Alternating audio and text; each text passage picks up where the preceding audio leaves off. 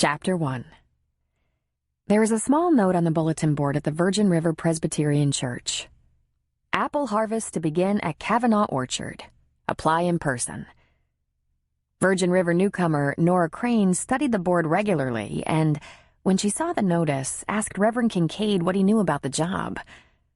"Very little," he answered. "It's a fairly long harvesting season, and the Cavanaughs like to add a few full-time workers to their staff. Not many, though. I hear they pay pretty well. It's very demanding work, and it's all over in a few months." Pay pretty well stuck. She was holding her 2-year-old daughter's hand and carried 9-month-old Faye in her backpack. "Can you give me directions to the orchard?" she asked. He wrinkled his brow. "Nora, it's a few miles away. You don't have a car." "I'll have to go there, find out what the pay and hours are. If it's a good job with good pay, I bet I can afford daycare at the new school. That would be so good for Barry," she said of her 2-year-old. "She's almost never with other children and needs socialization. She's so shy. And I'm not afraid of walking. I'm not afraid to hitch a ride around here either. People are generous. And a few miles? That's really nothing. I'll get some exercise." Noah Kincaid's frown just deepened. "Walking home could be tough after a long day of physical labor. Picking apples is hard work." "So is being broke," she said with a smile.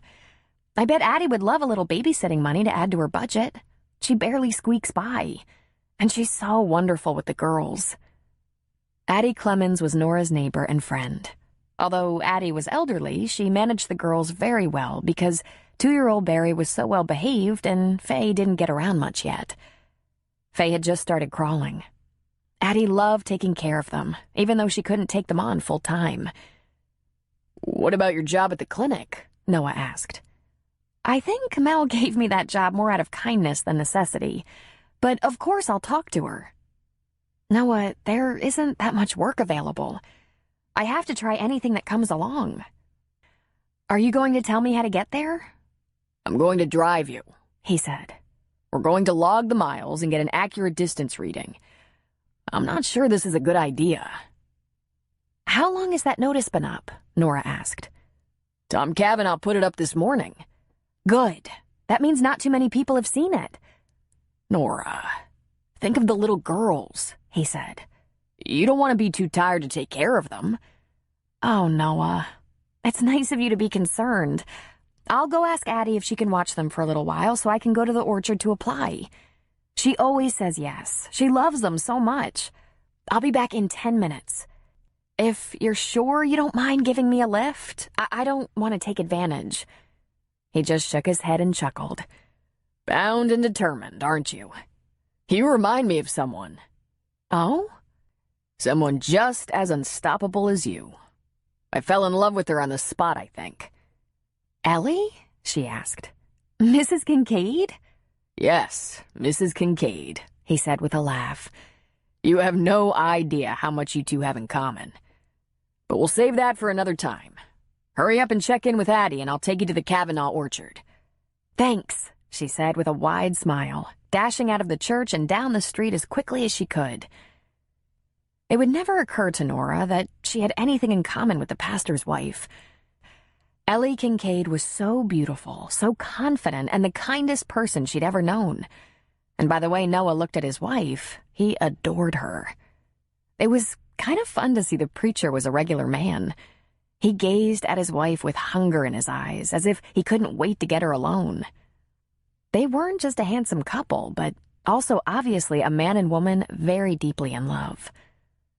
Nora went straight to Addie Clemens' door. "Just bring me some diapers and formula," Addie said. "And good luck. If I get the job and have to work full-time, do you think you can help me out a little bit?" "I'll do whatever I can," Addie said. "Maybe between me, Martha Hutchkins, and other neighbors, we can get you covered. I hate to ask everyone around here to take care of me." But, hate it or not, she didn't have many choices. She'd landed here with the girls and hardly any belongings right before last Christmas.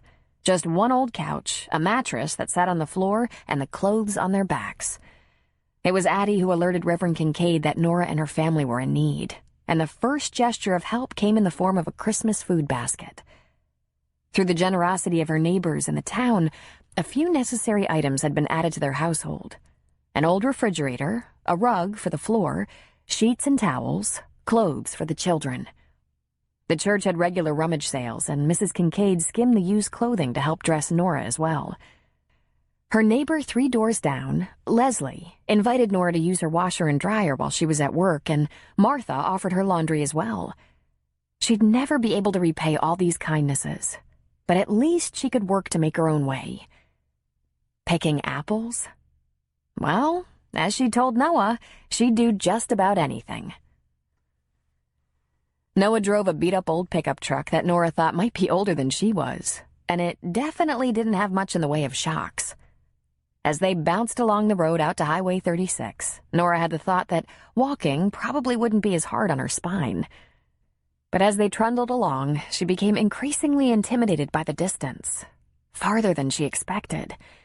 She wasn't sure how long it might take to walk it. She'd have to get the mile count from Noah once they arrived. If the odometer actually worked in this old heap of tin.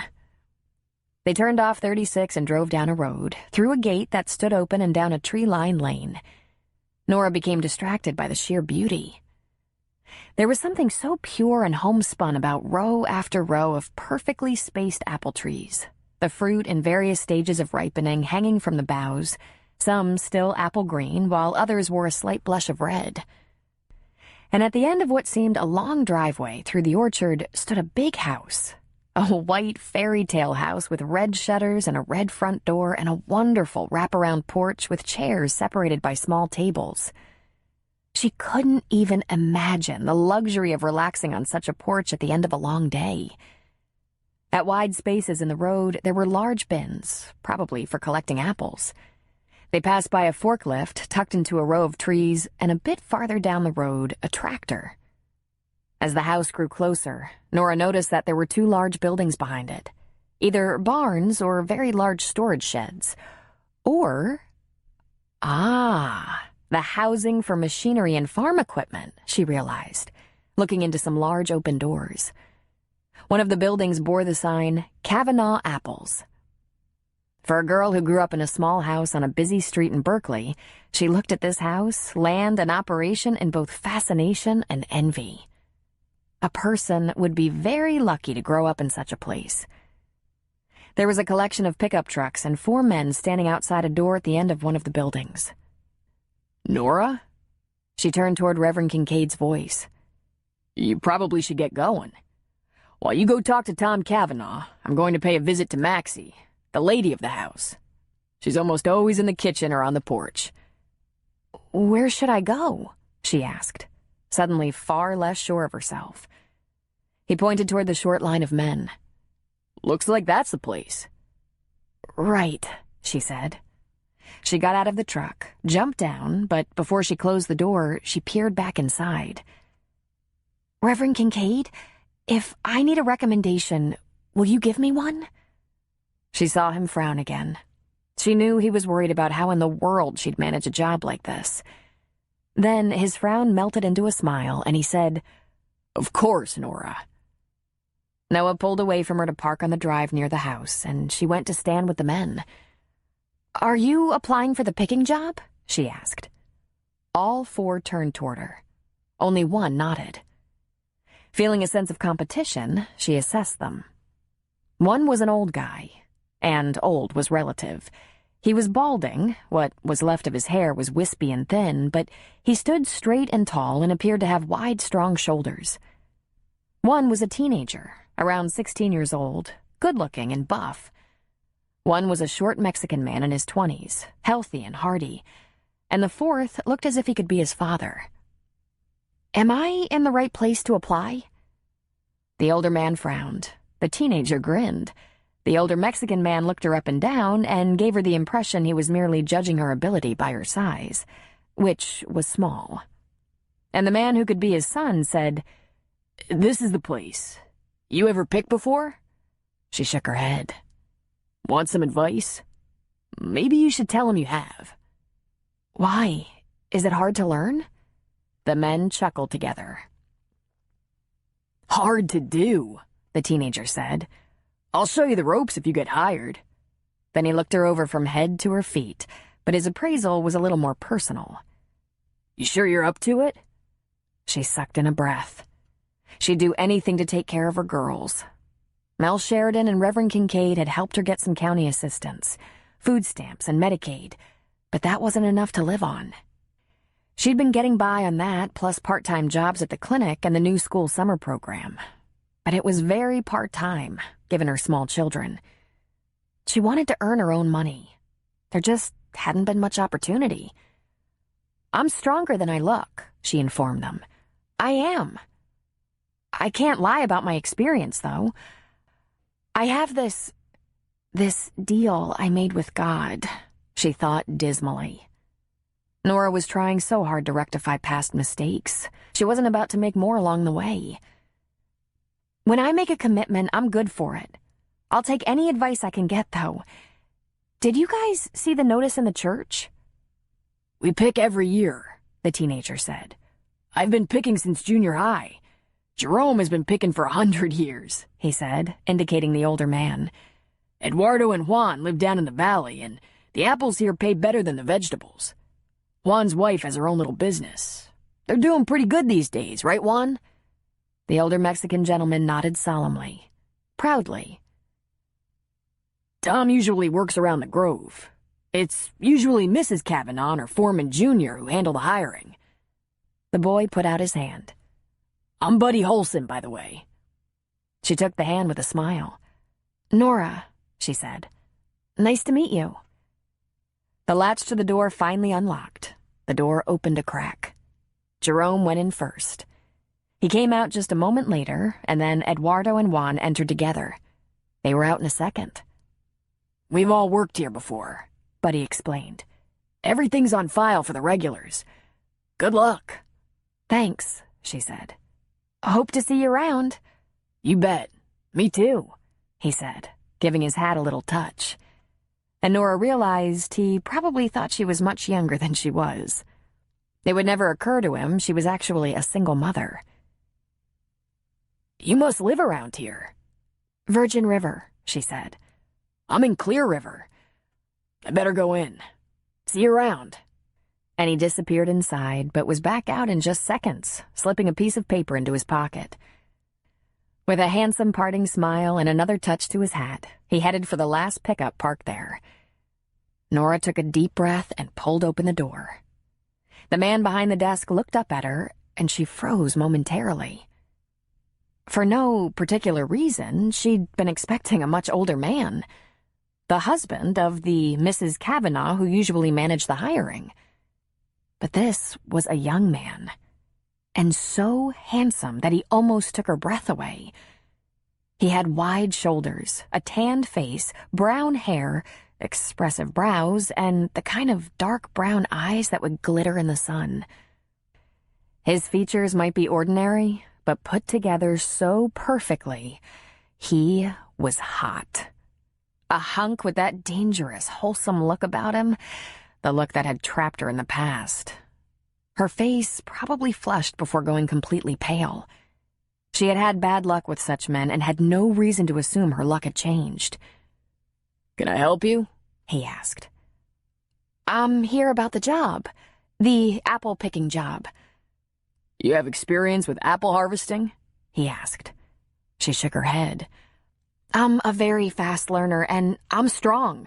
I have tons of energy, and I need a job like this."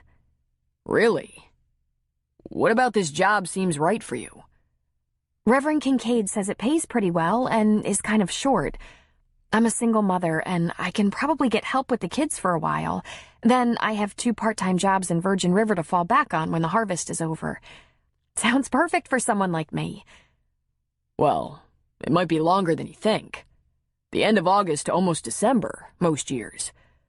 So, I guess it wouldn't be right for—" "I might be able to do it. There's a new daycare and preschool in town, if I can afford it." "How old are you?" he asked. 23. He shook his head. "Already a divorced mother at 23? He asked. The surprise showed on her face for less than a moment. She stood as straight as possible. "There are some questions you're not allowed to ask me," she informed him. "It's the law. If they don't pertain to the job—" "It's irrelevant. I'm afraid I've already hired my max. All people with experience. I'm sorry." That took the starch out of her. Her chin dropped and she briefly looked at the ground. Then she lifted her eyes to his. "Is there any chance something might become available? Because there aren't many job openings around here." "Listen, your name?" he asked, standing from behind his messy desk and proving that he was taller than she even guessed. "I'm Nora Crane." "Listen, Nora, it can be back-breaking labor, and I mean no offense when I say you don't appear to be strong enough for a job like this. We generally hire very muscled men and women. We haven't ever hired kids or slight women. It's just too frustrating for them." "Buddy's been working here since junior high." "He's a great big kid. Sometimes you have to carry 50 pounds of apples down a tripod ladder. Our harvesting season is grueling." "I can do that," she said. "I've carried my 9-month-old in a backpack and my 2-year-old in my arms." She flexed a muscle in her upper arm. "Motherhood isn't for sissies. Neither is being broke. I can do the work. I want to do the work." He stared at her in shock for a moment. 9 months and 2 years? "Barry will be 3 before long. They're beautiful, brilliant, and they have a terrible addiction to eating." "I'm sorry, Nora. I have all the people I need. Do you want to leave a number in case something comes open?" "The church," she said with disappointment. "You can leave a message with anyone at the Virgin River Presbyterian Church. I'll check in with them every day. Twice a day." He gave her a very small smile. "I don't expect anything to come up, but I know the number if something does." He wrote down her name and referenced the church phone number beside it. "Thanks for coming out here." "Sure. Had to try. And if you hear of anything at all, anywhere at all—" "Of course," he said. But she knew he didn't mean it. He wasn't going to help her get a job. She left that little office and went to wait by Noah's truck, leaning against it. She hoped he had a nice visit with Mrs. Cavanaugh, since she had inconvenienced him for no reason. No matter what Tom Cavanaugh had said, she knew he'd rejected her as not strong or dependable enough for apple picking. Life hadn't always been like this for Nora. Well, it had been difficult, but not like now. She hadn't grown up poor, for one thing. She'd never been what one would call financially comfortable, but she'd always had enough to eat, a roof over her head, decent if inexpensive clothes to wear. She'd gone to college briefly, and during that time had had a part-time job, no different from most students. She'd had an unhappy family life, the only child of a bitter single mother. Then she'd found herself to be very susceptible to the flirtations of a hot and sexy minor league baseball player with no earthly clue he'd turn into a hardcore drug addict who would dump her and their 2 children in a tiny mountain town with no money, their possessions having been sold for his, hobby. Even though times were about as tough as they could get as income went, she'd been lucky to find herself in Virgin River, where she'd made a few good friends and had the support of people like Noah Kincaid, Mel Sheridan, and her neighbors. It might take a while and a little more luck, but eventually she'd managed to pull it together and give her girls a decent place to grow up. She heard the slamming of a door. It had the distinct sound of a wooden screen door. There was laughter. When she looked up, she saw Noah with an attractive woman with thick white hair cut in a modern short blown-out style. She was a bit roundish, with a generous bosom and just slightly plump hips. Her cheeks were rosy from either makeup or sun, and her eyebrows shaped and drawn on with a dark brown pencil. She wore lipstick and laughed, showing a very young, attractive smile. Nora couldn't guess her age. 58? 64? She looked like she should be hosting a country kitchen cooking show. And then she let go a big laugh, leaning into Noah's arm as she did so. Nora straightened, since they were walking toward her. She smiled somewhat timidly, feeling so unsure of herself after being rejected from the job. Nora, this is Maxie Cavanaugh. This is her orchard and cider operation. It's a pleasure to meet you, Nora, Maxie said, putting out her hand. Nora noticed that she had a bit of arthritis that bent her fingers at the knuckles, but her nails were still manicured in bright red. So you're going to pick apples for us? Well, no, ma'am, she said. Your son said he had enough pickers already and couldn't use me. Son? Maxie asked. Girl, that's my grandson Tom, and I raised him. Now what is it Reverend Kincaid told me? You have a couple of little daughters and only part-time work at the moment? Yes, ma'am. But I think I'll get more hours in the fall when they need almost full-time help at the new school. I'll get a discount on daycare, too. Thing is, it's a brand new school and still needs all kinds of certification, so we won't get help from the county for a while, and I got all excited about a job that could pay pretty well for a couple of... But if there are already enough pickers... I bet there's room for one more, she said, smiling. Wait right here a minute. And she strode off across the yard to the big barn and its small office. Nora turned her eyes up to Noah's. Grandmother? She asked. How old is she? I've no idea, he said with a shrug. She's full of life, isn't she? It keeps her young. She's been a fantastic supporter of the church, though she doesn't go to services very often. She says Sundays are usually her busiest days, and when they're not, she reserves them for sleep. Maxie works hard all week. And that's her grandson? Nora asked. Yup. She must have gotten started early. I think Jack put Tom at about 30. What's she going to say to him? Because he doesn't want to hire me. He took one look at me and pronounced me not strong enough, which is bull, but for that matter, you don't want me to get the job because even you think it's too much for me. It's between Maxie and Tom now. And I might have been wrong about this idea. Let's see what happens. Tom Cavanaugh sat at the old desk in the cider press office for a while after Nora left, completely stunned and disappointed. When she first walked in, he thought she was a fresh-faced teenager, and his immediate prediction was that Buddy would be after her. She was so damn cute with her ponytail, sweet face, and petite body.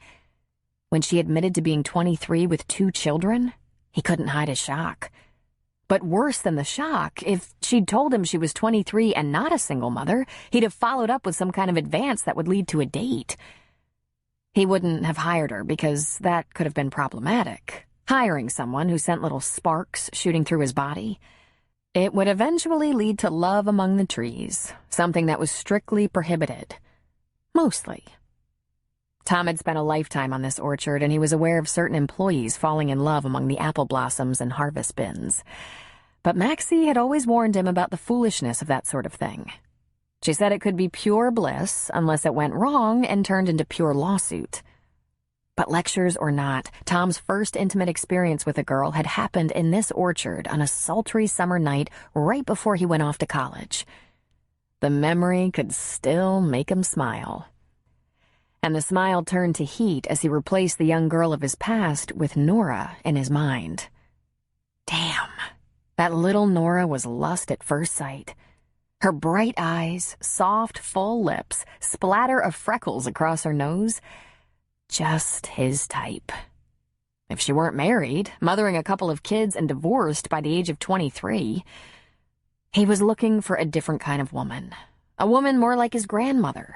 Settled, smart, a strong moral code. Maxie had been married exactly once, to his grandfather. She'd been widowed since Tom was in college and had never remarried, never shown an interest in men after her husband passed. Not that there were many eligible men in Virgin River. Maxie had long been dedicated to the business, the town, and her many friends. The office door opened, and speak of the devil herself, there stood his grandmother, who he'd always called Maxie rather than Grandma. She tilted her head and twisted her glossed lips. You didn't hire that girl, though she desperately needs a job. She has children to feed. She probably weighs 110 pounds soaking wet.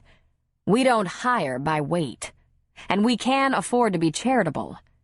I'm going to tell her she has a job. When are you starting the harvest? Maxie. When? I don't think this is a good idea, Maxie. She could distract the pickers, the men.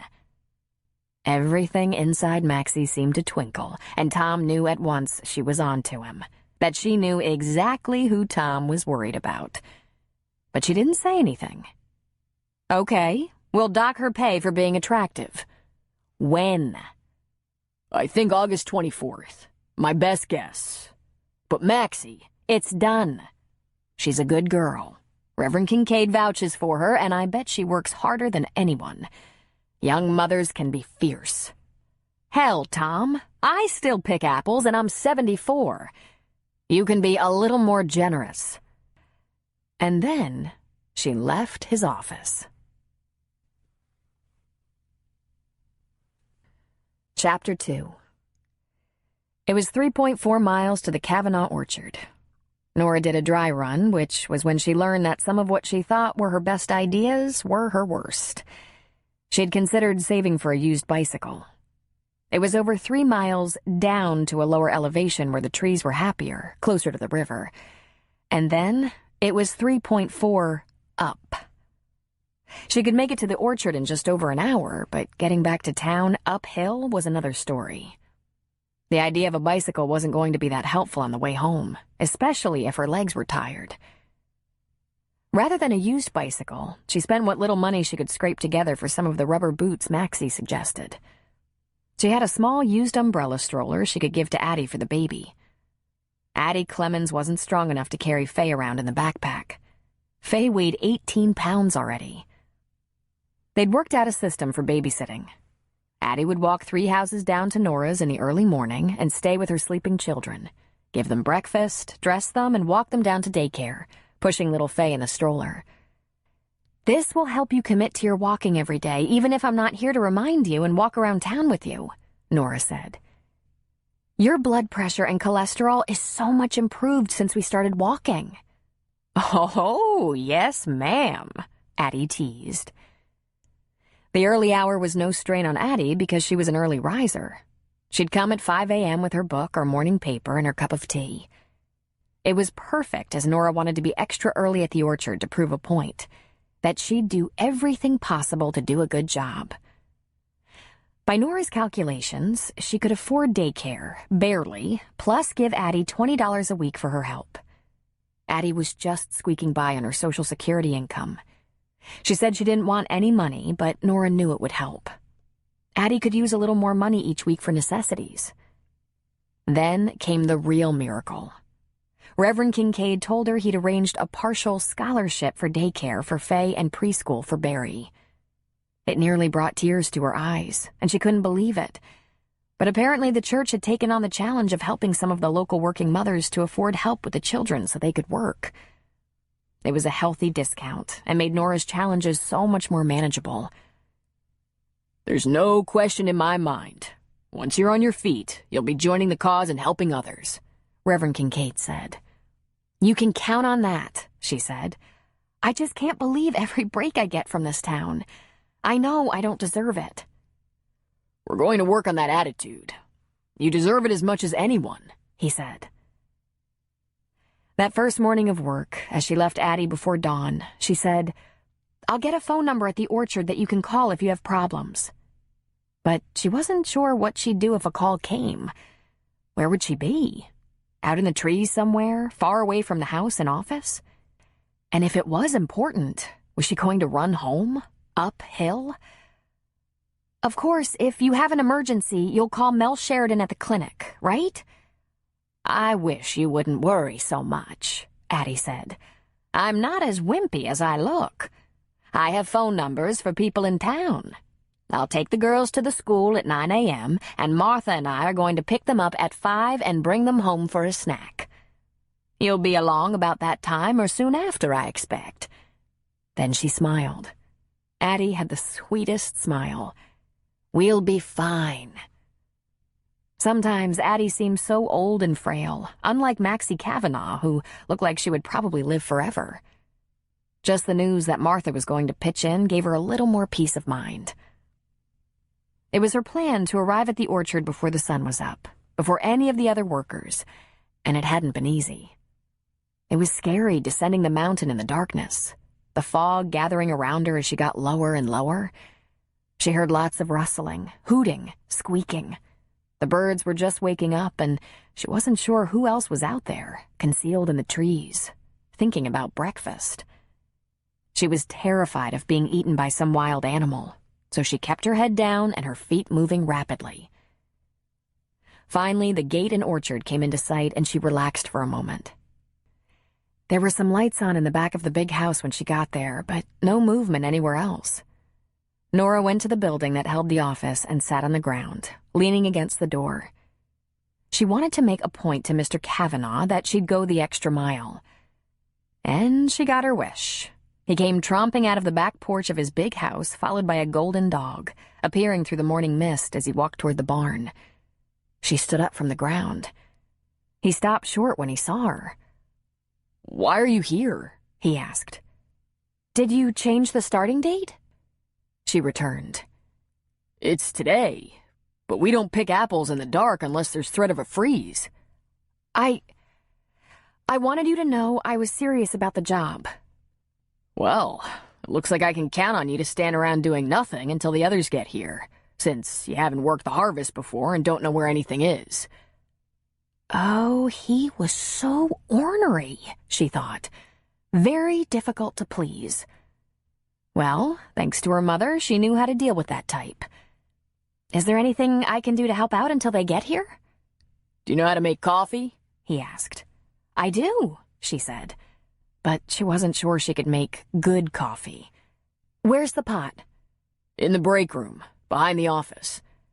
And she immediately thought, I'm such an idiot. There was a break room, a lunch room, and lunch had never even crossed her mind. Well, she'd sneak an apple or two, and tomorrow she'd bring a sandwich. In the break room was a large 30-cup pot, and she tried to remember how many scoops per cup of water, hoping for the best. "Holy crap!" Tom Cavanaugh exclaimed. "Think you got enough coffee in this brew? My spoon could stand up in it." "My dad used to like it strong," she said, squaring her shoulders, though she had no idea if her father even drank coffee. "Go to the house," he ordered. "Maxie's in the kitchen. Ask her for cream and sugar." "No, please. No, if you don't mind." "Sure," she said. And rather than walk, she jogged. Then she knocked on the screen door. "Come on in, Nora," Maxie said. She was still wearing her robe and slippers, sitting at the kitchen table with her own coffee and a paper folded open to a crossword puzzle. "What can I do for you?" "I've been sent for cream and sugar for the coffee. So far today, I've failed in arrival time and coffee that's too strong." Maxie laughed. "Is that right? Drain a cup or two and add water. That should shut 'em up. What was wrong with your arrival time?" "I guess I got here too early, and since I don't know where anything is, I'm useless. Except for destroying his coffee." Maxie got a weird look on her face. "Sounds like someone got up on the wrong side of the bed. I'd be likely to admire that in an employee." "The early arrival part, I mean. By tomorrow, you'll know where things are. And he can make his own coffee." She pointed to the counter. "There's the cream and sugar, which, by the way, Tom forgot to take with him." Nora lifted the small pitcher and bowl, and Maxie said, "I'm probably going deaf, but I didn't hear a car or truck." Nora turned back. "I don't have a car. Or truck." Maxie regarded her steadily. "I see. Quite a long walk, isn't it?" 3.4, Nora said. Then she smiled. "I made very good time. I won't come so early tomorrow since Mr. Cavanaugh isn't in the mood for company first thing in the morning." Maxie grinned and said, "Fix the coffee like I told you. The first couple of days on a new job are always kind of sketchy. You'll be fine." "I'll try. And thanks for the job. I know it was your doing. I can't tell you how much I A long, long time ago, many years before you were born, when I didn't have a pot to piss in or a window to throw it out of, some old woman gave me a job picking apples, and it was the best job I ever had. I hope it all works out for you." And that brought a very grateful smile out of Nora. "Thank you, Mrs. Cavanaugh." "I'm Maxie, and that's final. You're entirely welcome." The knee-high rubber boots were an excellent investment in keeping her feet dry. The ground beneath the trees was sometimes very soggy. She wore the boots over her tennis shoes. But it was cold on the wet ground, especially in the early morning, and rubber boots did little to keep her feet warm. Her toes were icy cold, and when she took her lunch break, she pulled off the boots, the socks, and tennis shoes she wore inside them and gave her feet a rubbing, trying to warm them. The other pickers, all men, wore their rubber boots over expensive steel-toed lace-up boots. They didn't need to rub the life back into their toes. Nora ran into trouble with her hands, feet, arms, and shoulders. She got blisters on her hands from toting the canvas bag she looped over her shoulders, and after a few days of picking apples, the blisters popped, bled, and hurt like the devil. She cut her hands on wooden crates and bins if she wasn't careful. The men wore gloves most of the time. She didn't have gloves, and her hands took a beating. She had matching blisters on her heels, just from more walking than she'd done in her life. Although she was armed with Band-Aids, they rubbed off too quickly. Even though she was in good physical condition, carrying almost 50 pounds of apples up and down a ladder in a sack that strapped over her shoulders took its toll on her shoulders, back, and legs. Her right shoulder was in agony from picking, but she didn't dare let it slow her down. She was just plain sore all over. She had to work hard to keep up with the men. She was no match, that much was obvious. But Buddy praised her efforts now and then, telling her she was doing great for a new picker. Of course, Buddy clearly wanted a date, but she tried to ignore that since it was never going to happen. After the first day, she didn't walk to work in the pitch dark anymore, but she did set out in early dawn, and all the same suspicious animal noises haunted her. She managed to get to the orchard just as full morning was upon them so she could make the coffee, which she had perfected. She brought a sandwich every day, apples were on the house, and she was always the last one to leave, home by 6. By the time she got home every day, Addie had joined forces with Martha to get the little girls home from daycare, bathed, and fed. A contribution so monumental it nearly moved Nora to tears. She was so grateful. "Addie, you must be exhausted," she said. "They wear me out." "I'm doing very well," the woman replied. "I feel useful, needed. But I'll be the first to admit, they're quite a lot to manage in the tub. They like the tub." "Thank God for Martha," Nora said. She tried not to let it show that she had a little trouble lifting the baby into her little stroller, but Addie wasn't paying attention to that, thank goodness. "You know what's wonderful? How excited they are when I come to school to pick them up," Addie said while Nora readied her children to go home. "The teachers say the girls do very well. They eat well and nap well and seem to love being there." Almost more important than the added income, her girls needed to be around loving adults and other children in a safe environment. "Is Ellie Kincaid there sometimes?" Nora asked. "I see her every morning. I think she's some kind of official sponsor of the daycare and preschool," Addie said. "She welcomes the children and makes a big fuss over them every day. I'm volunteering to help with milk and cookie time and watching over nap time." "Oh, Addie, you're priceless." "Why not? I have the time, and I love the children." Nora didn't see Tom Cavanaugh much that first week, and when she did, they didn't speak or make eye contact, not even when she arrived early enough to be sure his coffee was made. This suited her fine. She wasn't prepared to have him judge her weakness by her wounded hands or her slow movements and winces due to muscle pain. She saw him talking to other harvesters from time to time, saw him using the forklift to move full bins, saw him in the cider press area. But they didn't work together nor chit-chat. Why would they? He never complained about the coffee again. And he'd remembered the cream and sugar every morning. By the end of the week, she was so tired she believed she could fall down and sleep for a month.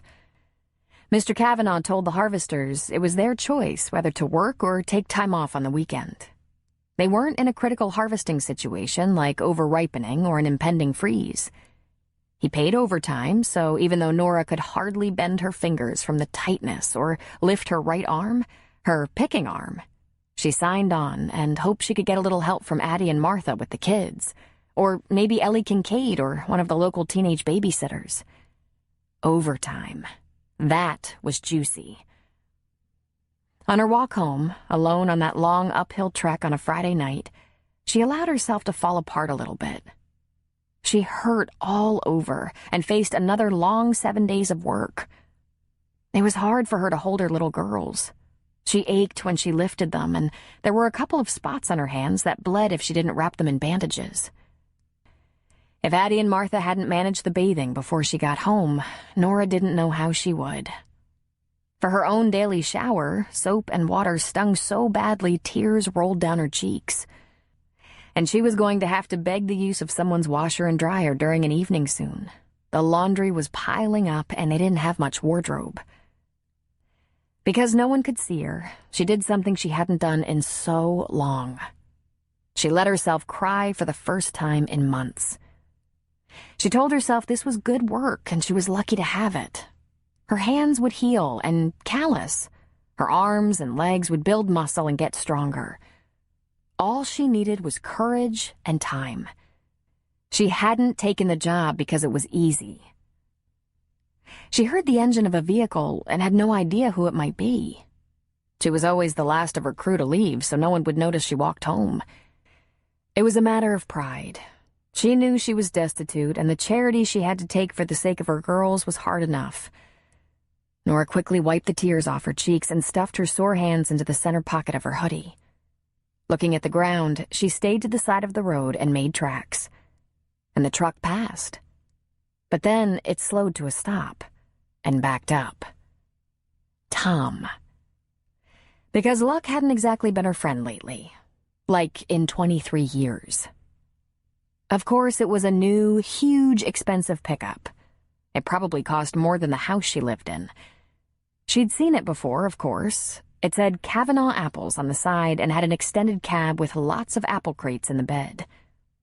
She kept her eyes cast down. She sniffed back her tears and hoped there were no tracks on her cheeks. She was far too self-conscious to be caught sniveling in self-pity, especially by him. He lowered the window on the passenger side. "Nora?" he called. She stopped walking and looked up. "Yes?" Sore?" "A little," she said with a shrug. Oh, the shrug hurt. "It's my first time," she added, as if an explanation were necessary. "I'll develop muscle." He looked away just so briefly, then back quickly. "Let's see your hands." "Why?" "Let me see," he commanded. "Come on." She pulled her hands out of her pockets and splayed her fingers, but kept them palms down. He rolled his eyes impatiently. "Flip 'em over, Nora," he said. "What for?" "I bet you stuffed 'em in your pockets because you have cuts or blisters or something. Come on, flip 'em." She groaned in irritation and looked away as she turned her hands over. Then the voice came a bit more softly. "Raise your right arm for me," he said. Driven purely by pride, she lifted it high. "Come on," he said. "Get in." Her eyes jerked back. "What?" "Get in. I know what to do about that," he said. "You think that's the first time I've seen that? All you've been doing is changing diapers. Your hands and shoulders weren't ready for the trees, the bins, the ladders, and heavy sacks. Your rotator cuff is strained from picking and hauling. Get in. I'll get you fixed up. You should have told me." She was reluctant, but just the suggestion that he could make this pain go away, that was enough for her. She opened the heavy truck door, which hurt like a demon, and hoisted herself up and in. Tom Cavanaugh made a difficult U-turn on the narrow drive, heading back toward the house and office. He looked over at her. Why didn't you tell me? She stared straight ahead. You didn't want to hire me. Your grandmother made you. And you weren't all that friendly. I figured you'd just fire me. For hurt hands and sore muscles? Jesus. Do I really seem like that kind of brute? You said you didn't think I was up to the job. I didn't want to prove you right. Listen to me. You got the job, and I can see that you do your best. She shot him a glare. Okay, you do pretty well, he added. But it's dangerous to walk around a farm or orchard with injuries that go untended. You have to pay attention to that. You're a mother, right? You wouldn't let your child walk around with a wound that could get infected if left untreated, would you? I know medical people in town, she said. If I thought there was an infection, I would have talked to someone. At that point, you might have waited too long. That would be bad for both of us. Now let's agree, you and I, that from now on you'll let me know when you have a problem. That would be very hard to do, she acknowledged privately. But to him, she said, okay. He pulled up to his back porch. Come into the kitchen, he said, not waiting for her to follow. He was up the porch steps and into the house before she was even out of the truck. By the time she joined him in the kitchen, he had opened a cupboard and was emptying supplies onto the counter. Just sit at the table right there. She took a seat and waited tensely. Tom filled a silver mixing bowl with warm, soapy water. He spread a towel over her lap, put the basin on her knees, and said, I know it stings, but I want you to soak your hands for a minute. Get them very clean. Just grit your teeth and do it, please. She'd be damned if she'd let an ounce of discomfort show on her face. She plunged her hands into the water and bit her lower lip against a wince. She couldn't keep her eyes from filling with tears from the sting. He didn't notice. His back was turned while he put out his first aid supplies. Then he began transferring the stuff to the table. There was an old-fashioned-looking tin can, a tube of something or other, some gauze, another towel, a small bowl and spoon, latex gloves. He scrubbed and dried his hands as if he'd be performing surgery. And then he pulled a chair toward her, his long legs spread so that her knees were between his. We don't know each other, so let me explain a couple of things. I don't have much use for excuses, but hiding real issues from me isn't good. If you're gonna work for me, you have to be honest about stuff like this. Got that? I don't make excuses. I'm always honest and I need the job, she said, insulted and defensive. I have just as much of a family to support as the men. Fair enough. But the men have been working in lumber and agriculture for a long time. Their hands are rough and calloused, tough as leather, and their muscles are strong now. He showed her his own calluses, but thankfully didn't flex anything. Then he picked up a towel and gestured to the bowl. Let me see the right hand. They're just blisters, she said, not mentioning that the joints in her fingers were so stiff she hated to bend them. Left untended, they won't heal for a long time. I can help with that. He held out the towel. She lifted it and he very gently patted it dry. It wasn't too bad, a couple of blisters and 2 cuts from the rough wooden edge of an apple crate. Then he asked for the left and she put that one in the towel. The basin went away when he placed it on the table. Let your hands dry a little more. Palms up on the towel, he instructed. Then he went about the business of mixing up some goop from the tin can and the tube. This is bag balm and an ointment that vets use sometimes. She visibly withdrew, and he chuckled. Maxie swears by it, especially for arthritis, and I've seen it work wonders. When his concoction was mixed, he gently smoothed some of the salve over the sore places on her palms. He dipped his fingertips into the mixture, and his touch was so gentle it sent shivers through her. She'd expected it to hurt, but it was sweet and light. She let her eyes fall closed and just enjoyed his ministrations. He didn't talk, thank God. She stayed quiet also. She hadn't been touched in this way in so long she couldn't remember the last time. And how bizarre it should come from someone she hated. Well, maybe she didn't hate him, but she didn't like him much. He'd been either hostile or completely ignored her. He wrapped gauze around her hands, then slid them into the latex gloves. Right about that moment, Maxie walked into the kitchen, the yellow dog at her side. She smiled as she obviously recognized the procedure. "Want me to take over, Tom?" she asked. "I'm fine," he said. He shook a couple of pills into his palm and handed them to Nora. "You need to take this for muscle pain," he said. "It's just over-the-counter anti-inflammatory and pain relief, but I'm giving you a bottle to take home. I'm afraid you're going to have to skip the overtime this weekend. You have to heal, or you'll make things worse. I'll give you balm, salve, gauze, ice pack, extra latex gloves, analgesic, everything you need. Sleep in the gloves. Wear them when you come back to work. Keep salve on your hands. Change the gauze wrap and apply new salve mornings and evenings. Take the pills every 4 hours. Your muscles will recover." Then he put a little cream from the tube on his fingertips and slid them under the back collar of her shirt. Without the least hint of embarrassment, he slid her thin bra strap down over her shoulder and began to massage the cream into her shoulder and scapula. "Oh, that's going to help you so much," Maxie said. "When my hands get bad, I use that liniment. It's miraculous." His big, calloused hands on her shoulder and upper back were so firm, so gentle, so wonderful. Slow, circular strokes with the tips of his fingers. Pure luxury. It only took him a few minutes to rub it in. After he pulled out his hand, he went to the freezer to withdraw a cold pack, placing it gently over her shoulder. "And now ice. You'll be good as new," he said. "And when you come back to work on Monday, wear work gloves. I'll give you a pair." A glass of water appeared for her to take her pills. "How are your feet? Blisters?" "My feet are fine."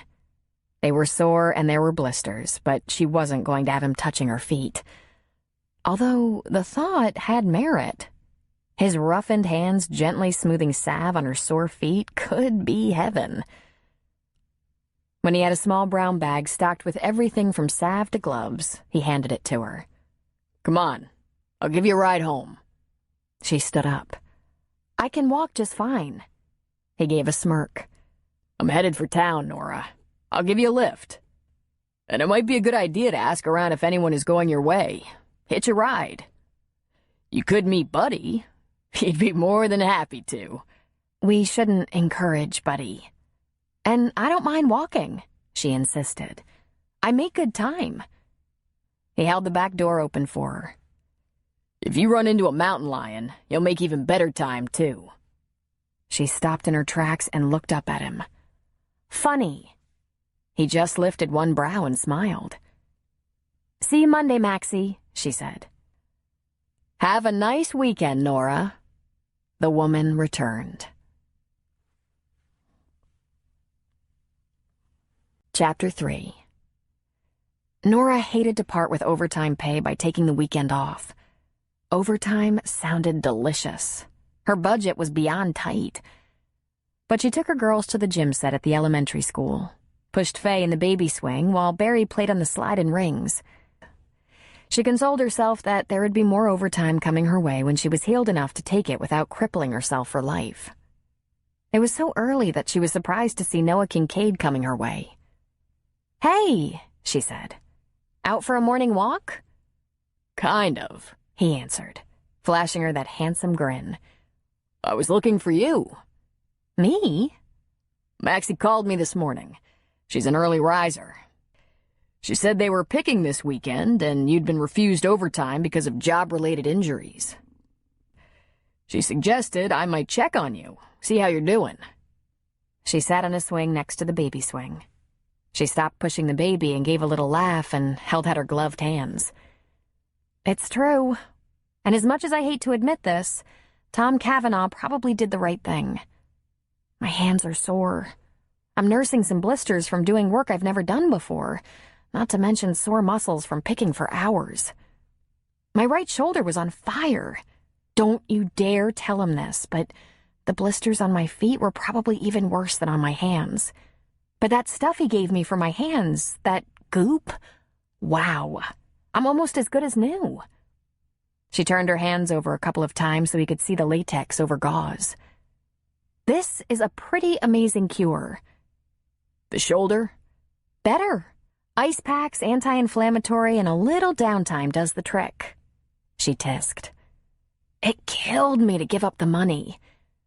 Noah leaned against the side of the jungle gym next to Faye, belted in and safe between them. Barry ran around crazily, up the stairs on the slide, down the slide, a swing on the ropes, singing and talking to herself the whole time. But Barry was not the least bit interested in Noah. She was a little on the antisocial side, Nora feared. We started to talk about this a couple of times before, Noah said. Do you have family who would be available to help you get over this rough patch? I mean, any family at all.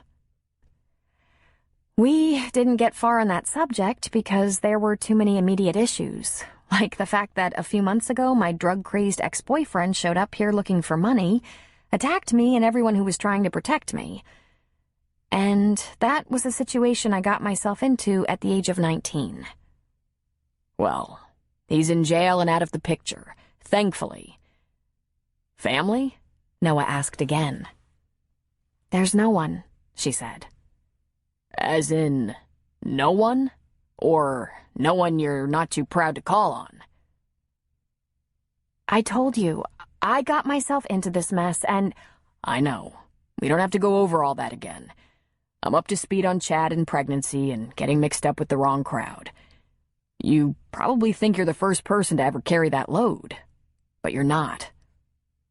I'm interested in knowing more about your family. Parents, aunts, uncles, siblings, etc.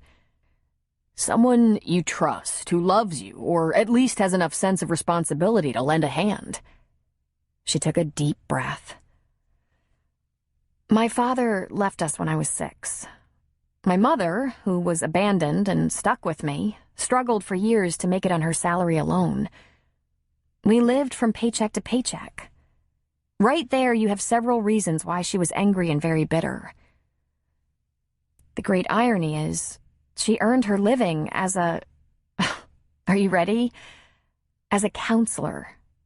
And when I went home from college to confess I was in trouble in a million ways and needed help, I was flunking out, pregnant, had played around with pot and beer with the boyfriend, she told me to get out and never come back.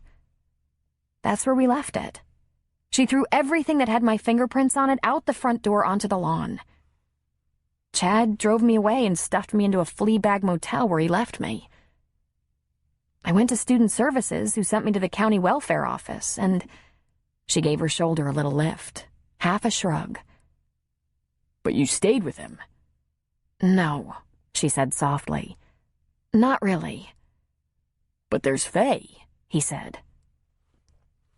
She nodded but couldn't meet his eyes. She finally looked up, but all she could muster was a hoarse whisper. He came and went, and I was so lonely and vulnerable after Barry was born. Chad was manipulative. Sometimes he gave me money, for which I was so stupidly grateful, but I didn't know until I was ready to have Faye that he'd been thrown off his professional baseball team over a year before. She shook her head. Then she glanced at Faye and said, "But how can I regret her?" And on cue, the baby gave them a brilliant, toothless smile, and Nora nearly cried. Noah couldn't resist touching Faye's pudgy hand. Where did the abuse begin in your life, Nora? According to my mother, it began with my father. But I don't remember anything about that. I was already 6 when he left, but my memory of life before that is pretty spotty, which my mother said is typical. She says I have buried memories. And you were in therapy for this? She smiled. Of course not. My mother is a therapist. I'll tell you the truth, Noah. I went to talk with you on Mel Sheridan's recommendation because you're a minister. I have no experience with church, and I had this idea you could somehow show me forgiveness for all the mistakes I've made. Although it was hard, I was open to the idea of charity. But I've learned to be wary of therapists. When you told me you were a licensed counselor before becoming a minister, I almost bolted. What do you think of your mother's decision to never put you in counseling for these so-called buried memories? He asked her. I think she's incompetent, and I'm not convinced I have buried memories either. According to my mother, there's no other family anywhere. No grandparents, aunts, uncles. But I think I have pretty screwed up parents. He gave her a small smile. Think we should explore this further? Probably, she said. But the very thought makes me far more exhausted than picking apples for 10 hours a day. He laughed. Don't worry, Nora. There won't be that many hours of daylight before long. Fall is here and winter is coming. The days are growing shorter. Fortunately, that leaves very little time for discussing my dysfunctional parents. But would you like me to contact your mother? He asked. God! Perish the thought. When we have several hours to chat, I'll tell you all the details of my whole life story and all about my mother. She's brutal. I spent my whole life being afraid of her and surprised and so grateful during her brief, affectionate or kind moments. I learned to step very lightly. And your father? Would you like to know what's become of him? She thought about that for a moment. I've been curious, but not curious enough to look for him, and certainly not enough to forgive him for leaving us the way he did. But there have been times I've wondered if he was dead. I have these snatches of memories of times with my father that aren't scary or terrible. Not a lot, but a few. Like bowling. Isn't that a kick? A 6-year-old bowling? Learning to ride a bike with training wheels. Doing dishes together with me standing on a stool at the sink. Cutting the grass and planting flowers. My mother says none of those things ever happened. No bowling, etc. She claims I invented these memories just like children invent imaginary friends. But I have no dark or eerie or scary memories or dreams about him. I have warm memories. But if he was a good person, he wouldn't have left me. I could do a little research, Noah said. Could you find out if he's dead? Without making me vulnerable, Noah finished for her. You are always in control, Nora. If you tell me his name and last known address, I can probably find out if he's alive or dead, where he is, if he's remarried, if there are children, what he does for a living, that sort of thing. But there's no reason he'd have to know you're even involved. She thought about this for a minute. Then okay, she said. I'd like to know if he's alive, and maybe someday I'd like to know why he ran out on me. I mean us. She swallowed.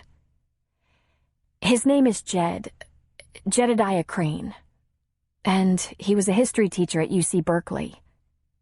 My mother said he was fired and left us high and dry. A professor? Noah asked. Did they divorce? She always called him a teacher. Oh, of course they divorced, and it must have been bitter. As a girl, dangerously curious, I searched through files and stored boxes in the attic and even in my mother's underwear drawer for some evidence of him, of them, of us, of anyone, even my mother with her family. There was not so much as a picture. If you'd known my mother as I had, you'd have expected at least a lot of photos with my father's face cut out of them. And there were no documents of any kind. I didn't even have my own birth certificate. Noah smiled. We'll get that taken care of as well. That's a simple process, and you don't have to have the permission of your parents to get a copy. Noah, she said hesitatingly, there's something you should take into consideration before you walk down this path. My mother... Not everyone knows what she's really like. She has friends. Not a lot, but some. She had things to do, although she mostly went to work and came home to spend the evening alone in front of the TV. She's very funny. She could make people laugh. She fell out with the neighbors and they stopped talking years ago, which of course was their fault, but she had friends from work, from other places. People to talk to on the phone, that sort of thing. It used to amaze me how funny and charming she could be with some people and how completely insane she could act at other times. If you met her by some chance or investigated what kind of person she is, you'll probably think I'm just a bratty, ungrateful kid. And I've admitted, I was trouble. Yes, I was. I made so many mistakes. Where is she a counselor? The community college in Berkeley. People services. She helped students get through their crises, referred them, helped them get their lives together. She laughed resentfully. I wonder if she ever did it by throwing everything they owned on the front lawn. But then, I probably deserved it. Noah smiled patiently. I don't think you need forgiveness, Nora. She laughed humorlessly. You don't have to be so nice. I know how many bad things I did. Noah ran a hand over Faye's smooth, round head. The baby beamed at him. I think you've redeemed yourself. One of the convenient things about living in a place that catered to hunters and fishermen from out of town were the heavy-duty Band-Aids at the corner store for those sportsmen who were just breaking in their new boots. Armed with large canvas protection on her heels and palms, Nora lit out for work early Monday morning. She went down the road from Virgin River to 36, ready to take on another week. The work was physically demanding, but it was refreshing to a city girl. If she hadn't been distracted by soreness and the fear of not being able to keep up, she would have been thoroughly into the experience. The apples smelled heavenly. The breeze wafting through the trees was refreshing. The sound of the swaying branches and rustling leaves as calming as a lullaby. And the industry all around her, plus the weight of her bag, filled her with a sense of accomplishment. She loved the sacks full of apples adding to the bins, the forklift taking the full bins away, the watering and aerating going on all around her while she stood on her ladder and picked, the trucks taking crates and boxes of apples to vendors.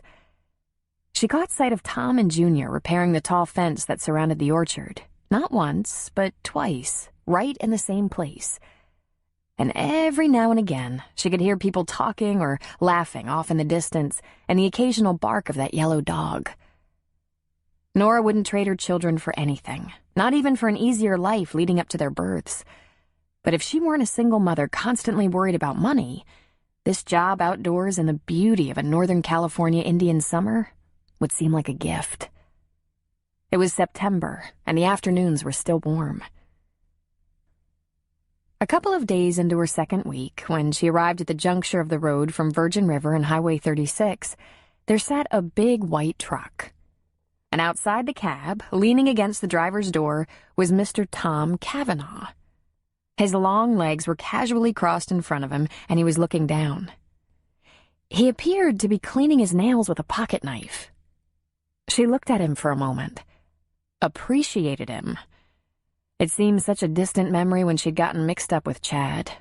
Chad had seemed like such a catch, slated for the big time.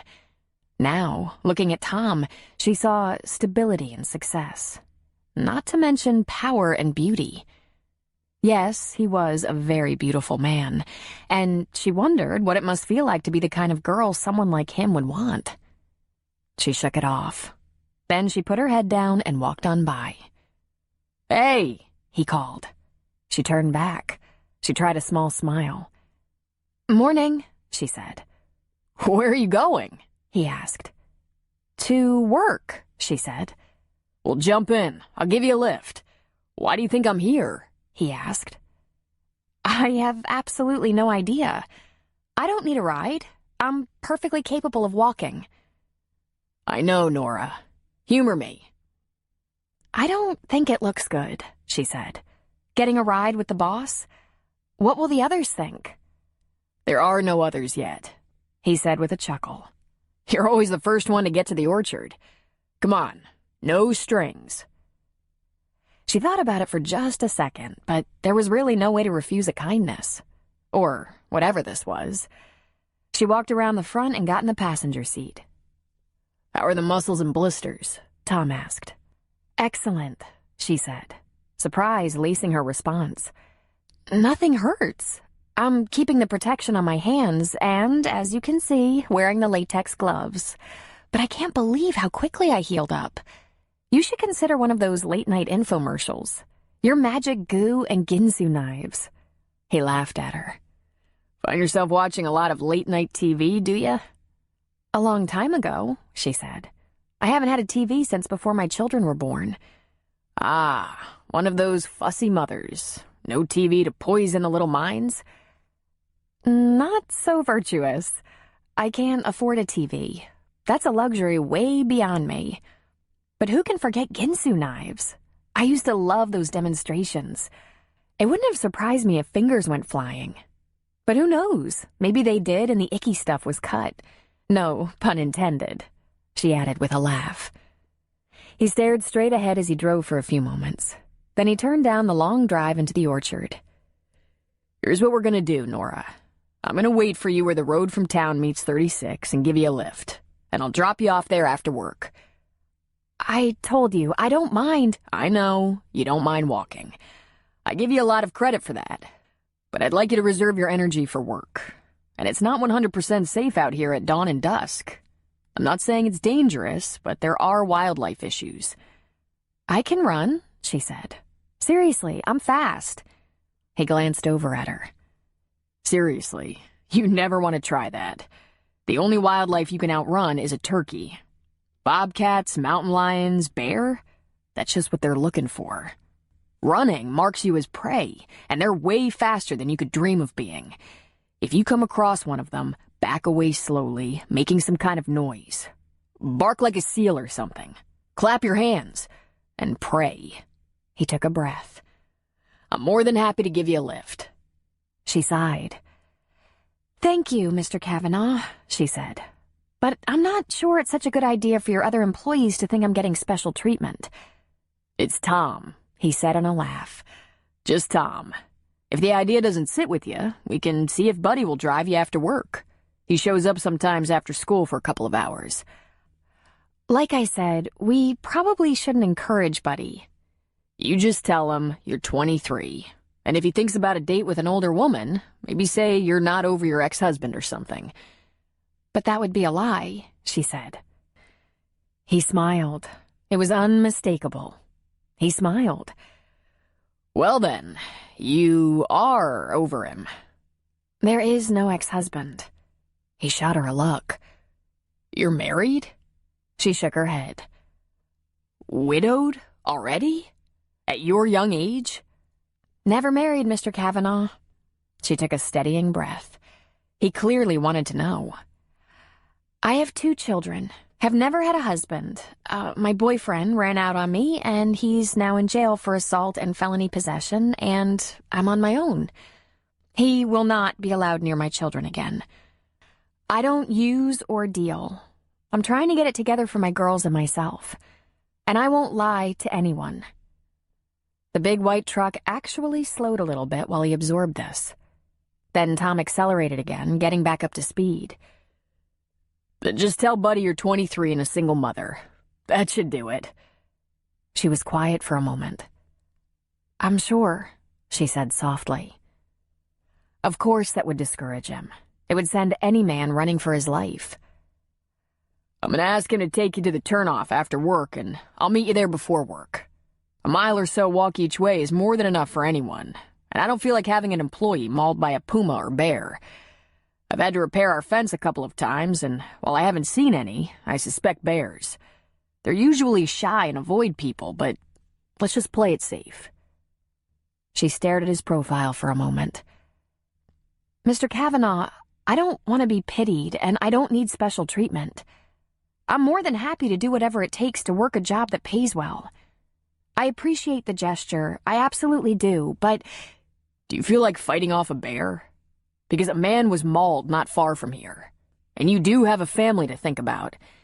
Mr. Tom, he barked. It's just Tom. The subject is closed. He pulled up to the barn that held his office, turned off the truck, and got out, leaving her sitting there. She wasn't sure what it was about her that made him so angry. Alternately angry or kind or amused. That was more accurate. She tried to show him respect. She was honest with him, even though it wasn't easy. She watched him tromp up the steps and across the porch into the house. Stubborn. And just as quickly, he was out the back door and walking toward his office. He stopped by his truck and peered in the open driver's window at her. Maxie said to tell you to come in for a cup of coffee with her. Oh, I wouldn't want to impose. She invited you, therefore it's not an imposition. But I don't want to— Nora, for God's sake, don't make everything so much harder than it needs to be. Just go have a cup of coffee with my grandmother. Should I make your coffee first? She asked. I'll make it. I know how to make coffee. A smile tickled her lips. Ah, I didn't realize that. And he scowled at her. She shook her head and couldn't help it. She had to hold in a laugh. This man, who had no reason at all to be so ornery, was certainly a piece of work. As she walked across the wide yard, up the back steps and onto the porch, she found herself thinking that if she lived with this bounty, she would never have a cross day. She gave the wooden screen door a couple of polite taps. "Come in, Nora," Maxie said. When she opened the door, Maxie was sitting at her kitchen table with her coffee and crossword puzzle. The yellow dog stood to greet her with a wagging tail. "Good morning, Mrs. Maxie." The older woman smiled, and Nora was momentarily mesmerized. She was truly beautiful, with her thick white hair, bright healthy teeth, and rosy cheeks. "Grab a cup," Maxie said. "Sit with me a minute. Tell me about your weekend, about your sore shoulder and roughed-up hands." Nora dressed her coffee with cream, real cream, and sugar. She didn't drink coffee at home. She didn't have a pot, and it was expensive. And cream? Forget about it. Then she sat across from Maxie. "Everything feels great. I'm still wearing the gloves and using the goop. I don't want any trouble. I want the next chance at overtime." Maxie laughed. "And the shoulder?" "So much better," she said, rotating it to demonstrate. "I'm kind of embarrassed that I didn't know about something as simple as anti-inflammatory and ice. But I've never done this kind of work before." "What kind of work did you do?" "I waitressed in high school and worked part-time in a college bookstore. And then I became a mother." "Yes. How are the little ones? And who's watching them for you?" "The girls are absolutely fine. Smart, good-natured, energetic. And one of my neighbors, Addie Clemens, sits with them until daycare opens. Then she walks them down the street. Addie is an older lady and not a ball of fire, if you get my drift. But she and the girls get along beautifully. And she wants to do this." Maxie chuckled. "I know Addie. I've known her a long time. She's always been a little on the fragile side. We're about the same age, I think. She's a lovely woman." Nora's mouth dropped open. The same age? Maxie was vibrant, strong, and energetic. Addie seemed frail. Health problems and old age must have taken their toll, not to mention the rigors of poverty. Yet another reason to get ahead of this rough patch, Nora thought. "She is lovely," Nora finally said. "So sweet. She loves my little girls. I'm so lucky." "And how are you getting along here at the orchard?" Maxie asked. Not as fast as the men, but I bet I'll catch up. I'm very determined." "And is Tom treating you well?" She glanced away briefly before she could stop herself. She looked back instantly. "He gave me a ride from the crossroad this morning," she said. "I know. I had an idea that's what he was up to when he drove out of here so early. There's no reason for him to go anywhere before dawn." "I told him it wasn't necessary," Nora said quickly. "I like walking. I do." "You should probably carry a weapon of some kind if you're walking through the forest before dawn. It's a rare thing that a human is attacked by a cat or bear, but it's been known to happen. Sunrise and sunset are busy times for the wildlife, on their way to breakfast or off to bed, thinking they're all alone. Ha, she thought. She'd never spend money on a gun when she had children to feed and protect. It was thoughtful of Tom, she said instead. How do you get along with him? Is he giving you trouble? She thought about her answer before saying, I think I annoy him. I think he sees me as a burden, someone he's forced to look after. It's probably not so much that as Tom getting used to his new role here. He was raised on this orchard and knows the ropes, but he's been away. He spent the past several years in the Marine Corps. 2 of those years he was deployed, first to Iraq and then to Afghanistan. He separated from the military after his second deployment. There were a lot of casualties in his command, I gather. I've noticed a kind of impatience in him that wasn't there before. Sometimes I catch him brooding, and I wonder, has he lost good friends, comrades? Taking and giving orders, that's not really the way we've been running this business, but that's what Tom was used to in the military. We're all going to have to give him time to adjust, I think.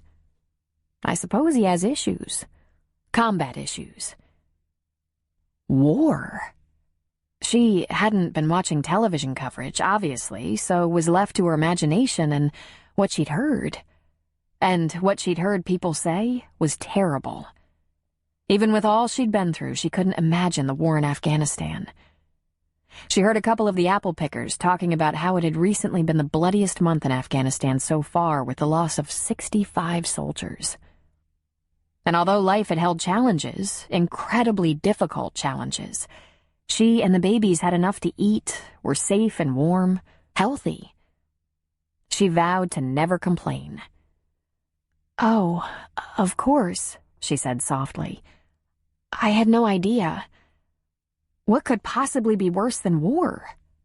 Well, don't worry, Maxie. He seems perfectly normal to me. He's been very kind to me. If he's a little impatient sometimes, I suppose there's very good reason. One of these days, maybe on a weekend, I'd love to have you and the little girls come to the house. We could include Addie. I'd love to meet them. I hardly ever get to be around little girls. I had a son, then a grandson. That's so lovely, but I don't have anything like car seats, Nora said. No car, no car seats. I know. Don't worry about that right now. I would never transport your children without them. That's very kind of you, but it's completely selfish, Nora. I love children, especially little girls. I hope that fool grandson of mine does something about that before I die. Nora had a great little chat with Maxie, but she had to remind herself that they weren't friends. Maxie owned the orchard. Maxie was her employer. Maxie and Tom. Are there any other family members? She asked Buddy when they were dumping their apples one afternoon. Nope, that's it. I hear she raised Tom since he was a baby, but I don't know anything about why, and Maxie's husband died around 10 years ago or so. There's Junior, the foreman. He's been on this orchard as long as I can remember, since I was a little kid. He must be just about family. Then Buddy laughed. Anyone Maxie cares about is usually considered family. When you know her a little better, you'll get that. I think I already get that, she said, thinking of this woman wanting to bring her girls and Addie out for an afternoon, though she hardly knew Nora at all. This revelation about Tom Cavanaugh caused her to look at him a bit differently. Over the next week, she found herself thinking about him and keeping an eye open to catch sight of him. While she was up in the branches of the taller apple trees, on top of her tripod ladder, she would occasionally see him, and she could stare without being obvious. He spent a lot of time working with Junior, a big, muscled man of about 50.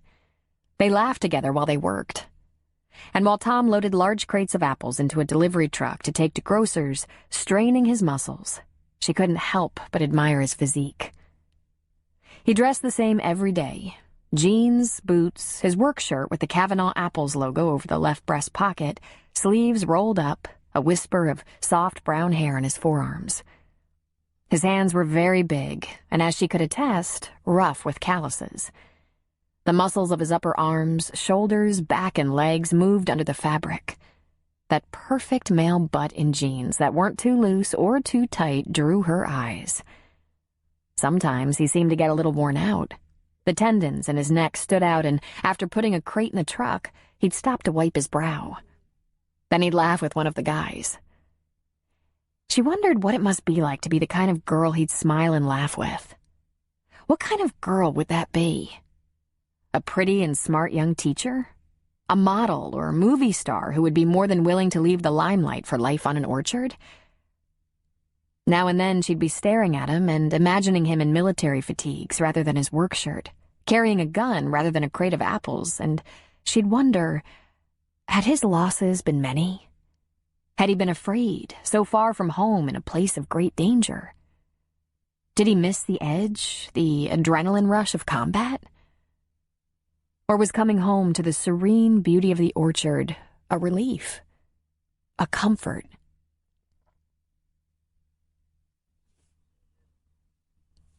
The following weekend, Nora was able to take advantage of some overtime, and what made it even more desirable, it wasn't a 10-hour day, but just a long morning that ended in early afternoon. Addie assured her she was definitely up to the task of watching the little girls. When Nora walked back into town after work on Sunday, she found Reverend Kincaid waiting for her at Addie's house, chatting with her outside. "Well, hello there," she said to Noah. "How are you?" he asked. "Excellent. Put in a good day's work and still have daylight to spend with my girls." "They're still napping," Noah said. "Let me walk you to your house. There's something I want to talk to you about." "Sure," she said. "Are you doing all right, Addie?" "Fine, dear. I think the girls should be waking up in another half hour, maybe less." "I won't keep you long," Noah told her. They walked down the street to Nora's little house, and before they even went inside, Noah said, "I have information about your father. He's alive, still teaching in the Bay Area, and he's been looking for you." She was stopped on a dime. "How do you know this?" "It was pretty quick. I went searching for Jed Crane in the missing persons registry, my very first stop on the internet. And what I found was that Nora Crane is the one missing." Chapter 4. I responded to the online missing persons registry with my name and phone number, and when I received a call from Jed Crane, I told him that I had known a Nora Crane in Seattle, but I told him I doubted it was the Nora Crane he was looking for. I said I thought the woman I knew was around 30 years old, and I couldn't provide an address. He was very forthcoming. He's been looking for you for a couple of years. Nora, I'm sorry to be the one to tell you this. He's trying to find you because your mother passed away. I couldn't ask for details without giving you away, and there's nothing on public record about the cause of her death. She went instantly pale. "Dead?" He nodded gravely. I think we should arrange a meeting with your father. Apparently he has lots of information about your mother and none about you. He said he lost custody of you when you were only 4 years old." "He wanted custody?" she asked, in a state of shock. "So he says." "But I was 6. I'm sure I was 6. It was first grade. I remember exactly what I did at school that day. I came home and asked where Daddy was, and my mother said she didn't know, that he'd left us." And so often over the years, her mother, Therese, had added that he was no good, that they were better off. She said that getting involved with that man was the biggest mistake of her life, with no regard for how it might make Nora feel. "I really think you have to look into this," Noah said. "But what if he's a bad person? What if he abused me like my mother said?" "I believe I can keep you safe. I know you're not going to throw your trust into him before you have all the evidence you need that he deserves it. If you don't want to see him on home turf, I'd be willing to take you to the Bay Area, or somewhere in between to meet with him. If what he says is true, or even partially true, he must have some documentation. Marriage license, divorce papers, photos, something. Obviously, without documentation, you don't necessarily have to believe him." "But But is she really dead? My mother? Teresa Alice Seeley Crane, age 60, 2 years ago? She nodded numbly. There's a public record of her death. I'm so sorry, Nora. She hated me, Nora said in a whisper, as though it was a shameful secret. Noah was shaking his head. Maybe she had a difficult time showing affection or love. Maybe there were things you didn't understand when you were a girl. Maybe her best effort at being a good mother was just not very good at all. Or maybe she hated me, Nora said. Right now you have more questions than answers. Consider looking for some of those answers. What's the worst-case scenario? That everything you think you know about your parents is true? To verify that rather than wonder, that could help set you on a path of rebuilding your life. I'm not that strong, she said. Noah actually gave a little laugh. Oh, you're by far one of the strongest women I know, and the most gentle. But I leave this entirely to you. Just know that I'm here for you, willing to be your partner in this next step. I don't know. I'm gonna have to think about it. Go ahead and think about it. Your father didn't hint at any urgency in contacting you. There you go. Urgency. What if he's only looking for me because he needs a kidney or something? What if he wants to make amends for doing terrible things to me that I was too young to remember? I'm better off not knowing, right? Because all those hard years with my mother were bad enough without adding more awful stuff. Just think it over, and if you want to talk about it, we can talk it through before you make a decision. The good news is we can find him easily. And he wants to be found. Just think it over? Nora could think of nothing else the following week, and picking apples was the perfect job. She could indulge in obsessive remembering while filling up her bag.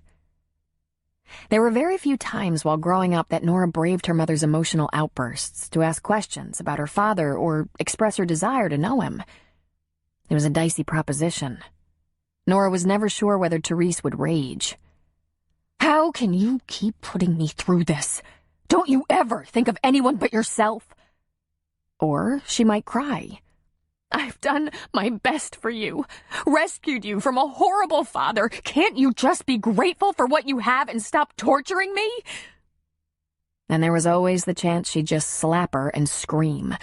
I should have just let him take you, and then you'd know what real abuse is. She had no idea the nature of this abuse her mother put on her father.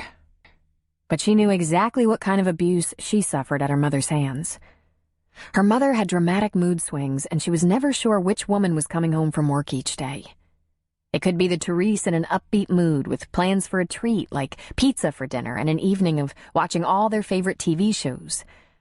Or it could be the woman in a foul temper who blamed the stress of her work, a long day of listening to screwed-up crazy people's problems. Or, sadly, one of the best options was when her mother went out after work, meeting friends for dinner or a movie or shopping.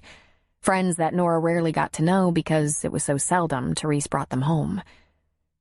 She struggled to remember when she fully realized that Therese almost never had a girlfriend who lasted a whole year, and Nora understood why.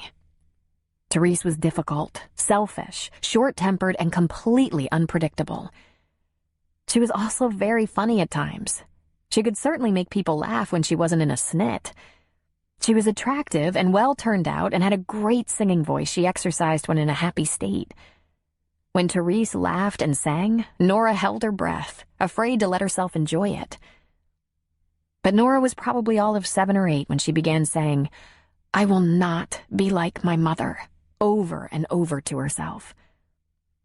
When she found herself pregnant with Barry, she was terrified that something would happen to her, and she'd wake up one morning finding she hated her child, discovering she couldn't control her anger.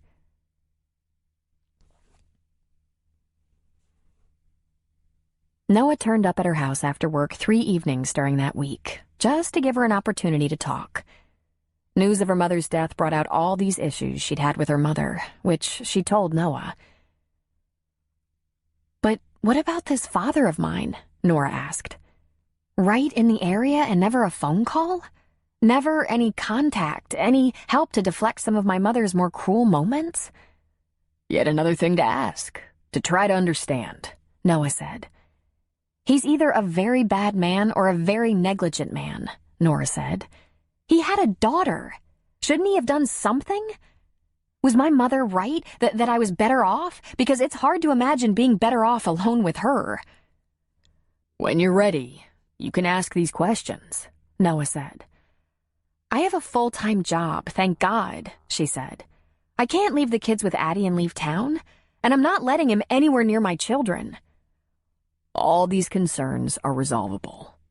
Once you settle on a day that I can take you, I'll ask Ellie to help out with the girls. She's wonderful with babies and was a huge help to Vanessa Haggerty when she adopted a 9-month-old before her 18-month-old was out of diapers. Noah laughed and shook his head. It was insane. And all turned out well. Remember Paul Haggerty? He plowed the roads in town last Christmas and sent one of his crews over to your house to seal the windows and doors. Listen, I don't need everyone in town knowing that Nora Crane has yet another crisis, that I'm from a crazier background than they even imagined. I know it sometimes seems that way, Nora. That everyone else has a normal, average, functional life, and only you have stuff to work out. Believe me, I know the feeling.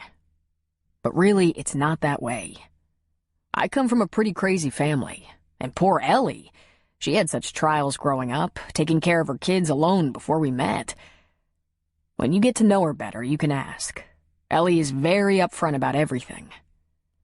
For right now, let's think about the challenge you're facing. You need to see your father. Talk to him. Ask him questions. Ask for some documentation that he's really your father, that your parents were divorced and he chose not to see you, etc. First, find out what he has to say, and then let's work on understanding what happened. I won't put my girls at risk, she said. Absolutely not, Noah agreed. Whenever you're ready. Of course, Nora told her closest girlfriends what was going on. Addie and Martha, both in their 70s, and Leslie, the much younger neighbor a few doors down. Those 3 women had included Nora in gab sessions on the porch and shared stories, and it happened they agreed with Noah that she should face her father with her questions. Of course, she hadn't mentioned anything at the orchard. She didn't feel close enough to anyone there to talk about her personal business. In fact, she'd been so preoccupied thinking about her mother's death and her father's reappearance, she did her job mechanically, the hours passing like minutes while her mind was in another place. She showed up at the crossroad of 36 and the road to Virgin River, and there sat that familiar big white truck.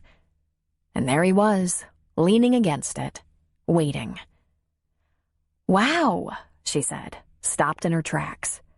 "Hop in," Tom invited. She went around the front of the truck and climbed up and in the cab.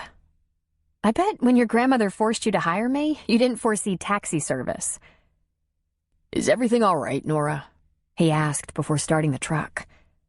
She was startled by the question. No, things were not all right. But it was personal business. It had nothing to do with her job. "Fine," she said. "Why?"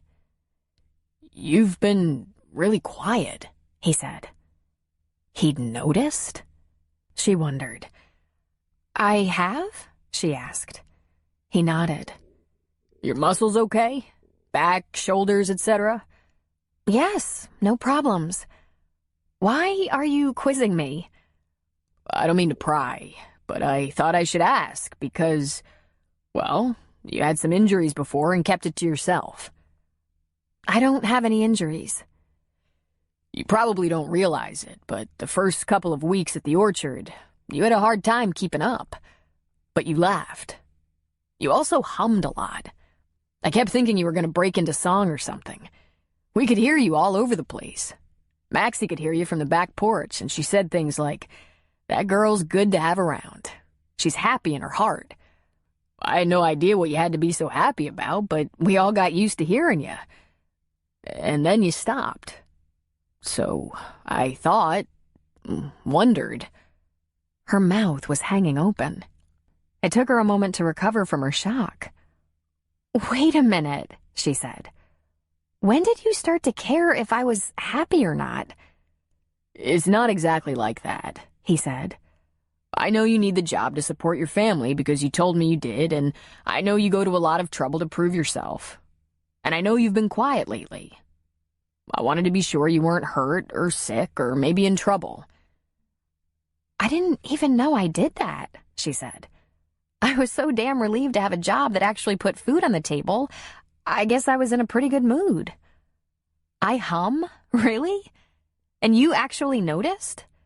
He hit the steering wheel with the heel of his hand in apparent frustration. Excuse me for being sensitive, he grumbled. I'm not a bad guy. I'm just a guy, and one of my employees is... Okay, she said. She ran her hands through her hair, removing and replacing the ponytail tie. It's been a very strange week.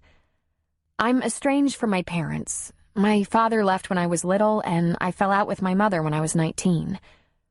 I just found out my mother died 2 years ago, cause unknown, and my missing father has been looking for me. I've had a lot on my mind. I'll try to laugh more if it'll make you feel better. And now it was his turn to be silent, shocked. I'm sorry. I had no idea. Of course you didn't. I don't usually talk about all that personal stuff. And I'm kind of sorry I just did, to tell the truth.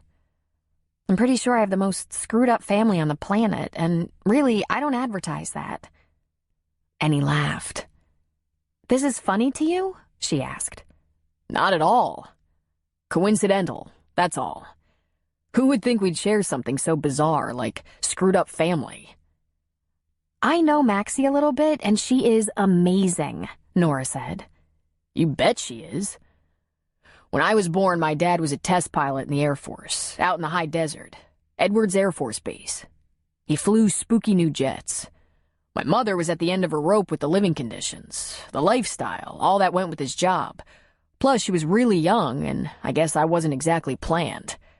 So, when I was a month old, she brought me to Maxie and said, "Here, you take care of him. This was all a mistake." And off she went. I might know more about her, except my dad was killed in a crash a couple months later. I have no memory of either of them. So there you go. We both have some unusual family histories. I hear my dad was a normal guy, but who knows what's in the other gene pool. I don't know anything at all about my mother. He took a pause. But I'll tell you this. If she showed up all of a sudden, I'd have some questions. She was speechless. Why was it that everyone else's life always seemed so easy, so flawless? He pulled onto the road, heading for the orchard. Nora watched his profile. He was smiling. This was a hard man to read. He could be so kind, so generous and thoughtful, but she'd also seen him glower as if just seconds from an outburst. Perhaps, she thought, being raised by Therese left her fearful of a frown. Surely not everyone came apart at the seams if something displeased them. That certainly wasn't the case with her. Tom pulled up to the barn and parked. He jumped out and she followed more slowly. When he got to the door to his office, he turned and looked at her.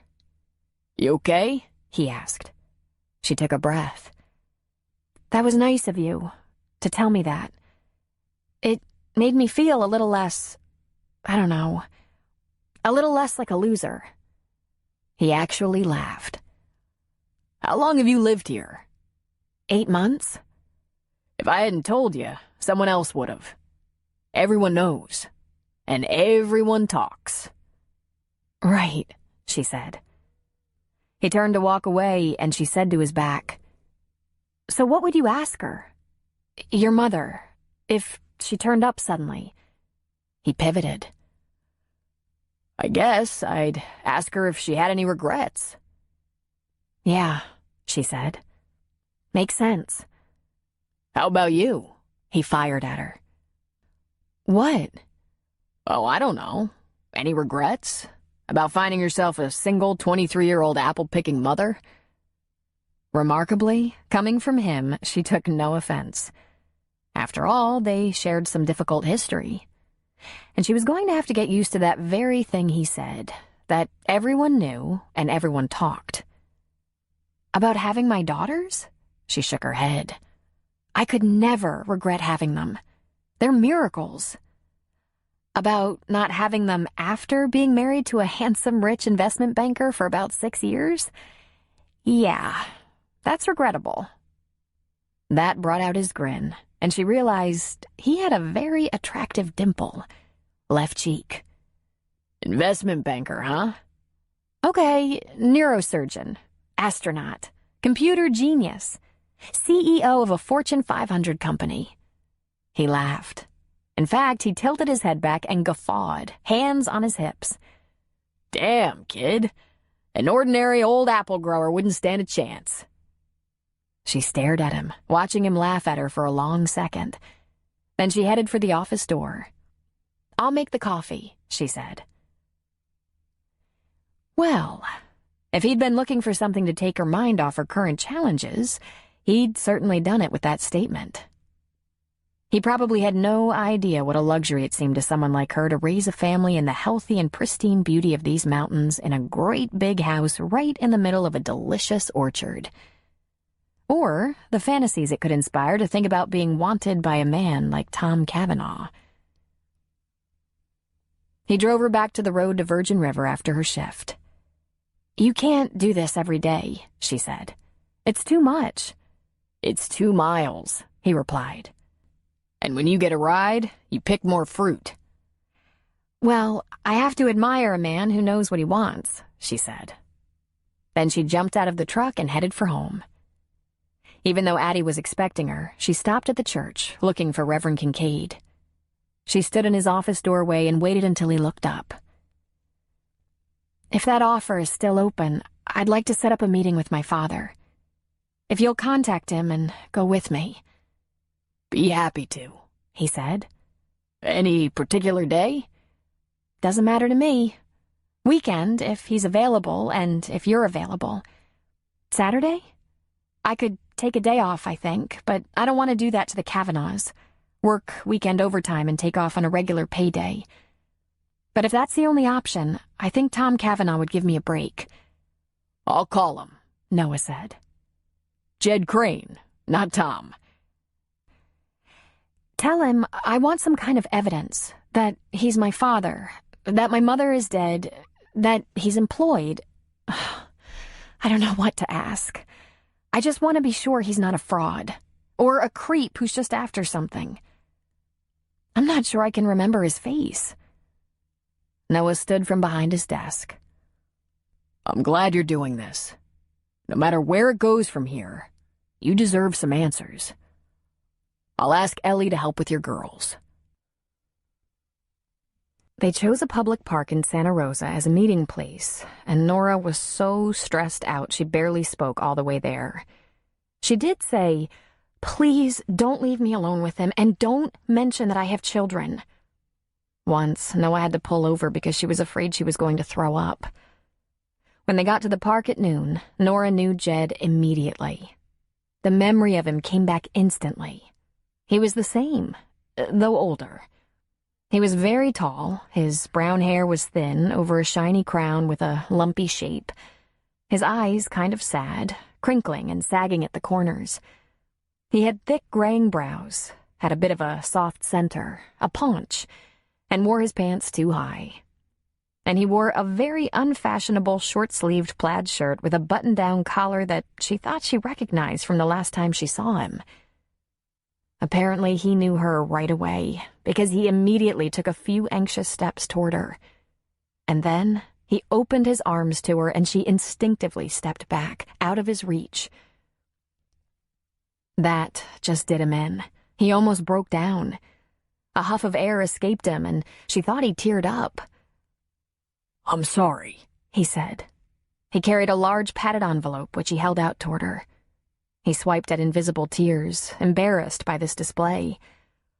I apologize, Nora, he said. I was afraid I'd never see you again.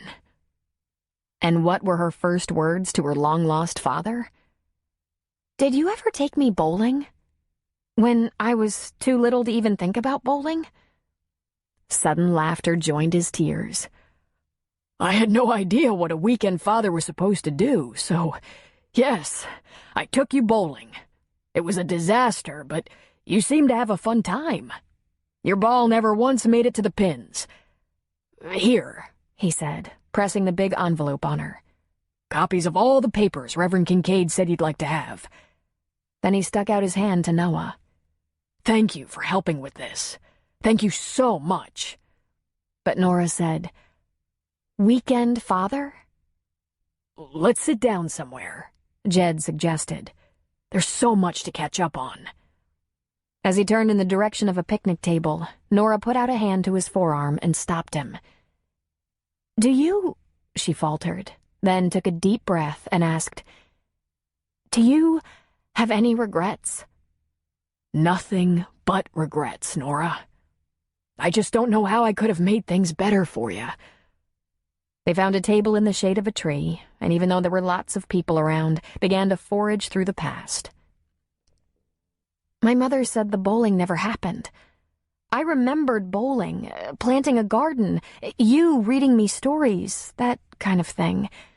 But she said, It's going to be so hard to explain her, Jed said, shaking his head dismally. What's in here? She asked, holding up the envelope. Reverend Kincaid said you had no documentation at all, that you weren't even sure your mother and I divorced. It's all there. Copies of the marriage license, the divorce decree, the order from the court that Therese retained custody and that I would have visitation 1 day a week. Then I lost even that. I had a few pictures, you as a newborn, your first birthday, a day in the park, the first day of preschool. I didn't get many. But why? She asked. Why did you leave us? He seemed to take a moment to compose himself. I've wanted to explain, and yet dreaded this moment for years, he said. Therese and I were at terrible odds, lots of conflict. I suggested a separation, suggested we might have made a mistake and could work it out amicably, and that did it. Pushed her right over the edge. I could say she threw me out, except I'd already suggested separation. Her anger with me was phenomenal, and I left because I'd had all I could take. I was over 40 when we met, and though I was plenty mature, I wasn't exactly a ladies' man. I had so little experience with women. We weren't a young couple. We met, dated, and got married too quickly because we were getting older and wanted children. Your mother was 40 when you were born. The sad truth is, we weren't happy for long. She was sick when she was pregnant and suffered terrible depression when you were a baby, and it took about a year for her to recover. Maybe she never did. I'm not sure. Therese was a loose cannon. I never knew what might set her off. She lashed out at me constantly. I suggested maybe motherhood didn't make her as happy as she thought it might, and that... He shook his head and looked down. I always seemed to say the wrong things. Were you ever happy? Nora asked. I thought so, Jed answered.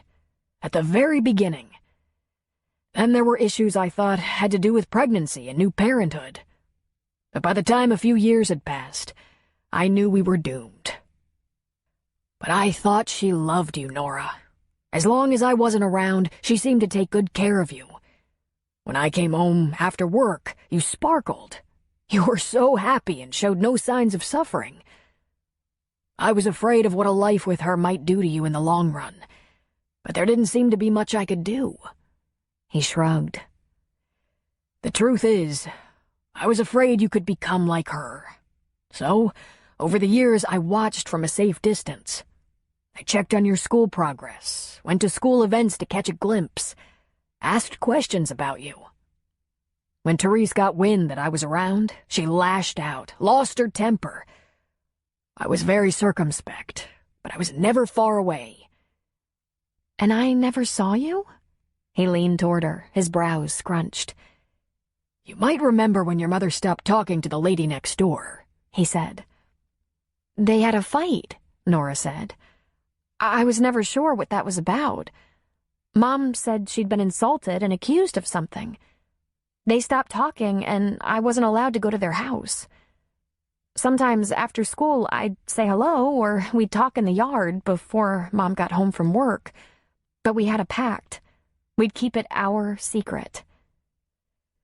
The fight was about me calling the neighbor and asking how you were, how things were going in my home, with my daughter. She let it slip. So, it kept Therese from talking to her neighbor, but it didn't keep the neighbor from watching, from talking to me. He swallowed hard.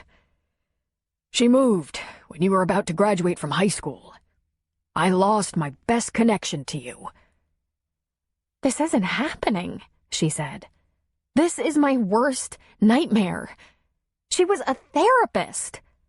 I never understood that, he said, shaking his head. That should have guaranteed a certain level of stability, civility, understanding. I think she was crazier than half the people she counseled. What I've learned since is that, sadly, she was hardly the only inept counselor. They are plentiful. So are competent, helpful, talented counselors. There were times she raged at me in a way that made me think she was truly insane. Nora, there was something wrong.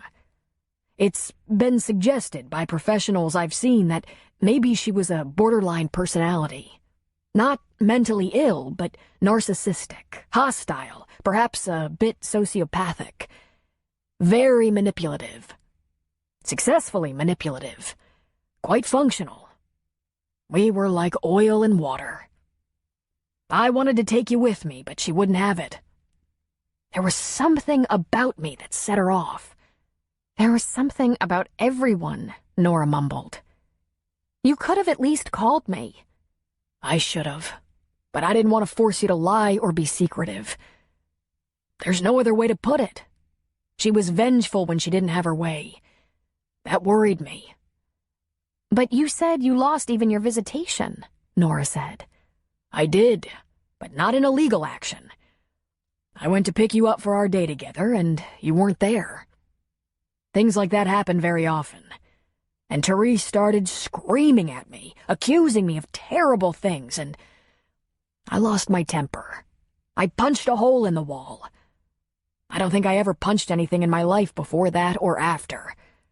I'm just not that kind of person. I remember that hole, Nora said. She never fixed it.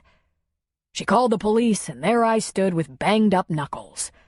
While you played at a friend's house, I was taken away in handcuffs. And then? He shook his head. I knew it was bad for you, that it was never going to get better. There were so many fights and standoffs when I came to get you. I stopped coming. I didn't know what else to do, didn't know how to protect you from that anger. I saw lawyers, but I wasn't going to get custody of you, and trying to see you only lit a fire in her. Therese had feuds with anyone who would talk to me. She was completely estranged from your aunts because they checked on you on my behalf. They haven't spoken since you were 7 or 8 years old. Aunts? Nora said weakly.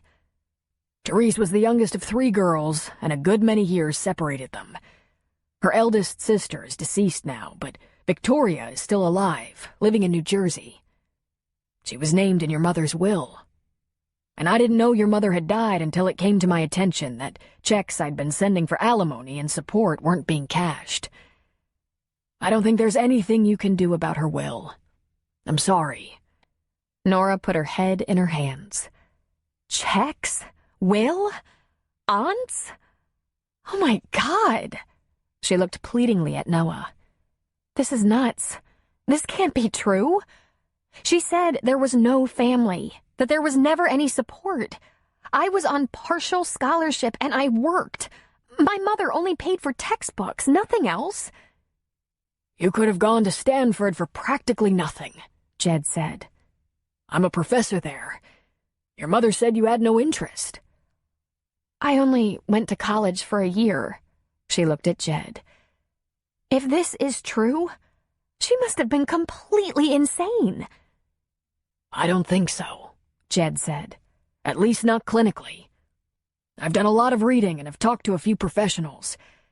There are people who lie, manipulate, hold terrible grudges, who are not mentally ill, but have anger problems the rest of us just don't understand. And what made her so angry? I have no idea. And you couldn't do anything? Nora. She was completely functional. She held a full-time job, paid her bills, raised a child. You were clean and fed. You did all right in school. You seemed happy and had friends. Unless I came around and the whole world went to hell. She was a train wreck. She didn't have friends, at least not for long. She lied about her family, about you. There was never a single picture of you in the house, not one. And why didn't she get fired from her job? Explain that. I don't think she was well liked by everyone, but you have to understand that especially in a situation like hers, an educational institution, just being difficult and slightly dysfunctional on the job wasn't going to get her fired. She knew how to do her job, and she had a great deal of seniority. I know she had problems from time to time, but for some reason there never seemed to be consequences. I can give you the names of a few coworkers. They might talk with you. In that envelope, you'll find a list of the books I read, trying to understand who she was. I can't say I came to any conclusion, just a lot of guessing. When did you get a divorce? She asked. I moved out when you were 4 years old, and we divorced quickly. Why do I think I was 6? That's what I remember. I stopped coming for you when you were 6. Those 2 years must have been the worst of your life. Your mother and I fighting every time I came, hiding you from me, refusing to let you come with me. I never went to the house without a fierce battle. So I stopped. I thought this might give me answers, she said. And when she said that, Noah reached for her hand, giving it a squeeze. I'm so sorry, Jed said. You were used as a pawn, and eventually I abandoned you, hoping that would set you free. I can't imagine the trauma. Counseling might be in order. I've had a lot of it. How could you trust a counselor? She was a counselor. Listen, Nora. There are good and bad in every profession. Doctors, lawyers, teachers. Clergy, Noah put in. Jed's right. And a lot of troubled people study counseling to try to figure out their own issues. I might have been guilty of that myself. Her eyes filled when she looked at Noah. I'm exhausted. I don't think I've ever been this tired in my life. Maybe you and your father should continue all the questions and answers over the phone or computer. Take it one swallow at a time. You can use my computer at the church. We'll set up an email account for you. Noah glanced at Jed. Absolutely, Jed said. I don't want to overwhelm you. I'm just so relieved to find you alive. One thing. Is there anything you need? Is your health all right? She gave a nod. And you? Blood pressure medicine, statins for cholesterol, everything under control. And you're teaching? At Stanford. History. I've been there 20 years now. I'd like to hear more about what you're doing. When you're ready. Everything you need to find me is in that envelope. Thank you, she said, hugging it to her. And without touching him, she turned away from him, heading back toward Noah's truck.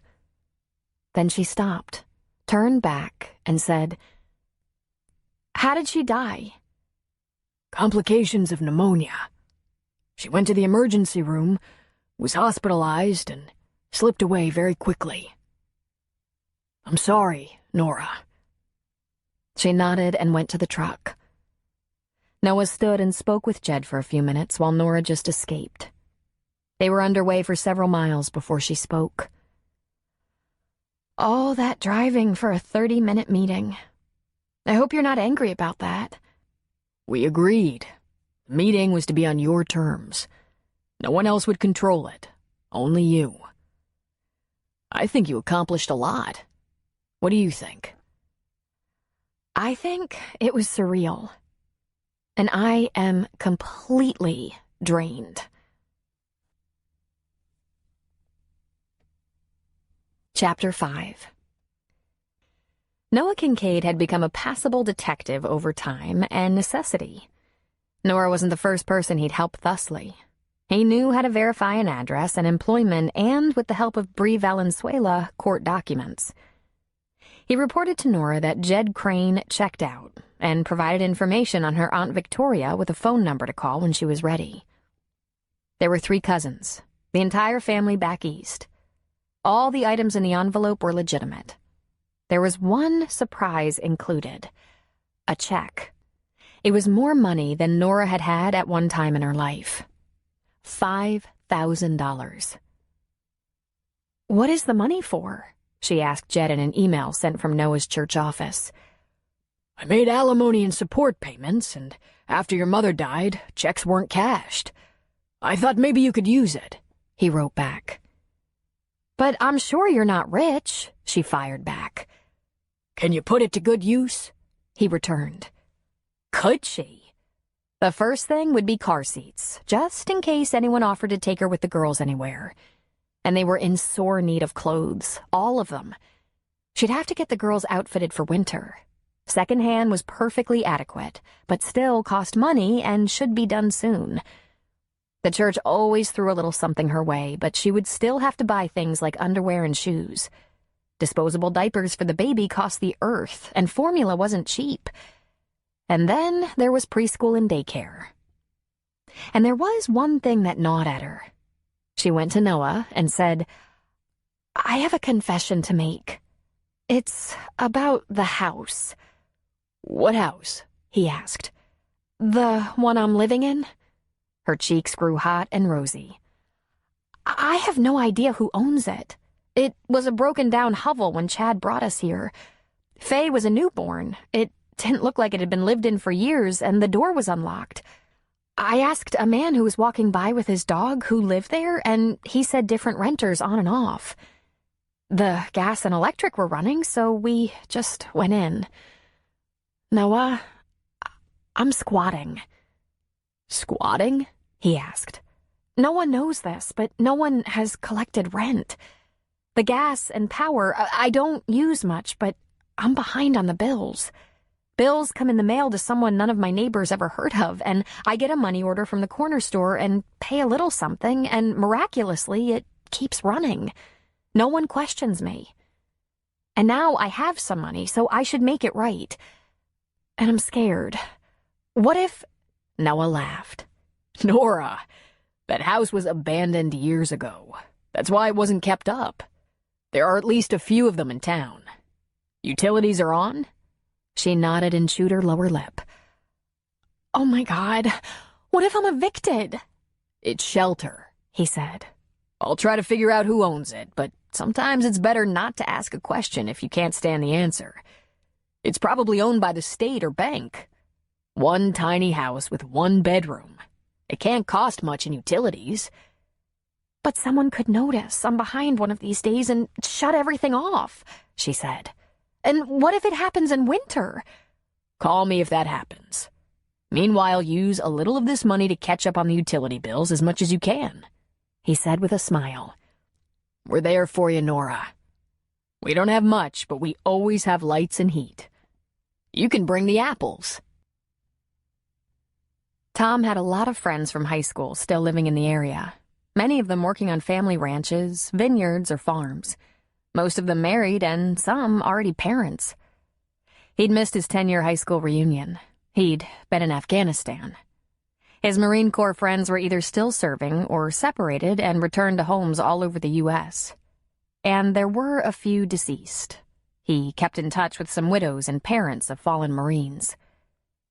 As for a social life, he occasionally drove all the way to the coast for a beer where there might be dateable girls. He hadn't met any particularly tempting women, however.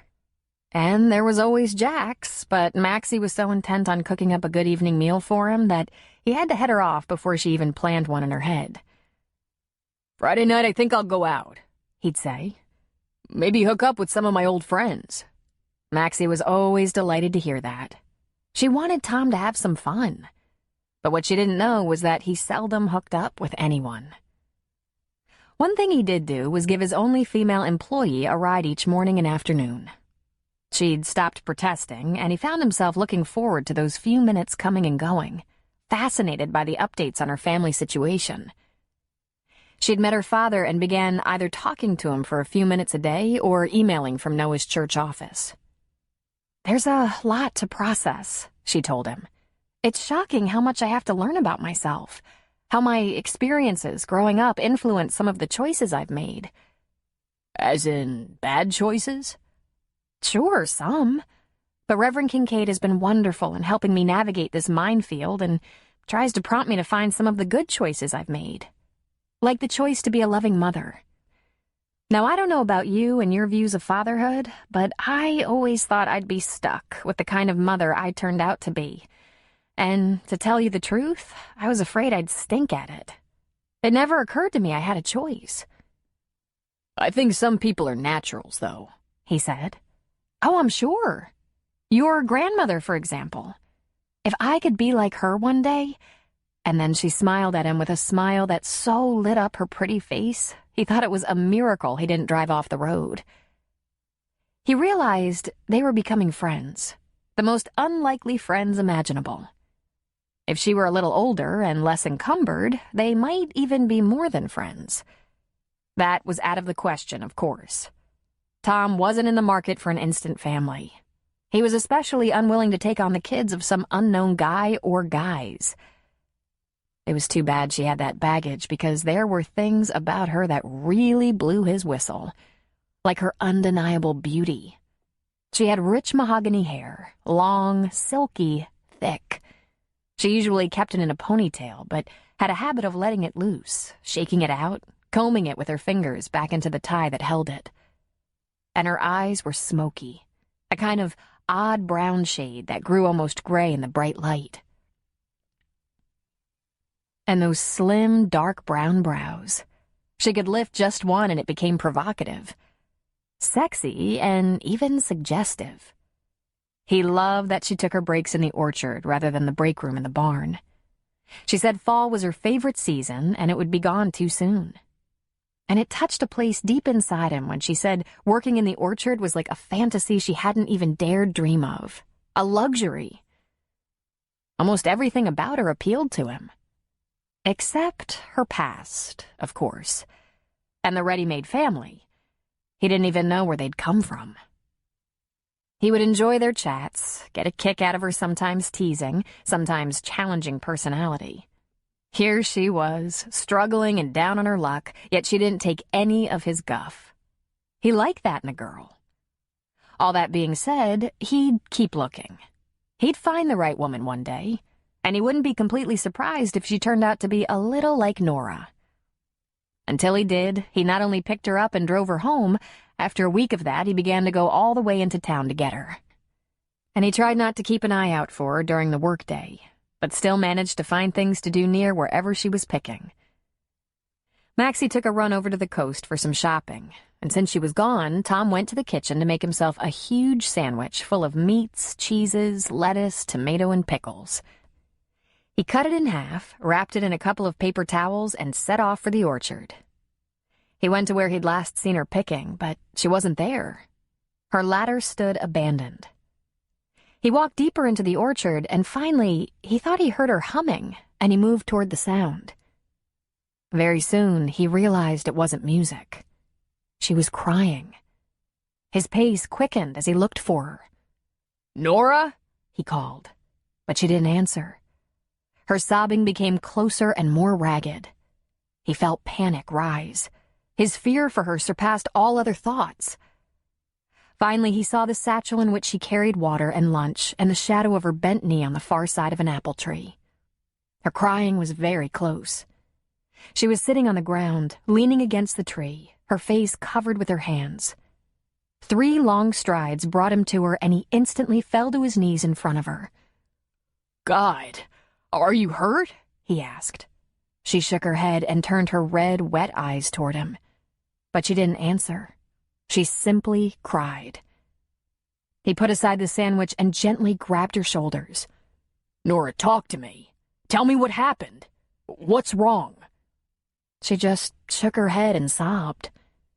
He pulled her against him and held her. He whispered to her, "Shh," and "It's okay." He rocked her a little bit, and finally, through her tears, she choked out, "I remember," and then she cried some more. Tom had always hated it when girls cried. He'd always thought it either weak or manipulative. But when Nora gripped the front of his shirt in her hands and held her face against his chest, weeping, he found it curious that those thoughts didn't even come to mind. His shirt was getting all wet and he didn't care. And while he wished he knew exactly what caused these tears, he was willing to soak them up until she was ready. All he wanted was to take care of her. He wanted to comfort, stop the tears, ease her worry, feed her half of his sandwich. He held her for a long time before she took a few deep, uneven breaths. Against his chest, she said, "All of a sudden, I remembered. I was up in the tree on top of my ladder, and I remembered." Then she leaned back a little bit, and still gripping his shirt with some desperation, she added, "I just remembered. Jed, my father, said that he was divorced when I was 4, but stopped coming for his visits when I was 6. And for all these years, I believed my parents divorced when I was 6. I remembered so clearly coming home from 1st grade and asking if Daddy was coming home." She shook her head. "I lost 2 years of my life. 2 whole years. And I just got them back." He threaded his fingers into the hair at her temples, and just as he'd seen her do at least a dozen times, he combed back her hair until it came free of the ponytail. He spread it over her shoulders and smiled into her eyes. "Does a little girl of 4 remember so much anyway?" "Yes. What I remember now is hiding under the bed, behind my mother's heavy curtains, in the closet or outside. Because when my dad came to get me, there was always a terrible fight. Lots of yelling. My mother screamed at him. He was so passive, he would keep saying, 'I just want to take Nora for the day, and I'll bring her back on time.' But my mother made it so horrible, so scary that I was terrified and I shook all over. I wet my pants, and she blamed my daddy. Oh, God. I remember." She swallowed convulsively. "And then, when I got home, she was crazy all night, sometimes all week. I remember telling her I didn't want to go with Daddy, thinking it could make her better. I told him he shouldn't come because it made Mommy too mad and made Mommy cry. I remember." Huge tears rolled down her cheeks. "I sent him away, Tom. He never came again. Never called, never sent cards, never showed up for birthdays or holidays. And my mother used to say, 'You're better off. He was an abusive ass.'" And she dropped her head against his chest again. Tom sat back on his heels, facing her. He ran his hands down her hair. He'd wanted to touch it for a long time, but he never imagined it would be like this. "I used to remember things," she said. "Very small things. Standing on my stool to do dishes with him in a sink that wasn't our sink. Or going bowling when the ball weighed half as much as me and Daddy laughing so hard. Or reading in a park, then going on the swings, and then getting ice cream. All nice memories that didn't seem abusive to me. My mother said those things never happened and that I invented them. She said he abused me and I had buried memories." She lifted her head for a moment. "I did, but they weren't the kind my mother suggested they were." He ran a thumb across her cheek under each eye. "Are you crying because you remember?" "I don't know," she said. "Because suddenly I realized I hadn't remembered. That 2 whole years had been gone from my life. That my mother is really dead and nothing was ever worked out with her. That my father came back to tell me she was dead and that he was sorry. She sniffed. Do you have any idea what I'd have given to hear my mother say that? That she was sorry? He leaned his forehead against hers and gently massaged her shoulders. Of course I do, he said, because he'd like to know what the hell happened between his parents and had accepted that he never would. Of course you do. She took a deep breath. I have to get a grip. It's time to get back to work. Not just yet, Tom said. He reached for the sandwich and opened the paper towels. Do you have water in that? He said, jutting his chin toward the satchel. When she nodded, he asked, Will you share it with me? Sure, she said with a sniff, pulling out a big bottled water that she refilled at home every night. He chuckled and put the sandwich on the ground on one of the paper towels, handing the other to her. You need this for your eyes and nose. I'll share mine. She obediently wiped the wet off her cheeks and blew her nose, but her eyes instantly filled again. Thank you, Tom, but I don't think I can eat anything. I know that's what you think, he said, handing the sandwich toward her. I want you to take a couple of bites. Maybe you'll feel a little better. Don't worry, he said with a laugh. I can eat what you can't finish. Why did you do this? She asked, taking a very small experimental bite. He smiled, a little naughty. Maxie went to town to shop, all the way to the coast. No one's watching me, making assumptions. Ah, she said, chewing. You're afraid Maxie will think you like me. I'm sure she already thinks that. She's noticed I give you rides. She notices everything. But a ride and a lunch, I don't want her getting all worked up like I'm taking it to the next level. Because I'm not taking it to the next level. Because we're employer and employee, she said, helping him out. Uh-huh, and friends. Come on, we're friends. Aren't we friends? I watched you blow your nose. That's very intimate, isn't it? She laughed in spite of herself. She also took another bite of her sandwich. You're a very sensitive man, underneath it all. He gave her a serious look. He shook his head. I don't know about sensitive, but I've been to Iraq and Afghanistan with the Marines. I've seen grown men cry for their mothers. I've promised to visit their wives if they don't make it. She was frozen. He could see that. She coughed and nearly choked, swallowing hard. God, she said, I can be so selfish. What I've been through is nothing compared to war. He gave another stroke to her long, wonderful hair, hoping he didn't get mustard or pickle juice on it. Don't do that to yourself, Nora. You've had your own war. You're allowed to feel the weight of it. This has been traumatic for you. Her eyes filled again, but she seemed to will them to dry right away. See? Very understanding of you. She handed her half sandwich toward him. I think you took 3 bites, small bites. Can you try a little harder? I really worked to build that thing. She laughed again, but she took a bite. And she thought, oh, this is scary. Because if someone like Tom could actually like her, it would be unimaginably wonderful. If a genuinely good man who happened to live inside a very large, hard, sexy body felt the slightest attraction. But she took another bite. It's very good, in fact.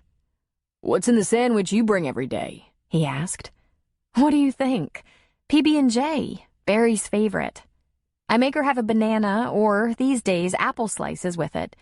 Protein, carbs, and fruit. He took a giant bite of his half. After he swallowed, he said, Teach her how to spread the peanut butter right on apple slices. Or take some apple butter home today. Peanut butter and apple butter make a mean sandwich. And let's hook you up with some cider. It might be too much for the baby, but Barry can handle the cider. So full of vitamins, it'll rock her world. He lifted his eyebrows. Could eliminate the nap. It seems to fill little kids with energy. But it's good energy. You are definitely the apple man, she said. I love apples. He grinned and nodded toward her. One more bite. And can I have a slug of that water? Of course. She handed him the bottle, and she took yet another bite. You have a gift here as well, she said, nodding toward the huge sandwich. Are you feeling a little better? He asked. She nodded. I apologize. It hit me out of nowhere. The memories, then the crying, then the anger, then grief, then...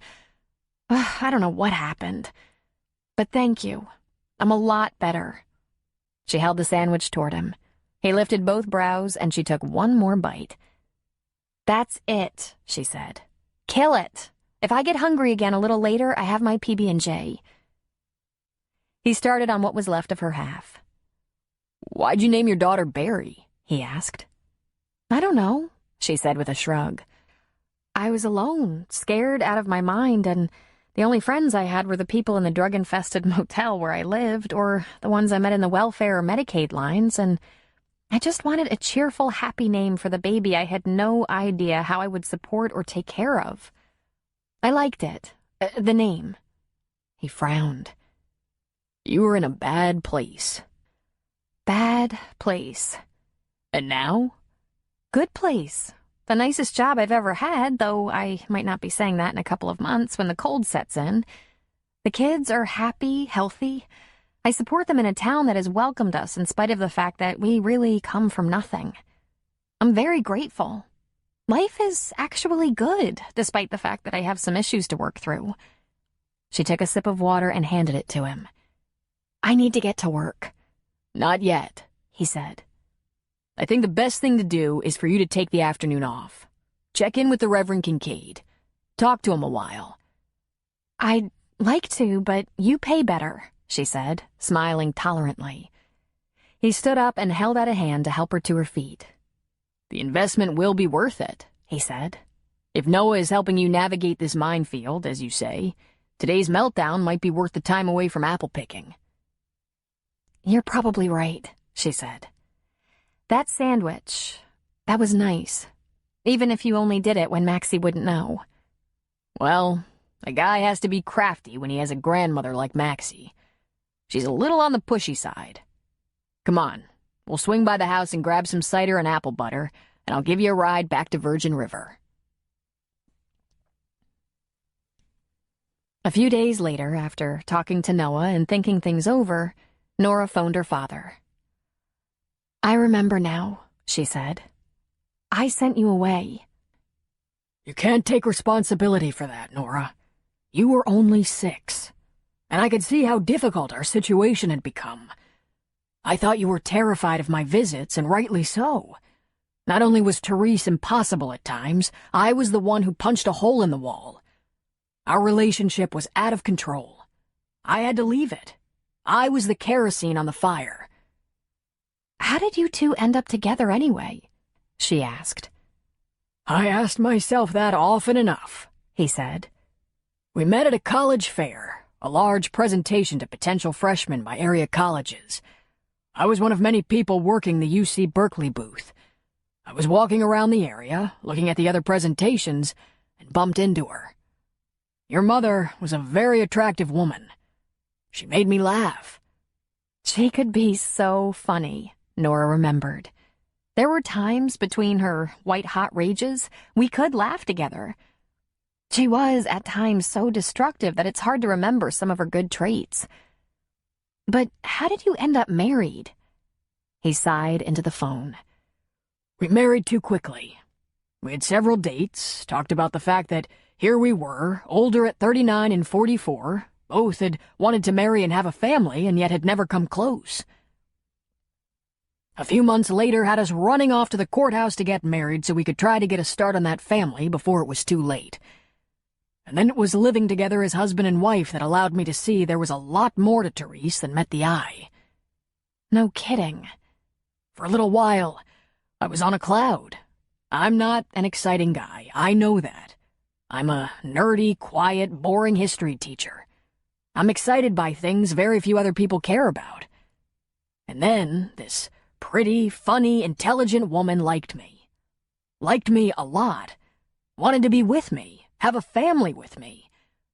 It was such a powerful feeling. I couldn't resist. I thought I'd finally found the life I'd been waiting for. She was pregnant immediately. And then I thought a lot of the high drama and tantrums had to do with that. Nah, Nora said. Trust me, the temper came out of the blue. I never knew what a day would hold. We'd go for days, sometimes weeks, and everything would seem so normal. Maybe not a happy circus, but normal. And then there'd be some incident. Fight with the neighbors, disagreement at work, an argument with a friend. Once, a traffic ticket had her in a state for weeks. She ranted on the phone to anyone who would listen right up to her court appearance. She performed for a traffic judge who threatened to throw her in jail. I might never have known about that, but I was with her. It was regular, frequent. I don't know what made her so crazy.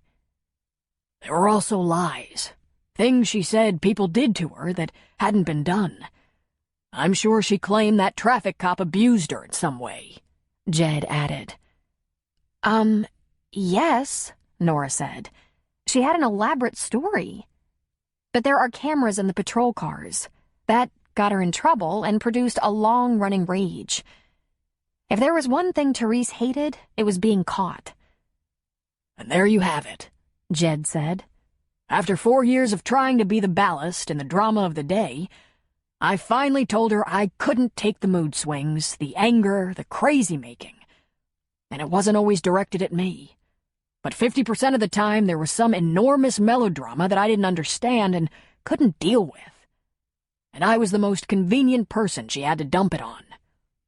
I suggested we try a trial separation. I said I thought the pressure of working and parenting was wearing on her and I could take some of that stress off her hands. I wanted to take you. I might as well have launched a missile. She went into an immediate defensive posture. She saw a lawyer right away. We were instantly at war. He took a breath. You'd think after the number of years I spent studying historic battles, I'd know better than to draw first blood. I'm sorry, Nora. I'm the one at fault for all of it. Well, apology accepted, but I know you are no more capable of making things different than I was. Life was sometimes so hard with her. I'm so sorry, Nora. I'd give anything if I could have been smarter. If I'd been a better father. What if I inherited it? Her instability? According to her sisters, whatever it was there since she was just a girl. Her sisters were older than she, larger, stronger, presumably smarter, and yet they were sometimes afraid of her. When we got married, she didn't want any family there. Nora, I don't know what caused your mother's problems, but if you don't have those issues now, I trust you're free of it. I hate that I had to miss so much of your life. I have something to tell you, she said. She swallowed. I have children, 2 girls, 10 months and almost 3 years. And no, I haven't been married. Their names are Faye and Barry. She heard a strange sound on the phone. God, he said in a whisper. Oh my God. They're very smart and beautiful, she told him.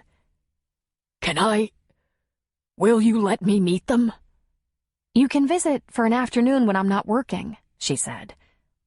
Even though you're my father and we've been talking for a couple of weeks, I'm not ready to leave you unsupervised with them, so that's the best I can do. I work a lot. I'm not close to Stanford. I'm in Humboldt County, a little town called Virgin River. There are a couple of motels on the coast a good half-hour away, but no guest room and no bed and breakfast. He sniffed loudly. Don't worry about that. Tell me when I can come. I'll take time off. Oh, Nora, thank you for telling me. Thank you for giving me a chance. Yeah. Don't screw it up, she said. I've somehow survived one really mean parent. The first time it looks like it's going down that road with you, it's over. Chapter 6. Nora rode to the orchard with Tom and said, I'm going to let Jed visit for a couple of hours on Sunday afternoon while I'm there. Jed? Tom asked. It might be quite a while before I call him Dad. But you're gonna let him meet your daughters? She laughed lightly. I'm not going to give him my daughters, I'm just going to let him see them, and let them meet him. I think it's the right thing to do. Want me to be there? Just in case you get nervous? Tom asked. She smiled at him. I could have sworn you found me annoying. Well, maybe I did, at first. But you're not a bad kid. I'm not a kid, she said with patience.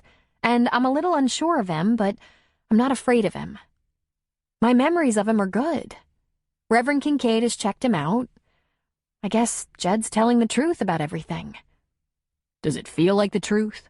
Tom wanted to know. It does, but I'm not relying on that. I don't think I quite trust my instincts about truth versus lies. I've been wrong too much. How do you think I ended up just about penniless with 2 little kids and no husband or partner? Tom surprised her by pulling the truck to the side of the road. As a matter of fact, I've been wondering. I didn't think it was polite to ask. But since you brought it up... Curious, huh? She said. I won't say anything to anyone, he said. And if you don't want to talk about it, if it's none of my damn business... It probably isn't, she said. Your business, I mean. But 6 months ago, I could hardly talk about it at all. Noah has me slowly coming out of my shell. I'm starting to put things into perspective, giving myself a break sometimes. I was so hard on myself at first, but... Well, here's the thing. I was a college freshman, away from home for the first time. I'd only had a couple of very brief boyfriends up to that point. I never had dates or anything. I wasn't one of the popular girls in high school, so she shrugged. So I went with some friends to a baseball game. They knew a couple of the players because they'd been on the local college team and had their eyes on going to the big league. But first, the minor league. And one of them, a real handsome, athletic, talented guy, flirted with me. And boy, I just bit the dust. I fell for him. Bam! 5 months later, before the start of my sophomore year, I was pregnant and he was traveling with the team. She looked down and gave another shrug. And? Tom said. Then what happened? Well, I held my stomach in till he was back in town. I was living in a campus apartment at UC Berkeley, and I guess I thought he'd marry me or something, take me with him. But he said, "You'll have to get your mother to look out for you. I'm on the road all the time." So he went with me to my house, and my mother went crazy. She started throwing my stuff out the front door. She told me to get out. She said if I thought she was taking on a baby while I went to college, I was crazy. Everything went out the door on the lawn. What stuff? He asked. I'd already moved into my campus apartment, so there wasn't a ton of stuff left at my house. But my mother said there wouldn't be any more money for school or anything. She said I was obviously not smart enough for college anyway. So we threw it all in Chad's trunk and back seat, and he said he knew a place I could stay. She made a face. It was a terrible place, but I guess there was a part of me that felt like I deserved it. I'd made a terrible mistake in judgment. So I moved into this awful motel in a bad section of town. I went to social services for help and medical benefits, and Chad went back to his team. I didn't hear from him for months. Really? Tom said. He didn't call you or anything? He called a few times, but it seemed like he wanted to know about other people, not me. Like a couple of his friends who lived around there. But they weren't really friends. They were guys he got pot from. She met his eyes. Before I found out I was pregnant, which, by the way, I found out right away, we used to smoke a little pot. That's something I'm sure you never did. Tom laughed. Oh, of course not. Not a good old boy from Humboldt County, where we grow our own. You mean you did? She asked, stunned. You should keep that to yourself. Maxie wouldn't be too happy about that, even though I was just a stupid kid. Seriously? You did?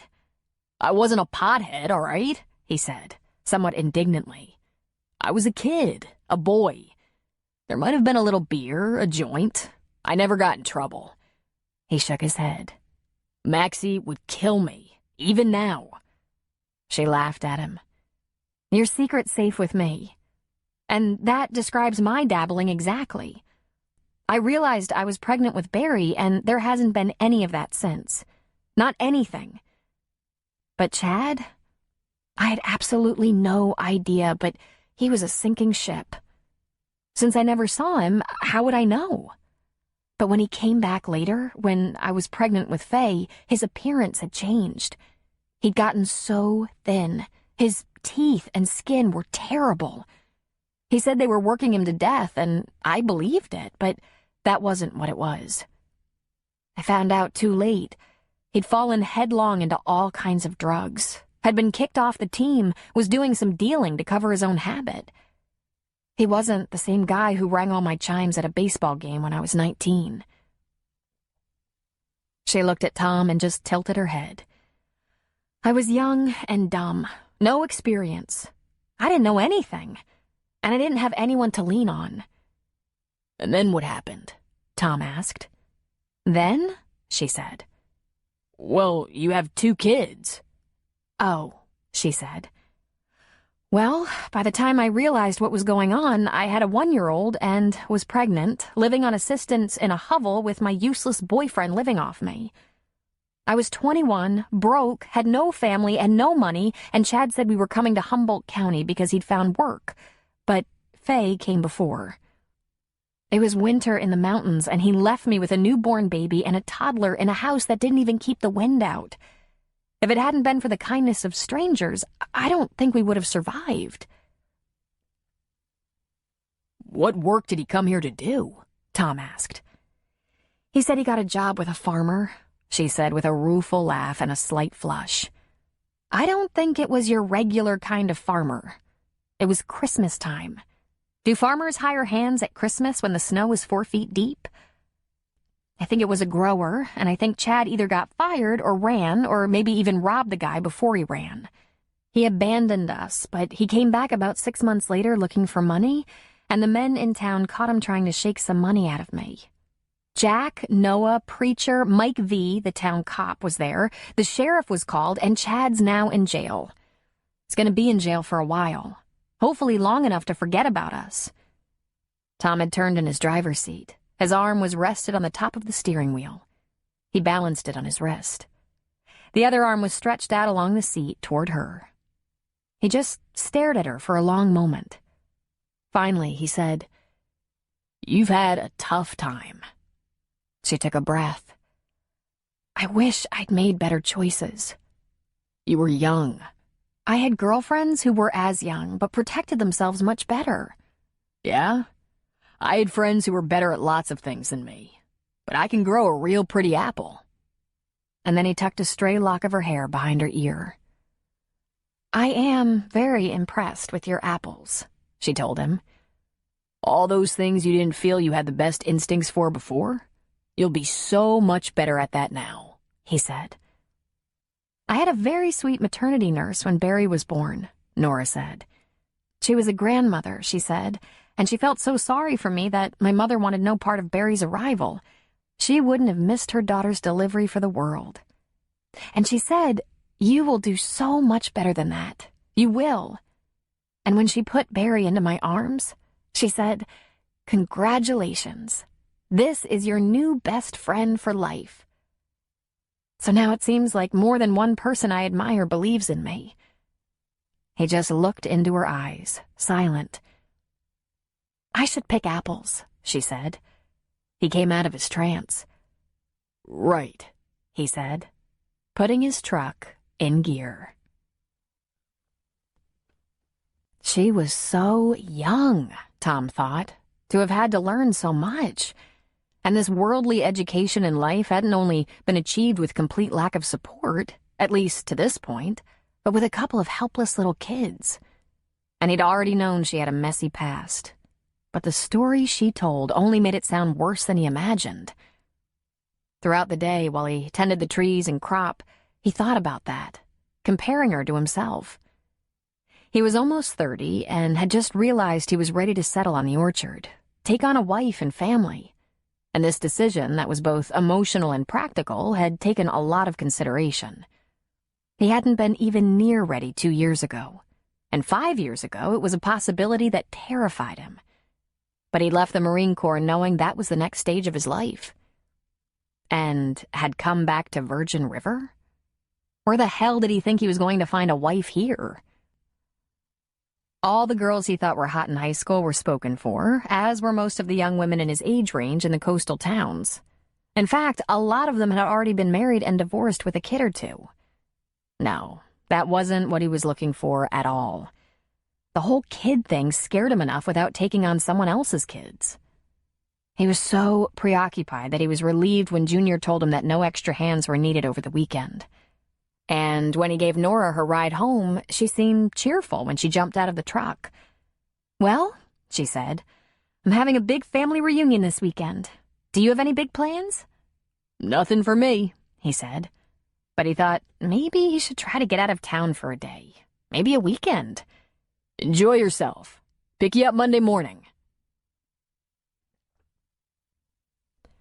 Tom sat at the kitchen table in the house, cup of coffee in front of him, and his laptop open to his schedule. But rather than scrolling or typing or figuring, he tapped his finger idly. A lot of what ran through his head was asking himself how Nora could be different enough so that she'd be more right for him. No kids, for one thing. No doper ex for another. I mean, a few beers, a joint, that was one thing. But hooked up to a guy who went to prison for felony possession? A little too far into the deep and dark underworld. Yeah. And then there was her youth. 23 was young, but 23 and been around the block a few times? He didn't expect a virgin, but for God's sake. No one had seemed to notice his thoughtful mood. "You're awfully quiet," Maxie said. He smirked and looked up at his grandmother. Except her, of course. He grumbled something about having things on his mind. "And cranky," she said. "Trees talk back today?" "I know you think you're very funny." "Maybe this will perk you up," she said, pulling a slip of paper out of her pocket. She unfolded it and tried to smooth it out. "A girl called you. She'd like you to call her." His mouth dropped open. He wasn't working on anything with any girl anywhere. He stared dumbly at his grandmother. "Well, it didn't cheer you up, but it did get your attention," she said, handing him the paper. "Aw, this isn't a girl. This is Darla, the woman who was married to Pritchard. Bob Pritchard, a guy from the Corps who was killed in Afghanistan. She's the woman I stopped off to visit on my way home." He ran a hand over his head. "God, I hope she's all right." "She sounded just fine," Maxie said. "Very happy, very friendly. She told me you'd said very nice things about me." "But what does she want?" he asked. Maxie leaned toward him. "She'd like you to call her," she repeated softly. He just stared at her. "I could leave the room," she said, "but I can't make dinner anywhere else, so why don't you just go upstairs or out to the office?" He still sat there for a moment, looking up at a silver-haired grandmother who was much shorter and always seemed much taller. "Right," he finally said, picking up his laptop and heading for the office in the barn. And on the way, he thought, how do I expect to hook up with a woman when I'm so dense? And yet, he sat at the desk for a while before picking up the phone, because the truth was, if Darla was in a place of grief and pain, he really didn't feel up to it. He still had those moments over Pritchard that clouded his eyes and closed his throat. There had been about 6 Marines trying to get him to the helicopter when he was holding on to life by a breath. That was a year ago. She might be lots better by now, even if he wasn't. So he dialed. Tom! she said excitedly. How did you know it was me? She laughed into the phone. Caller ID, Tom. I assumed it was you and not your grandmother who was calling me. What a sweet woman, by the way. Sweet, he said. How have you been? Fine, good. Well, at least reasonable. You? He asked with trepidation. Much better, she said. Much, much better than when you were here. I think seeing you and hearing about Bob and about the war and all that, I might have been a little emotional and maybe gave the impression I was going to be a wreck forever. Bob wouldn't want that. I'm getting along very well, actually. In fact, I'm going to be in your part of the world. I'm taking a post-grad course at UC Davis, not all that far from your little town. I'll be there for about 8 weeks. Post-grad? A pharmacy course. It's full-time and I'll have studying to do, but I don't have labs or classes on weekends, and I figured while you're picking apples, I could get a little reading done. That is, if you feel like getting together. I don't want to impose. That's right, he said. You're into pharmaceuticals. She laughed. In a good way.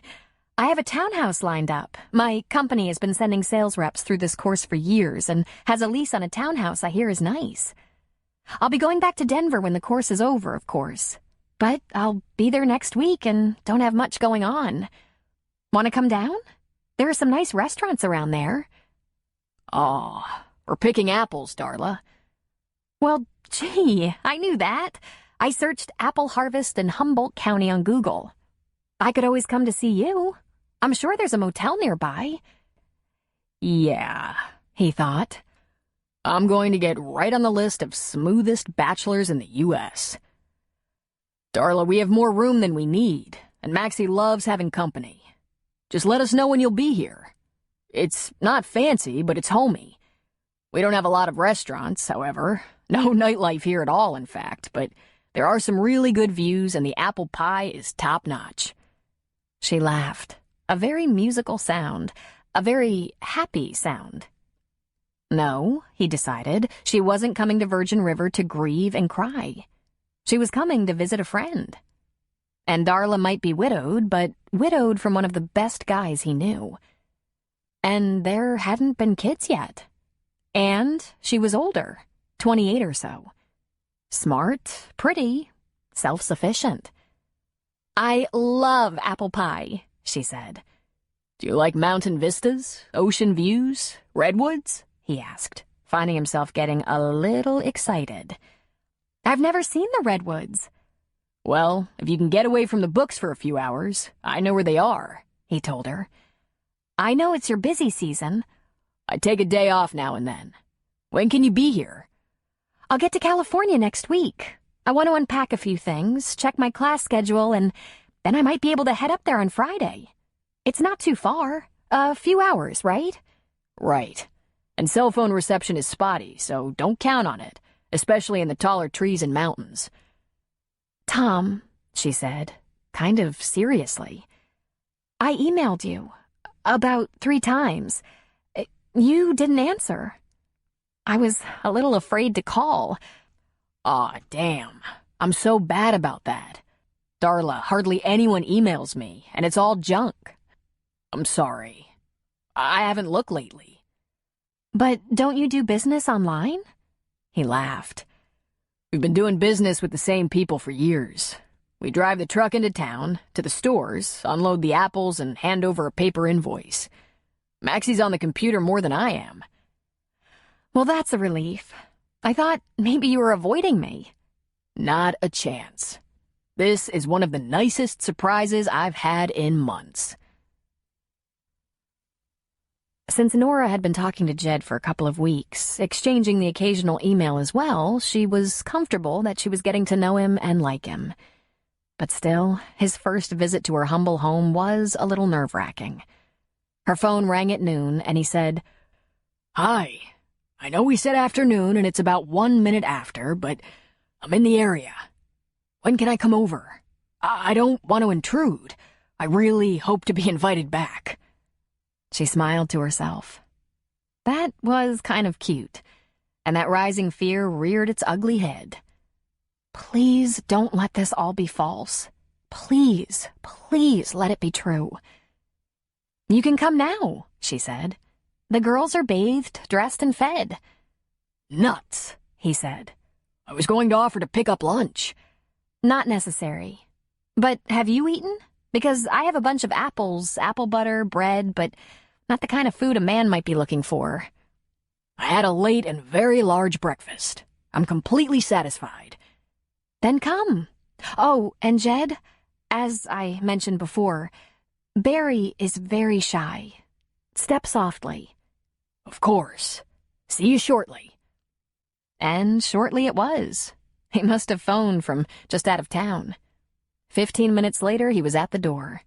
And he was bearing gifts. He held a bag from a toy store. Oh, my, she said. I shouldn't be surprised, but oh, my. I couldn't stop myself, he said with a sheepish smile. The truth is, I didn't even try. Jed stood in the open doorway holding his big bag. Faye had been standing beside the couch, but upon seeing company, she dropped to a sit and then rapidly crawled toward him. Nora swept Faye up before she flew right out the door. Barry, on the other hand, shrank back behind the couch, just peeking at him. May I come in? He asked. Oh, she said. Right. And she held open the door for him. He didn't say anything at all, but moving slowly and smiling gently, he got down on the floor with his bag and started removing toys. They were all new, something Nora had not been able to provide for her kids. They had some perfectly good toys, a whole plastic laundry basket full, but these were so much better. There was a spire that played music when the brightly colored plastic hoops were stacked on it. There was a toy that mimicked the animal noises. A cow says, moo. Another toy had an arrow that pointed to a number or a letter. And this one spoke in either Spanish or English. And there were several books. Nora sat at their small table and watched. Faye was struggling to get down off her lap. Let her come, Nora. It's okay. These are all safe for a 1-year-old. I double-checked. Then he lifted his eyes to Barry. These are for you and Faye, Barry, he said calmly, softly. You can keep them and play with them. He lifted a book. When you feel like it, we'll read a story. It's okay, Barry, Nora said. This is your... She didn't finish. Say Grandpa, Nora. Then, whatever they want to call me, that's it. My friend Susan, who is a grandmother, her grands call me Papa. Barry doesn't talk very much, Nora said. She's so shy. Nothing wrong with being cautious, he said easily. I'm shy too. You are, aren't you? I think I remember that about you. It was always easier for me to read and write than to interact. Probably how I ended up on the faculty. I can lecture because it's prepared. I can write a great paper and defend it. I can talk to students about their work, their grades, their schedules. But when they bring me personal issues, I freeze. I'm determined to do better with you, and your children. He pulled out something else, a mesh bag of large, beautifully colored plastic blocks with letters on them. For now, Barry could stack them. Eventually, she could line them up and make words. He unfolded a very small play stroller, added a little doll, and a doll-sized diaper bag. Faye was immediately drawn to the bright colors, and Jed showed her how to make them tinkle and sing and talk. How did you get up here so fast? Nora asked. What time did you leave this morning? I came last evening. I stayed over in a motel in Fortuna. I didn't want to waste a minute. Then, with a slight flush, he said, There's more, Nora. More what? Things for the girls. Oh, Jed, that wasn't necessary. I don't want them to think that every time they see you there will be presents. I thought of that. I left everything in bags. You can put them away in a closet, and when the girls are asleep, take them out and look at them. Give them things when I'm not here so they don't think, you know. Think what? That I'm Santa Claus or something. But it was such an experience, like I've never had before. When Susan's grandchildren came, I went shopping with her, and she was a crazy fool, throwing things in carts, literally losing her mind. I thought she'd gone mad." He shrugged. "Then I suddenly had grandchildren, and, Lord, I couldn't stop myself. Don't think she didn't get the biggest kick out of it." "Susan?" she asked. "Haven't I mentioned her before today? She's a professor, but I met her 15 years ago when she was a student. Not my student, but an older woman finishing her degree once her children were nearly raised.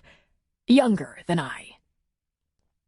"And she's your girlfriend?"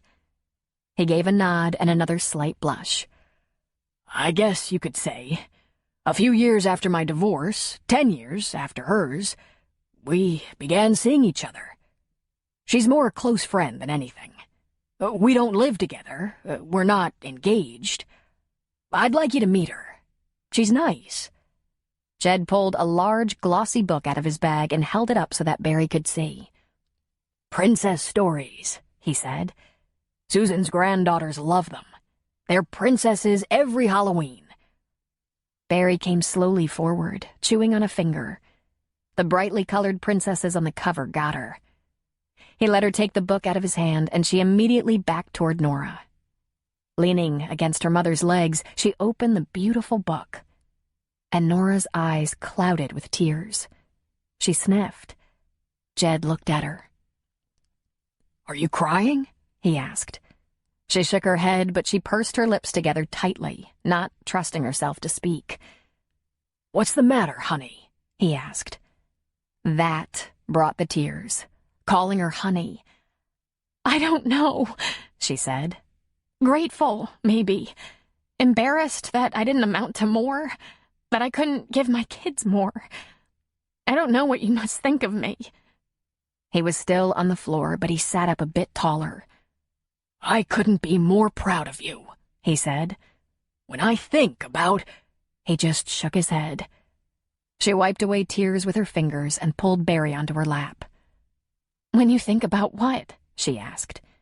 He had trouble meeting her eyes. He took a deep breath. "If I had approached you at 15 or 16, told you where I was and that I'd do whatever I could to help if you needed me, if I'd done that, things would have been so different. But I didn't." "Why?" she said in a breath.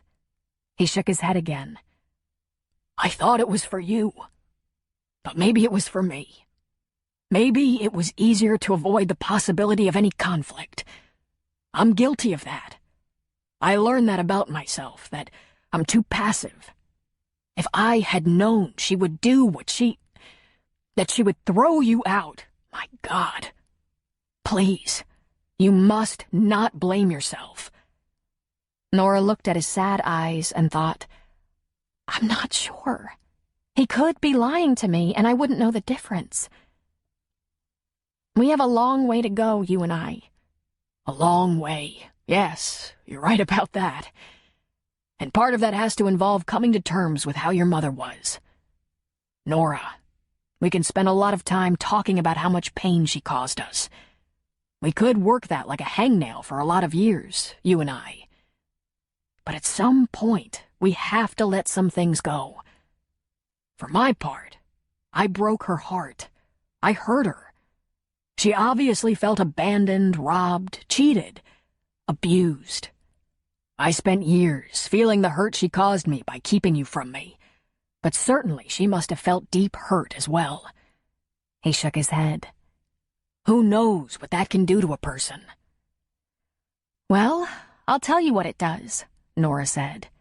"It makes them angry and unforgiving and unreachable." "She made mistakes, Nora. So did I. We don't have to keep reliving them. We can make a decision not to repeat them, to do better." He gave her a smile. "You're obviously doing exactly that. Your children love and trust you, and after hardly any time at all, I can tell, you'll always be there for them." Jed's trunk was full of stuff for his granddaughters, mostly clothes for the girls, which they needed. There was a jumper with a butterfly applique on it, the gauzy wings standing out and a few sequins sewn on that melted Barry's heart. And when she touched it, she said, "Ooh." So Nora put it on her. While Barry was a long way from letting her brand-new grandfather cuddle her, she did gently finger that butterfly and look up at him with a slight smile. He admitted that Susan helped him with the shopping. There were even dishes and placemats for the girls. His gifts hadn't been extravagant. They were all necessities, and he'd left the price tags on in case they should be exchanged. They were inexpensive, but so nice. And there was also a big bag of diapers, a case of formula, a box of wipes, a batch of bottles and sippy cups. Then he took them all to Jack's bar for Sunday night dinner, and it was the first restaurant experience Barry and Faye had. But there could be no more perfect place, because not only was the grill stocked up on high chairs, booster seats, and mini meals for children, but there were a number of families there, including Jack's. Jack shook Jed's hand excitedly. "Welcome," he boomed. "I didn't know Nora had family nearby. That's great. Nora is one of our favorite around here, just so you know. She's helped out at the clinic, at the new school. A real trooper. And this town is made of troopers." A short time later, Mel Sheridan came in with her kids and beamed when she saw Nora with her dad. Before even sitting down, she introduced herself and her children. "How fantastic you could visit.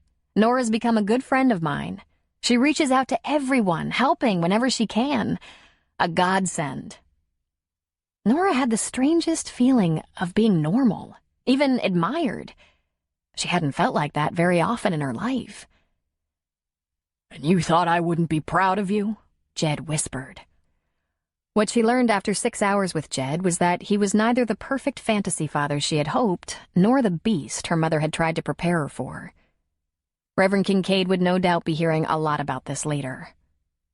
Jed Crane was an intellectual, a success in his field, but he was clearly not a social dynamo. Those parenting and relationship skills he now had were probably developed during the time he spent with his girlfriend Susan. When Nora was a baby and preschooler, he was a gentle and attentive parent without an angry bone in his body. But he didn't have the skills to deal with someone like Therese. In fact, Therese might have seen in him a man she could manage. If so, that would explain her many years of anger that he would leave her. He couldn't protect Nora then. It was doubtful he could protect her now. But he had good qualities. He was sincere, for one thing. And unless he was a truly gifted psychopath, he wasn't very deep emotionally. Nor was he malicious. And the way he acted toward Nora and the little girls was sweet and precious. He described his days. He could read for hours. He went to Germany or England or Poland for 3 months out of every year. He was a World War II scholar and had published 2 volumes and numerous papers on the war and the Reconstruction after the war. He loved his field of study as much now as he had when he began his dissertation, and had no desire to ever retire. However, his schedule wasn't strenuous, thanks to teaching assistants. When they were saying goodbye after a successful first family visit, he said, "I'd be willing to help you with the girls if you need a babysitter on weekends when you work." "With all due respect, I'll need to know you better before that happens," she returned. "Completely understandable. I'd like to come back for another afternoon, as soon as you'd allow it. I'd also like to bring Susan sometime." "Because she gives you credibility?" Nora asked. "Well, no. She does, though. I'd like to introduce you. I'm not that great at presentation, something you no doubt have noticed. But Susan, she's a natural.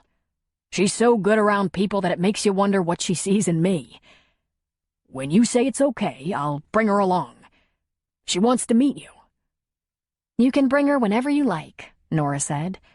"But we're sticking to just afternoons. Weekend afternoons." "I can't wait to tell her," he said. And then, when he smiled, it was as if he'd transformed.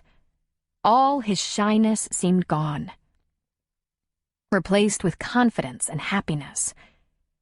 "Thank you for this," he said. "It was one of the best days of my life." Chapter 7. When Nora jumped in Tom's truck early Monday morning, she was feeling pretty good about herself. And she realized before they were even out of town, she was humming. "I get the impression the family reunion went well," he said. "You could say so. This Jed Crane, he seems to be a nice guy. He brought the girls lots of things. Clothes, toys, supplies. Since I've been needing that stuff, it felt good. It didn't get him any special privileges or anything, but I was grateful. This was the first time I've spent a whole afternoon with my father since I was a little girl. I can't tell if he's who I remember or a brand new person." "Maybe he's both," Tom said. "There are things about him I never knew because my mother was too mad at him to tell me anything good. He's a PhD, for one thing. History." She laughed a little. "When he starts talking about history, it's almost as if he's transported to another time and place. He's fascinating. I can see how he can inspire his students to learn. And it would never have occurred to me to look in the academic or history book section of the bookstore or library. But he's very accomplished. He loves World War II. It sounds like he's an expert. Who knew?" "Why didn't your mom tell you?" "I don't think she wanted me to like anything about him, since he walked out on her and all. She needed it to be all his fault. And he didn't exactly defend her, but he did suggest that maybe she just wasn't capable of much more. That in leaving, he hurt her too much." She shook her head. "It's going to be a while before I get there. I'm still pretty angry with my mother. In fact, now that I know my father paid support and wanted to see me, I might be angrier. It wasn't easy growing up hearing that half of my biology was no damn good, as my mother used to say." "She said that? Really?" Tom asked. "Of course she did," Nora said. "But I told you that already. That's why I'm going to think of some positive things to tell the girls about their father when they start to ask." He gave a huff of laughter. "That should be interesting. The guy's an addict in prison for dealing." "I know," she said.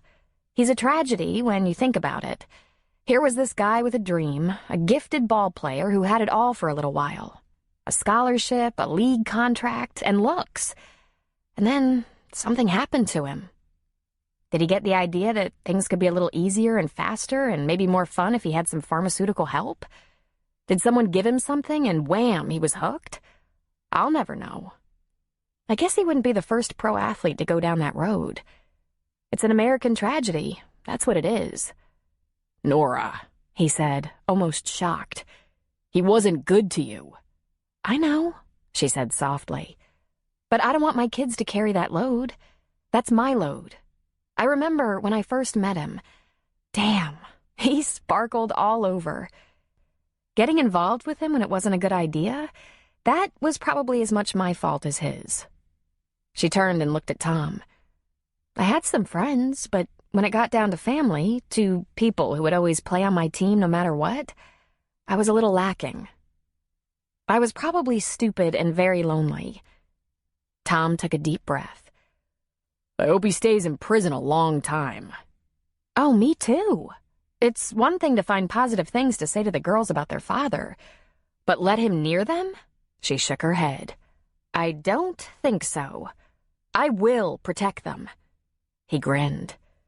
5 feet 4 inches of hell on wheels." She smiled back. 4.5 inches. "But," he wanted to know, "are you lonely now?" "Not lonely," she said, shaking her head. "The kind of friends I have now are tough. Genuine. I have Noah and his wife. There's Addie, Martha, and Leslie. 3 strong women who have never judged me. And there's you." "Me?" he said. It was almost a question. "Yes, you're the one who said we were friends. Without any effort at all, you have me telling you all my personal business, so even if you don't think of me as a friend, I think of you as one." "So, how was your weekend?" she asked. "Did you work the whole time?" "Mostly. But I'm going to take a little time off next weekend. Will your father be back?" "I'm sure of it," she said. "We haven't made specific plans yet, but he didn't seem to be bored for 1 minute yesterday. And I know he wants to include his lady friend he's been seeing for 15 years. As Tom pulled up to the barn, she asked, "Do you have overtime on the weekend?" Possibly. But I have a friend coming, and I'm going to take a little time. Junior and Maxie will be in charge. Her eyes lit up. A friend? A woman. Holy cats, she said. You have a girlfriend? Not yet, he said, turning off the ignition. This is her first visit. Wow. Maybe we should shut the place down for a while. Give you kids your privacy. And she winked. She's staying at the house, Nora. Privacy and Maxie are mutually exclusive. Aww, she said. Well, take it from me. You want to move slowly. Make sure you know what you're doing. He laughed at her. And do you know what you're doing now, Miss Nora?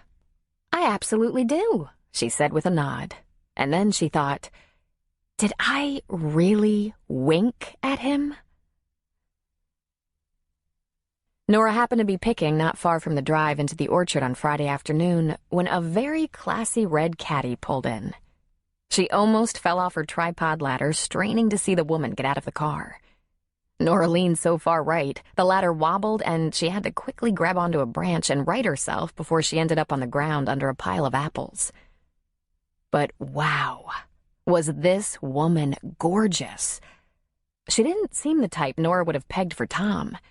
She was very fancy in her red high-heeled boots, creased slacks, charcoal cape, and multicolored scarf. Those red boots. Nora almost swooned with desire. Red leather boots. Was there anything more extravagant? And she had the kind of hair Nora always envied. Sleek, soft, shoulder-length blonde that swung with her movements and yet kept its shape. As she casually slung her scarf over one shoulder, her beautiful hair moved in an almost choreographed manner. It caused Nora to touch her own hair self-consciously. The only haircuts she'd had in the past 4 years were the ones she gave herself. But those clothes, those boots, that car, the woman looked like visiting royalty. Oh, she was so happy for Tom. Surprised, but very happy. He deserved perfection. And then he came across the orchard toward the woman, marching fast, smiling broadly. He was wearing his uniform of jeans, knee-high rubber boots, blue company shirt with the logo, sleeves rolled up, drawing attention to those muscled forearms and big hands. It was chilly in the orchard, but people who were working, like Tom and Nora, didn't need jackets. He swept off his hat just as he got near her, then pulled her into a big hug, rocking her back and forth. Then they separated quickly on a laugh. She brushed off her expensive cape. Yes, he was probably dirty. She'd watched him aerate between the trees, fix the fence, and load wooden crates full of apples today. She watched them walk across the yard and mount the porch steps arm in arm, laughing. Yeah, this was what Tom deserved. Nora went back to picking. If someone was going to find the perfect partner, she'd rather it be Tom than almost anyone she could think of. Funny, she thought, how she began by resenting him, fearing him a little, pretty sure he didn't like her. Then she was sure that he felt stuck with her. But it hadn't taken too long for her to appreciate him, admire him. It probably started with him treating her minor injuries with such gentle understanding, then driving her to and from work. But he really scored when he brought her a sandwich and held her as she cried. She'd had a small fantasy that she knew was idiotic, that she would never reveal to a soul, that after she'd gotten on her feet a little, after she'd proven she wasn't such a pathetic loser, that Tom might gradually develop an interest in her. She knew it couldn't happen fast, that it was really far-fetched, but hard times couldn't kill all her fantasies. That was before she caught a glimpse of the perfect woman, of course. A while later, she happened to see Tom wrangling the woman's bags up the porch steps, her designer luggage. Now this just tears it, she thought. She had no idea which designer, but she knew those cost a fortune. Plus, if Nora were visiting for a weekend, she'd be able to get by with a backpack. There were matching large, medium, and small bags, plus a rather large briefcase. Wow, she must be very important in addition to being beautiful. She sighed. Besides secretly fantasizing about a man like Tom in her life, she also saw herself sitting at that kitchen table in a bathrobe, reading the paper, waiting for her daughters to wake up in the morning. And she saw herself cooking, baking, canning, and working a little in the orchard. She wondered if Maxie kept a summer vegetable garden.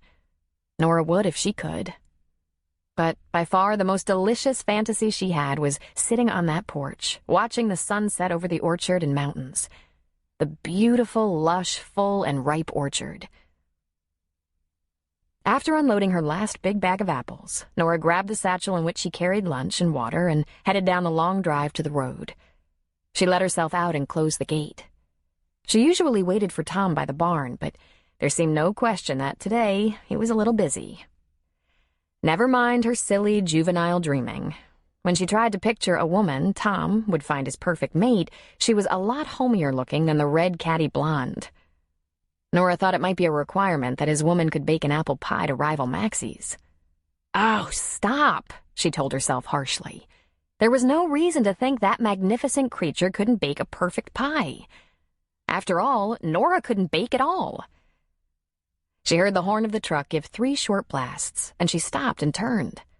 She expected to give him a wave as he passed by, but he stopped. No way, she said to herself. What are you doing? He asked through the open window.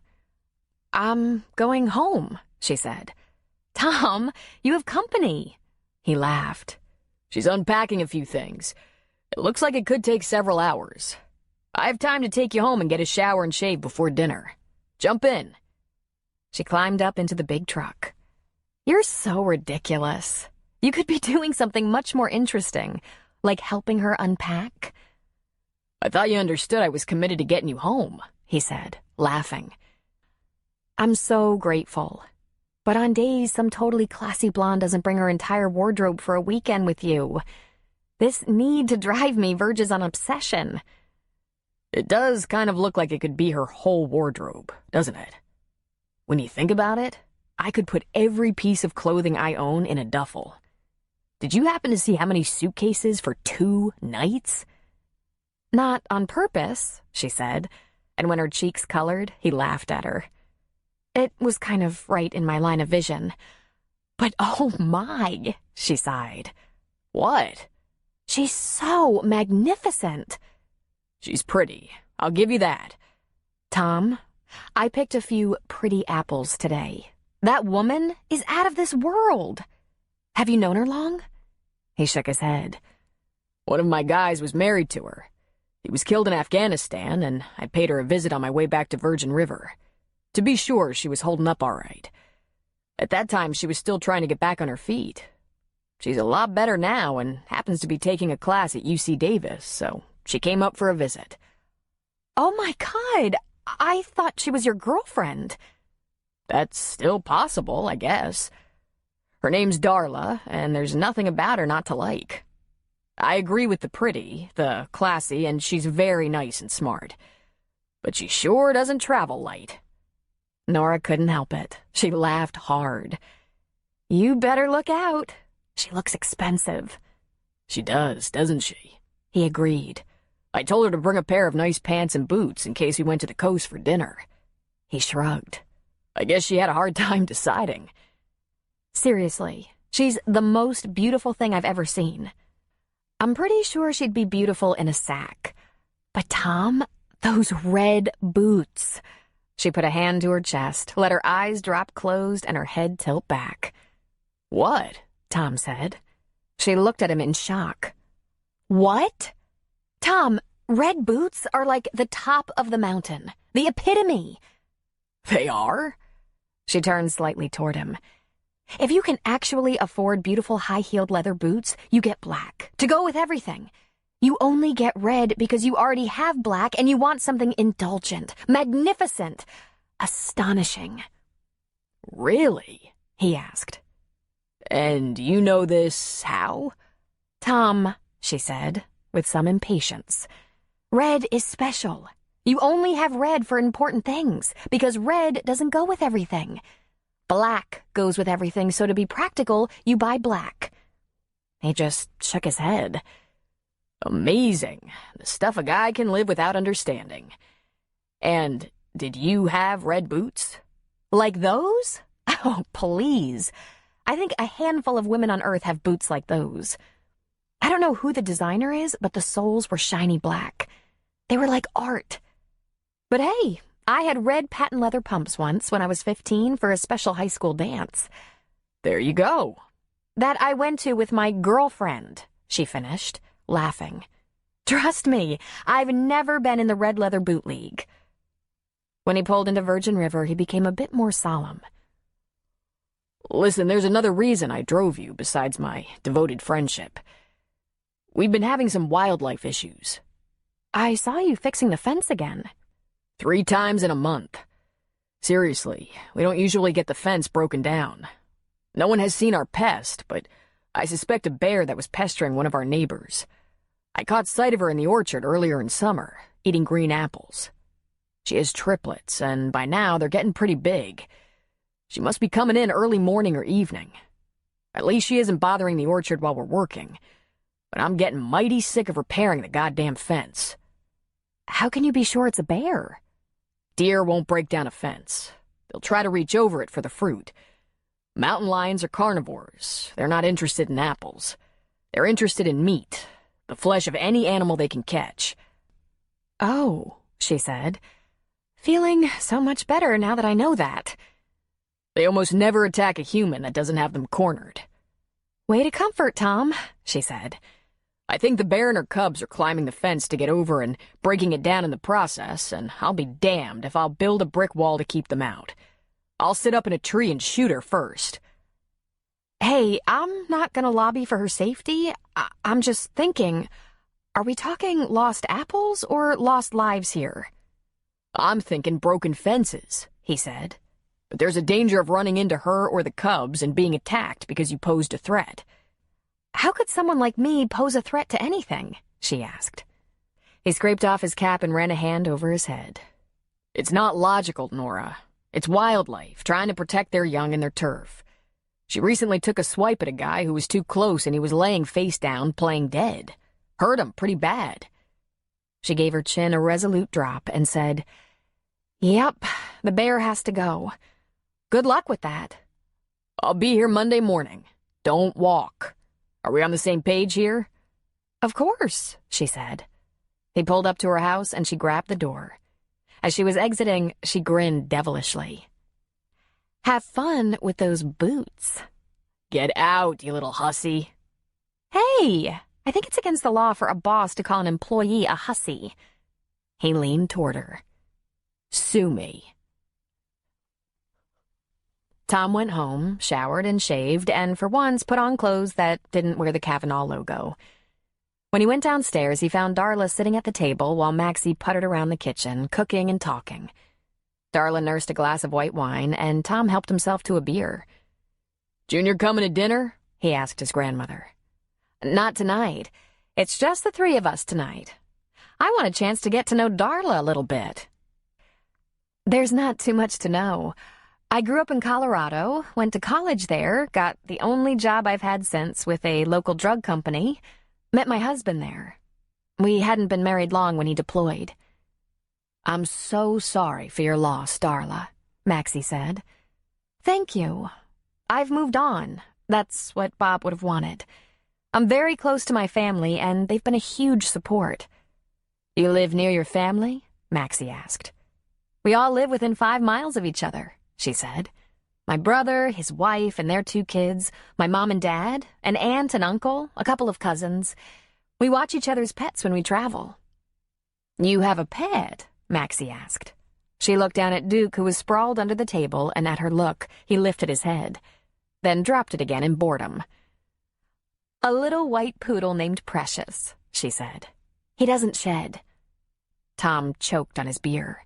Maxie slapped him on the back. Wrong pipe, she said. Is your dog with you at UC Davis? No, that wouldn't have worked. I didn't have friends there. He's at my parents' house where he has a close relationship with their Scottish Terrier. I travel in my job, so Precious is often with my parents.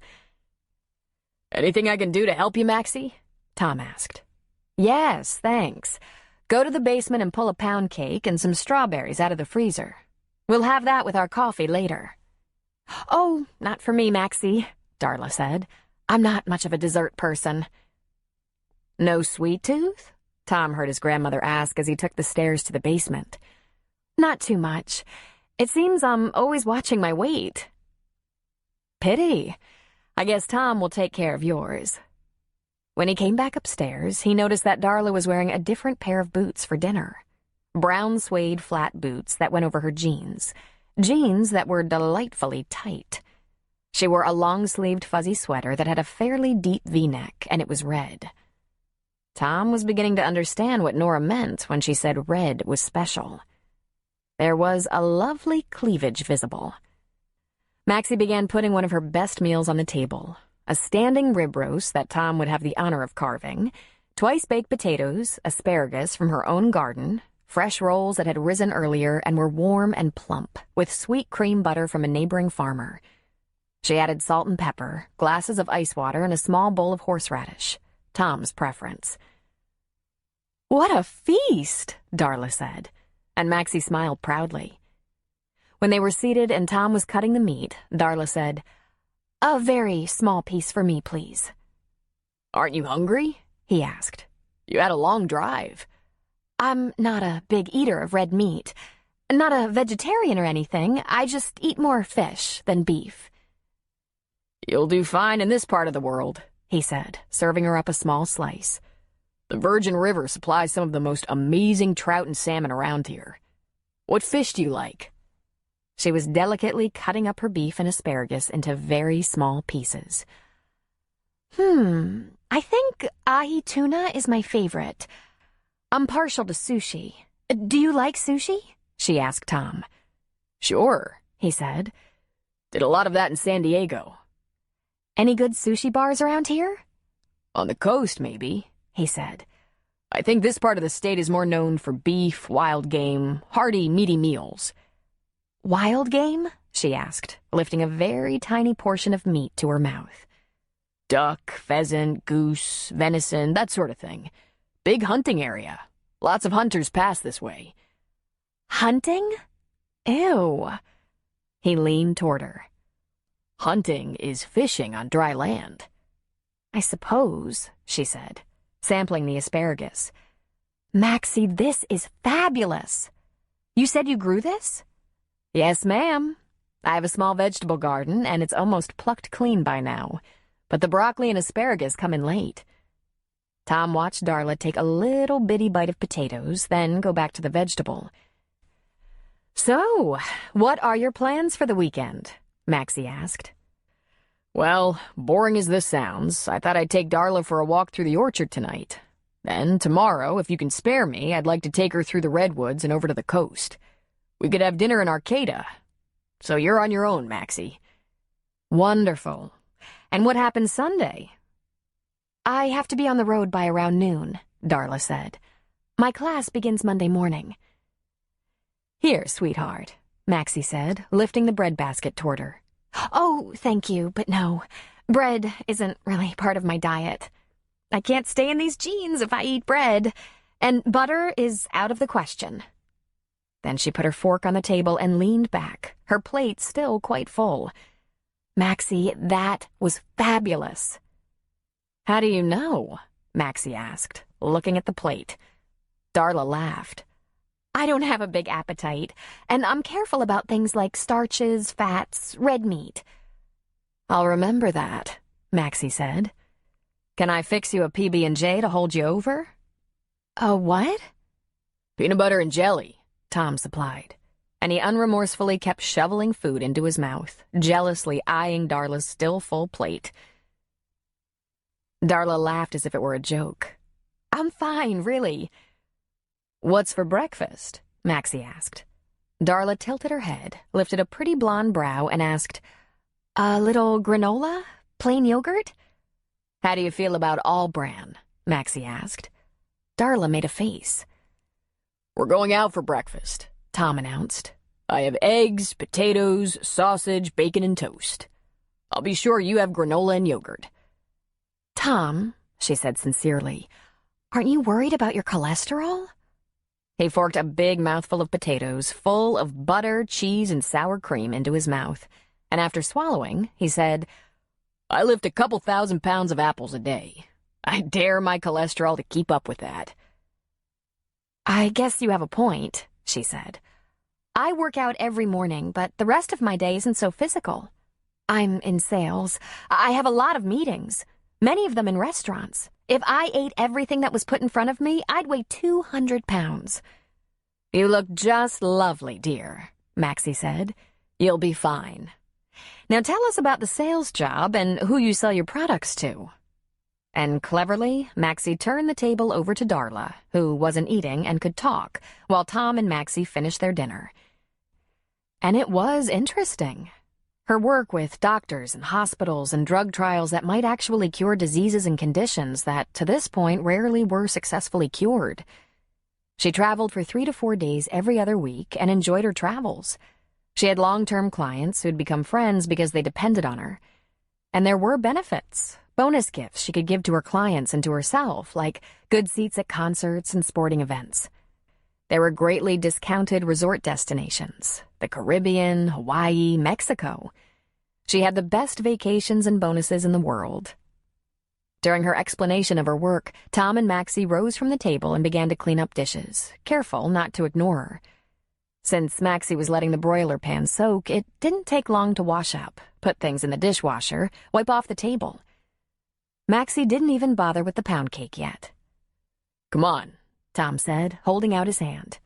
"Let's find your jacket and walk off some of those calories you stuffed away at dinner." Hopefully, only Tom noticed Maxie roll her eyes. Chapter 8. To Tom's great pleasure, it was a clear night. Cold, clear, and the sky was peppered with a million stars. He walked with Darla down the lane between the 2 big groves, hands tucked into their jacket pockets. "I can see why you love it here," she said. "It's so quaint and peaceful." "I guess I never think of it as quaint. It's so much work. We move tons and tons of apples and gallons of cider." "But you have employees," she said. "Several.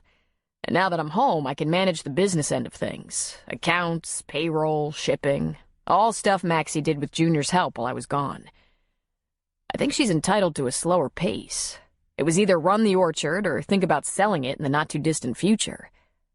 "Sell it?" she asked. "It's been in the Cavanaugh family since the first trees were planted, a very long time ago. I think it was my great-grandfather. I think Maxie would grieve it. I'm pretty sure I would. I can't think of anything I could do but this." "And this is a good business?" she asked. "Good enough to take care of all our needs year-round. And in the winter, when we're not planting or picking, it keeps us very well." "Is it lucrative?" she asked. "I guess so," he said with a shrug. The fact was, Tom didn't think like that. He wasn't comparing his orchard to anyone else's. They did very well, and when there was profit left over, they always put it into the land, crop, equipment, and the house.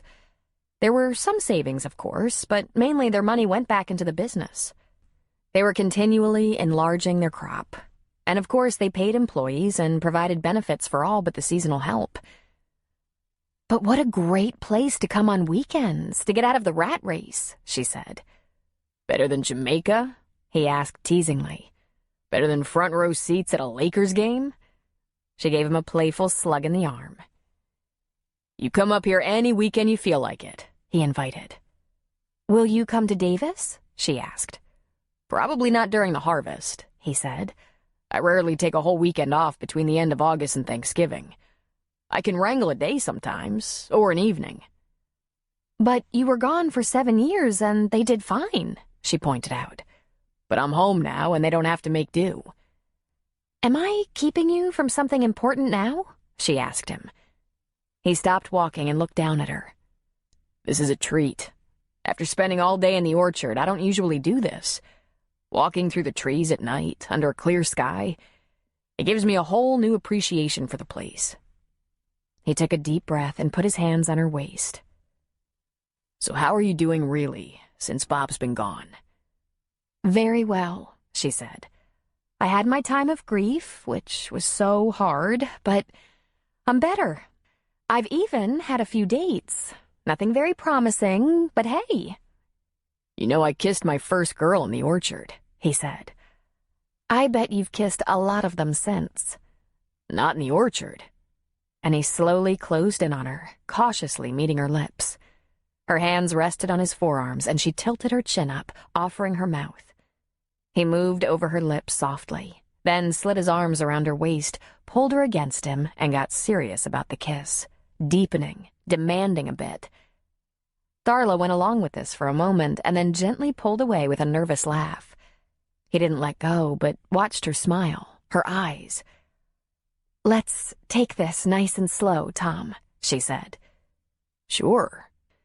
Then he took her hand in his much larger one and walked with her down the lane. "I'm surprised that you got in touch, Darla." "Really? Because I thought you could tell when you visited. I was hoping we'd see each other again." She looked up at him.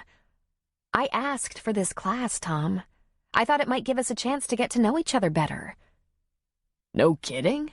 he replied, stunned. Then he grinned and squeezed her hand. "I'll be damned." "You shouldn't be so surprised. You're a desirable man. Handsome, accomplished, successful." "I am?" She laughed and leaned against him. "We're going to have a good time this weekend."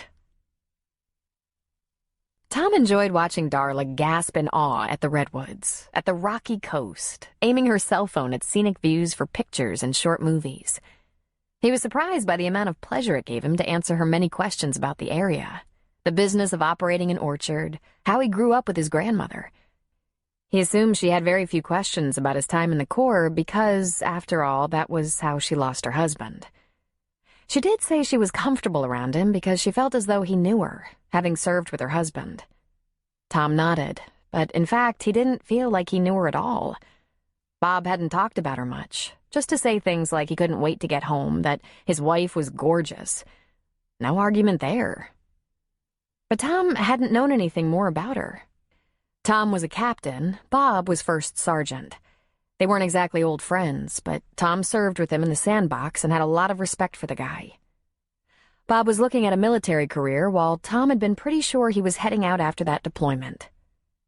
24 hours into Darla's first visit to the orchard, Tom already had a very hard time picturing her as a Marine sergeant's wife, especially a career Marine. She was very proud of her job, loved what she did. She was passionate about her career. He asked her if she and Bob had hoped to have children, and she said they had barely talked about it. But over dinner on Saturday night, they managed to talk about more personal things. He told her about growing up an orphaned only child, and she told him about growing up with one older sibling and devoted parents. It sounded like she'd led a charmed life until choosing to marry a Marine and being suddenly widowed. He felt bad about that. Everyone had tough stuff to carry, but this pretty and successful girl shouldn't have had to go through that trauma. It made him think about how many happy, pretty young women lost their men and how many fine young men had buried their wives because of the same war. On Sunday morning, they found that Maxie had managed to provide granola and plain yogurt for Darla, something that brought a bright smile to her lips. After his usual hearty breakfast, Tom kissed her forehead and told her he'd be back after doing a quick check of the orchard. "Please do be quick," she said, smiling sweetly. "I have to leave by noon, and I don't want to go without saying goodbye. And planning when we can get together again." And so Tom was back at the house in plenty of time. He found Maxie in the kitchen and grinned at her. "You're something, you know," he said. "How far did you have to go to find granola and yogurt?" "Not that far," she said. "But I can't have her on my conscience. I saw her eat one asparagus spear all weekend." "I saw her eat more than that," he said with a laugh. "Thank God. She might not eat much, but she's got an ensemble for every hour of the day."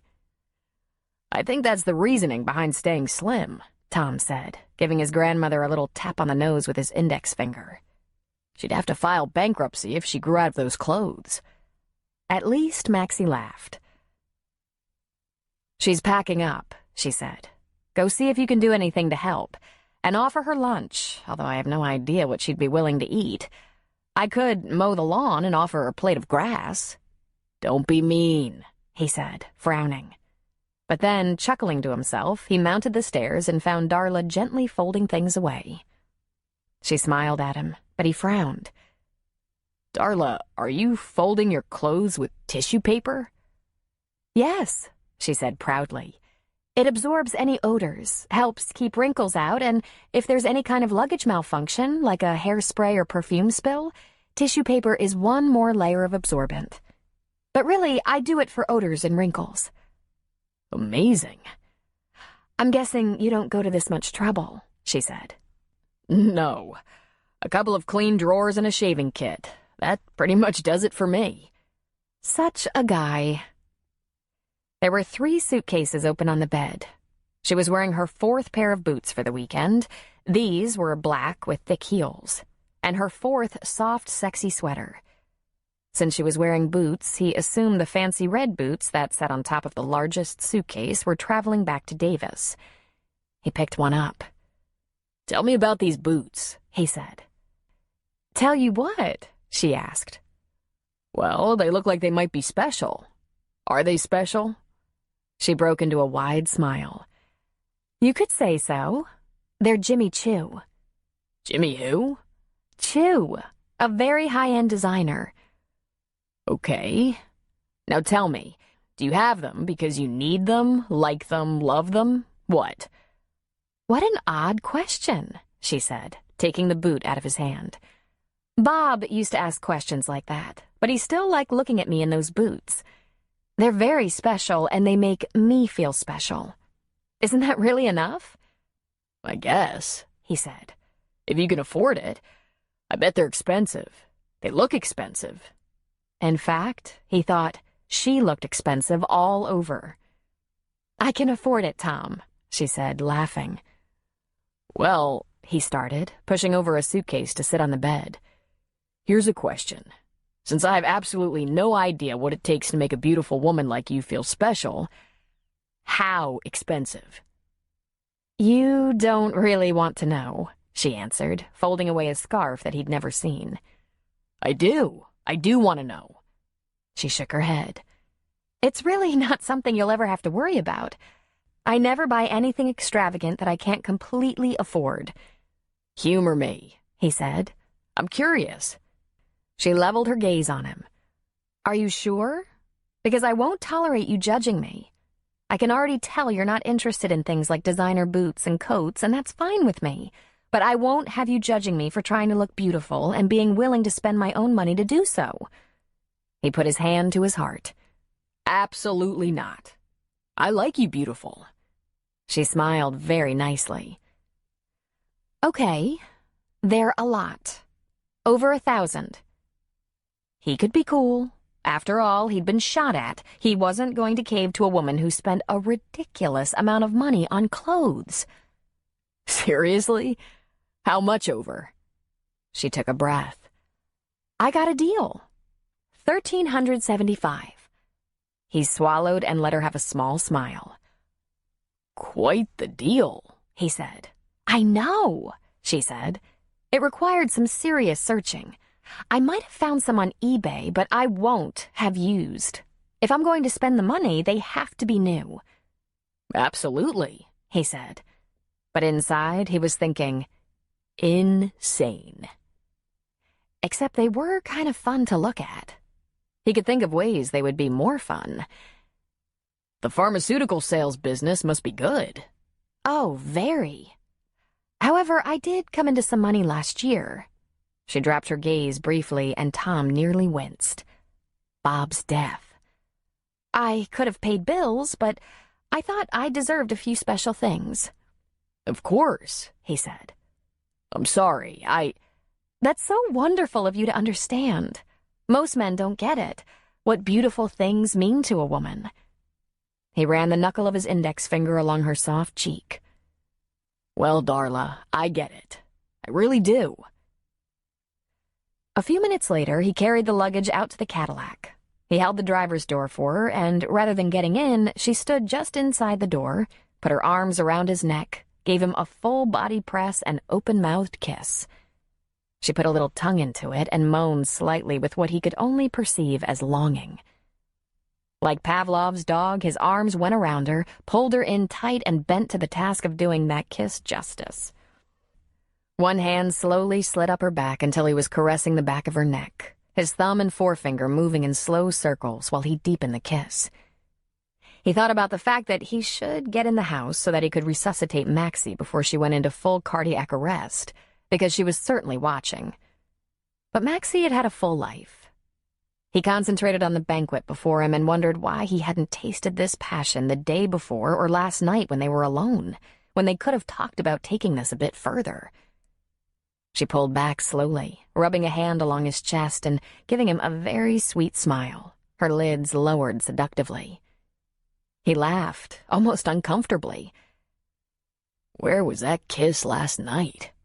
I'd have been happy to pull off the road on the way home. We decided there was no rush, she said. But if you want to know what I think this friendship has potential.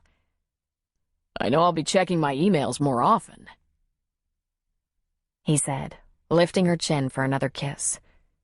But he kept it brief. As tempting as it was to linger, she was leaving, and he didn't feel like making out in the drive between the house and barn. Good. I'm sure I'll see you soon. Please thank Maxie for me. She's so wonderful. Would you like to run inside and thank her yourself? Tom asked. I said thank you this morning, and I must really be going. There's an orientation this evening. I'll tell her, Tom said. How about a call later just to let me know you made it safely? Sure.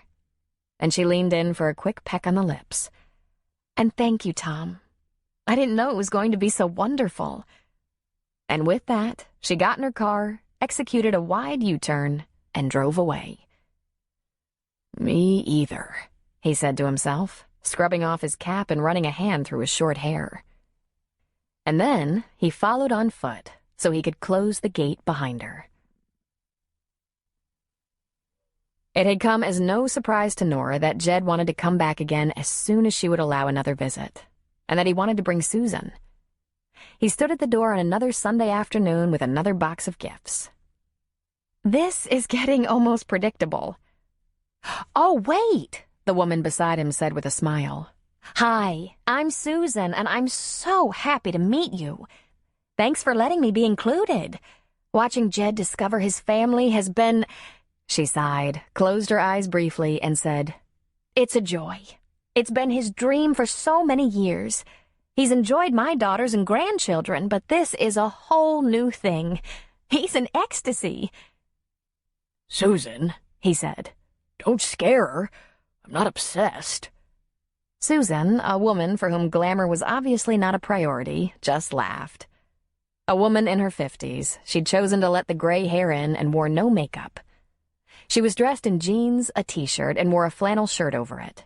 Very plain, very down-to-earth, completely approachable. He's obsessed, she confirmed. But you don't have to be afraid. Jed didn't waste any time. He was down on the floor with his box of goodies. Curious Faye was there in a flash, crawling up to the box, while Jed slowly removed toys and books.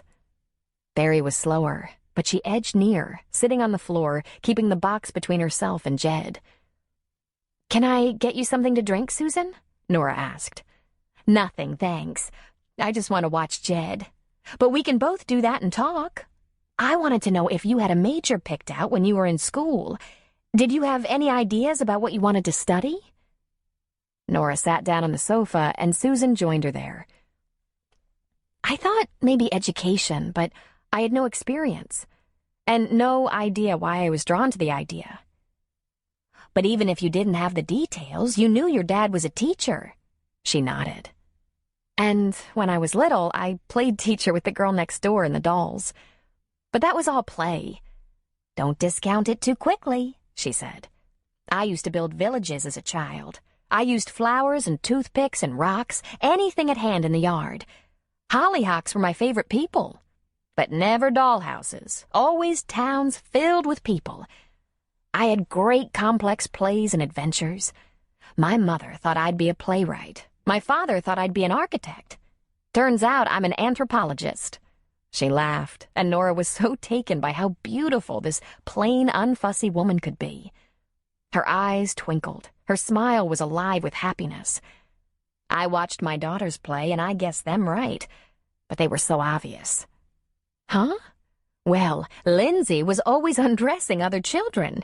She's doing her residency in family practice. Melanie tried to diaper and breastfeed her dolls. She's the one with 3 children and is a stay-at-home mom who still talks about college one day. We'll see. Holy cow! I'm going to have to watch how Barry and Faye play. But what about you? Susan asked. What are you playing at these days? I'm picking apples, she said with a laugh. Do you like it? It's very hard, heavy, taxing work. And yes, I like it. More than that, I love being there in the orchard. It feels natural, healthy, but I'm doing it because the hours and pay work for me. Do you ever entertain the idea of going back to school? Susan asked. Susan, Jed said in a warning tone. He eavesdrops, Susan said with a laugh. But do you? Not for a few years, Nora admitted. Why think about things you can't possibly manage? Well, Susan, Jed said in a pleading voice, cutting her off. He took a breath and looked at Nora. And while he did that, Faye crawled trustingly into his lap.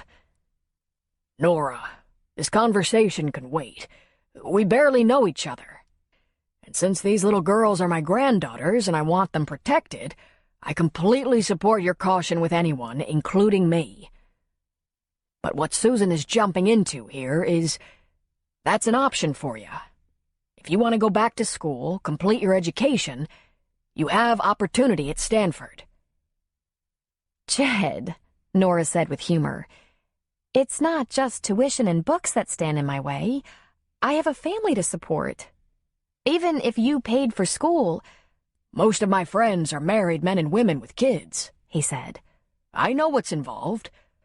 Housing, subsistence, childcare, transportation, lots of expenses. I understand. But listen, you should be more sure of me, comfortable with your decision, clear on your goals.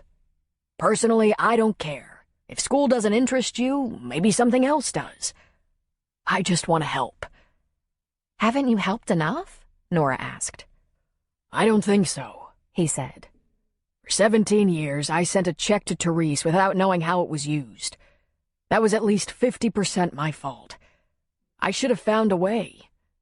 But now, I want to give you the things I couldn't give you while you were growing up. And there aren't any strings attached. Look out, Nora, Susan said with laughter in her voice. Susan, Jed said. And again, Susan laughed. I brought a few things you obviously need, Jed said. Things that will make your life a little easier. I want to do these things just because you're my daughter, and these are my granddaughters. What things? Like formula and diapers? And a car, Susan said. Oh, for the love of... Jed rubbed his temples. It's used, Susan said. It was mine, used by me, and I took very good care of it. I put a lot of miles on it, but I pampered it. I was ready for a new car, so Jed bought it from me rather than me trading it in. It's a few years old, in pristine condition, and it comes with car seats. She smiled that lovely smile again. My daughter knew exactly what kind to get and where to get them at the right price. She's an expert on that. The other one is an expert at saying, "Put on this gown, please." See? We all have our special gifts. Nora was speechless. A car? No, this was too much. No matter what anyone said, there had to be strings, and she wasn't ready. I can't, she said, shaking her head. But you can, Susan said. See, my ex-husband and I had to help my girls out with cars and with their insurance when they were 16 or 17. They had jobs. We both worked and couldn't chauffeur. It was a choice between helping with the transportation or no jobs. Then there were other expenses. Proms, graduation, events, and the clothing and accessories became more and more expensive. So over the years, we ponied up for stuff they needed. Lindsay needed tons of college. Melanie and her young husband needed a down payment on a house. Had Jed been around when you were going through all those stages, it wouldn't have seemed like such a windfall. She smiled at Nora. You're very lucky. Your father wants to help, and he doesn't expect anything in return except for a chance to get to know you.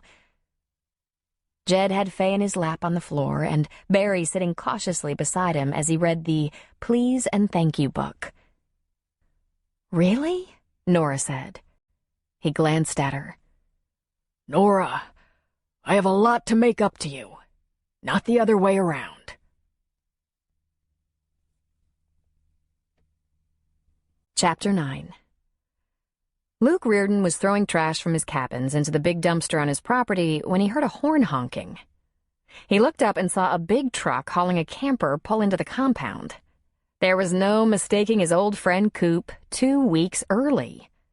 Unsurprisingly, with no notice. He tossed his trash in the dumpster, laughed, and shook his head. Then he headed for the truck just as Coop was getting out. You get fired again? Luke asked, sticking out a hand in welcome. I quit. You heard about that oil spill in the Gulf? Was that your company? Luke asked. Was, being the operative word. They were always on the edge, stupid bastards. Took way too many shortcuts and it was coming. So I quit. Now what? Luke asked. For now, this little town in the mountains while I regroup, Coop said. And then he flashed that badass grin he was known for. Henry Cooper, a.k.a. Hank, or Coop, or Hank Cooper, had gone to helicopter training when Luke was an instructor at Fort Rucker.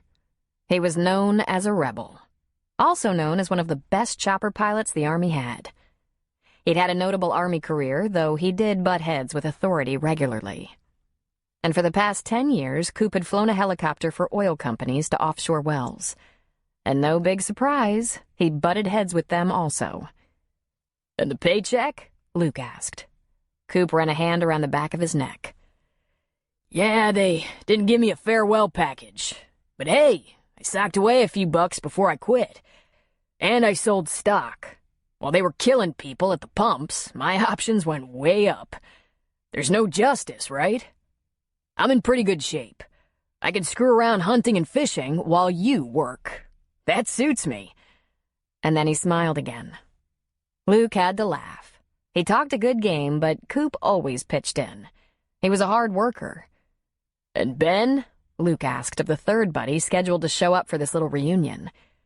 Yeah, I called him. Not only can he come early, but he might not make it when we were planning to get together. He's got some kind of cesspool or septic tank issue up at that bait shop of his. You ever been there? Never, Luke admitted. Well, at least you brought your own bed. What you got there? Toy hauler. I keep a Harley, a Yamaha Rhino, an off-road vehicle, and a wave runner. Plus, it's a pretty nice apartment. I sold the boat. You been living in that thing? Yup, he said. I'm a damn fine landlord, too. Some things just don't change, Luke said with a laugh. Well, you're in luck. I have the RV park all set up with power, water, and sewage, and this is big. I'm cooking tonight. Why is it big that you're cooking? Coop asked, frowning. Well, this is top secret. My wife loves to cook. She's not necessarily any good at it. You say anything about that, you die. Gotcha. So you mentioned you reproduced. Where's the result? Brett's napping. You have time to park your trailer before he gets up. You'll like him. He's a tough little guy. Your slab is around back. After you handle that, I'll give you a beer. Obliged, Coop said.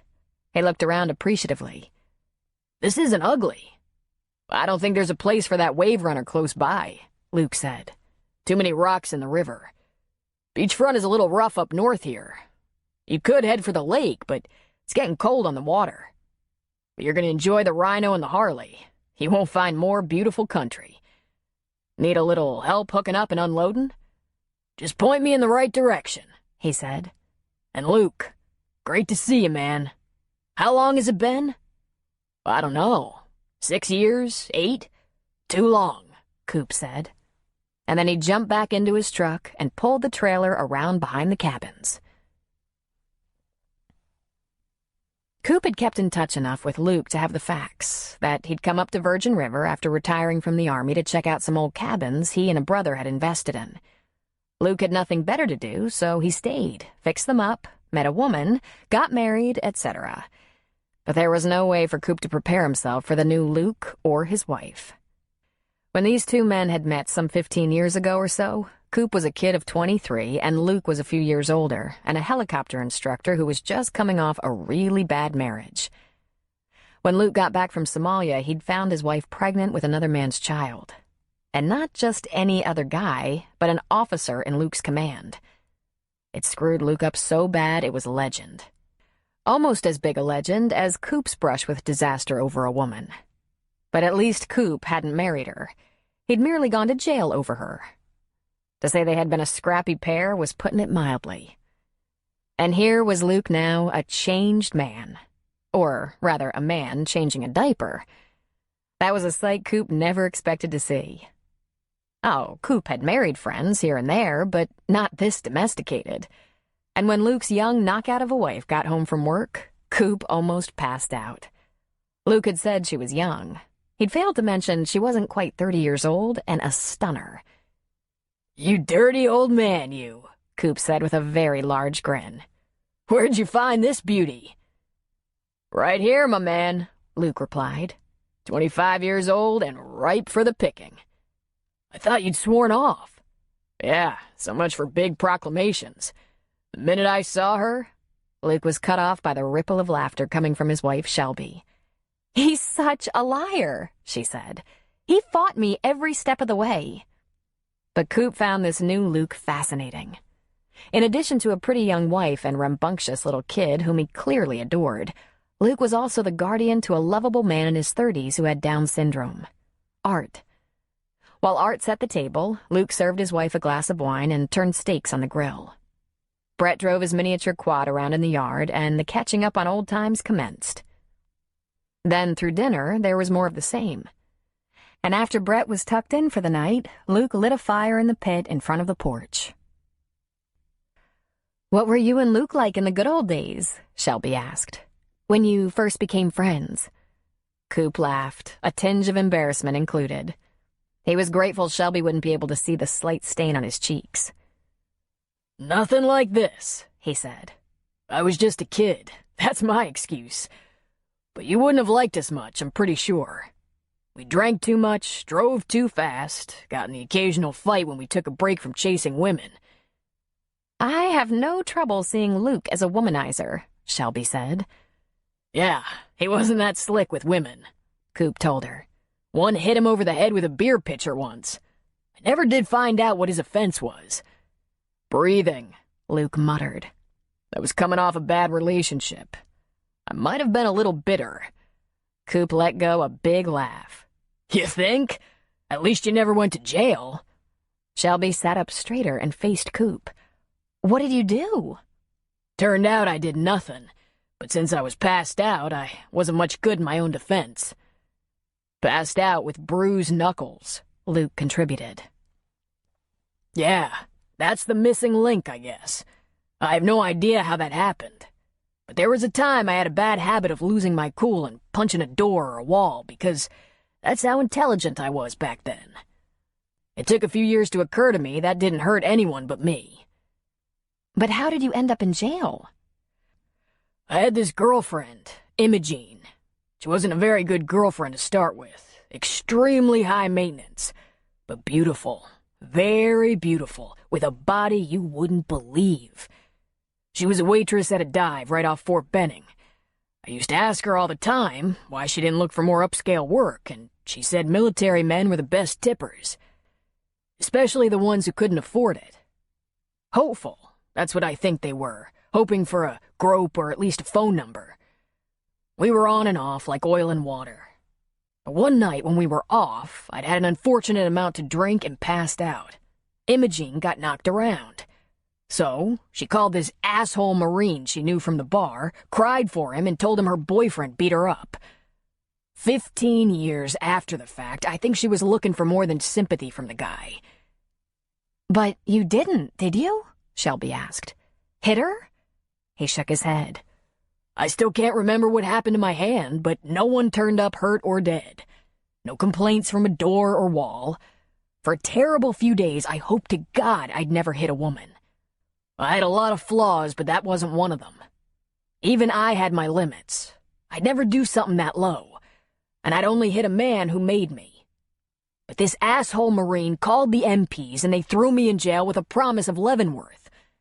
There are two things in the military that guarantee arrest and jail time: DUI and battery domestic. I guess you got out of it, Shelby said. Not fast. I was in the brig, court-martial pending, when a couple of my boys from airborne training rounded up a few witnesses who said a customer got rough with her at the bar. She was pissed at me for not being there to defend her, or being there and not able to defend her. And I think she had her eye on the Marine. He laughed sardonically. He shipped out while I was still in the brig, so that didn't work out for her, I guess. Who was that?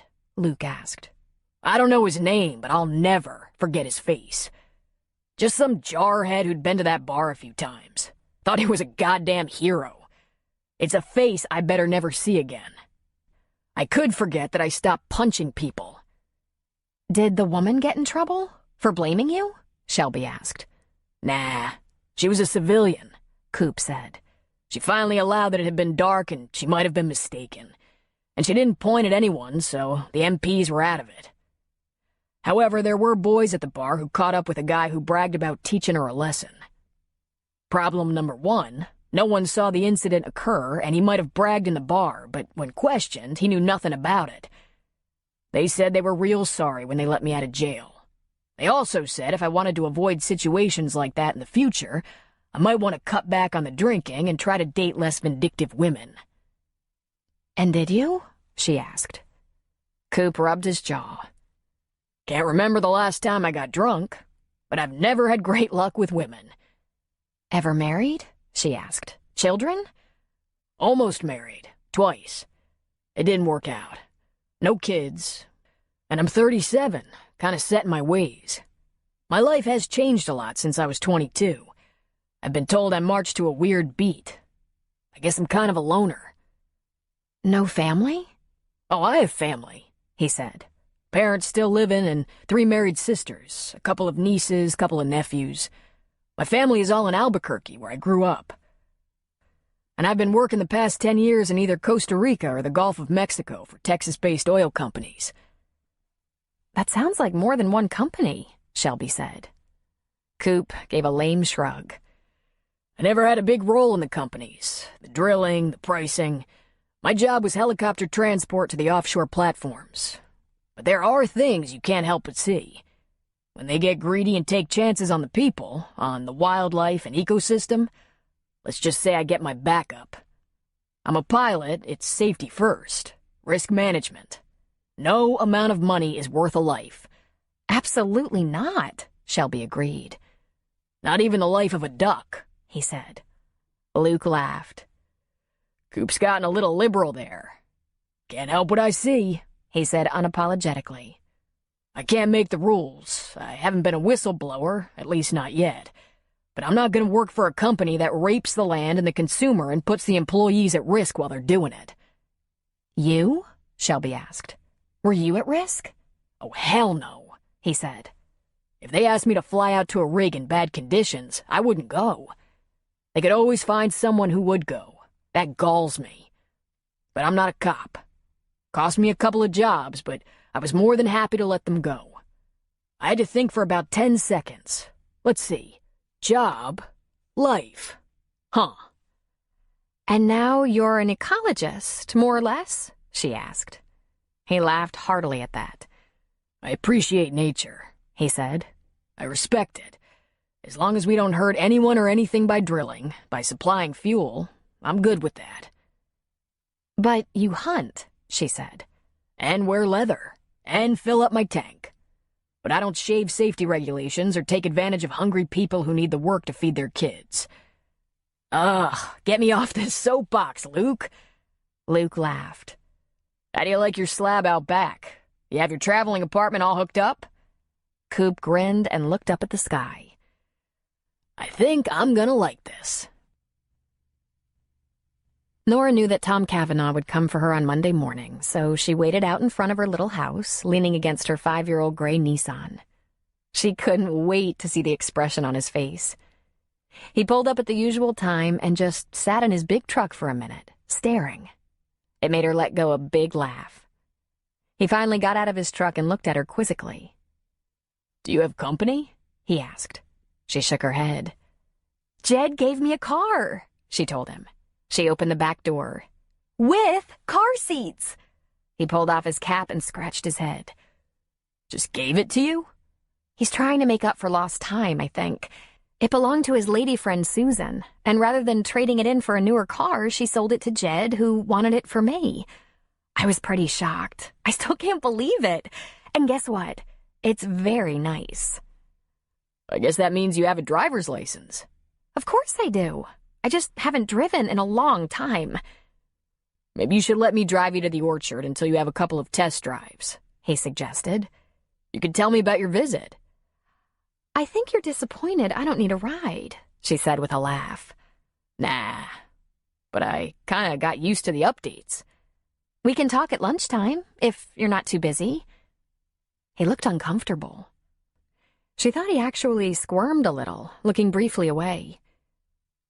I don't want anyone to think. She was shaking her head. Come on, she coaxed. This isn't junior high, and you have a girlfriend. Not quite yet. Oh boy, now we have to talk. I want to hear all about the red boots. Did you get anything else from good old Jed besides the car? Tom asked. She put her hands on her hips and grinned. Did you just change the subject? I wondered, that's all. Walmart gift card for winter clothes, some toys for the girls, and get this, he brought dinner. Roasted chicken, potatoes, vegetables. He bought it on the way. I guess you don't need much now. I need to know how your weekend went, she said, laughing. Okay, look, I'll follow you back to the orchard. I'll make your coffee. We'll have a cup while we wait for the others to come. The ones you're so careful to arrive before and leave after. You can ask me questions, and then you'll tell me all about your weekend with that magnificent woman. Magnificent? He asked with a frown. Well, Tom, I saw her. Let's get a move on or we won't have time to talk. Because God forbid old Jerome or Junior think we're friends. Come on. Tom was completely unsure how this little spitfire did it to him, but he was grinning all the way to the orchard, following her as she carefully putted along the almost deserted road at dawn. And after they'd arrived and parked, he suggested they have coffee in the kitchen with Maxie. But Tom, I'm not going to get all the more intimate details if your grandmother is there, she said quietly. He leaned down close to her face. You're not going to get intimate details anyway. Ow, she said, laughing, covering her mouth. All right, then. When they walked into the kitchen, they found Maxie leaning on a hand, elbow braced on the table, her paper and coffee in front of her. She was dozing. Maxie? He said. She jerked awake. Oh! Then she smiled. Morning, Nora. And she yawned. Good grief. Oh, you're tired, Nora said. Let's go get coffee going in the office. You okay, Maxie? He asked. Fine, she said. I think I didn't sleep well the last couple of nights or something. So, are we having coffee? She sipped hers and made a face. Mine has gone cold. Let me fix that up for you, Nora said, taking her cup. She dumped it, dressed a new, hot one with cream and sugar while she fixed her own, then sat down at the table. Tom has promised to tell me about his weekend. That should be interesting. He hasn't really told me, Maxie said. Tom cleared his throat. You were here, he said, pouring his own coffee. Yes, and I'm not sure if we had a good time or not. We had a great time. Darla's a city girl, a businesswoman. She loved the orchard, the redwoods, the coast. She just couldn't appreciate our country lifestyle, I think. You know what I mean. Not the type to get real excited about country fried steak and gravy. But she wants to come back. She does? Maxie asked. She does, he confirmed, narrowing his eyes at Maxie, trusting her not to carp about the strange appetite, the many outfit changes, the fact that Darla never got out of her chair to help with dishes. How wonderful, Maxie looked at Nora. She's a very beautiful and successful woman. Widowed. So I heard, Nora said. Her husband served with Tom, right? What was her husband like? Maxie asked Tom. A good guy, Tom said. Oh, now I could pick him out of a crowd, his grandmother said. He worked for me, Tom said. You can't usually get real cozy with the men you command, but he was a sergeant and his boys would walk into hell for him. In the end, he walked into hell for them. He lost his life saving others. But let me tell you this, he was loyal, smart, brave, and he had a great sense of humor. When he wasn't driving them hard for their safety and survival, he was making his boys laugh. Sometimes he thought rules were stupid, and sometimes I agreed. He didn't exactly cross the line, but man, he said, laughing and giving his head a shake, he ran right up to it. He was an edgy guy. He had common sense and terrific instincts. Unafraid. He didn't talk about Darla too much, at least not with me. But then we were kind of busy. Nora was in a trance, listening. Busy, she repeated. Though he hadn't said, what she imagined he meant was that they were under fire. She tried to shake that off. He was home safe now. So she asked, "What's Darla like?" Like? He asked, frowning. Nice. Maxie and Nora exchanged looks. Maxie lifted her brows. Okay, she's very smart and sells drugs for a pharmaceutical company, Tom said. She has to travel a lot. She seems to like clothes, and I think she must make good money. And she watches her weight. Nora laughed and shook her head. Men, she said in exasperation. So what does she like to do for fun? Does she hike or surf or go duck hunting? Or does she play chess or read or paint? Is she kind to animals? What are her big goals and what are her impossible dreams? Does she have religion? Speak more than one language? Cook, bake, sew? Is she on Facebook? Does she tweet?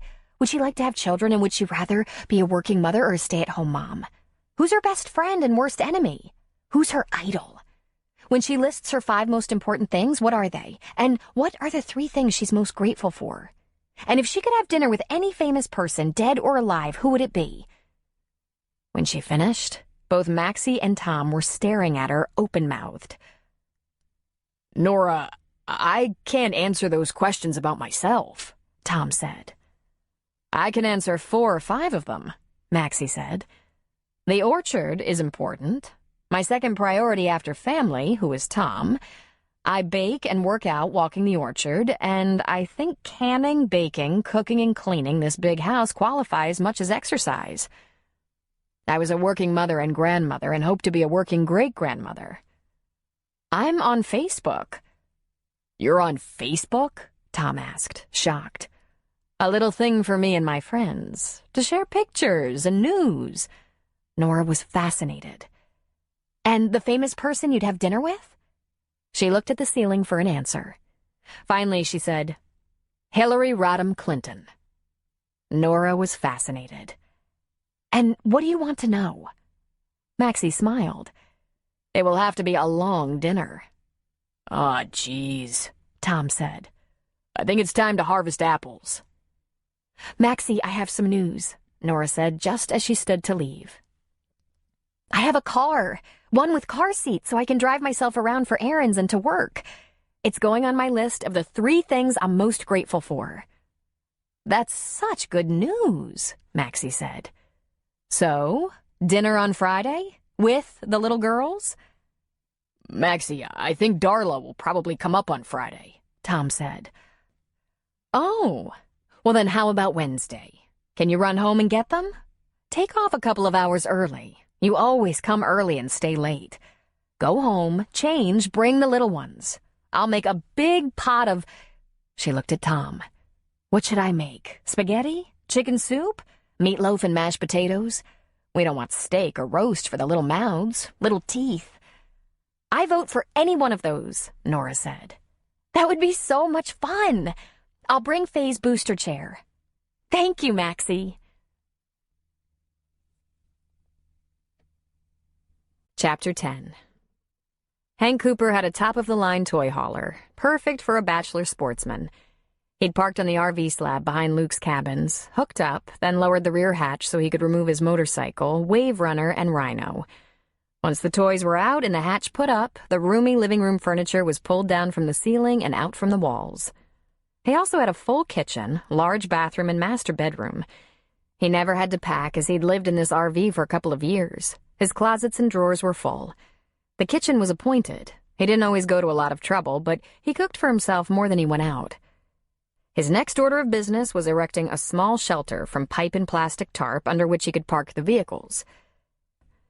Then he pulled out an awning and set up some of his outdoor furniture. His refrigerator was still stocked. Food, beer, sodas. There was a satellite dish on top that he could extend into the trees for decent TV reception and internet connection. And he reclined on his outdoor lounge in the midst of the forest with the sound of the rushing river nearby. Those people who rented the cabins didn't know what they were missing. He'd help Luke around the cabin compound in the morning. Then, with a beer at his side and laptop perched on his knees, he did a little surfing. First, he checked Devlin Petroleum to see if they were in trouble. The stock had gone up since yesterday, and there were no EPA investigations or crew mishaps, and while there was a part of him relieved by this, he had no regrets about quitting. There'd been a couple of minor spills that hadn't made big news, a couple of injuries that could have been avoided if safety measures had been followed. His last standoff with his chief pilot was when he refused to fly to drilling platforms in the Gulf during a hurricane watch that was soon to turn into a hurricane warning. If they'd been asking him to fly out there to pick up rig workers and bring them in, he would have done it. But they wanted to take more men out there even though the weather was taking a bad turn. His chief pilot was only following orders when he said, "You take this flight or take a walk."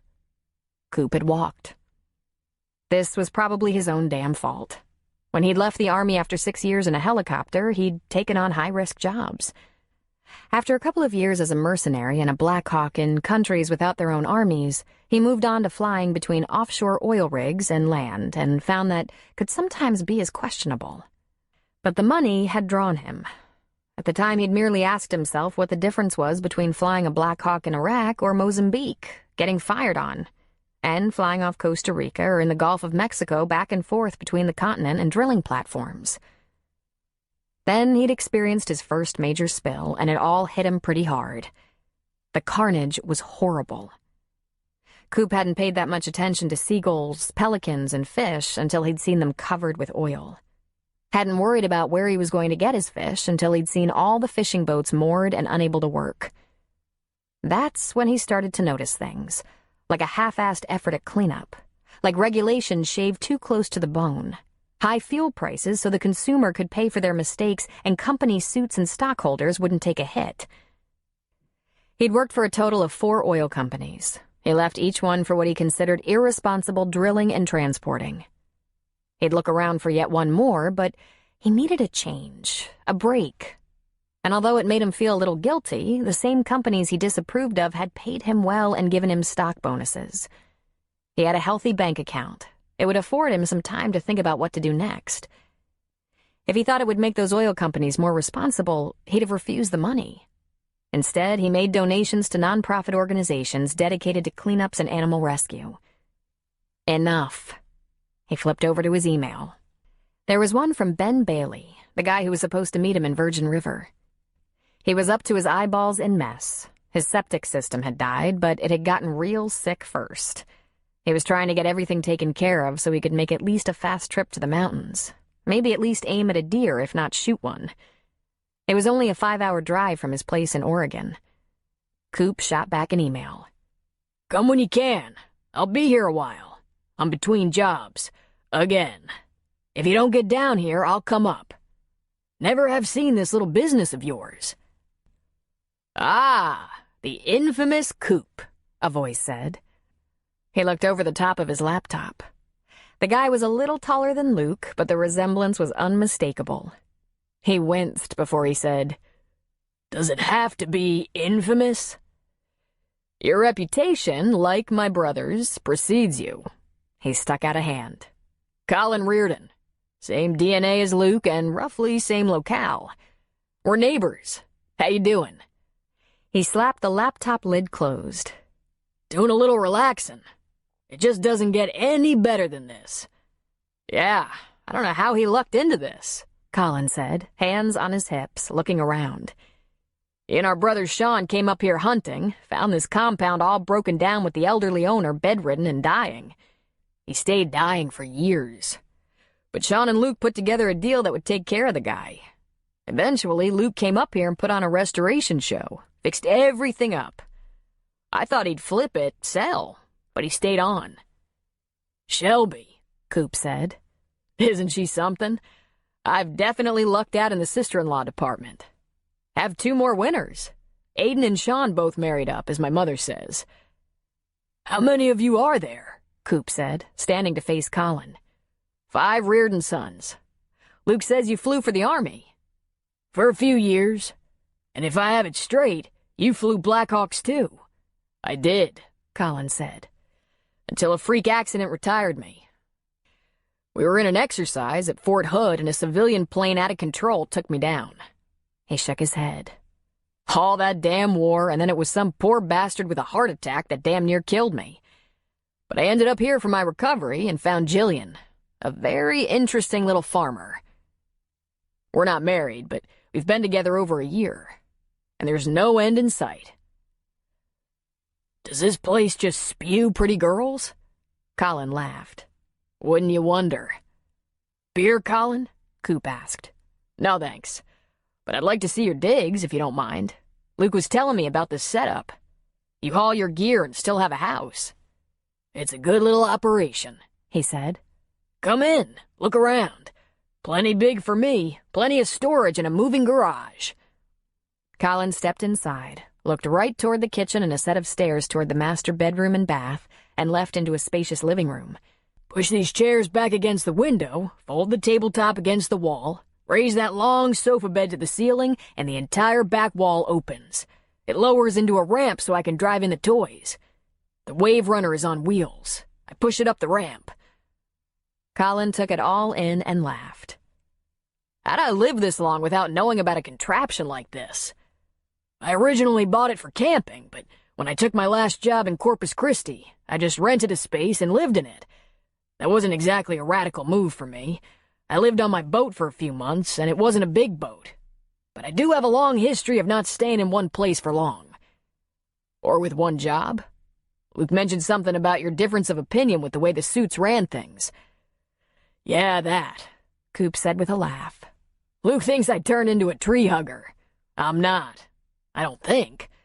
Just hate rape and pillage." Colin laughed. "Well, I think I'm a tree hugger. I only shoot animals if they're about to eat me. And Jilly? She won't even use pesticides on her vegetables. I want to see the rest of this place." He pointed to the stairs. "What's up there?" "That's the part of the trailer that sits over the truck bed," Coop told him. "Bedroom and bath. Go ahead." Colin took the steps and looked into a large bathroom that contained a shower and then a bedroom with a queen-size bed and a long wall of drawers and closets. There was a nice flat screen on the wall opposite the bed. "I might have to get me one of these," Colin said. "Have a lot of toys, do you?" "Not yet," Colin said with a grin. "Let's fire up that rhino of yours and I'll take you on a tour of the forest. We might even end up at Jilly's farm. Really something to see." After all the employees had left the orchard on Wednesday afternoon, once the equipment was secured and the gate closed, Tom headed for the house. As he neared, he saw a little girl sitting on the back step, a large picture book in her lap, carefully turning the pages. Even if he hadn't known Nora and her children would be joining them for dinner, he would definitely know this was her daughter. She had the same peachy complexion that would eventually freckle. Her brown hair was a lighter shade, but when she looked up at him, he recognized those big brown eyes with the golden flecks. This would be Barry. Nora had talked about her often enough. Tom sat on the top step next to her. He pulled off the boots he'd worked in that day. They smelled of manure, and Maxie didn't allow them under her dinner table in that condition.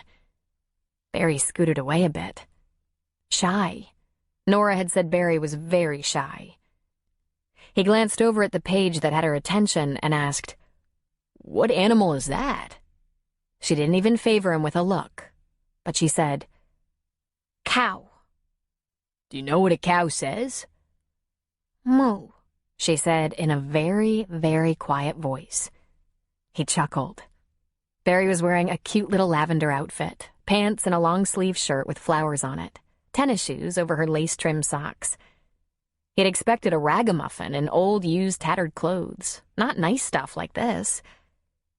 If the cow was that quiet, the farmer would never be able to find her. "What's next?" he asked. She turned the page. "Guck," she said softly. He laughed. "Or duck, depending on your preference. And what does the duck say?" "Quack," she whispered. "You're very smart. What's next?" She turned the page and said, "Fog." "And the frog says?" "Burbot." "I have a pond full of frogs. Do you like frogs?" She nodded. "If you come a tiny bit closer to me so I can see the page, I can read it to you," he offered. She merely turned the page. But she said, "Kitty. Meow." "Brilliant," he said. And he moved a bit closer. He read, "This is a kitten, and it says, meow. The kitten likes to play with a ball of string or yarn." He put a little feeling into his meow, and she glanced up at him with a shy smile. He wondered if Nora had been like this as a little girl, shy and sweet. She wasn't shy and sweet now, but she was definitely fun at times. And he couldn't deny she was nice enough. But she stood up for herself. She was proud, too proud. She had bravado. He got the sense she was faking that, but he liked it. In fact, if she had to summon it and it wasn't natural, he liked it even more. Barry turned the page, and he read, "This is a puppy, and he says—" She looked up at him and said, "Woof, woof." "And do puppies like kittens and frogs?" he asked her. And she nodded. "I thought so," he said. "I have a puppy," he said. "Gook," she proudly informed him. He laughed. Ah, so the D's were G's. "Yes, Duke. Not exactly a puppy. More of a gog." "Don't mispronounce," came Nora's voice from behind him. "I know it's tempting and fun, but really—" They both turned, looked at her, and smiled. "She seems very smart for 2, he said. "Is she?" "She's almost 3. And she is. I need to work with her more, but there's the time thing. We need to do letters, numbers, and colors. We've worked on some, but just a few. Preschool, though a necessity so I can work, is also a gift. They're so focused." She gave a nod. "That's Barry's favorite book. Her grandpa gave it to her." "Papa," Barry corrected. Tom smiled before he could stop himself. "She likes him, I guess." "It hasn't been quick. He's been to visit twice, and she'll finally let him read to her a little bit, as long as he doesn't get too close." "Then I scored," Tom said. "I read 3 pages on our first date." Nora smiled. "If you want to shower before dinner, there's time." He made a mock gesture of sniffing his own armpit and raising questioning eyes to her. "Cripes," she said. "Maxie said you'd want a shower. I wasn't passing judgment." "Yeah, okay," he said. "I'll be down in a few." And he left Barry and went in stocking feet into the house. There at the table, propped up in her booster seat with a few crackers in front of her, was Faye. For some reason he couldn't quite explain to himself, he was greatly relieved to see that the little sister looked like Nora as well. Soft, light brown hair, peachy skin, golden brown eyes. But this little one wasn't shy. She squealed and laughed when he walked into the kitchen and hurled a fistful of scrunched-up crackers at him. Her teeth were brand new and in weird, adorable shapes and lengths. Happiness and confidence just rolled off her. Maxie laughed at the scattered cracker crumbs, completely unperturbed. In fact, if Tom had to guess, his grandmother preferred baby mess to boots and expensive sweaters and no appetite. "I'm gonna grab a quick shower," he said. While standing under the spray, he was thinking they were cute. And although Barry seemed a little withdrawn and not easy around strangers, the family as a whole was happy. But hell, Darla was happy. Very happy. Happiest when talking about trips and clothes and money, but what was wrong with that? Nothing at all. Nothing. He pulled on a sweatshirt with clean jeans. He'd put on boots when Darla joined them for dinner, but tonight he just slipped into his Ugg slippers, soft and warm. They were a little on the old manish side, but he'd had a long, strenuous day. He'd hauled trucks full of apple crates and cases of cider. He was tired, and he was starving. When he descended to the kitchen, he found Maxie and Nora at the table, laughing over something. Barry was seated on the other side of Nora, propped up on a bunch of couch pillows covered with a towel so spaghetti sauce wouldn't stain them. "There you are," Nora said, leaping to her feet. "Are you ready to eat, or do you want a little time to unwind first? Want a beer or soda or something?" He glanced at Barry, stuck out his belly, and rubbed it. "Me want food," he said, making her laugh. And he thought, what the hell was that? I don't know anything about kids. Why was I playing to the kid? But she was still grinning at him, and it made him feel something inside, like a glow. "Good," Maxie said, joining Nora at the kitchen counter. They had salads prepared in individual bowls, dressed and ready to go. There was a loaf of garlic bread that went on the table, aluminum foil opened. Maxie was rinsing the noodles while Nora was stirring the sauce. Nora put the salads on the table in front of each place. "Barry, eat a couple of bites so you get your nutrients," Nora said. "Does she have any idea what nutrients are?" Tom asked. "Absolutely none, I'm sure. But Barry will have a couple of bites, and even if she didn't, she'd get the rest of dinner. I don't punish with food. We try to be grateful for good food and blessings." Then she smiled and added, "Greens are a little iffy, but I guarantee a good performance on the noodles and sauce." "Tom liked that best, too," Maxie said. "When I was a girl, there was big trouble over things like vegetables. My mother started giving me a plate of weird vegetables, and if I wouldn't eat them all, I went without the rest of the dinner. I had to earn things like meatloaf by eating a lot of Brussels sprouts. I'm not a picky eater now, but I'm not sure that process had anything to do with it. I'm not going to do that." And Nora tended to the bowls of spaghetti for her girls while Maxie dished for the adults. "Warning, this could be a little messy," Nora said, and she made Tom trade chairs so he wasn't sitting next to one of her kids. It was a more than a little messy, but it seemed to entertain Maxie and Nora. When Faye got the noodles and sauce in her hair, the women nearly lost it, which made Faye giggle uncontrollably, which made her put more food in her hair, which made the women laugh, Faye giggle, etc. What he noticed most was that Nora, who was little and slim, had seconds. And what bothered him was that he liked the looks of those trim, buxom females who seemed perpetually beautiful, but he didn't like to hang out with women who wouldn't eat. Now, how can you have it both ways? Nora sat back from the table a little and said, "Oh my God! Please excuse me, Maxie. I ate like a pig. That was amazing." "Never apologize for being happy at my table," Maxie said. "Do you have room for pie? You helped make the crust."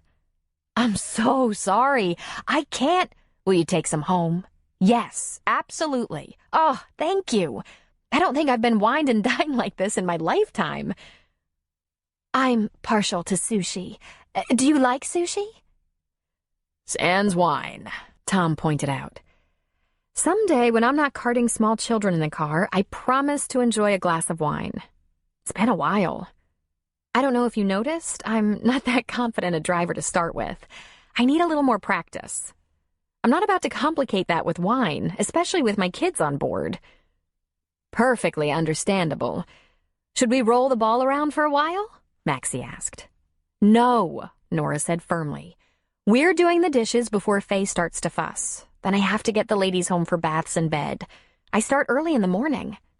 On cue, Faye wriggled in her booster chair, raising her arms and bowing her back, and sent up a loud whine. Oh no, she wants a bottle.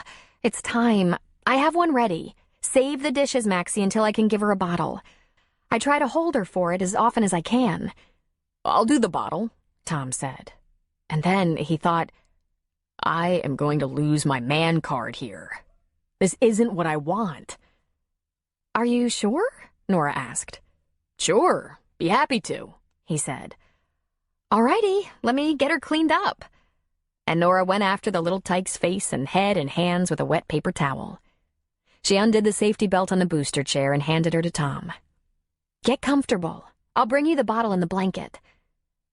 Not quite sure what those instructions meant, Tom carried the tot to the living room and chose Maxie's favorite chair, a swivel rocker recliner, which gave him a view to the kitchen. Nora was right behind him with the gear, bottle and blanket. Faye reached for them with an irritated, eh. Then, holding her own bottle and soft blanket, she reclined into the crook of Tom's arm and sucked away. He looked into the kitchen where there was much going on. Barry was standing on a step stool between Maxie and Nora, mostly splashing while they chattered like they'd known each other since birth.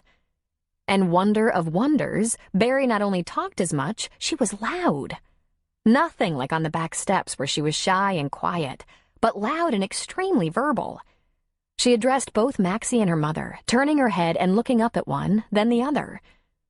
They rinsed, washed, dried, and put away. Although Maxie had a dishwasher, she preferred not to use it unless the cleanup was major. She said the warm water was soothing on her arthritic hands. He looked down at Faye, who was gazing up at him. The drowsy-eyed contentment momentarily filled him with a deep sense of satisfaction and adoration, as if he'd done something other than volunteer for a job he didn't know he wanted. When she caught him looking at her, she smiled around the bottle's nipple. He smiled back, and then her eyes drifted closed. They opened, closed, opened, closed. Finally, with just a couple of ounces left, she was gonzo. And because he'd been a little insane all evening, he lowered his lips to her head and gave it a kiss. "I knew that would happen," Nora said. He was stricken. Had he done something bad? That last bottle of the day after a full tummy knocks her out. It's a race to get the bath in before she crashes. Here, I'll take her. "You're gonna take her?" he asked. "Home, Tom. She needs to go to bed." "What about her bath?"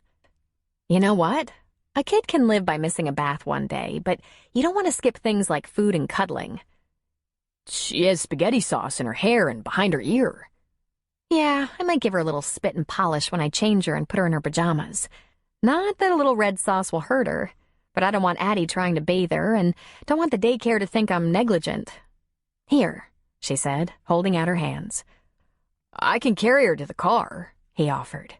"Is the other one ready to go?" "Yes, wearing as much dishwater as went down the drain," Nora said. She crouched and ran a gentle finger around Faye's ear. "There is nothing more precious, is there?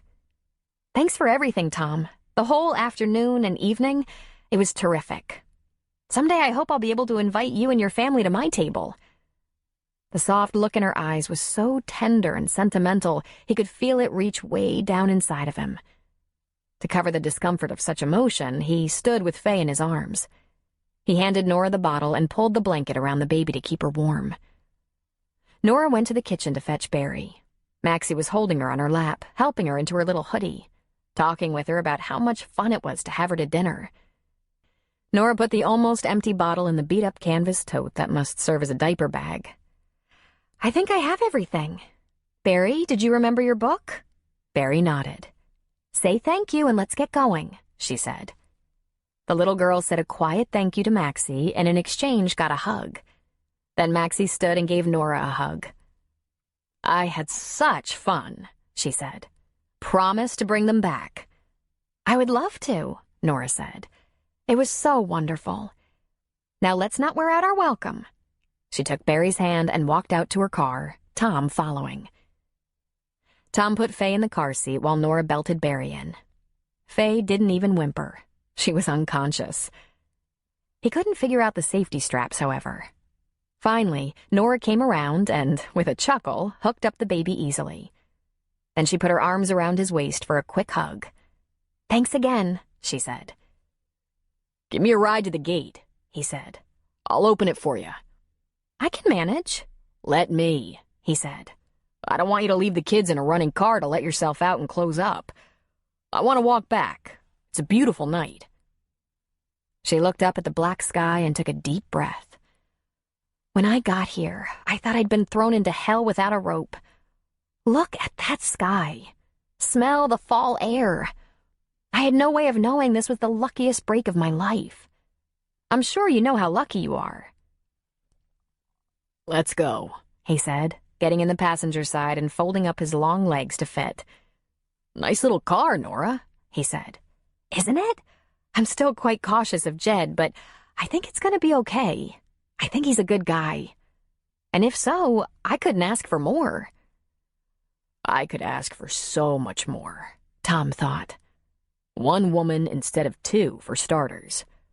One woman with all the right traits," he thought. They were at the gate in seconds, and he jumped out. "Drive carefully," he said before closing the door. He was grateful he'd made the suggestion of letting her out. He needed a little time alone to think before Maxie started asking questions about how much he'd enjoyed the evening, so his walk back to the house was slow. Then he sat on the back steps for a minute, the same steps he'd shared with Barry earlier. Tom liked a lot about Darla. He liked that she was pretty and smart and very sophisticated. He didn't mind that she made him look like a boring old farmer. He could use a little class. She had a stable and loving upbringing. She apparently had no weird dark skeletons like an ex in jail for dealing drugs. She didn't have children yet, so no baggage. Well, there was baggage, including about $1 billion wardrobe, but that wasn't his problem. A wardrobe that would go to waste in a small town. So what if he'd rather vacation by camping or fishing while she was headed to the beach in the Caribbean? Lots of couples celebrated their differences rather than chafed at them and only expanded their experiences. Except, he wasn't crazy about wrestling 2 big suitcases for every day of travel either. He sighed deeply. But the things he liked about Nora were her natural, unaffected beauty, her grit and determination, her kindness, her gratitude, her humor. He even liked her kids. He hadn't wanted to take on someone else's kids, but he liked them. A lot. Chapter 11. Maxie sat in the living room, feet propped up in her recliner, TV on. She knew what Tom was doing. Either sitting on the porch or pacing outside, wondering what the hell he was going to do. Even though he'd been gone for the past several years, she knew the boy inside and out. He was a plotter, a planner, and sometimes he got a little over the moon in his plans. Tom didn't seem to really lament his absence of a mom and dad. That sort of thing didn't stand out that much in a place like Virgin River, where extended families abounded. In a place with large family businesses like farms, vineyards, ranches, and orchards, it was fairly common for the grandparents, aunts, and uncles to be included in the day-to-day equation, all often present at the same dinner table. And it was also typical for small-town boys to lust after a bigger, more exciting world. "When I grow up, I'm going to see every country in the world," Tom used to say when he was young. "I'm not going to spend my whole life on one small piece of land. I want to see things, do exciting things." Thus college and the Marine Corps, Maxie assumed. Escape to a larger world. Excitement in spades. She never tried to convince him of the virtues of the land, But after trying a few different majors in college, Tom had finally gotten his degree in agriculture. After the Marines, he came back to the orchard. She hadn't asked him to, but she'd said that if he had no interest in the apple business, she'd sell it in a few years. She wasn't going to keep picking apples into her 80s, but she'd be more than thrilled to live in her house on her land. Maxie knew that deep down, Tom found comfort in the beauty of simplicity, nature, wholesome living. She also knew the fastest way to scare him off the orchard was to try to sell it to him. Better he should carry lots of expensive luggage up the stairs to the guest room and give a baby a bottle. That would do more to shape him. He'd come around. She hoped. The screen door slammed, and he walked into the living room. She patted herself on the back for her restraint. She so wanted to ask him, wasn't it nice to have a dinner guest who ate and appreciated the food? Instead, she said, "Pie?" No thanks. I'm going to bed. It's 7:45. Long day, he said. I'll put Duke out one more time and close up for you. Come on, buddy, he said to the dog. Duke took his time getting up, as though his joints might hurt. Any day now, Tom prodded. It took quite a while. Since Duke hadn't been asking to go out, he wasn't in any hurry. Another 10 minutes passed before the old dog ambled in and Tom trudged up the stairs. Poor guy, Maxie thought with some humor. It was obvious he liked Nora and wanted to like Darla more. She hoped he'd be able to get some sleep. For herself, she was going to enjoy TV. Fall was on the land, and Coop was grateful that he'd lucked into one of the best setups he could imagine. Since Luke and Shelby invited him to dinner just about every night and gave him his space and trailer hookup for free, he earned his keep by helping out around the compound. He drove to the dump now and then, cleaned the occasional cabin, picked up groceries from the larger stores on the coast, and did his share of grilling and cooking for them. It took a little pressure off the Reardons. Touring the area with Colin in the little Rhino, which was like a baby Jeep or little quad, had become a favorite pastime. He'd seen much of the country by now, and it was beautiful everywhere he looked. Coop was taken with Jilly's farm, the big house, the harvested garden, and huge pumpkin patch. But he was mostly impressed by Colin's paintings. It was impossible to grasp that this guy wasn't a professionally trained artist. He was so gifted.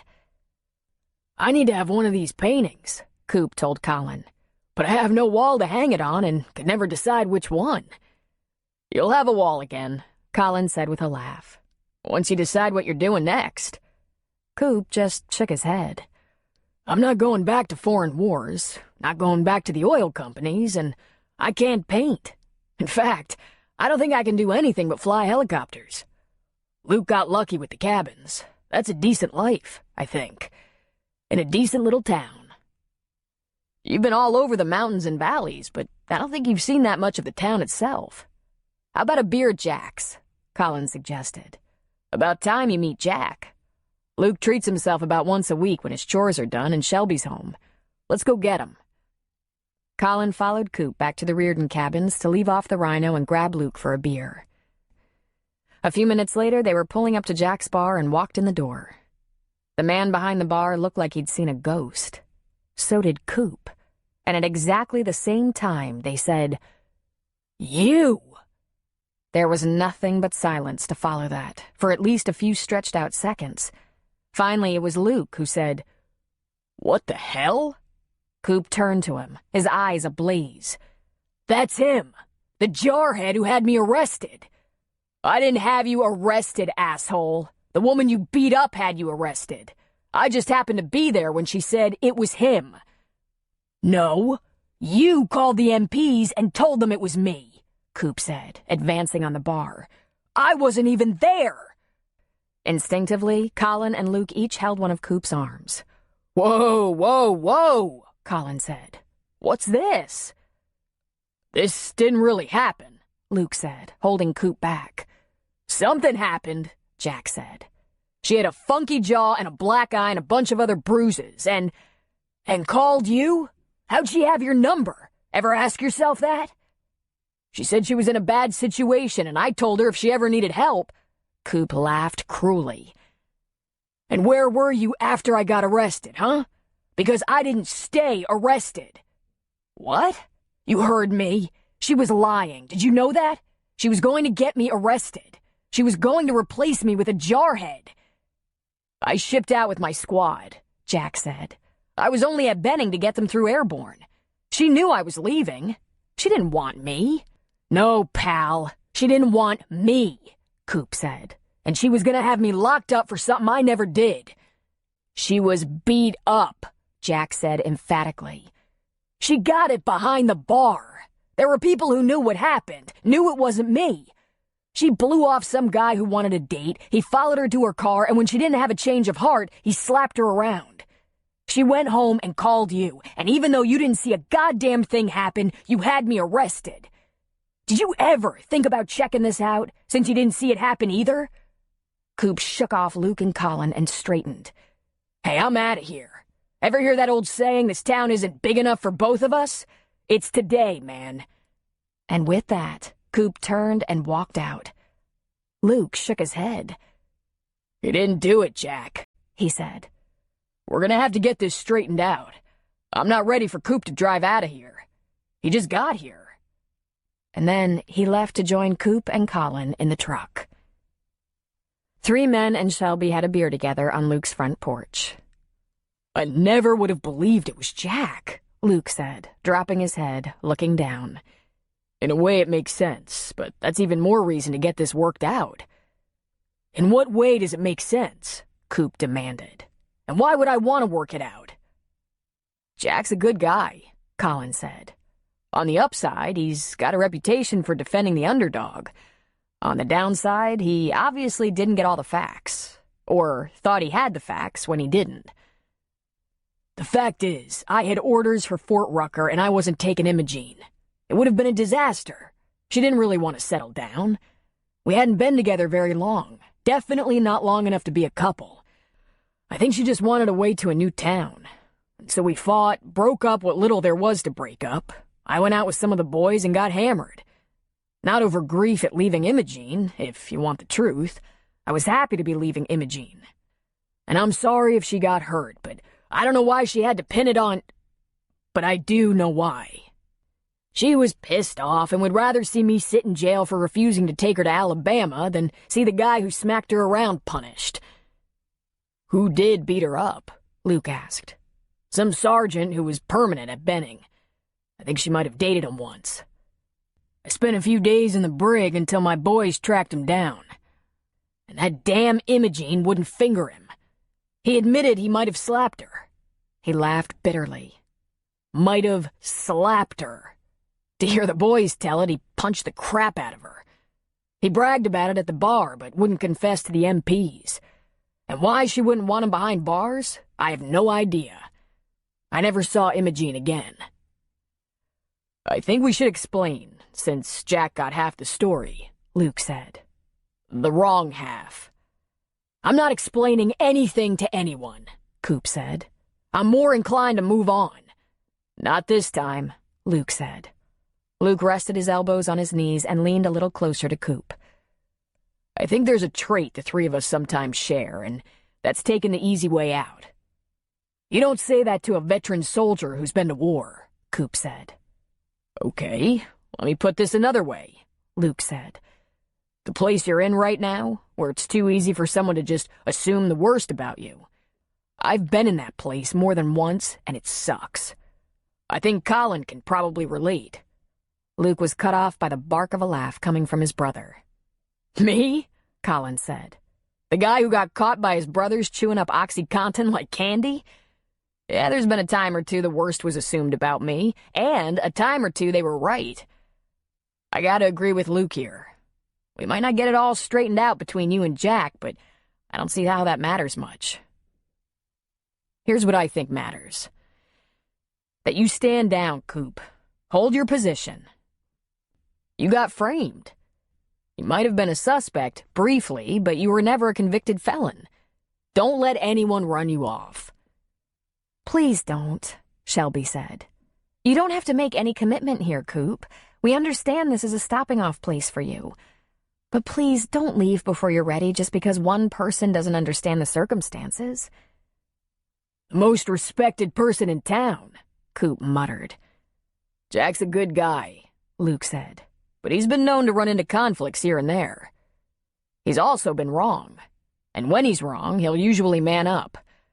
It's worth giving Jack a little time on this. Maybe you didn't hear me, Coop said. I'm not in the mood to explain myself to him, to try to make him understand. I'd rather just get my beer elsewhere. Sure, reasonable. I'm just saying it's too soon to pack it in. Just because you're angry at being judged. Falsely judged, he clarified. Let's talk about it in a few days, Colin suggested. Coop looked down for a moment. Then he took a pull on his bottle of beer and leaned back in his chair. I thought I was done with this, he said. Any knowledge of what's happened to Imogene? Luke asked. He shook his head. Nor any curiosity, Coop said. Ever have the experience of meeting the wrong person at the wrong time and having a whole lot of stuff just go to hell? Luke, Shelby, and Colin all looked between each other. Then it was Luke who laughed. Luke, who'd married pretty stupidly, got his heart really trashed, almost didn't get over it in more than a dozen years, almost didn't get over it in time to give himself to Shelby, the best thing that ever happened to him. He reached for Shelby's hand and held it. Don't know what you're talking about, man. Tom talked to Darla almost every evening. He told her she was more than welcome to come for the weekend. He'd love to see her. But unfortunately, he'd be working both Saturday and Sunday. Will you have evenings free? She asked. I will, he said. I'll work all day, so I won't be a party animal, but I don't work in the dark. She laughed at that and said, I have so much reading to do, it might be nice to just spend the evening together. It sounds like both of us will be working hard all weekend, and evenings will be ours. Should I bring some movies? There would be baseball, but he said, sure. Tom didn't want to, but he couldn't help but notice that Maxie was a little stressed about Friday night dinner. She made salmon, rice, and more asparagus from her fall harvest, and although there was none of the evil things involved, like bread, potatoes, gravy, etc., Darla didn't seem to eat much. He supposed this was how it was with her, and ignoring it would be best. After all, hadn't he already had this discussion with himself? He liked women with knockout figures, and here was one. That would be hard to keep up unless you lifted apple crates all day or ate grass. He saw his grandmother's frown of consternation. We're going out for dinner tomorrow night, he said. Oh, splendid, Maxie said. You'll have a wonderful time. Where are you going? I'm not sure yet. I'll be sure to let you know. You can join us if you like. She patted him on the cheek and smiled into his warm eyes. Thank you, Tom. I'm sure I'll be fine. It came as no surprise that Darla had a special little pack, leather, for her movies, her DVDs. She was kneeling in front of the TV and player. It wasn't a fancy new TV, but it was high definition. Tom bought it for his grandmother several years ago. I brought Love Actually, my favorite movie of all time, and some really special ones. The Proposal, which I love, and some others. Maxie whispered, The Yankees are playing tonight. You pick the movie, Tom said. Then he stifled his yawn. Let's watch your favorite. Fortunately, Maxie didn't kick him. Instead, she got herself a book in progress, took her favorite chair before anyone else did, and made herself comfortable. Tom reclined on the sofa, and Darla reclined on Tom. She was lounging between his legs, her back against his chest. They were positioned slightly behind Maxie's range of vision, unless she turned sharply to take in the scene. It was quite decent. He couldn't even steal a kiss. She was much more casual this weekend, although it took an equal number of suitcases to be thus. And while Tom had never given a rip about the cost of things like women's jeans, he was curious. They looked damn good on her. On her feet were suede Uggs. He knew because she told him. And she wore a fantastic, soft, loose-knit sweater he could see through. Under it was some kind of flesh-colored tank, no bra, breasts high and tight. He knew this because he was trained by the Marines in reconnaissance. There was no bra in place. He wished he could slip a hand under that sweater and figure out those breasts. She said she was 29, and they were as perfect as an 18-year-old's. Maxie cleared her throat and coughed. He jerked to attention as if she'd spoken aloud. "Oh, this part always makes me cry," Darla exclaimed. He looked up. He had no idea what this movie was about. He slipped his arms around her waist and held her while she sniffed. And then damned if he didn't start to nod off. He came right awake again, thank goodness, because Darla turned her head and looked over her shoulder and up at him. "Tom," she whispered. "I think your grandmother is snoring." He almost said, "Are you sure it wasn't me?" But he caught himself. Instead, he said, "Shh." Every once in a while, Tom stole a look at Maxie. She held her book in her lap and her head tilted down, her glasses on her nose, as though she might be reading. She didn't even bob. Every so often, she'd emit a soft little snore. He'd never envied a person more. He'd love to catch a little nap, or at least check the score of the baseball game, but he didn't dare. The movie ended. Darla heaved a heavy, satisfied sigh, and Maxie stretched. She closed her book, removed her glasses, and while the credits were running, she said, "Lovely, Darla. I'm all in.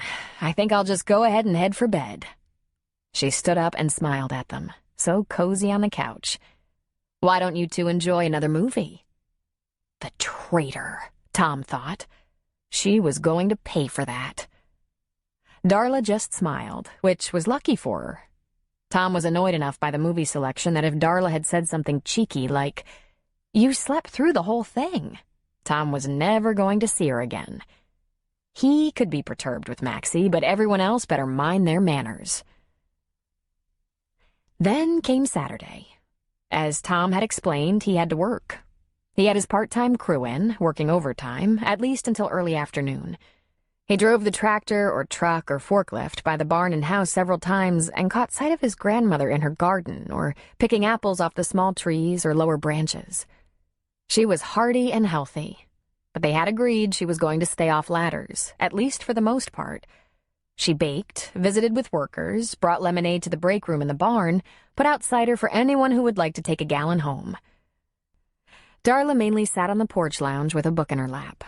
Well, hell, she had said she had work as well, and this must be her work. He had no cause to judge or complain. "We got a fence issue, Tom," Junior said. "Now what?" Junior scrubbed off his cap and wiped a rag over his thin hair. Junior had started out here over 30 years ago when he was a teenager and stayed on. He was one of their few year-round employees. Since Tom had known him since he'd served a tour of duty in the Army, married and divorced, and was now on his own, he had 2 grown children and was by far one of the finest and most dependable men Tom had known. He was damn sorry about the family issues, and even more sorry Junior was mostly alone except for seeing his kids now and then. "I just happened to see it," Junior said. "Kind of close to the house.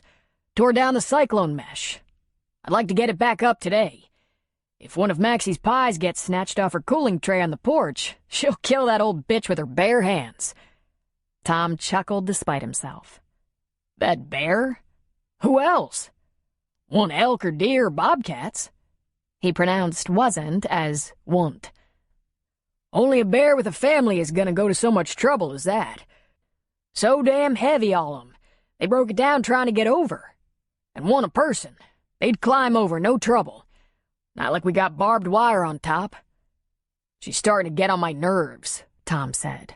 "Costing me way too much in fencing. I see 2 possible solutions here. Either she heads for hibernation with the kids pretty soon, or I'm gonna have to sit up late, catch her, and shoot her. It's come down to that." "I'll do that if you want," Junior said. Tom grinned. "Maybe we bag that bear together?" Junior grinned in response. "I'm into that idea. Buddy's working today. Pull him off the trees and get him to help on the fence. I've stuff to do." "Sure thing." Tom went around the perimeter to look at it even though he wasn't going to work on it. Sure thing, it wasn't torn apart so much as bent over. Same as always. It looked like a few heavy bears attempted to climb the fence and it bent under their weight. The poles that held up the cyclone fencing flattened, and the metal wire collapsed. It was a bigger pain to repair than if someone had taken wire cutters to it and opened it up. With this kind of damage, more of the fencing had to be removed and replaced. More support poles replaced. He checked more of the perimeter and saw a couple of familiar legs up on a ladder. He slowed, killed the engine, and heard humming. "Hey, Apple Girl," he yelled. She laughed and came down a couple of steps, her bag nearly full. "What's up, boss?" "Got another bear scare. Damn things broke down some more fencing." Her eyes got wide. "They aren't in here, are they?" "Nah. One thing about bears, they're kind of hard to hide in daylight. They're big and clumsy." "Shoo. Try not to scare me." "You're working this weekend, huh? What about Jed?" "He's coming up tomorrow afternoon, which usually means he'll be here tonight. I think he spends the night over at the Best Western in Fortuna. I'll work till lunchtime tomorrow, then he'll come over. He wants to take the girls to the Redwoods and coast on a picnic before it gets too cold." "Nice," he said. "I guess it's working out." "So far," she said. "I'm trying not to let the fact that he's given me so much influence my opinion of him. Know what I mean?" Tom nodded. Her love was not for sale. "You like baseball?" he heard himself ask. She looked a little perplexed, but nodded. "Why?" "Red Sox played the Yankees last night," he said idly. "Did you see that game?" she asked, suddenly excited. "Did you?" he asked back. "I don't have a TV, but Buddy and Jerome were talking about it. Jeter took 3 bases. Must have been awesome. And he put it into overtime." "So you're a Yankees fan?" "Me? I'm a California girl. It's the Giants for me." "Well, I was raised here, and I'm all about the Red Sox," he informed her. "I think I have a better track record, but you do what you have to do." "Ha! Maybe you've had a little luck here and there, but better record? I beg to differ." "What are you talking about? Giants knocked out the Sox 4-2. "And the next 2 games, Sox put them down." "Don't get cocky. It's not over." "It's over. They didn't make the series." "They will next year, and your sucky Sox won't be there for it." She stepped closer to him, even though she had a full, heavy bag of apples hanging off her shoulders. "What are you doing throwing your lot in with an East Coast team? Have you no loyalty?" He laughed and lifted the canvas apple bag for her. She would be fun to attend a game with. Not that that would ever happen, but it would be fun. "I spent a lot of time in other places. I guess I turned." He walked to the big bin and unloaded her apples for her. Then he handed her back the bag. "I suppose you watch a lot of chick flicks," he said. "Tom, try to keep up here. No TV, and no money for movies." "Back when you did have a TV and went to movies," he said. "Some," she admitted. "But I'll tell you something if you promise not to share." "What?" he asked. She leaned close. "I like disaster films," she whispered. "The kind that blow up the world. I'm not fussy. It can be asteroids, aliens, or Mother Nature. I think I'm a special effects junkie." "Yeah?" he asked, feeling like he'd suddenly grown lots more teeth in his mouth. He was smiling so big. "What was the last good one you saw?" "It's been a while, but I think it was Day After Tomorrow. The Glacier? I really love that. Before that, I saw New York City demolished about 3 times. Asteroids and aliens and even volcanoes." He laughed, hands on his hips. "Tell you what, one of these times you come out with the kids, we'll find a way to get them to sleep and watch a newer disaster movie." She actually took a step back. Away. "That could be fun," she said. But her posture and the way she said it made it sound like anything but fun. "What?" he asked. "Nothing," she said. "No, really. What?" "I'd love that," she said. "But the girls have to get baths and go to sleep after dinner, and I have to get them home for that, Tom. And I get up at 5. I mean, it sounds like fun, but it's not practical." "We'll do it on a weekend," he said. "I think you have other things to do on weekends." "Probably not every weekend," he said. She gave him a smile that said she was pretty sure he was booked. So he got a little more aggressive. Not every weekend. We'll make it work because I love watching cities get blown up. You do? He shrugged. As long as it's pretend. Get back to work. Have to check the fence. Don't want the Bear family eating all our apples. Nora got back to her picking, though she wasn't humming anymore. We'll do it on a weekend. Kept circulating in her brain. He must have meant that he would include her along with his new friend. But then, when she suggested he seemed to be pretty busy on the weekend, he could have clarified that, but instead said he wouldn't be busy every weekend, which almost sounded like he wanted to do something with Nora. Just Nora. That wouldn't be good, thinking he liked her. When she'd thrown her life away the first time, she'd been 19, inexperienced, foolish, and unquestionably starved for love. Now things were different. She was older, knew how bad things could get if one wasn't cautious, and she didn't need the love of a young man to validate her. She had no interest in a broken heart.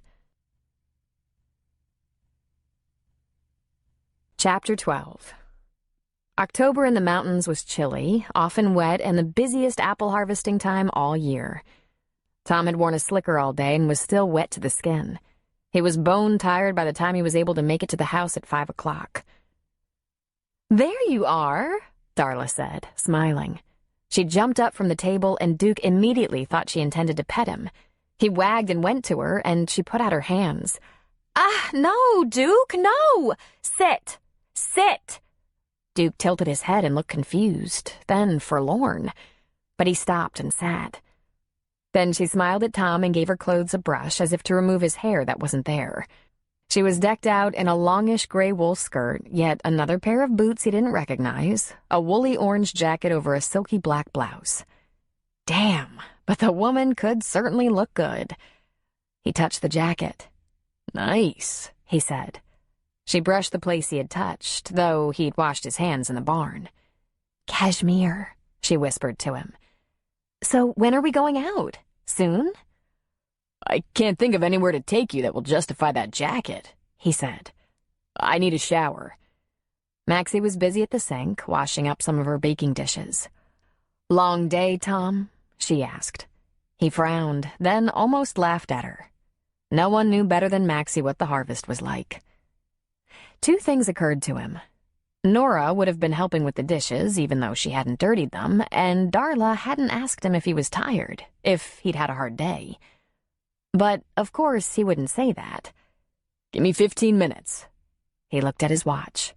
"It's still early." "I know," she said, "but I've been reading all day, and I'm bored. I'm ready for a change of scenery." Maxie turned from the sink. "I put your books on the stairs, Darla.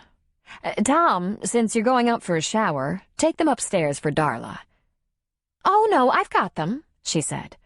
"I can do that," Tom said. I'll read a little while you're showering, then I'll carry them." But he was already at the foot of the stairs. He picked up a stack of books, 2 textbooks and a paperback. He was transfixed by the paperback, the cover of which had a sexy vampire about to plunge his teeth into the neck of a beautiful woman on it. He said. "I guess in pharmacology you have to be ready for anything," he said. She took the books away from him. "Sometimes I have to let my brain rest for a few minutes. What I study is pretty intense." He put the vampire book on top. "Yeah, this looks very relaxing." Then he watched as she went up the stairs ahead of him. He followed. He braced both hands on the doorframe of the guest room, leaning in. 15 minutes, Darla. Just let me get cleaned up." "Take your time," she said sweetly. "I'll go downstairs and visit with Maxie." 20 minutes later, Tom was back in the kitchen, and when he walked in, Darla's eyes lit up as she looked him up and down. "Look at you," she said, smiling. He wondered how he'd managed to please her. He wasn't as spruced up as she was. He wore black jeans, a dark sweater, and camel suede jacket. Instead of work boots, of which he had several pairs, he wore his going-out boots, polished and shiny like a good Marine. She stood on her tiptoes and smoothed her hands along his shoulders. "This is a very good look on you. And I swear you must be 6'5" in your boots." "I doubt it," he said. "Maxie, I don't know where we're going. You and Duke okay?" "Oh, I think we'll manage," she said with a laugh. "Just have fun." "Want me to bring you home a dessert?" he asked. She shook her head. "You eat 2 for me." "Let's take my car," Darla said. "That truck of yours is so high off the ground, I'm afraid I'll break my neck getting in and out." She held out her keys. "Want to drive?" "Sure." Then, with a hand on the small of her back, he escorted her to her car. "This is new," he said. "When did you get it?" "Oh, about 6 months ago. Maybe 9. I can't remember." "Nice," he said. And when he got behind the wheel, "Lots of leg room." "You like it? You can heat your seat. Want me to show you how?" "I'll be fine," he said with a chuckle. This was all he'd ever wanted, a woman just like this, sophisticated, accomplished, beautiful, and already set up in life. A woman who would bring pride to his name, to his family. Darla was established and came from a good, strong, close family. And yet, it felt all wrong. All the way to Arcata, she told him about her current course of study, about drug trials and experiments, and the FDA and the DEA, and how people in her position had to be cognizant of the laws. As she had done before, she segued into the bonus perks after major sales and contracts. Not to mention the generous expense account for the wining and dining of doctors and hospital administrators, as if these were the really important parts of her job. "That's one of the best parts," she admitted. "Entertaining my clients. And I'm good at it. I have one of the best client lists in the company, and I haven't been there that long." "But what if Bob had lived?" he asked before he could stop himself. "You wouldn't have been able to stay in one place long." "We'd been married less than a year," she said, "before he deployed." And it occurred to him there was no Marine base in the Denver area. "How did you meet?" he asked. She gave a heavy sigh as if she'd rather not talk about it. Possibly the memories were still painful. "He was on leave, skiing with friends. I met him in Vail." "But he wasn't stationed around there." "No, but I traveled so often anyway, it was easy to go to him. Like, all the time. I can work from home a lot as long as I have a phone and laptop, so I sometimes spent several days in a week with him." "But you lived in Denver?" "Why are you asking this? Did he complain about this?" Tom felt the icy wedge of her voice. He reached over and took her hand.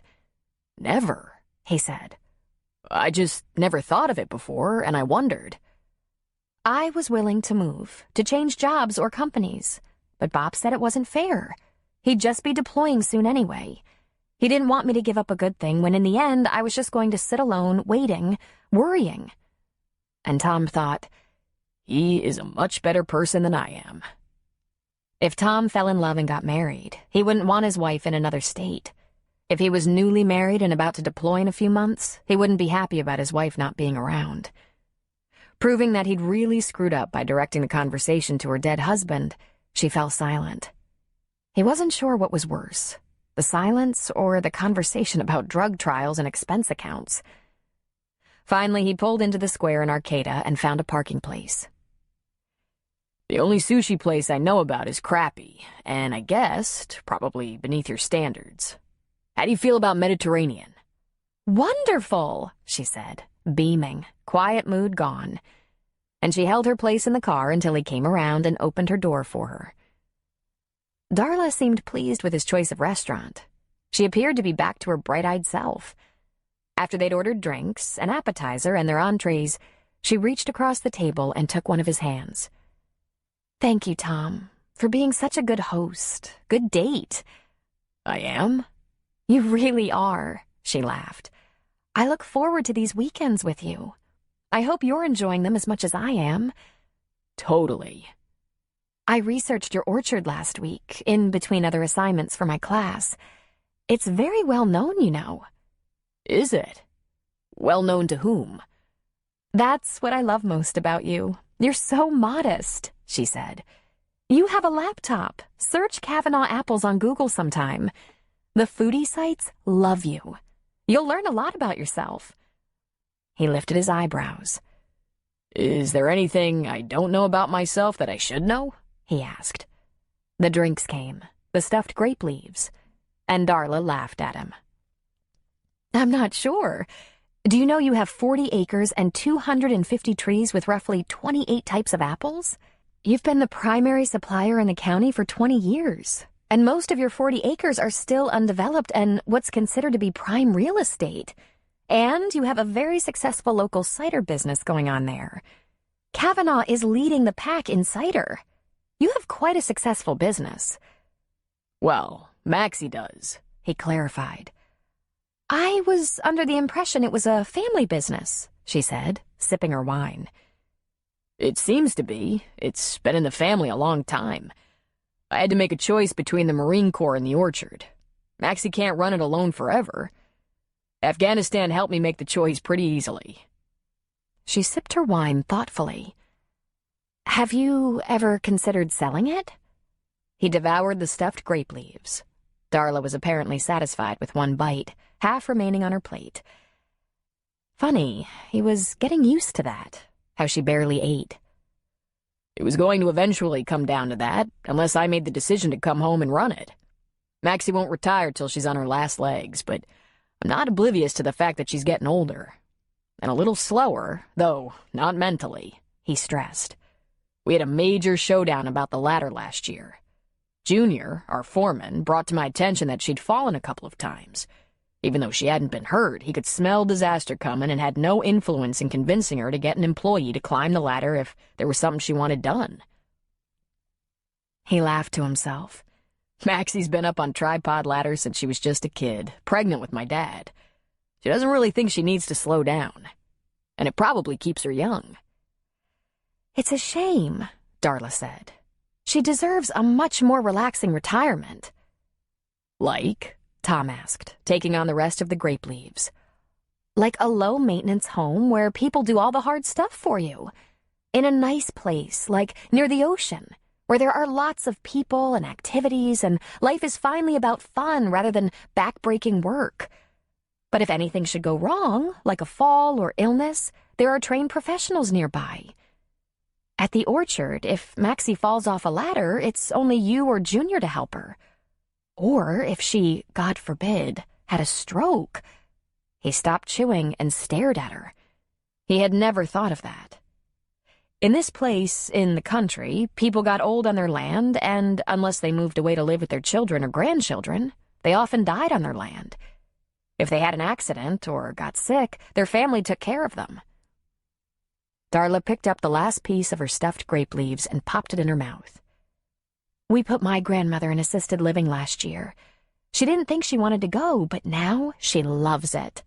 She's the community poker champ. Can you beat that? And it's in a really beautiful Colorado Springs Valley with glorious views. Near enough we can visit her and bring her to visit us for weekends, where there are walking trails and all kinds of fun things for the residents to do. She's so grateful now. Is she? Tom said in passing. Many things about Darla made him wonder. And then at the risk of slowing the conversation again, he said, I have such a hard time picturing you as the wife of a career Marine. To his surprise, Darla laughed. Career Marine? What gave you that idea? Well, Bob gave me that idea when he said that was his intention. Was, she stressed. When we got married, he'd pretty much given up that idea. I had a job all lined up for him. My dad has a golf buddy with a soft water conditioner manufacturing plant who wanted to add to his management team, and Bob, being a smart, decorated Marine, was perfect. Good salary, too. Tom wondered if Bob just talked about a career in the Corps in front of his boys to encourage them when, in fact, he was planning to exit and get a civilian job in a factory. But Bob didn't seem like that kind of guy. And the dinner arrived. Oh, my God, Darla said, looking down at her Greek salad. Have you ever seen so much food? Tom knew there would be a doggy bag, and not for Duke. But that was after he had a satisfactory taste of Darla's uneaten dinner. She lifted her fork, poised over her salad, and asked, "So, Tom, if you sold your orchard and looked for another line of work, what would you do?" Tom had chicken kebabs. Looked wonderful. He stabbed his fork into a wonderful cube of chicken and said, "Just out of curiosity, what do you have lined up for me?" She laughed merrily. "You're so funny." She lifted one lovely light brown brow. "Well, there's that manufacturing job still open." He didn't find that particularly funny. "There's nothing else I want to do." "But it's exhausting," she counseled. "And if it ever becomes too much work at the harvest or the planting, there are lots of people around here looking for work. But if Maxie can last 74 years, I can last longer." "You could actually invest the money you earn from the sale of the orchard, watch it grow, take care of Maxie in high style, and begin another career." He chewed and noticed that she grinned excitedly. What had her parents invested in that smile? It was simply beautiful. He was also curious about her breasts, so large and high and delicious looking. He wondered if he would touch them and find them not real. That wouldn't be an issue if he was in love, but he was beginning to realize he wasn't even close to in love. Still, he was curious. Finally, he came back to the present. He looked at her levelly and said, "I'm going to work the orchard till I drop dead." "Why?" she asked almost desperately. "Because I just love apples." She made a gack sound in the back of her throat. And Tom laughed. The drive back to Virgin River was a revisit of the drive away. A lot of talk about vacations, bonuses, expense accounts, perks. There was a little about drug trials and prescriptions thrown in there. Tom thought about introducing the topic of national health care, but frankly, he was tired. So he drove. She asked him if he was happy living in an older home. She had purchased her home new, with lots of upgrades like granite countertops, slate floors, cherry wood cabinetry. She could open her garage and turn on her hot tub from blocks away. He told her he loved that old house. "I've never seen a really proper porch on a new house." Then they came to the orchard. Tom jumped out of the car, opened the gate, pulled in, jumped out, and closed the gate, and as they were driving between the groves, Darla said, "Tom, I want you to know how grateful I am for your friendship. If I didn't have these little escapes to the orchard on the weekends, I don't know what I'd do." "Huh?" he said. "I'm lonely, so far away from my family, and with Bob gone." "Oh, man," he said. He'd been so busy falling out of like with her, he'd forgotten she was lonely and widowed and all that. "Well, I'm glad it's relaxing for you." "It's a godsend, seriously, like a rescue. And there's all the other stuff. Going out, which I haven't done in so long. Home cooking, fresh fall air. It's all just wonderful. I look forward to it all week. I've been out on a few dates, but I hadn't really expected to end up seeing a handsome, successful man with his own rather impressive business." "I grow apples," he reminded her. "Very popular apples," she reminded him. "If you chose to sell that orchard to a commercial grower like Del Monte, you could really make a killing. But I hope not too soon. I love coming up here every weekend. It's so lovely and quiet." He wondered if she knew his net worth. He didn't, but he wondered if she did. Darla, next weekend might not be as relaxing. For a couple of weekends every October, we open up the orchard for people to tour, visit, buy apples and other products. It might not seem like such a big deal, but the place is swarming. People come from everywhere. Typical of Virgin River. Most of the town comes out. They shop, pick apples, bring their own ladders even. They bring their dogs, their kids, sometimes their grills. It's big business. "Is it lucrative?" she asked. He paused before he said, It works for us, but it's madness, and there's no home-cooked meal, no going out to dinner, no walk in the moonlight between the groves. Oh, it must be so exciting. You would hate it. It's not fancy. It's not prestigious. It's a bunch of country people on ladders, picking, tasting cider and pies, and throwing softballs around. It's barking dogs, small children, shouting and laughing people, swarming all over the orchard, in the barn, in the house. In the house? She asked. They're our friends, he said. They're the town. Wonderful, she said. Well, if the invitation stands, I'll see you Friday late afternoon. Tom was up and in the orchard office by 5:30. And even though it wouldn't be light for some time yet, Nora was there by 6. Good morning, she said. I guess I thought you'd be sleeping in or enjoying one of those big country breakfasts. You do have company. I'm sure she's having sweet dreams, he said. What are you doing here so early on a Sunday morning? Getting an early start. I'm planning to leave right at lunchtime if you're sure you can spare me. Jed will be coming to the house. We were talking about a picnic, but with this weather... He smiled. Still Jed, is he? I'm working up to Dad, but it doesn't come easy. I knew about your plans, Nora. We're all ready to back you up. We might have an issue with the next 2 weekends. If you're not going to be able to work, tell me now. We're opening up the orchard to the public. It gets chaotic. So I'm told. I wonder, would it be all right if Jed and Susan come and bring the girls? I promise not to get too distracted. Absolutely. Tell them about it. Maxie would probably love it. I'm going to get moving before I'm caught burning daylight. She zipped up her jacket and pulled on gloves. She went past him to the break room to grab a rain slicker off a set of hooks on the wall that held a dozen or so. Don't you want a cup of coffee to get your engine started? He asked her when she passed back through the office. She grinned at him. Now that I'm wealthy, I have coffee at home. With cream. And off she whirled. He heard her outside as she said, Hey, Duke, old pal, how are you this morning? Gonna be another wet one. But you like it that way, don't you? Doesn't that wet dog smell make it all worthwhile? And then she laughed. She was just the cutest damn thing, he found himself thinking. He wondered what she'd think of stuffed grape leaves. It was a few hours later, the morning fog and mist beginning to give way to a bright morning sun, when Tom heard the bell from the back porch. He'd asked Maxie to ring it when Darla was ready to have her luggage carried downstairs. The bell had almost never been used. Tom's grandfather had installed that bell when Maxie was very, very pregnant. It was one of those old-fashioned things with a strip of rawhide attached to the clapper. He wanted her to use it if she needed him for anything rather than walking up and down a couple of acres of trees looking for him. And what had Maxie done? She'd walk through the entire orchard to find Grandpa to tell him, I didn't want to bother you, but I've been in labor all day, and now I think I have to call the midwife. Can you get her for me? Tom laughed to himself.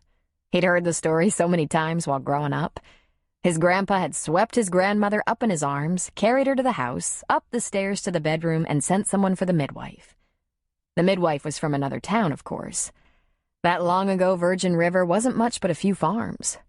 And the midwife didn't make it, which at the end of the day had been something of a tragedy, because Maxie had a few complications that left her unable to have more children. Of course, there was no guarantee that getting the midwife there on time would have mattered. Even though his grandparents, dead in love till the day Grandpa passed away, said they'd love to have had a baker's dozen, they were also quick to say they were grateful for the bounty God gave. A son, an orchard, and a woman who could bake a decent pie. He trudged across the yard to the house. For some reason, he had a picture in his head of Nora tromping through an entire orchard rather than just ringing the bell. And then, unsummoned, an image of Darla being carried on a litter by a group of Nubian slaves. He found himself ridiculous, stuck in a box of his own making, rejecting the one who appealed and spending every weekend with the one who was not right for him, though he desperately wished she could have been. But it was hopeless. She was hopeless. She was waiting in the kitchen. Going to get an early start? He asked Darla. Since you'll be busy all day, I'll get the drive behind me. I look forward to next weekend. It sounds like such fun. Tom mentally tried to calculate how many more weeks she'd be in Davis, close enough to spend every freaking weekend at the orchard. "Let me go up and grab your bags," he said. "Have you eaten breakfast?" Long ago, she said with a smile. She turned to Maxie, who was stirring a giant pot on the stove. Thank you once again, Maxie. Your hospitality is unsurpassed. Always a pleasure, dear, she said. Oh, by the way, the next 2 weekends, there will be lots of company. I hope you love a crowd. Oh, yes, she said. Staying over, Maxie stressed. Some of my girlfriends from around the mountains are coming. We'll be packed in here. It sounds like fun. Good then. Tom, chuckling and shaking his head, headed up the stairs. He managed the 4 designer bags in 2 trips, loading up her trunk. He drove her to the gate, opened it while she transferred herself to the driver's side. She slipped her arms around his neck, stood on the toes of yet another pair of boots to give him a brief kiss. He was planning his email in his head. Darla, rethink this idea of spending the weekend during the Apple Festival. If Maxie's friends are coming, you might end up on a cot in the cider works. And if you pick at your food, they might tie you down and feed you. They're old, but they're strong and bossy. He went back to the house, to the kitchen, having been called by the wonderful smells that he hoped weren't being prepared for dinner. "What you got going there, Max?" he asked. Chili, she said. It's getting so cold, so wet. I thought maybe I'd put it in the break room on a warming tray along with some disposable bowls. What do you think?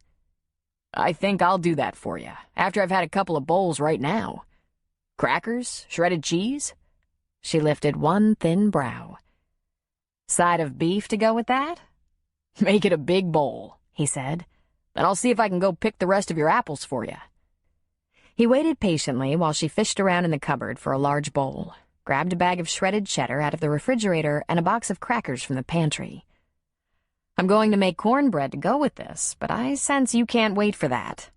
She placed it in front of him with a spoon. Can't wait, he confirmed. So, company's coming? Who? I'm not entirely sure yet, she said, sitting down at the table with him. I never have any trouble rounding up friends. I see, he said, crumpling crackers on top of his cheddar-laced chili. You haven't invited them yet. I'm going to do that straight away. Why? We're usually awfully busy on Apple Festival weekends. They'll come early, help with baking, all that stuff. That's not why, he said. Damn, this is good, Maxie. Thank you. So, why? I'm getting tired of Miss Picky Pants. If you marry her, I'm going to kill myself. His smile fought hard to get out, but he held it in. What if I'm completely in love with her? She rolled her eyes and clasped her hands together as if praying for strength. I've had a good life. He couldn't help it. He laughed. He leaned toward her. Maxie, do you ever think about retirement? Of course. This is my retirement. I don't work nearly as hard as I used to. Junior manages almost everything. At least he did until you came home. Ever thought about selling the orchard? He asked. No. I thought about you selling it after I was dead. I felt kind of bad for Junior and the others, but by the time I'm dead, they'll be near dead anyway, and I just can't manage from the grave. No doubt you'll try, he mumbled. What was that? Nothing, he said.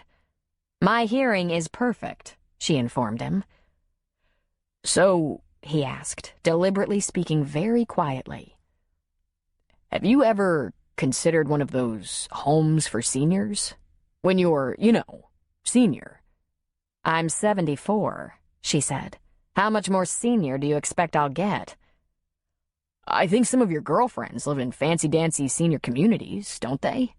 Where they can have the lawn taken care of for them, the cooking pretty much done every day, a little housekeeping, some fun and games. Lorna is the karaoke queen at hers. Ever hear of such a thing? Yeah, that's right, he said. You ever lust after one of those places? You need a little more privacy, Tom? Because I have places to go if you want a weekend alone or something. He shook his head. Darla mentioned they put her grandmother in one of those assisted living places, and she didn't want to go at first, but now she's happy about it. Loving it. Maxie's face contorted into a very mean grimace.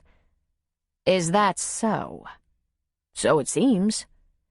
You might want to tell Miss Picky Pants I have a shotgun and I'm a right fine shot. She crossed her arms over her chest and leaned back. Tom roared with laughter. Maybe I'll just let you handle this whole thing your way. What whole thing? She asked. Is she already putting me out to pasture? Uh-huh. And selling the orchard, and investing the money, and getting me started in a new career, he admitted.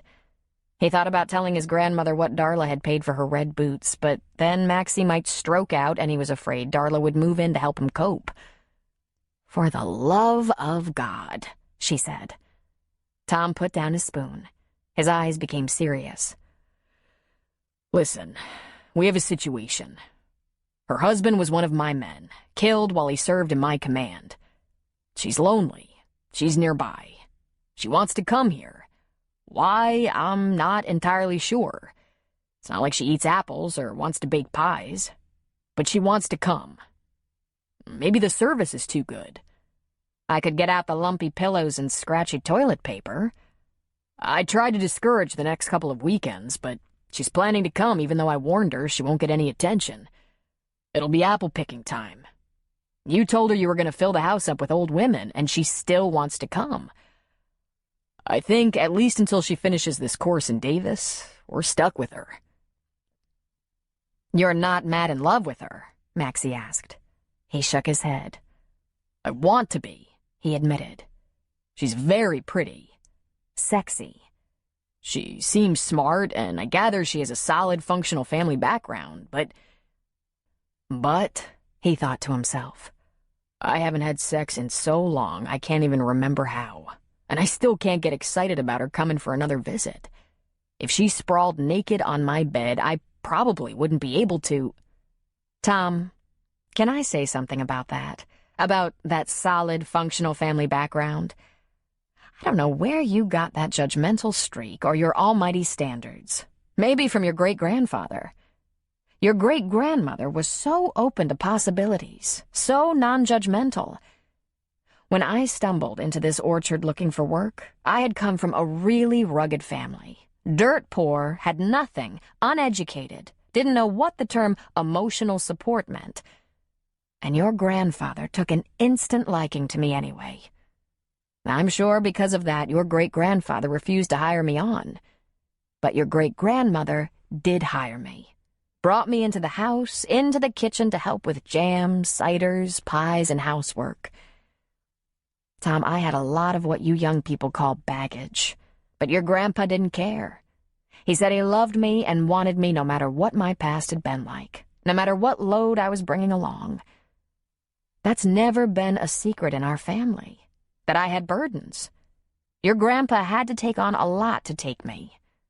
Most people have a load to carry, Tom. So do you. Look at your family history. You have some amazing family history, and some of it kind of strange, like the disappearing mother. You know. I know. You never heard from her again, did you? Maxie shook her head. I would have told you. I've always told you everything. Many family stories, he said, very seriously. They were both silent for a moment. Finally, Maxie said, You aren't mad in love with Miss Picky Pants? He shook his head. Then stop kissing her, Maxie demanded. Tom grinned. You don't miss anything, do you? You think I raised a decorated Marine and made money on apples by missing things? Chapter 13. It wasn't unusual for busy married couples who had both children and careers that took more than the usual 40 hours per week to do more communicating through phone calls, emails, and during short breaks in the workday than at other times. So it was with Jack Sheridan and his wife Mel. What was unusual was for Preacher to call Mel and ask her to drop into the bar when things were quiet to have a chat with her husband. "What's the matter?" she asked when she got there. "Nothing," Jack answered. "Why?" "Because Preacher asked me to come over if I wasn't busy. He said you needed counseling." Jack grumbled and poured himself a cup of coffee. "He's getting worse than an old woman." Mel stared him down for a minute, then she went to the door to the kitchen, pushed it open, and said, "Preach, help me out here. I have a patient in a half hour and Jack doesn't want to talk right now." Then she went back to her stool. Momentarily, Preacher was standing beside Jack. "So," the cook said, "you haven't told her what's wrong?" "I don't have anything to say," he said with attitude. Preacher faced Mel, and about that time, Paige came into the bar, standing beside her husband. "About a week ago, Luke brought a friend in for a beer. Old friend of Luke's from Army days, an old Black Hawk pilot. Well, it turns out Jack and Coop, the friend, knew each other way back when. Some woman accused Coop of beating her up. Jack called the MPs, and Coop was locked up, but it turned out to be some kind of misunderstanding. Coop got out, Jack shipped out, the woman disappeared long ago, and now what we have, with holidays and town parties coming up, is a little bad blood between the Reardons and Jack. A Reardon-Sheridan standoff over something that happened a long time ago with a lot of mixed-up details and facts." Mel was stunned silent for a moment. Her mouth hung open, her blue eyes were wide. Finally, she said, "Huh?" Preacher took a deep breath. Then he began again. "About a week ago." Paige put a hand on her husband's forearm. She shook her head. "Not from the beginning, John," she said. Paige looked at her friend. "Mel, about 15 years ago, a Marine and a soldier were both at the same place at the same time. Your Marine was friendly with a waitress who confided she had a bad relationship. Abusive, she said. You know Jack, he offered to help if needed. He gave her a phone number, and a couple of days later, she called that number and left Jack a message that she needed help." "And I went," Jack said. "She was banged up pretty bad and crying. I tried to take her to the hospital, but she wouldn't go. So I called the police and stayed with her until they came." Mel looked at him. "What did she want, Jack?" she asked. "I don't know," he said with a shrug. "Moral support, I guess. I suggested she get herself away from whoever would do that to her, and she said she'd go anywhere I'd take her, just to get her out of there. But I couldn't do any more. I was scheduled out on a military transport with a squad of Marines, and our destination was privileged. So she told the MPs who beat her up, and then, wouldn't you know, he stumbled in, half drunk, knuckles bruised, denying he'd ever touched her."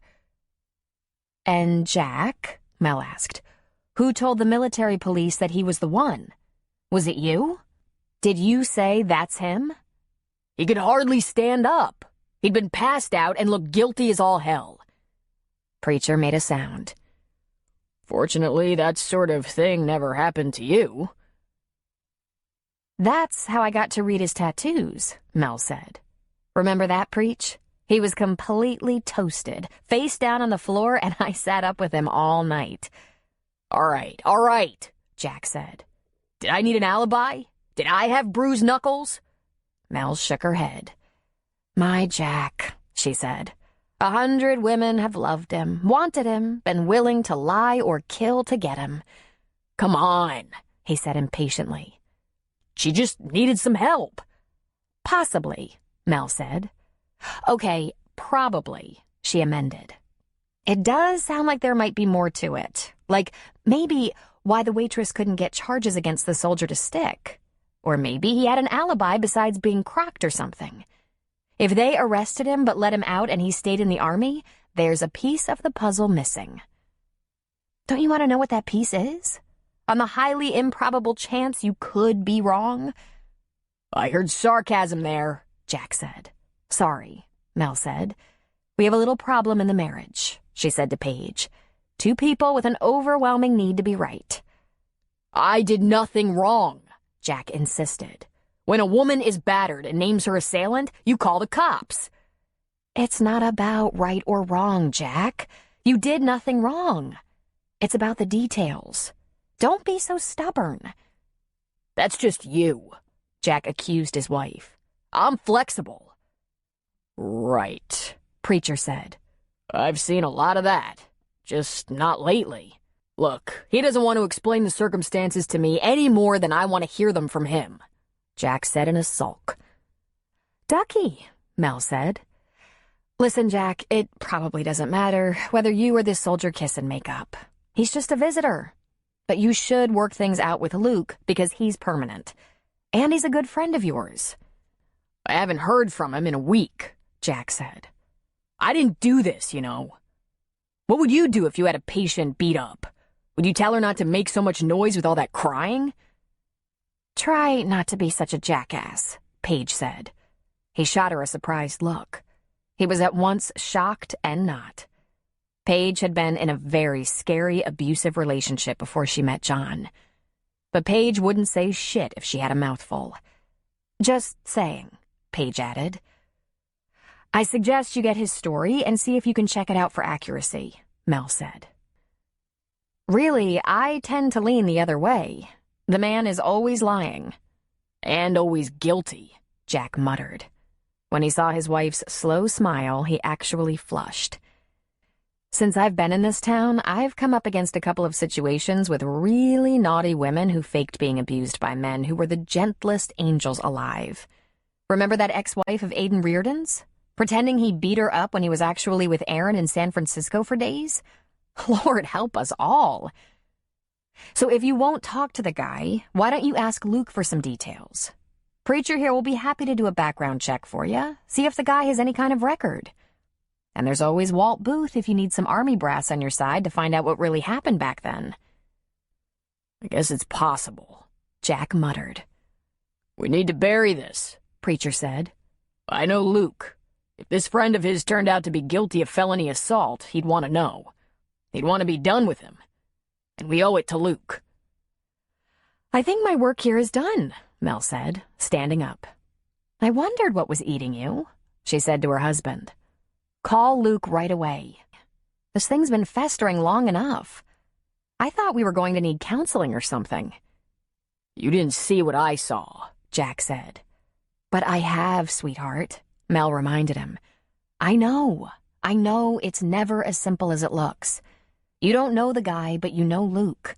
You should talk to him about this, and see if you can figure it out. And she leaned toward him for a kiss. Then she patted his cheek and smiled. No wonder women fall at your feet. You're such a soft touch. I heard sarcasm there. She just laughed. I have a patient pretty soon. See you for dinner. Things were opening up for Nora Crane in ways she had not dared hope for or imagine. First of all, she hadn't expected to ever get to know her father, and here she was, spending at least one afternoon every week with him. On almost every visit, Susan came along, and every time they appeared, more items for Nora's home and children arrived with them. Jed pulled a porta-crib and fancy stroller out of his trunk, and she had to fight tears of gratitude. Faye wouldn't have to sleep on the mattress with her mother and sister anymore. But that was nothing to the Sunday they were scheduled to have a picnic but were rained out. Jed and Susan arrived pulling a trailer. It looks like our picnic will be another day, but I think we'll have fun anyway, he said. What on earth? That old couch of yours, Nora. It just has to go. Your table and 2 chairs aren't in much better shape. And in that rented trailer were a sofa, a chair, a side table, a lamp, small kitchen table, and 4 chairs. No, you didn't, she said in a whisper. Jed, you have to stop this or I'll be taking care of you in your impoverished old age. I can't stop. Not until I see you and the little girls comfortable. I don't mean with extravagance. This stuff was on sale and wasn't expensive as furniture goes. I just want to help you get on your feet. But I can never repay you for this. All I ever wanted was to have you in my life again, he said. I never counted on the bonus of granddaughters. When the furniture was brought into the house, Barry was absolutely thrilled. She climbed right up on it, her little eyes so round and happy. Faye immediately pulled herself up too and patted it. Rain or not, nothing got past her neighbors. Martha and Addie were outside, checking out the delivery, and from down the street, Leslie and Connor arrived. Connor wanted to help Jed get the new furniture in and the old furniture out. The ratty old couch went in the U-Haul. "I'll drop this off at the dump unless you have other plans for it," Jed said. "Nothing is thrown away around here without permission from Reverend Kincaid," Nora said. "In fact, in a couple of months, I'll have been here a year, and without the charity of my friends and neighbors, I don't know if we'd have survived the winter." It was hard to imagine anyone being more needy than Nora had been, but sure enough, Noah wanted that couch. "I think I know just the place for it," he told her over the phone. Connor and Jed carried it through the drizzle for a block to the church where it would sit until it could be delivered further. Her children were outfitted for the cold weather. There was new bedding, warm blankets, and good food in the house. Just when Nora thought she couldn't possibly wish for more, Maxie asked her, "Nora, do you bake?" "Well," she said doubtfully, "when I was a girl, I made cookies, but it's been a long time." "Do you think you'd like to?" "If I had the time, I would," she said. "I can follow directions, I think. But, Maxie, I don't have much cookware on hand." "Here's what I'd like to do, and I've spoken to Tom about my idea. I have a couple of very big weekends coming up. If you're agreeable, you could pick apples until lunchtime, run to town and fetch Addie and the little ones, and come back. We'll give them lunch, and I think they'll either nap or maybe Barry will even help. I think a few of my friends will arrive later in the week. You'll like them. They're as ancient as I am, catty as can be, a little on the doting side when it comes to small children, and they give Tom as much grief as they can get by with. Would you like to help me in the afternoons this week?" "Oh, Maxie, I would love to." "I think Martha would rather hike than bake, but I'll leave you to extend an invitation to her as well." It seemed to be the natural order of things in Maxie's house that afternoon just stretched into evening. Everyone gathered around her dinner table for a meal that had been started in the afternoon, along with the baking. The little girls napped, and when they didn't, Barry stood on a stool in the big kitchen, stirring, and Faye sat in her booster chair amidst the commotion, playing and snacking. By dinner on Wednesday, they'd accomplished a great deal. There was apple butter, apple pies stored in the root cellar where it was cool, all kinds of cookies for the weekend festivities. Nora had also learned to bake bread and make cinnamon rolls. The fall vegetables had come in, so there was zucchini bread galore. Nora worked as hard in the kitchen as she did in the orchard. "Pace yourself," she said to Maxie. "Don't wear yourself out before your big weekend." "Oh, darling, this doesn't tire me. It energizes me. I love feeding people." Nora looked forward to dinner time the most. The leaf was put on the table and everyone gathered around it, laughing, eating, telling tall tales. Addie was in her element. She couldn't do things like this at home alone and loved being with friends. And when Tom came in cold and tired after a long day in the orchard, he was not the same man Nora had met when she first applied for the job. He was cheerful and playful, and she tried valiantly to tamp down fantasies of being the woman in his home when he finished his day's work. But it was when Barry held out a cookie and said in a voice loud and clear, "Tom, eat this. I maked it." Nora just kind of went over the edge. And she had to run and hide. "Where's Nora?" Tom asked. The women all looked around. "Bathroom?" Addie suggested. "No one in there," Tom said. "Keep an eye on the girls. I'll find her." He took a beer with him through the living room, dining room, even upstairs. Finally, he grabbed his jacket off the hook by the door and went outside to find her huddled in a wicker chair in a far corner of the porch, crying and shivering.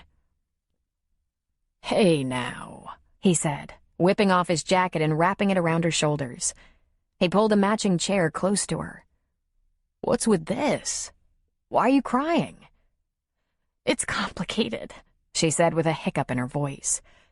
"It's just that I started feeling so safe, so much like being a part of a big, wonderful family. And then Barry..." What about Barry? He asked. She's having fun. She's having so much fun, Nora said. She sniffed. Honestly, what a wimp I am. I held it together through new toys, clothes, and even furniture, but this week... He reached into his pocket and pulled out a hanky, handing it to her. She looked at it cautiously and said, You sure? Blow, he said. Then talk to me. She blew her nose, hard. A little laugh escaped through her tears. Now talk, he said. I don't expect you to understand, but when I was growing up and it was just my mother and I, we didn't have fun times like this. We didn't have people around. And Barry... She crumbled again. What about Barry? He pushed. Did you hear her? Did you hear her talk? Like she was giving orders. She's growing out of that severe shyness, Tom. Sure, he said, baffled. She's getting used to all of us. She's been around us a lot lately. I was so worried about her, Nora said. I was worried about all of us, about us ever getting it together, having enough to get by, to stop being afraid. He wiped a tear from her cheek. Were you afraid? He asked softly. Ugh, you have no idea. He smothered a chuckle. You always act so brave, he said. Yeah, I act, she told him. What else am I gonna do? Growing up, I was timid, scared of everything. You? Oh my gosh, I was so scared of making my mother or teachers or anyone mad. And then what did I do but allow all that timidity to get me hooked up with this stupid guy who made my mother look like a day at the beach? There were times when I was pregnant. She was quiet for a moment, and he took her hand. Tell me. You were scared. Tell me. Oh, Tom, you don't want to hear all that. It's all so humiliating, so maudlin. Betty nodded, and she said, Okay, I was on welfare, and I worried all the time that I'd be killed in my bed because I lived in such a scary place surrounded by gangs and dealers. Scared that I wouldn't be able to protect my children. And I thought life was hard, and when I lived with an angry mother, then it got so much harder. When I bake with Maxie and eat at your table, I remember those times the social worker gave me supplemental protein drinks so I'd have enough calories for the pregnancy. And I just never thought I'd have this kind of life. Picking food from the garden, baking in a warm kitchen, sitting with my children at a table filled with such happiness and laughter. He found himself stroking the hair over her ear. He had an unwelcome flash of Darla in her expensive boots, picking at her meal, taking it all for granted. He reminded himself that Darla shouldn't be ridiculed for making something of herself, and she'd certainly had her own heartache. When Chad left me in this town, even though I didn't know how he would survive, I was so relieved that he was gone, that I was in a place not so terrifying. And if it hadn't been for Noah... Tom wrapped his hand around her upper arm. Did he hurt you? Noah? She asked, incredulous. Of course not. Noah helped, but I didn't make it easy for him.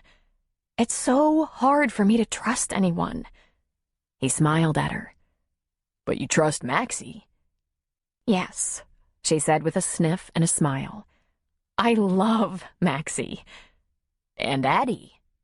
Addie would never hurt a fly, she said. Martha? Martha is strong, so good, so responsible. I love her independence. Jed? He asked. It's coming. I get more sure of him every week. He's been so good to me. I'm gonna let Maxie have a crack at him. If she trusts him. Maxie has a sixth sense about things like that. I don't know where she got it. Living life, I guess. And me? He asked. You trust me? She gave him a shy smile. I think so, yes, she said. What do you think of stuffed grape leaves? he asked. A short burst of laughter escaped her. I have absolutely no idea. I bet you'd like them. And kebabs. You'd like them, too. Tom, sometimes you confuse me. Are you better now? As in, done crying? I've done more crying since I met you than I've done in the past couple of years, and the past few years were definitely cry-worthy. I don't think you bring out my best. I get so vulnerable around you. I tell you things I never tell anyone. I think that's okay. It means you think of me as a friend. Here's what we have to do, Nora. You have to dry your tears and go with me back in the kitchen. You don't want the women to worry about you. Right, she agreed, wiping her eyes. Dinner's ready, he said. He held her beer toward her. Want a sip? Thanks, she said, fitting her lips to the bottle. She tilted it up and took a swallow. She stood and gave him his jacket back. This turned out to be so much more than a job, Tom, she said. I want you to know how much I appreciate it. I know. Let's get some dinner. I'm starving. Me too, even though I sampled all day long. Dinner was some of Maxie's best stew, a salad thrown together by Addie, and bread baked by Nora.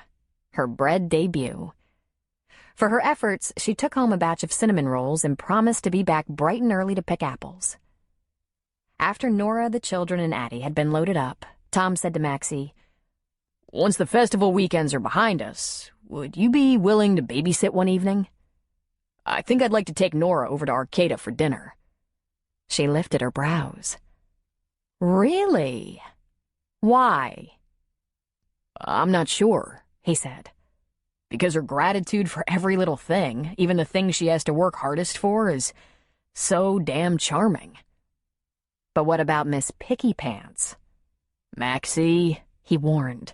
I slip sometimes, she said with a shrug. Right. I think those little girls are divine, she said. I'd be happy to babysit while you take their mother out. I bet she hasn't had a date in forever. We're just friends, he pointed out. I bet she hasn't had dinner out with a friend in forever. I'm going to run over to the coast and hit Costco for some movies, like Disney DVDs or something. Then she smiled, very approvingly. Jack drove out to the Reardons' house and parked right in front. As luck would have it, Cooper was sitting on the porch in the late afternoon sun. When he saw Jack, he folded the USA Today on his lap. Jack got out of his truck and approached warily, putting one booted foot on the step just as Luke came to the doorway and stood there, watching, listening. Jack, Luke said in greeting. Hey. But then he directed his attention to Cooper. This is a real small town. I've been giving you plenty of space, Coop said. What I came to say is, you have as much right to enjoy this town as I do. I don't know what your plans are, but just because we don't see eye to eye doesn't mean... He paused and looked down briefly. Look, besides you, Luke, Colin, and me, only a couple of people know about our situation. My wife and my cook and his wife. And not having been there at the time, they aren't convinced you're guilty of anything, so there's no reason for you to be scarce. Know what I mean? I'm not going to be around much longer, Coop said. I'm hanging out long enough for our buddy Ben to show up for a little hunting. Then I guess we scatter again. And when we scatter, it takes us a while to meet up. Next time, maybe we meet somewhere else.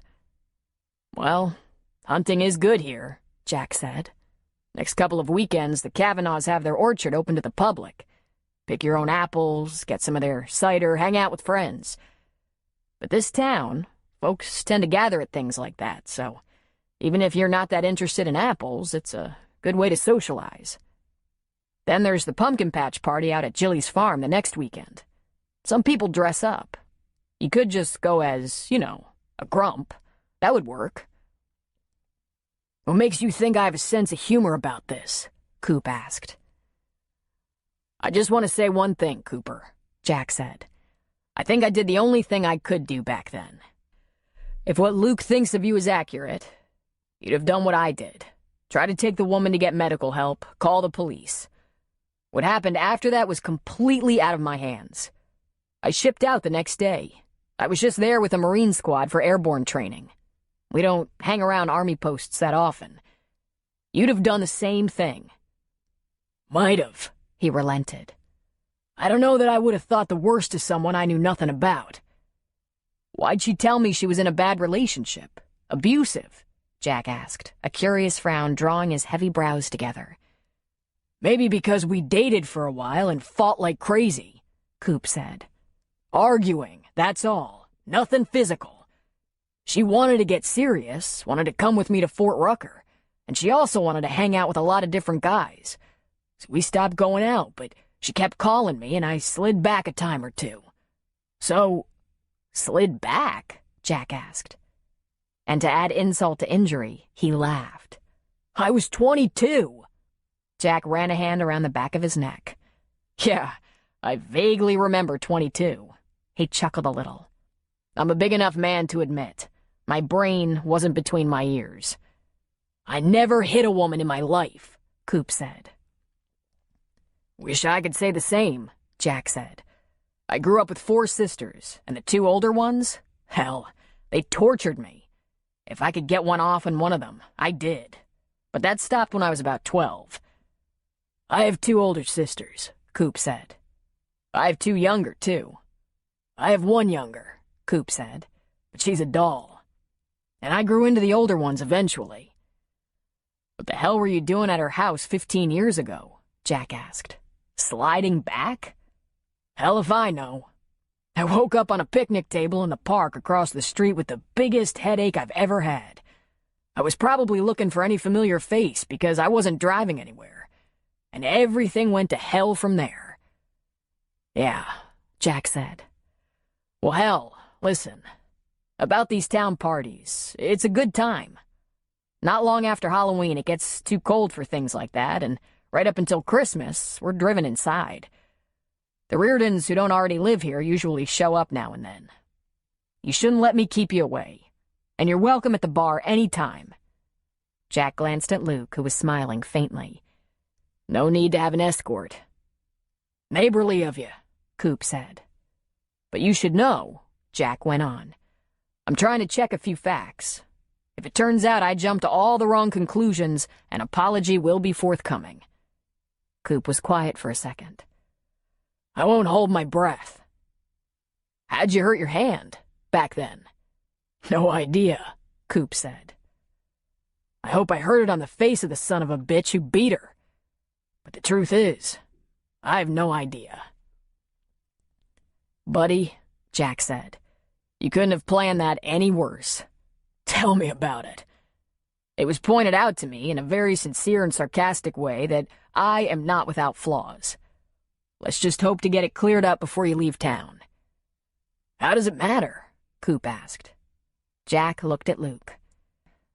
We have mutual friends who matter. And with that, he got back in his truck and drove away.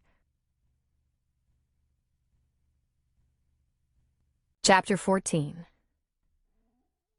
Maxie's friends, Penny and Rosalie, arrived on Thursday afternoon. They brought very little luggage and a trunk full of sweets they'd spent the previous 2 days together baking at Rosalie's Santa Rosa home. Both were widowed, gray-haired, of indeterminate ages, and when the 3 silver-haired women were together, laughing and hugging and breaking out the wine, they called themselves the Merry Widows. Nora loved them instantly. Guard yourself, Tom whispered to her. They're sharp-tongued and relentless. Nora didn't take him seriously at all. She loved being in the kitchen with them, and her children took to them immediately. Both were experienced grandmothers. When Tom wasn't in the house, Penny asked, "When does that woman arrive?" Nora's ears perked up. "Tomorrow afternoon," Maxie said. "And be very cautious what you say around her. She can be hard to take, but Tom is very protective of her. Her husband was killed in Afghanistan in Tom's command, and he feels a certain, responsibility for her. If you say anything critical or offend her, he might lose his head and marry her." "Us?" Penny said.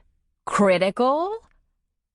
Does she have a name other than Miss Picky Pants? Rosalie asked. Nora laughed suddenly. Miss what? She wondered. Darla, Maxie said. Darla Pritchard. Is she good in the kitchen? Penny wanted to know. I couldn't tell you. All I've seen her do is read, change clothes several times a day, and pick at her food. If Duke gets near her, she shies away so he won't get dog hair on her. But wait till you see her, Nora said. The women all turned and looked at her. She's the most beautiful thing I've ever seen. My dear child, Rosalie said. Have you looked in the mirror lately? We should get out the old pictures, Penny said. Show this girl we were once young, hot chicks. Have you all been friends your whole lives? Nora asked. We met when we were young mothers, Maxie said. Right here on the orchard. Rosalie and Penny came to pick apples. Rose lived in Garberville then, Penny in Willett, and we did the one thing people never do anymore. We wrote letters to each other, and got together once, maybe twice a year. Maxie, did you live on the orchard all your life? Silence hung in the air for a moment, followed by laughter that only confused Nora. No, Nora. I came to the orchard when I was 18 looking for work. I was a dirt-poor farm girl from Idaho. I got stranded near here, and this was the only place hiring. How'd you get stranded here? Nora asked. The usual way, darling. I was following a man, a logger. He was killed in a log jam, and I had no way to get home. Not that home had much to offer anyway. So I asked for work here. The old man didn't want to hire me, but his wife took me on. I started picking apples, but ended up working in the house. Like me. All three women hummed and laughed under their smothered chuckles. Like you, she said. Now, are you going to bring the children this weekend? Between the four of us here, we can make sure they're watched every minute. I thought I should ask Noah and his wife if they could help out, since I'll be needed here all weekend. And on Sunday afternoon, my father will bring them. I'm so anxious for him to meet everyone. And we're all looking forward to meeting him. Tell Rosalie and Penny that story, darling, of how your father came back into your life recently. Nora gave them the quick version, trying not to make her mother look too terrible in the telling. It wasn't long past that story that Tom came into the kitchen, ready for dinner, and the family atmosphere resumed around the big kitchen table. It was still drizzling on Friday, and Tom and Junior pulled out tarps they'd erect as tents on the weekend if the weather didn't improve. On Friday afternoon, Darla arrived, and as the Fridays before, it was like the arrival of royalty. Tom carried her luggage up the stairs, while Maxie introduced her to everyone. The women had been sitting around the table fashioning sachets out of dried apples, cinnamon sticks, and cloves. They'd be given out to anyone who wanted them over the weekend festival. It was a long drive, she said after meeting all the women. I'm going to change into something more comfortable. Maxie said nothing, though she peered at her friends from under lifted brows. Momentarily, Darla returned with a rather surprised look on her face. There seems to be a child in my bedroom. Oh, Nora said, jumping to her feet. I'm sorry, I didn't realize. Is she asleep, Darla? Maxie asked, cutting Nora off. On my bed, Darla said, clearly shocked. Then perhaps you can change clothes in my bedroom, Maxie suggested. That's Nora's 2-year-old, Barry. She's napping. The baby is in a porta-crib in Tom's room, also napping. Will I be sharing my room with someone? Darla asked, uncomfortably. No, dear. Nora lives in town and will be going home after dinner. Tomorrow at nap time, I'll put Barry on my bed. I told you, we have a full house and demanding schedule during the festival weekends. It's pretty much every man for himself. And then Darla did something that positively stunned Nora. When Nora would have expected her to ask how she could help or pull up a chair to visit, she said, I'll grab a book and go to the other room to read. Will you tell me when the child no longer needs my room? Certainly, dear, Maxie said. Then, with sarcasm Darla clearly didn't hear, she asked, Can I get you anything? "No, thank you. I'll be fine." And she left the kitchen. Saturday dawned bright and clear, the sun burning off the morning mist early. Nora had arrived at the orchard to help set up, having left Addie at her house until the children woke. The plan had been for her to go into town and fetch Addie and the little girls after they'd had a chance to wake up and have breakfast. But Nora wasn't feeling right about it. "Maxie," she whispered, "I have a feeling my girls are going to be an imposition. It might not be too late for me to get help from Ellie Kincaid. Her daughter is nearly old enough to babysit, and she loves playing with the girls." "I want them here," Maxie said. "They are not the imposition." "We all want them to come," Penny said. "And Addie looks forward to this. She's counting on being here both days this weekend and next." "Are you absolutely sure?" "Absolutely sure." Nora actually winced. Having the kids here both days would put her in the house often, checking on them to be sure they weren't getting in the way. While that wasn't ordinarily an issue, she couldn't help feeling like a beat-up old shoe next to Darla. On the upside, she didn't have much time to indulge her feelings of inferiority. Crowds began to descend on the orchard at once. The minute Nora got Addie and the little ones back, she was needed to hand out bushel baskets, help people with ladders, pull out crates and bags for them to take their apples home. More and more familiar faces appeared, many of them clearly intending to stay for hours. She saw some boys throwing a frisbee through the trees and others throwing one for the dogs. The wraparound porch on the big old house was full of people, and Nora caught sight of Maxie and her friends holding court. Great thermoses of tea and lemonade were set up, gallons of fresh cider opened up, and tables of baked goods stood in the yard.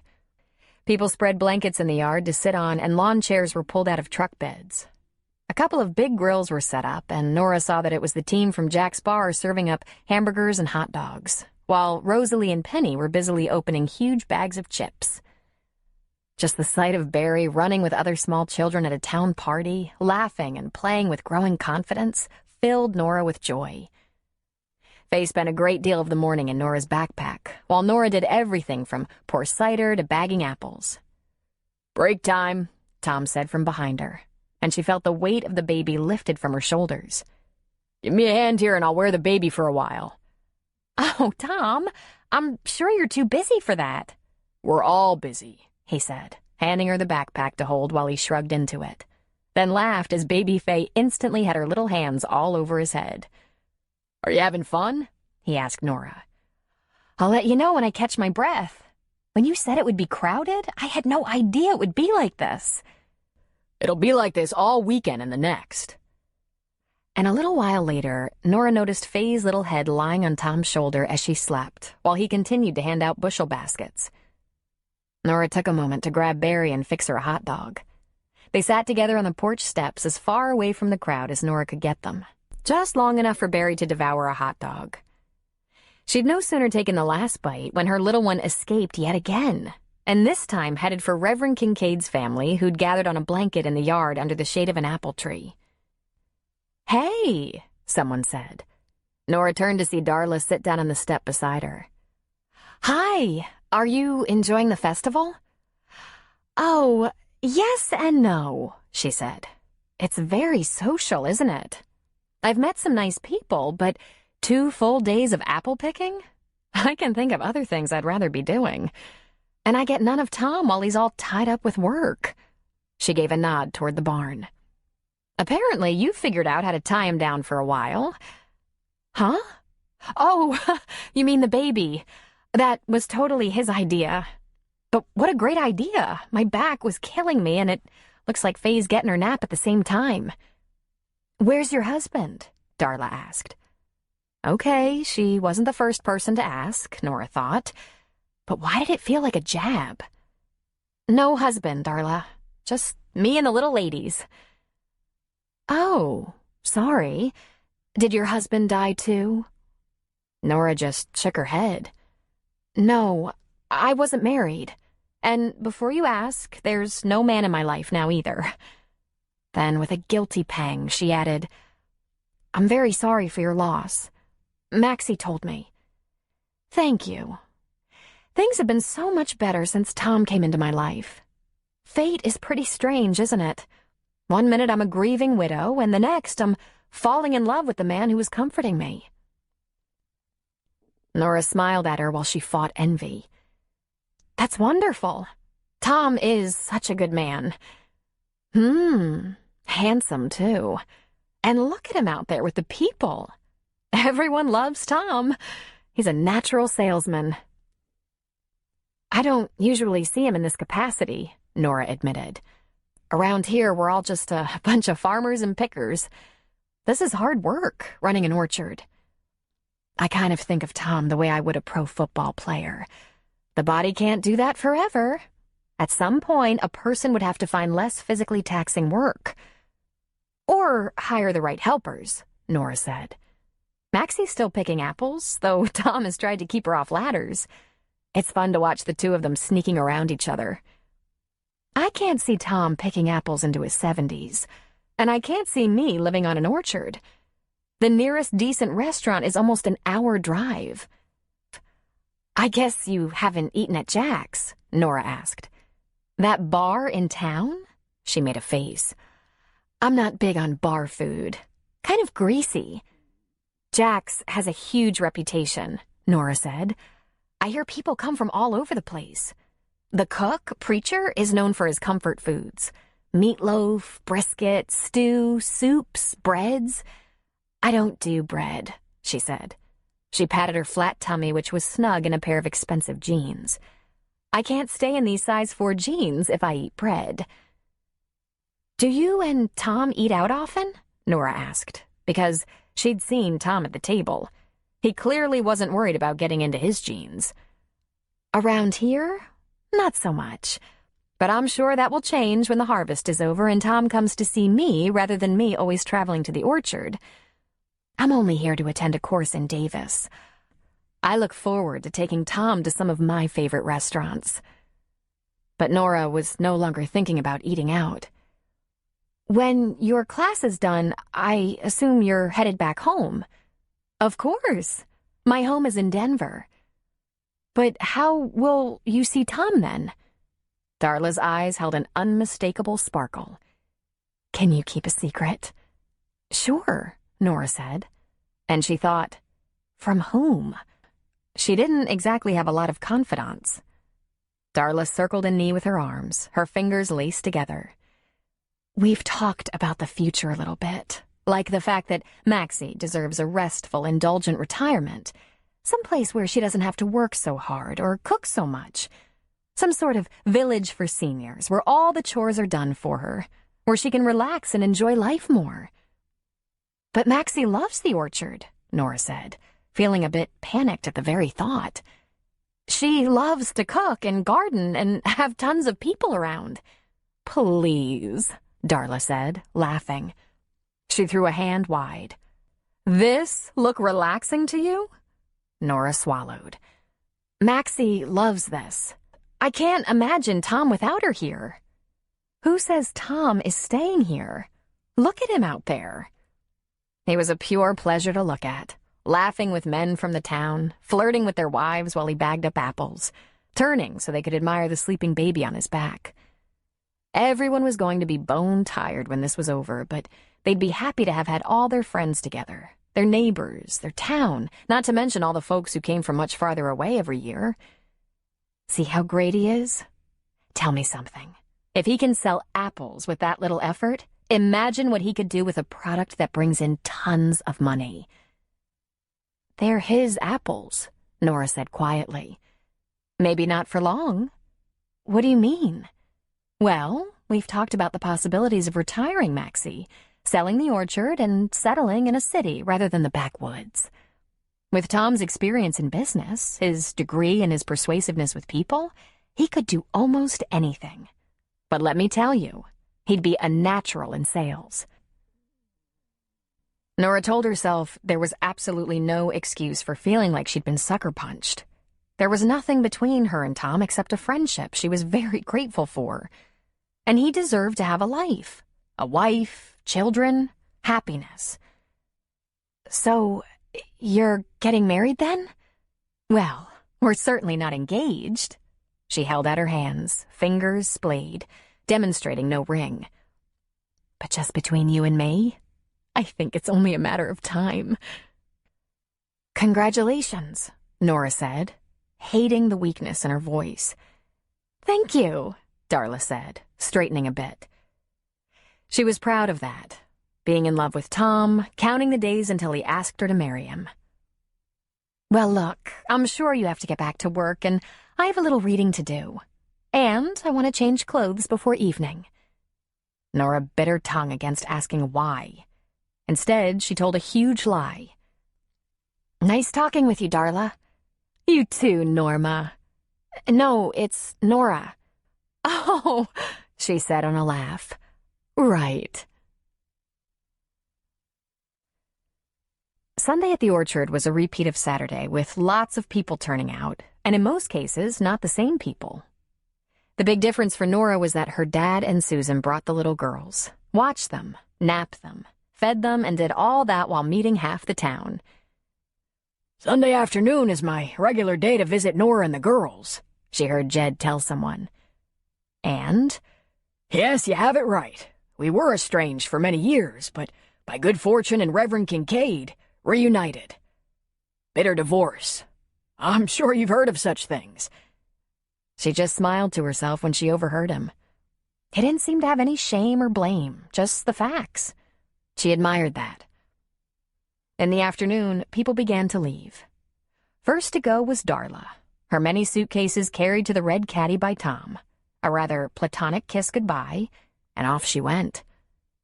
A bit later, Rosalie and Penny loaded up and departed, and when Nora saw that, she bolted to their car to give them each a hug. "Will you be back?" she asked. "See you on Thursday," Rosalie said. "In the meantime, see if you can get Maxie to rest a bit before the next surge." "I don't like rest," Maxie said. "I can rest when I'm dead." And the three of them laughed, but Nora didn't. She carried the secret about Maxie going into retirement so Tom could sell the orchard and marry Darla. When the October sun was lowering and the clouds moving in, Tom told her to take her kids and go.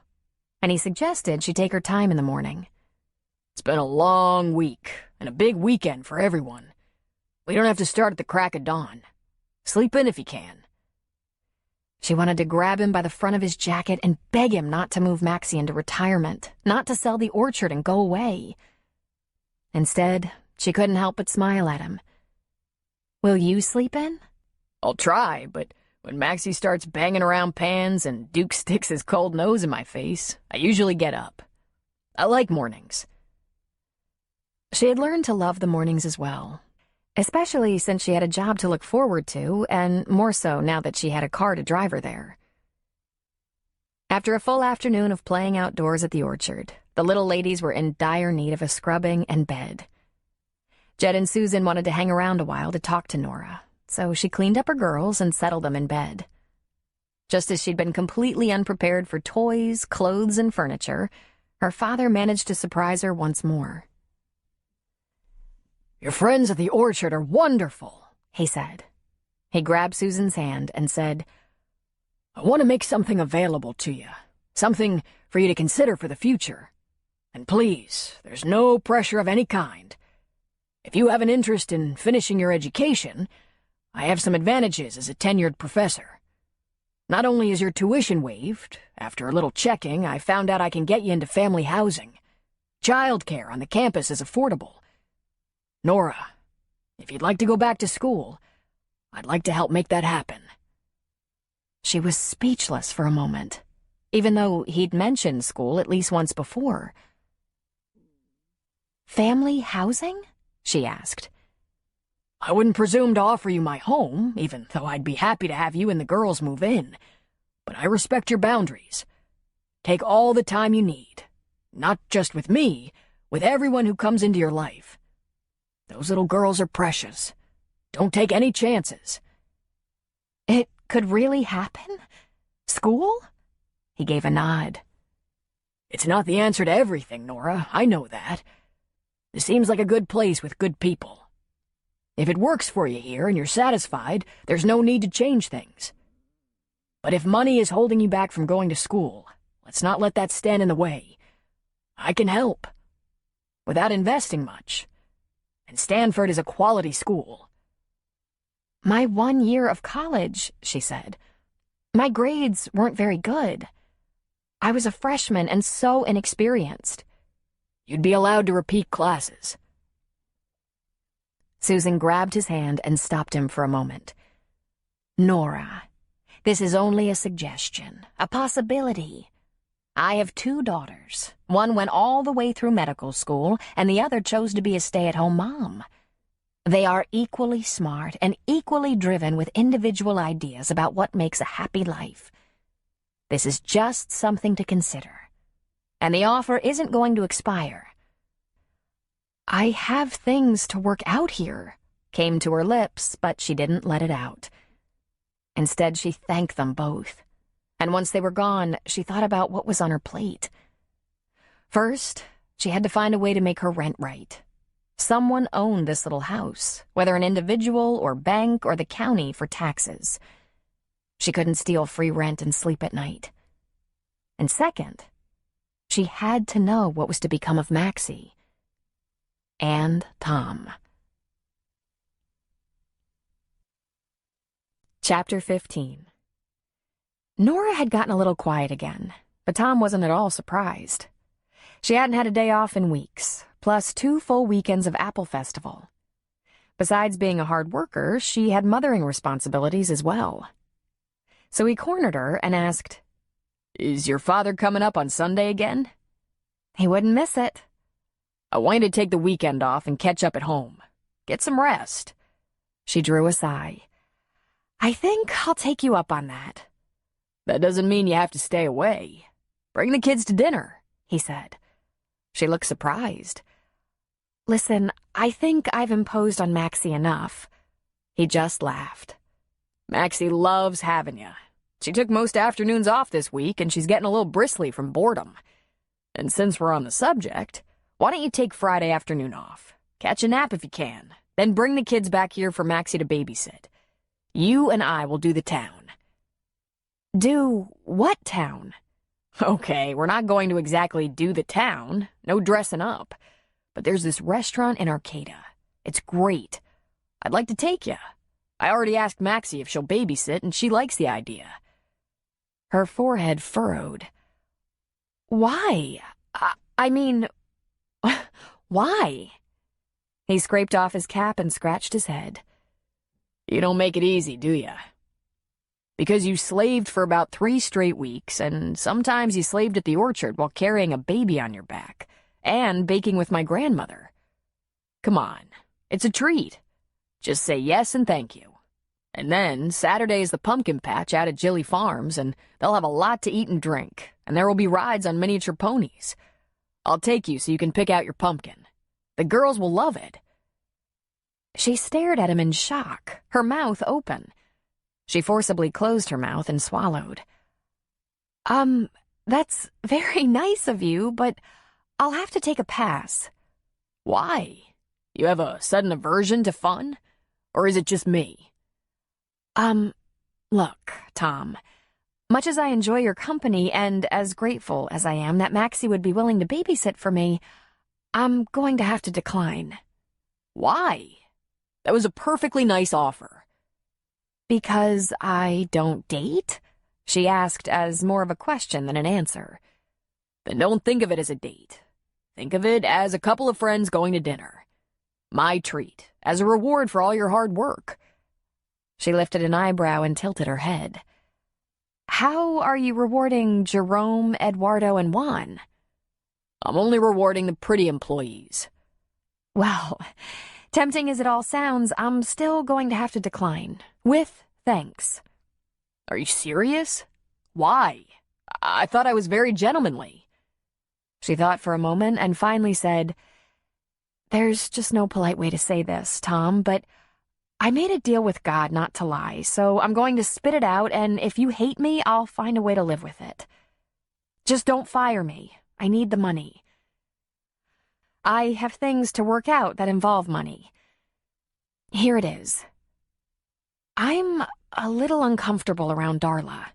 She's a very nice person and all, but I feel like a peasant when I'm near her. I'm kind of Cinderella, and the glass slipper hasn't turned up yet." "What?" he asked, dumbfounded. "I feel a little rough around the edges when I'm with her. All sousier. I feel like the last kid in class to get picked for the team, you know?" "You thought Darla would be coming with us?" "She's been here every weekend, for weeks. I just assumed—" "She's not going to be able to make it this weekend. I guess she has other plans." "Really?" "Now will you go out with me, Cinderella?" he asked with a grin. "Don't make fun of me, please. I probably feel like the poor girl because I am the poor girl. Certainly not Darla's fault, but come on." "Nora, Darla isn't coming. It's just you and me. Well, you and me and sometimes my grandmother and your children." "Am I your stand-in date?" she asked. "Because I bet you could do better." He growled and turned away from her. "Fine," he muttered. "I'm not going to beg you." "All right," she said to his back. "All right, as long as it's not a date." He whirled back to face her. "It's dinner and a town party at the pumpkin patch. And if you relax just a little bit, it might even be fun. I'll shower before we go, and I'll be nice the whole time, unless you insist on baiting me." Nora went along with Tom's plans, even though she was certain this was a bad idea. It was dangerous. She had a crush on him. He was going to be her fantasy man long after he married the princess and sold the orchard. But she talked herself into it because certainly this was a once-in-a-lifetime opportunity. Not only would Darla soon be back, the harvest would be over, and Nora was going to have to move on to other things. So she did laundry at her neighbor's, had a wonderful blouse and vest that was a hand-me-down from Leslie down the street, dragged out a pair of boots she'd gotten from church donations, and put on her best jeans. They were almost new. Everything was ironed with spray starch so she'd look crisp. No ponytail tonight. She left her hair down and curled, something she never bothered to do for work at the orchard. She added a little makeup to her lips and eyes. After baths, she dressed the girls in their pajamas, loaded a grocery bag with their night diapers, a bottle for Faye, their favorite blankets, and off she went to the orchard. Tom might see this as a couple of friends having dinner, but for Nora it was the one date she was going to agree to this decade. But when she got to the house, she sensed a problem that hadn't occurred to her. Maxie was far too hopeful. Well, Nora knew she wasn't fond of Darla. She'd heard the women talking about her. Miss Picky Pants. And Nora also knew that Maxie liked her. Maybe because they had things in common, like coming from poor roots. And they liked dogs and children and laughed at the same things. But she wanted to warn Maxie not to get excited. But of course, there was no opportunity to warn her. She kissed the girls goodnight and found herself in Tom's truck on her way to a restaurant. "Why are you nervous?" he asked her. "It's not like we haven't had dinners together before. Lots of them." "But this is strange," she said. "This is us going to a restaurant." And oh, it was such a lovely restaurant. All dark wood and candles and just full of people having a good time. His hand was at the small of her back, guiding her into the restaurant and to their table. A lovely little table just slightly apart from the crowd up against some windows out of which she could see the starlight. She was at once enchanted and terrified. The waiter handed them menus. "Nora, have a glass of wine," Tom said. "You can indulge a little bit tonight. What do you like?" "I have no idea," she said. Tom looked up at the waiter. "How about a nice Pinot Grigio?" he asked the waiter. "And bring me a Sam Adams. Also, while we look at the menu, can you start us off with stuffed grape leaves and calamari?"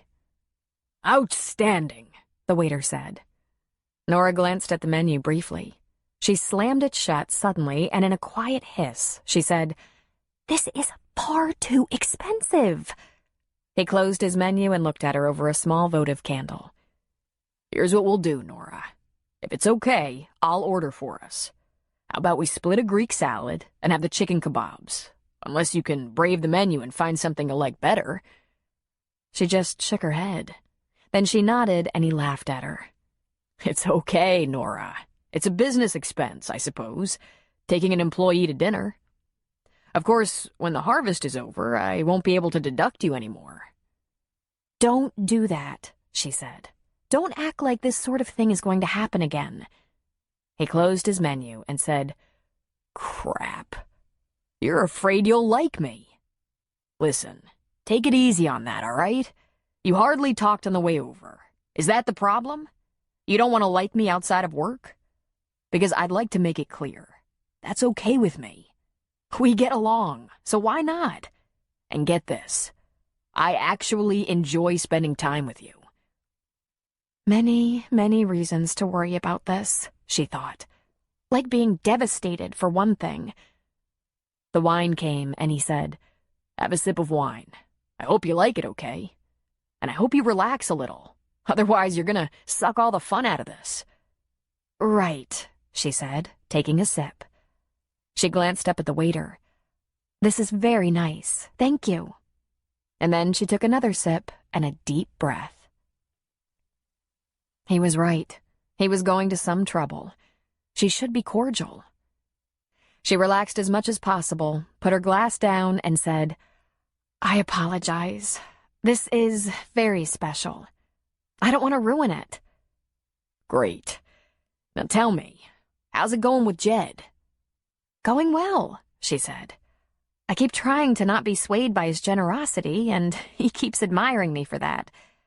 He offered to help me finish school if I'm interested. Being a professor at Stanford, I guess he can get me in and I qualify for family housing. If I wanted to do that, he could help. Do you want to? She looked down. Eventually, she said. Right now I have a few loose ends to work out. But that's a very good destination, don't you think? Good for my girls, too. The best thing I can do for them is set an example. After appetizers, a little more wine, and some talk about going back to college, Tom asked about those things she had to work out.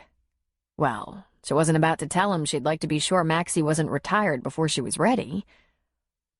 I haven't told anyone but Noah, she said. Can you keep it to yourself? He made a face. If it isn't going to cause death or injury, he said. It's about my house, she admitted. When Chad brought me to Virgin River, I thought he'd rented it. I thought he had plans like he said. Faye was barely 2 weeks old, and it was winter. I wasn't into asking a lot of questions. When he left us there and took off with the truck and most of our things, I expected to be evicted right away, but nothing happened. I just kept quiet and let the neighbors in the town help me out, bringing me supplies, sealing off the doors and windows so we wouldn't freeze, offering me part-time work as the snow started to melt. But months passed and no one sent me bills for rent. I paid what I could on the gas and electric bills addressed to some unknown tenant. After a few months, I realized Chad must have known the house was abandoned or something. I've been squatting. I owe a lot of money. To the power company for sure, though I don't exactly use much in that tiny house. And someone is due rent or something. He stared at her in wonder. Oh no, she said. Oh God, I've told you something you just can't imagine. Please don't lose all respect for me. I plan to make it right. I'm saving every cent I can. I'll pay the back rent, I swear I will. Nora, stop. I'm shocked, all right. That he didn't even take care of the safety of his own children. She shrugged. He's not a nice person, Tom. But before you waste any more anger on him, remember I got myself into this mess. You were vulnerable, homeless with small children. Don't let him off that easy. At the end of the day, he's not off easy. Last I heard, he's going to spend a long time in prison. I wish I hadn't told you so much. He reached for her hand across the table, giving a reassuring squeeze. I'm glad you told me. You've come a long way. You should be proud of yourself, not beating yourself up. Is there some way I can help with this? A gentle smile came to her lips. Tom Cavanaugh, you're such a good and generous man. Thank you, but no. I'm gonna be fine. I have lots of options. The salad was delivered, and when the waiter left, Tom said, I have a feeling about some of those options. You aren't going to stay here, are you? She thought briefly and then said, Less than a year ago, I lived in a little house that wouldn't keep out the wind, no food in the house, and 2 babies. I wanted so little then. I just wanted to keep us warm and safe. And now, I want so much more. I can get it, too, as long as I work hard and stay positive. What do you want, Nora? She bit her lip for a second. Then very quietly she said, I want to be like Maxie. He gave her hand a little squeeze. I'm going to do whatever is best for my children. That's what I'm going to do. And that, Nora, is probably more like Maxie than any other thing. What was it like, growing up with her? He gave a little laugh. Probably not as easy as you might think. She was strict. I got real tired of hearing about the virtues of hard work and sacrifice. I'd complained to my grandpa about how hard she was on me, and he told me she'd mellowed by the time I came along. She could really drive a person hard. I think the only one she didn't get after was Grandpa. He was the sweetest man who ever lived. I don't think he ever had a bad day. Not that I could tell, anyway. And Maxie adored him. But she loved me in a much tougher way. If I didn't do my chores, I didn't get a pass. If I didn't eat the green stuff on the plate, I could sit there till it grew mold. When I was 16, all I wanted in the world was a car, so I didn't have to take the bus to school or be driven by my grandmother. And you know what she said? I guess you'll be wanting more hours in the orchard, won't you, Tom? She paid you to work in the orchard? Not the first 20 hours a week. That much was considered rent and food and clothes. I used to complain constantly about how hard she worked me. I couldn't wait to get out of Virgin River and off that tree farm. I wanted to see the world, and boy, did I see it. I should have thought that through. I saw a lot of ocean and desert. And look at me, back home. What made you come home? I was done, he said. I went as far as I could go, and I missed the damn apple trees. And Maxie, she said. You missed Maxie. I did. It must have killed her for me to join the Marines, but she never said a word except, you have to do what you have to do. And she used to always say, if it was easy, anyone could do it. She was never discouraged by anything. One year we had a bad early freeze, messed up a lot of our crop, and you know what Maxie said? She said the apples would be doubled and better than ever the next year. That nature suffers to fill a void. And they were. After 4 years of college and a little over 6 in the Corps, it finally occurred to me I might not have her forever. And I came home. Some days I think that was the smartest thing I ever did. Some days I wonder if I won't die of boredom one of these years. Tom, she said, almost shocked. Are you bored? It's occurred to me there might be more to life than picking apples. Oh no, I couldn't imagine a better life. I could live the rest of my life on that orchard. I could be happy forever in that big warm kitchen. He smiled at her. You said you wanted a lot. That is a lot. What makes you so sure you could be happy in that life forever? He asked her. Some things you just know. I mean, I was pretty disturbed to find out I was pregnant not once, but twice. But would I consider life without my girls? Never. They are my life. What about trips to Jamaica? He asked her. Front row seats at an NBA playoff game. Lots of great restaurants, 10 times better than this one. Could that be fun? She asked with a shrug. I suppose so. But would it be more important, more meaningful than home cooking, soft old quilts, warm fires, fresh fruits and vegetables every day of the year? She shook her head. I like that I have something to show for my hard work that really endures, I guess. Lasts longer than a trip to the islands. Another argument for finishing college, he pointed out to her. Right at that moment, their meals arrived, and the waiter lingered by the table to be sure they didn't need anything. Nora carefully cut off a tender piece of marinated chicken and popped it in her mouth. She chewed slowly. Her chin came up, her eyes softly closed, and she savored it. She swallowed and opened her eyes, smiling. And there's an argument for good restaurants. Incredible. There might have been one or two down moments in their date, Tom thought, especially at the onset in the quiet, nervous drive to Arcata, at the confession about owing someone money on the house she occupied, about how tough times had led her to the greater dreams of a solid, secure, stable life. But once the salads were done and the main course arrived, she was a chatterbox.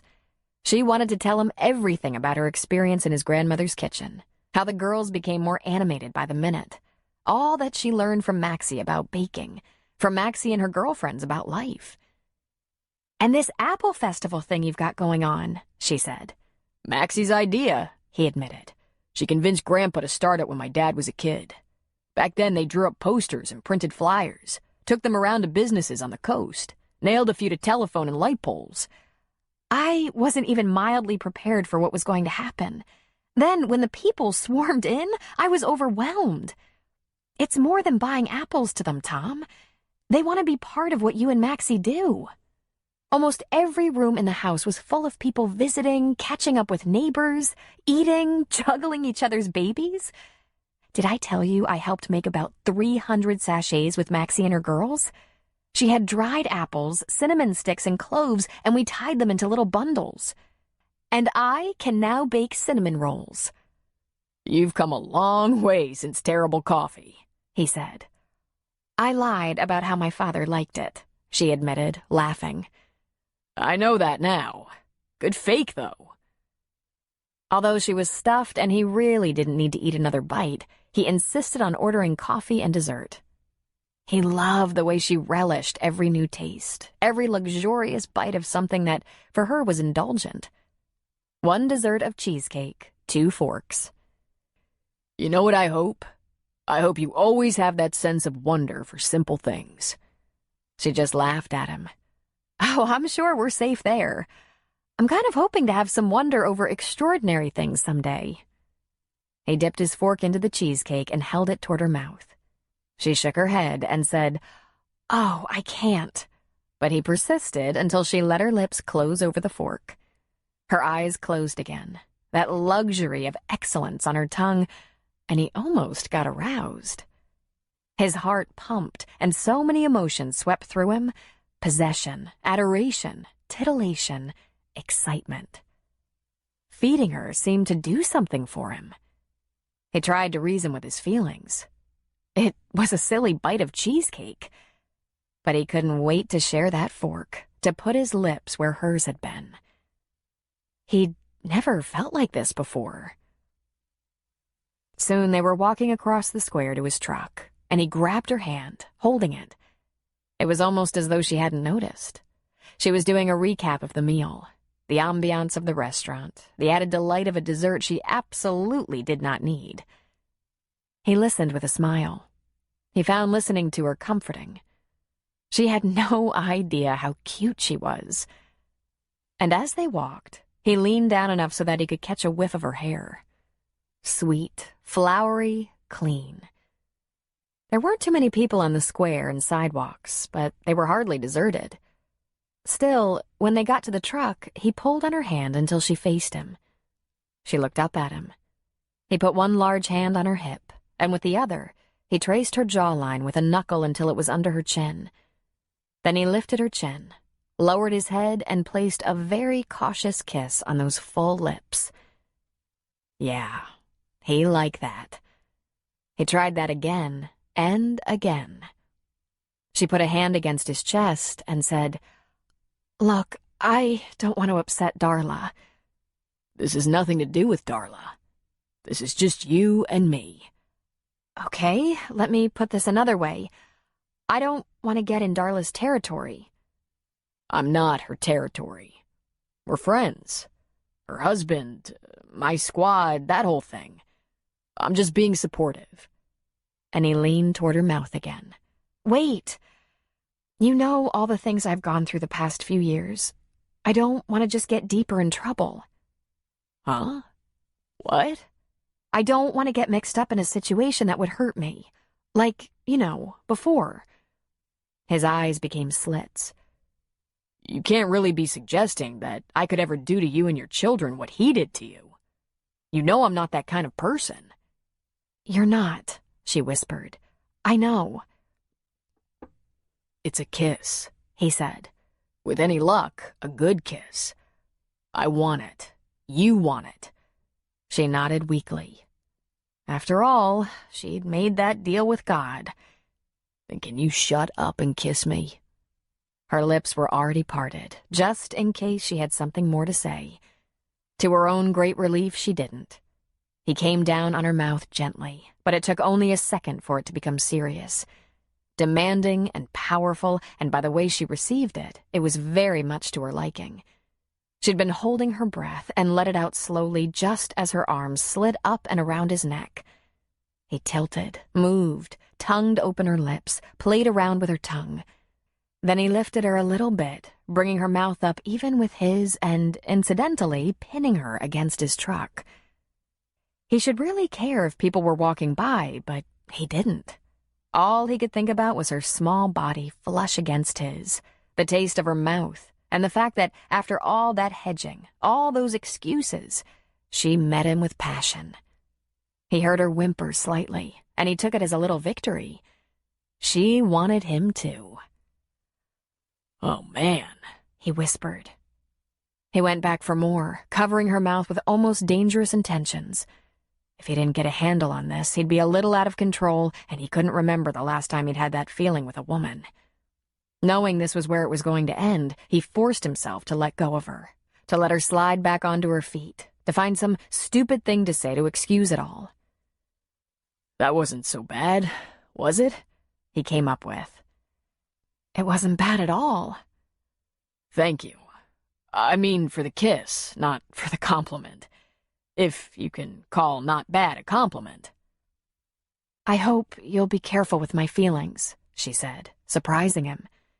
It wouldn't be good for either one of us if I fell for you. Are you sure? He asked, leaning down and smiling against her lips. Pretty sure. Should we get going and relieve Maxie of her babysitting?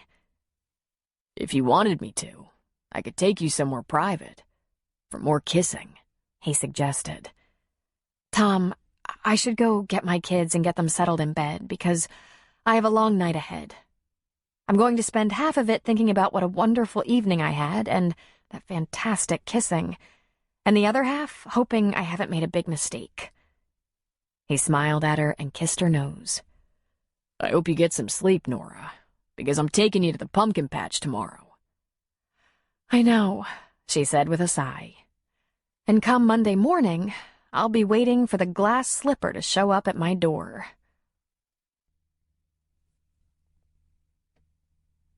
Chapter 16. Tom could tell that his grandmother wanted every detail of his date with Nora. She was practically vibrating with her need to know. But Tom wasn't talking.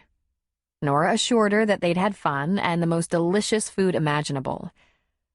Of course, not better than anything that comes out of your kitchen, Maxie, but I have to admit, it was a wonderful treat. So, are we all meeting at the pumpkin patch? I'm picking you up, Nora, Tom said. Oh, so, Maxie, are you riding with us? Thank you, darling, but no.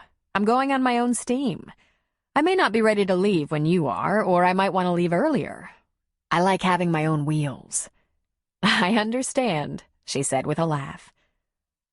I'll help buckle in the girls, Tom said. I'm going to carry Barry. You get the baby. And I'm going to follow you home to carry them inside. Don't be silly, Nora argued. I can manage. It's too much trouble for you. It's a couple of miles, he said. 3.4, she informed him. I know. I've walked it. That's why I intend to drive it, he said, tapping her cute little nose. It was always an ordeal, transporting children, especially sleeping children. It required a committee. There were not only the kids, but a porta-crib to collapse and stow in the trunk, supplies to gather, seatbelts to fasten. It wasn't until Tom pulled up behind her that he realized he'd never been inside her house before. He was pleasantly surprised. It was spotless, and the furniture was perfectly nice. Holding Barry against his broad chest, her head on his shoulder, he whispered, "This is very nice." "New," she said. "Compliments of Jed." He should get upgraded to Dad pretty soon. Furniture, supplies, and the offer of a college education. She chuckled and said, "Bring Barry to my room and put her on the bed. Carefully." Tom stepped into the only bedroom and was a little startled to find only a mattress on the floor and a very old and weathered chest of drawers.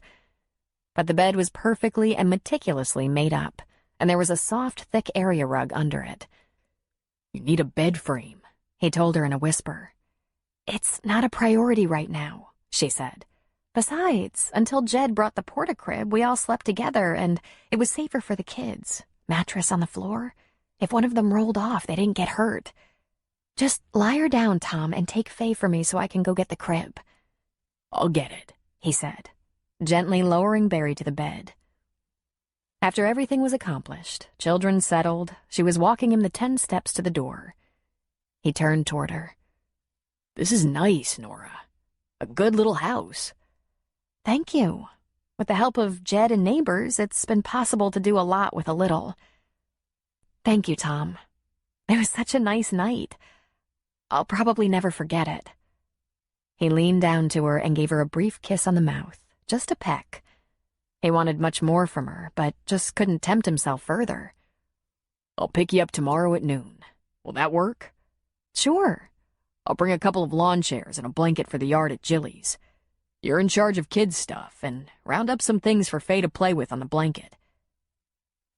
And then he went home to face Maxie, who had her game face on, sitting in front of the TV, not asking questions. Now, 2 things about this were suspicious. 1, she wanted the details but didn't want to ask and give herself away. And 2, by this time in the evening, she was always nodding off in the chair. Tom would usually jostle her and tell her he was going to bed.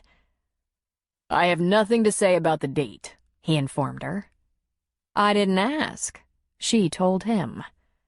"Then we understand each other. I'll be up early giving the orchard some time before going to Jilly's farm." "And I'll be up early because I can't help it," Maxie said. And he went to bed, where he didn't sleep much.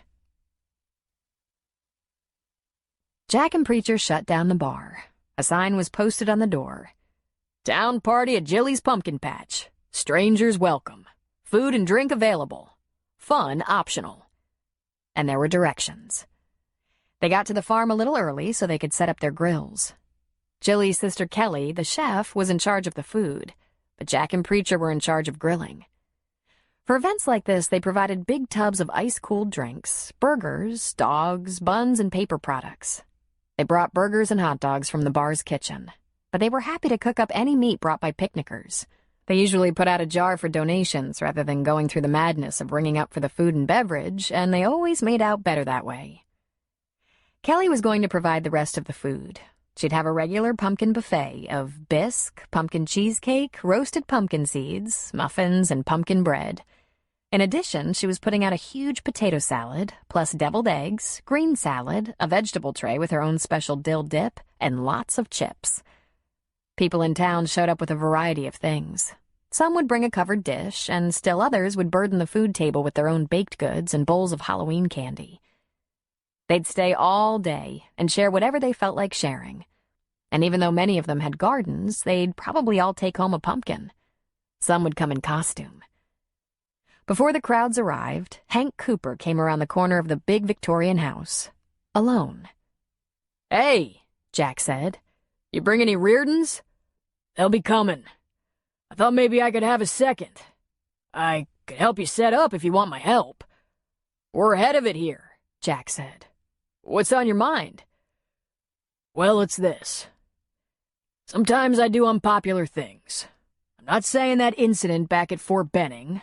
That was entirely a 22-year-old mishap of me being in the wrong place at the wrong time with the wrong woman and not my fault.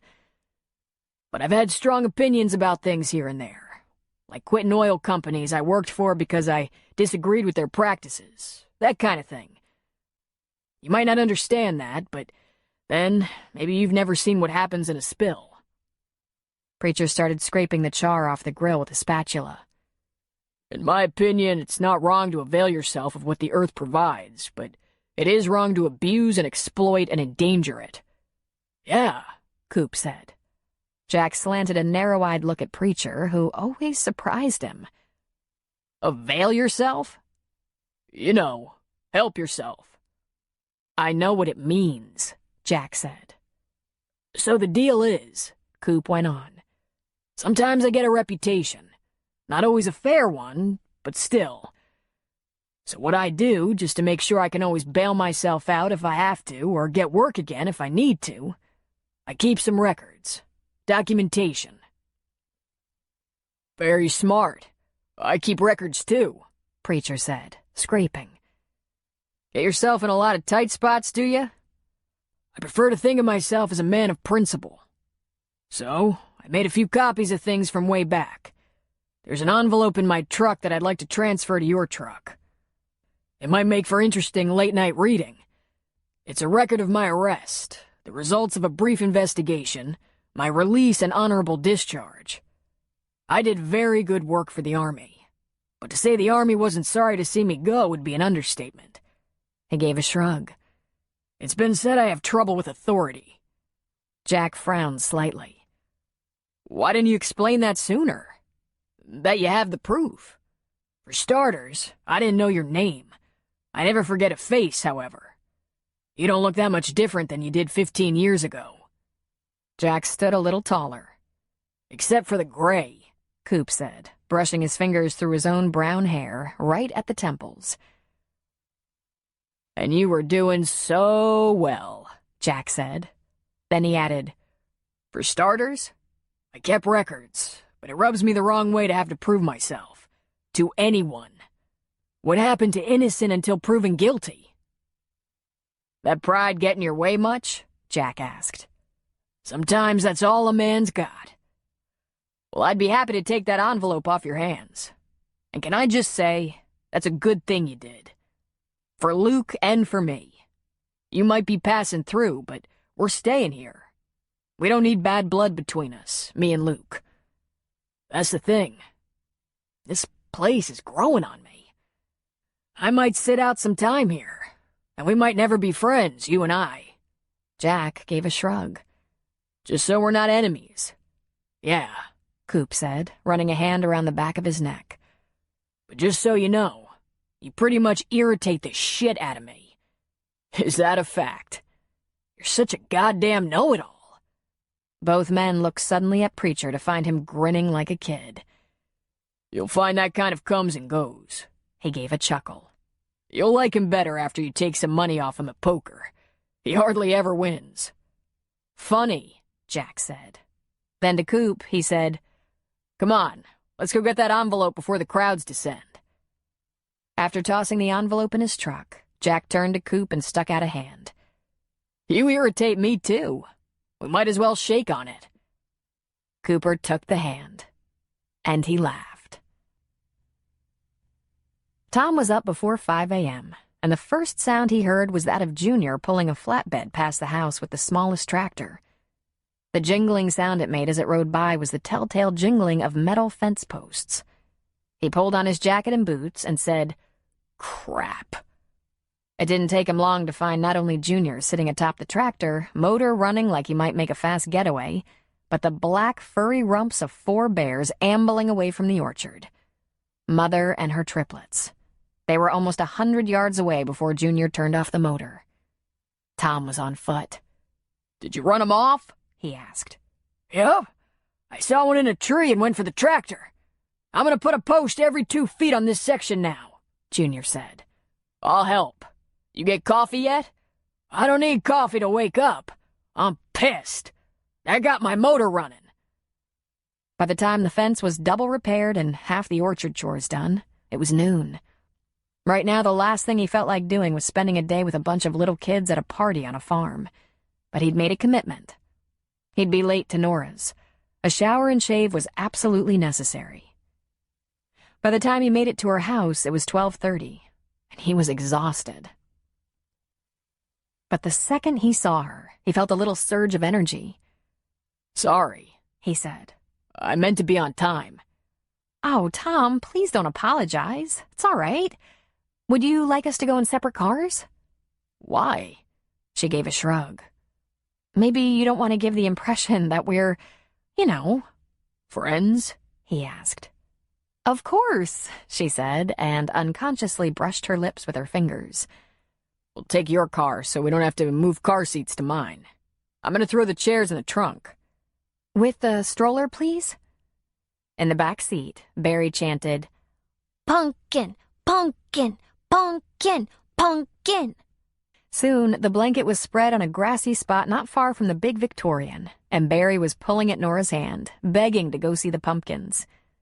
Someone had hooked up a few ponies for rides for the kids, and there was a line for apple bobbing. Apples, compliments of Cavanaugh's, brought earlier by Maxie. Maxie greeted them like old friends and took Barry right off Nora's hands. "I'll take her around and wear her down," she said. "Would you rather stay here with Faye?" Nora asked. "Barry's getting fast." "I think I can keep up for a little while," she said, disappearing. Tom gave a wave to a group of men who were standing around the grill. "I'll be back," Tom assured her. "By all means, take your time. Visit with your friends. I'll be fine." And Nora wasn't without friends of her own. Her neighbor Leslie wandered over and sat on the blanket for a little while. Not long after, Martha joined them. Within an hour, Maxie was back with Barry, and other men and women Nora knew came visiting. Noah and Ellie Kincaid, Mel Sheridan and Paige Middleton, Becca Tim, the school teacher, and soon-to-be Mrs. Cutler. She was marrying Denny, who was Farmer Jill's assistant. Kelly Holbrook introduced her 15-year-old daughter Courtney and Courtney's best friend Amber. The girls put in a pitch for babysitting and, as a favor, loaded Faye into the stroller and took charge of her for a while. From her place on her blanket, Nora kept catching sight of Tom, laughing and enjoying a beer with a group of guys, helping to haul big pumpkins to cars for women he knew, throwing a ball with some young men Nora hadn't yet met. Friends. The trouble with women, she thought as she admired her handsome, sexy friend, is that when a guy kisses us, we think he loves us.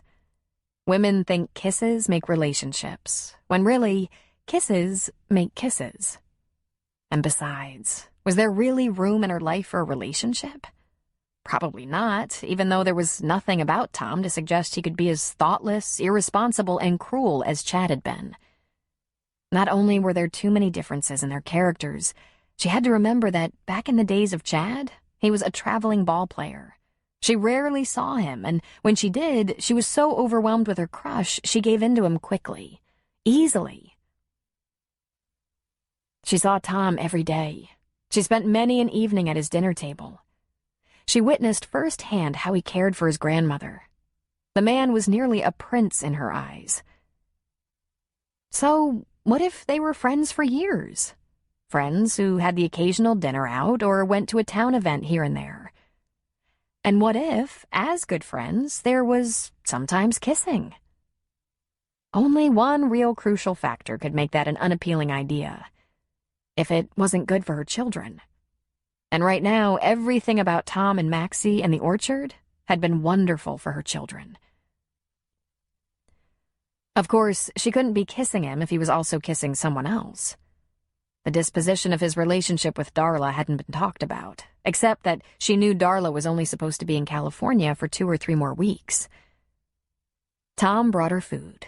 Pumpkin bisque to try, pumpkin muffins and bread. A little later, he brought her a soda and a couple of hot dogs. One dressed sloppy and one plain for Barry. A plate of potato salad, coleslaw, veggies, and chips appeared. Then came cookies and fudge and pie. "How's the sugar intake working out here?" Maxie said during one of her appearances on the blanket, glancing at Barry, who was lying down on the blanket with a book balanced above her face. "Barry is vibrating," Nora said. I nearly had to tie her down. Detox tonight is going to suck. Want me to give Faye a bottle since I'm here?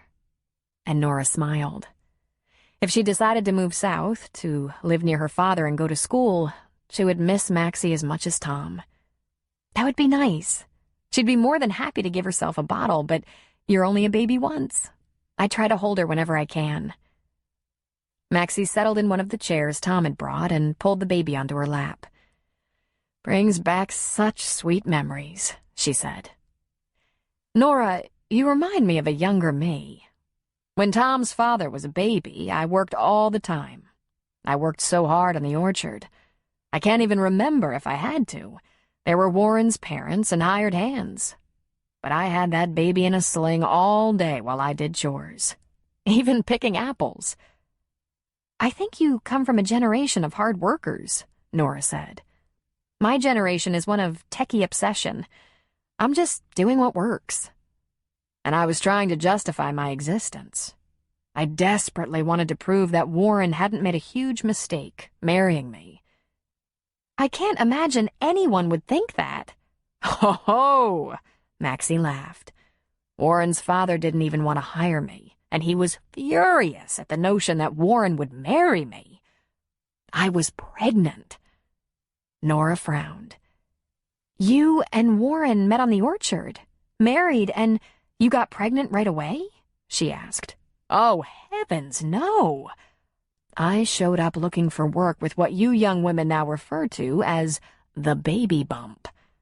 I was destitute, stranded, pregnant, and alone. I tried to conceal my pregnancy for as long as I could. Back in my day, you couldn't get away with illegitimacy. Single, pregnant women were hidden away, and their babies were given up or taken away. It was Warren's mother who hired me. She chuckled. This was not funny at the time. It was terrifying. But Warren's mother said to her husband, I'll throw you out before I'll throw this poor girl out. Can't you see she needs to support herself and her unborn child? Maxie shook her head, but she laughed.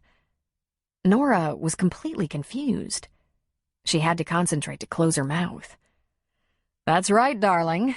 I followed some useless logger from Idaho. Well, he let me come along, I guess you could say. And I lived in a loggers' camp with a few other women while my logger alternately ignored me and visited me. I was just a foolish young girl who thought the right man would make everything better. And he was killed, Nora remembered. God rest his soul, she said. We're not to speak ill of the dead, but if he hadn't gotten himself killed in a log jam, I can't imagine what would have become of me. As it turned out, I couldn't stay in the camp without his sponsorship, so to speak. I had to go looking for work. So I walked and hitchhiked all over this county and came upon the orchard at harvest time, just like you did. And fell in love with the owner's son. To be fair, I tried very hard not to. Poor Warren. What was he thinking? I had another man's baby in me. He must have been thinking how much he loved you. He was the most beautiful man. We had such a good time. He could bring me out of a bad mood just by saying, Maxine, you're probably right, but you're so damn loud.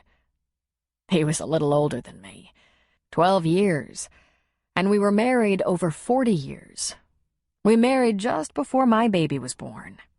We'd planned to have a lot of children, but it turned out we were only going to have that one. When I cried and apologized that I couldn't give him his own, he shushed me and thanked me for making sure he had at least that one. This is my son, he said to me. He was a wonder. Warren took after his mother, I think.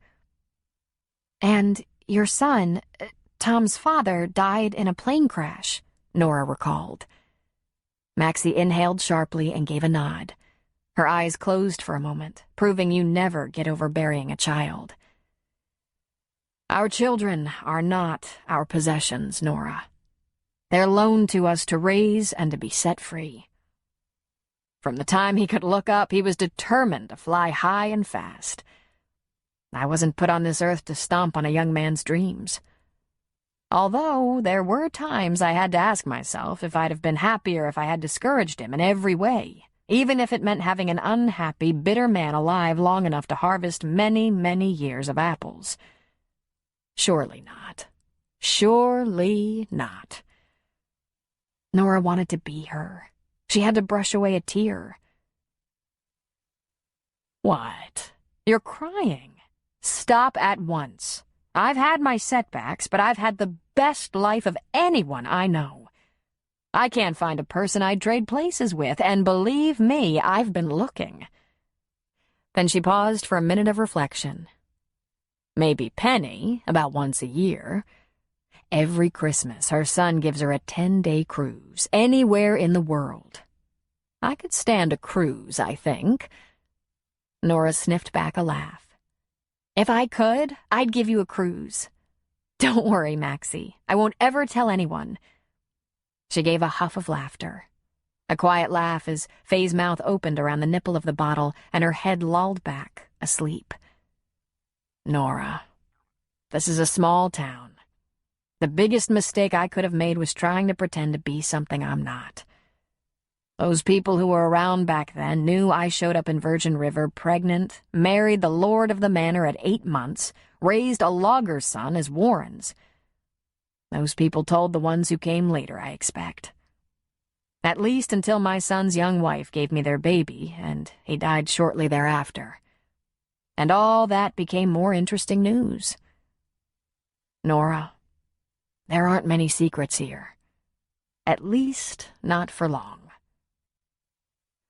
Tom spent some quality time with Nora at the picnic. He introduced her to Jill, who gave her a tour of the enormous Victorian house that fronted her specialty farm. Tom helped Barry pick out a pumpkin while Nora was in the house and promised to help her carve a face in it. He tried to get her to take a break by lying still on the blanket with a book, even for a little while, but she was on the move. She would have been happy to stay on the ponies for hours, and because she so often played alone, the concept of taking turns was new to her. As long as his day had been, made a little longer by chasing and holding small children, he was relieved when the late October sun finally began to sink behind the trees. He helped Nora pack up and take the kids home. The day and possibly the cookies had worn on Barry. Tom had seen her fuss a little now and then, get stubborn or pouty, but the act she put on while being dragged to the car and then on the drive home was a shocker. Gone was the shy, mousy little girl. She screamed bloody murder and kicked her feet wildly. That had the effect of stirring Faye into a wail. So this is what happens when there's no nap, Tom asked Nora. And Faye didn't have much of one, just a cat nap while Maxie held her. I'm gonna have to get them right in the tub and into bed. Tom helped get the girls inside for Nora. While she got them into the bath, he unloaded the trunk, put the chairs back in his truck, and brought the stroller, blanket, and supplies into the house. By that time, Barry was in a towel, still sniffing from what had seemed an endless meltdown, while Nora was drying Faye. How can I help? He asked. If you could get a bottle for Faye, that would help. While he did that, Nora got them into pajamas. Since he was just standing around looking kind of useless with a bottle in his hand, she passed him the baby and asked, "Do you mind? I need to see if I can get this girl settled down so she can sleep. She's had way too much picnic." "Course not," he said, hanging his jacket over a kitchen chair. And he sat in the little living room with Faye while Nora fixed Barry a glass of milk, then disappeared into the bedroom with Barry, where there was a little more crying going on. Barry fought and cried. Nora murmured. So this was what life would be like with children, he thought. Every hand would be needed at some points. And what if there were more children? A man might get to feeling pretty neglected. Faye took about 20 minutes with the bottle, but her eyes were drifting closed. When her eyes were open and she looked up at him, she smiled sleepily. God, she was beautiful. He wasn't that crazy about children in general, but this one and her crabby older sister, they were certainly growing on him. He kicked off his boots to get comfortable. When she had finally fallen asleep in his arms, he noticed there was quiet from the bedroom. He assumed Nora would join him in the little living room soon, but there was no hurry. Holding the baby while she slept felt surprisingly good. It made him somehow feel bigger and stronger. It was an odd feeling, as if all his resources were being called on to keep them safe. Finally, too much time had passed without Nora joining him, so he quietly poked his head into the bedroom. Well, that explained it. Nora and Barry were cuddled on the mattress, asleep. He meant to put the baby down in the porta-crib and gently wake Nora to say goodnight. Instead, he put the baby down and lay down on the other side of Barry, who was framed by Nora and Tom. He pulled the quilt from the bottom of the mattress over all three of them and thought, "I'll just lie here for a little while." The bed was too small, too low, the mattress too thin, and he'd never felt better in his life. He just couldn't bring himself to move. The baby snuffled in her bed while Barry curled against him and softly snored. He could smell her sweet breath. Nora hummed in her sleep and sometimes talked, but it was in an indecipherable language. His sleep wasn't deep or constant. He was acutely aware of the children, of Nora. And then he heard birds just as he felt something in his hair. He opened his eyes to pre-dawn light breaking through the slats in the blinds, and Nora was running fingers through his hair. "I didn't think you had enough hair for bedhead," she teased in a whisper. "I think maybe you had too much picnic, too," he whispered back. "You were going to quiet Barry, and instead, Barry put you to sleep." Children can show you a kind of tired you just didn't think possible. Did you mean to spend the night? Not at first. I woke up a lot. Sometime in the night I decided I just wasn't going anywhere. I have to go now, however. Is Maxie gonna be upset? Worried? He shook his head. It's rare, but I have been known to get in at dawn. Whatever she feels about that, she doesn't let it show. "Can I get you a cup of coffee?" she asked. Will she be all right without us here? Nora nodded. "When she wakes up, she'll come right into the other room. I'll make coffee." A half-hour later, Tom was saying goodbye at the front door. The neighbors will all have seen my truck in front of your house all night. You're admired around here, Tom. I don't think my neighbors will worry that I'm getting mixed up with a bad person. And we're just friends. His lips curved in a lazy smile. There are friends, and there are friends, he said. Then he slipped an arm around her waist and pulled her against him. He tested her lips once, then again, then a third time, and then took her mouth by storm. Her arms went around his neck to hold him close, and she opened for him, and God, he wanted to pass out, it felt so good. But he made himself stop. "Gotta go," he said, and realized his voice was hoarse. "I have to work twice as hard today since I gave you a weekend off," he teased. "If you need me to work, you know I'll come." "I need you to rest and enjoy Jed's visit. I can't wait to hear about what he brings this time. If he's smart, he'll bring Barry a pony." Then there was a little kiss on the lips, and he was gone. Chapter 17. Maxie was standing in the kitchen when Tom walked in. She regarded him through narrow eyes, and, lifting one brow, she asked, "Breakfast? Or have you eaten?" "I'm starving, but if you're gonna glare at me, I'll fix my own." "I haven't said a word, nor have I glared." "What are you doing right now?" "Struggling to stay awake. I didn't sleep well." "All right, here's what happened. The little girls were train wrecks. Too much sugar, not enough naps. Nora bathed them, and I did a bottle while she quieted Barry, and we fell asleep along with the kids. In our clothes. I shouldn't have to tell you that, Maxie. I'm old enough to sleep anywhere I want." "Yes, you are. But I like that girl a lot, and she's had some pretty impressive struggles. I'm not going to tell you not to go near her. I want you to. At least you're looking at the possibilities. But Tom, you be careful. Don't hurt Nora." I would never deliberately hurt anyone.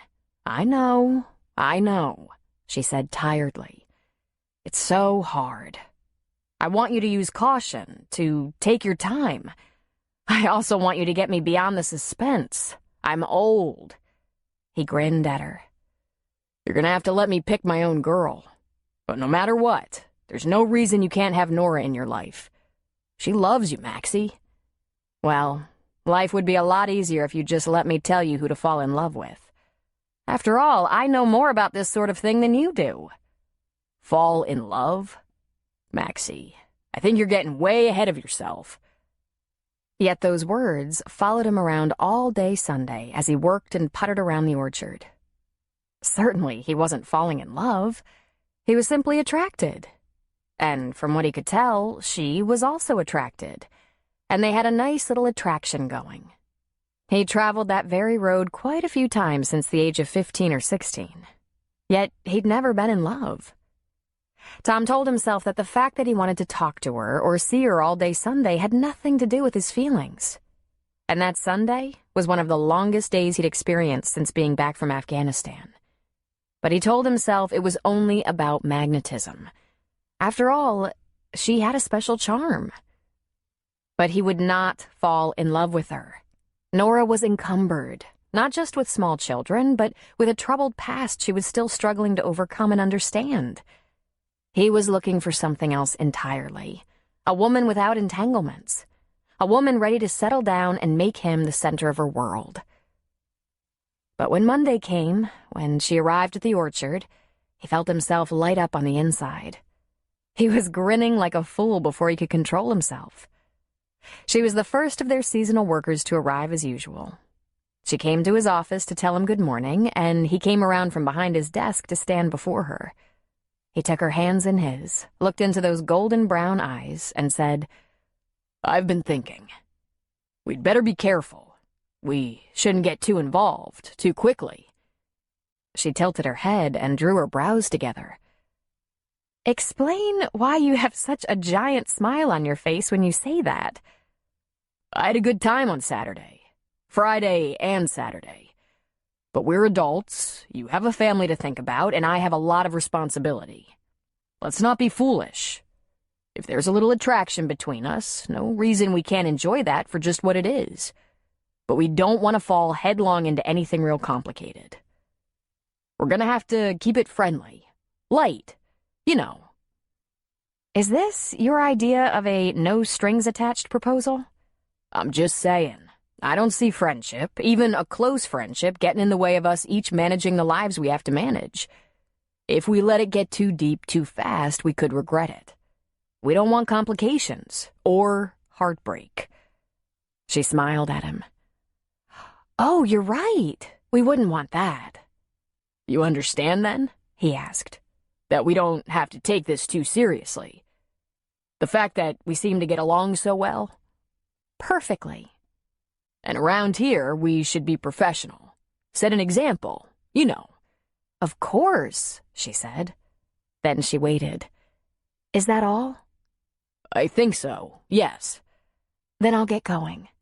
Those apples won't pick themselves. He gave a nod. I'll need the hands, she said, pulling her hands out of his. And he immediately dropped his hands to his sides. Right. She was chuckling as she left his office. Well, he thought, she could laugh it off if she wanted to, but he felt much better having said his piece. He probably should have added that he wasn't in love and wasn't going to be, but then it was easier to think she'd figure that out in no time. The problem with his theory hit at about 11 in the morning. Junior was on the press, Jerome had offered to deliver apples to some of their local groceries, Juan and Eduardo were picking on the other side of the orchard. And Tom found Nora. She was on a ladder, up very high, her bag holding only a few apples and not yet heavy. He climbed the tripod ladder until he was standing on the step right under the one upon which she stood so that they were face to face, at least partially concealed by the branches of one of the oldest, thickest of trees. He touched her lips, once, twice, then slipped his arm around her waist, pulled her against him, and covered her mouth in a deep, wet kiss that lasted for over a minute. "Whew," she said. "Is this your way of keeping things light?" How do you like it so far? She touched his face with her fingertips. "I like the way you kiss. A couple of test kisses, then a huge kiss. I have only one problem. My imagination." Huh? "If that's your version of light and playful, I'm a little curious about what happens when you're serious." But we're not going there, he said. We agreed. "Fine, okay." So he did it again. Kissed her like a starving man. Kissed her until she couldn't catch her breath. And again, holding her tight against him. "You're going to make cider out of these apples in my bag," she said. Just once more, he told himself, kissing her again. But since this was going to be the last one for a good long time, he made it a very long kiss.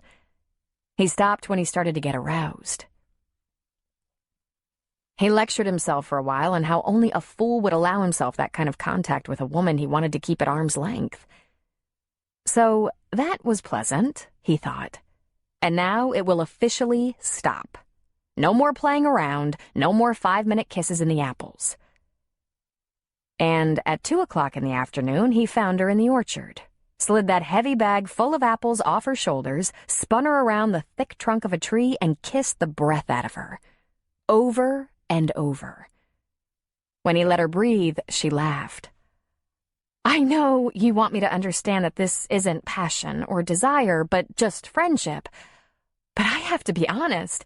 I'm having a little trouble with the concept. You are very distracting." So are you, he accused. I'm not really doing this because I want to be serious. I'm doing this because you taste like apples and honey, and I like apples and honey. And you taste like roughly 10 tons of testosterone. I am not sleeping with you. We could probably manage it, though, without getting too involved. No, she said. But why? I mean, if we're trusted friends, and it doesn't interfere with our responsibilities. Did that line ever actually work for you? I can't remember, but it probably did. It's brilliant. No, never gonna happen. Really? Tom, how many children do you think I have to have before I figure out you get them by having sex? Of course there would be protection, he offered. Tons of it. No. Jeez. Well, then could you stop looking so good? You're pathetic, she said with a laugh. I'm dressed for apple picking and have no makeup on, and no matter what you say, I'm sure I don't smell or taste that good.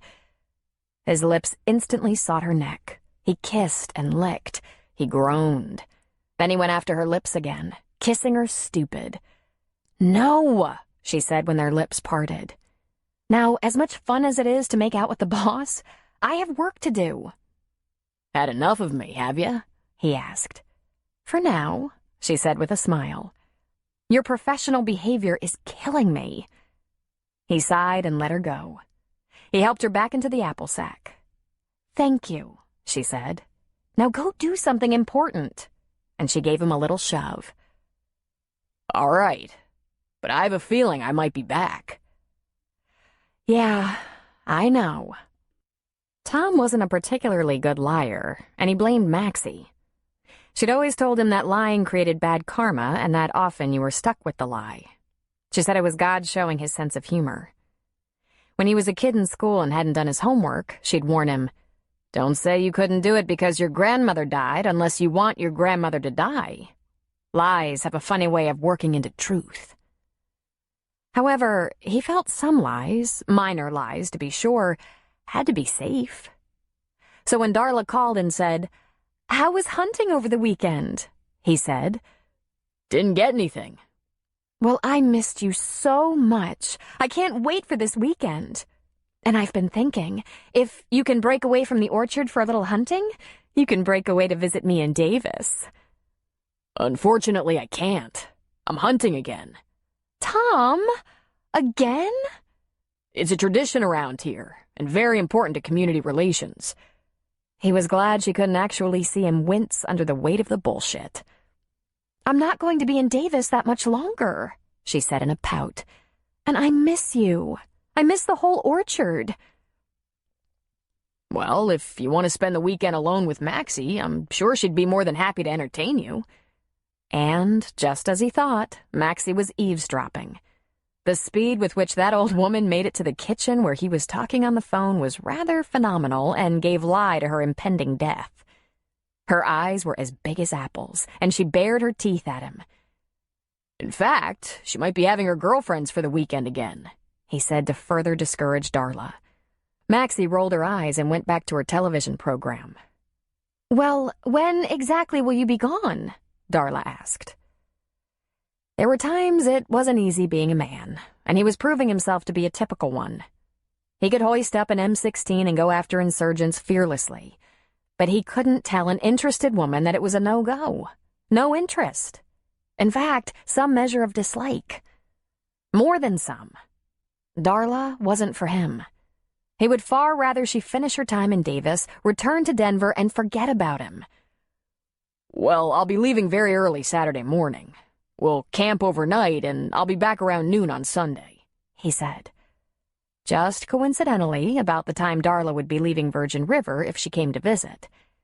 "Well, that not only eliminates the possibility of you coming to Davis for a nice weekend we could spend alone, but why would I bother to come to Virgin River for one evening?" There was definite emphasis on alone, and he actually gulped. "Sorry, Darla, but some things are just tradition, and were set in stone long before I even knew you had a class in Davis. How much longer is that class, by the way?" "Just a couple of weeks, which is terrible because you and I have things to talk about, like where we're going with this relationship." "Say it," he told himself. "Say nowhere."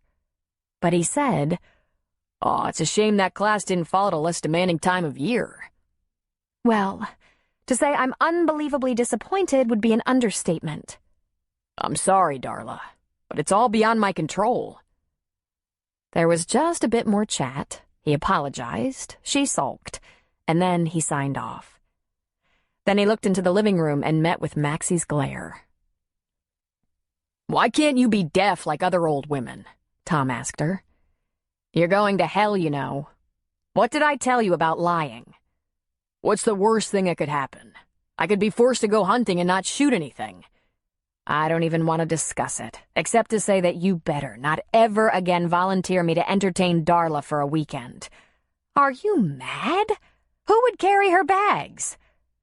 He laughed in spite of himself.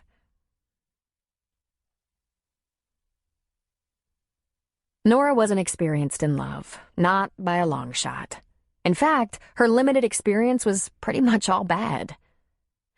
But she'd developed better instincts since then, and her intuition told her that she scared Tom Cavanaugh to death. He'd prattled about responsibilities and friendly attraction and not getting serious all week, and yet couldn't keep his hands off her. She found him lurking around the orchard all day long, waiting for his chance to pounce. And oh my, could he pounce. She pushed him away and laughed at him, but inside everything in her twittered and twinkled. He might not know what he was feeling, but she did. She was falling in love with him. Now, given the fact that her only experience with love was disastrous, she was not opposed to the idea of giving this a very long time to develop, even knowing that it might not work out the way she fantasized in the end. What she hoped in her heart was that there might come a day that Tom found her and her children worth the effort. When he took her in his arms, she went to another planet. Everything inside her quivered and lusted and became warm. She melted inside for want of him. When he held one of her children, she became almost misty with sentiment. Nothing in his behavior toward her or them seemed reluctant. For 4 straight days at the orchard, he'd found special moments away from other eyes, and whether he realized it or not, he was romancing her. For the first time in so long, she had hope about many things. About getting on her feet, taking care of her children, living in a safe place, finding a sense of family, and and possibly the love of a good man.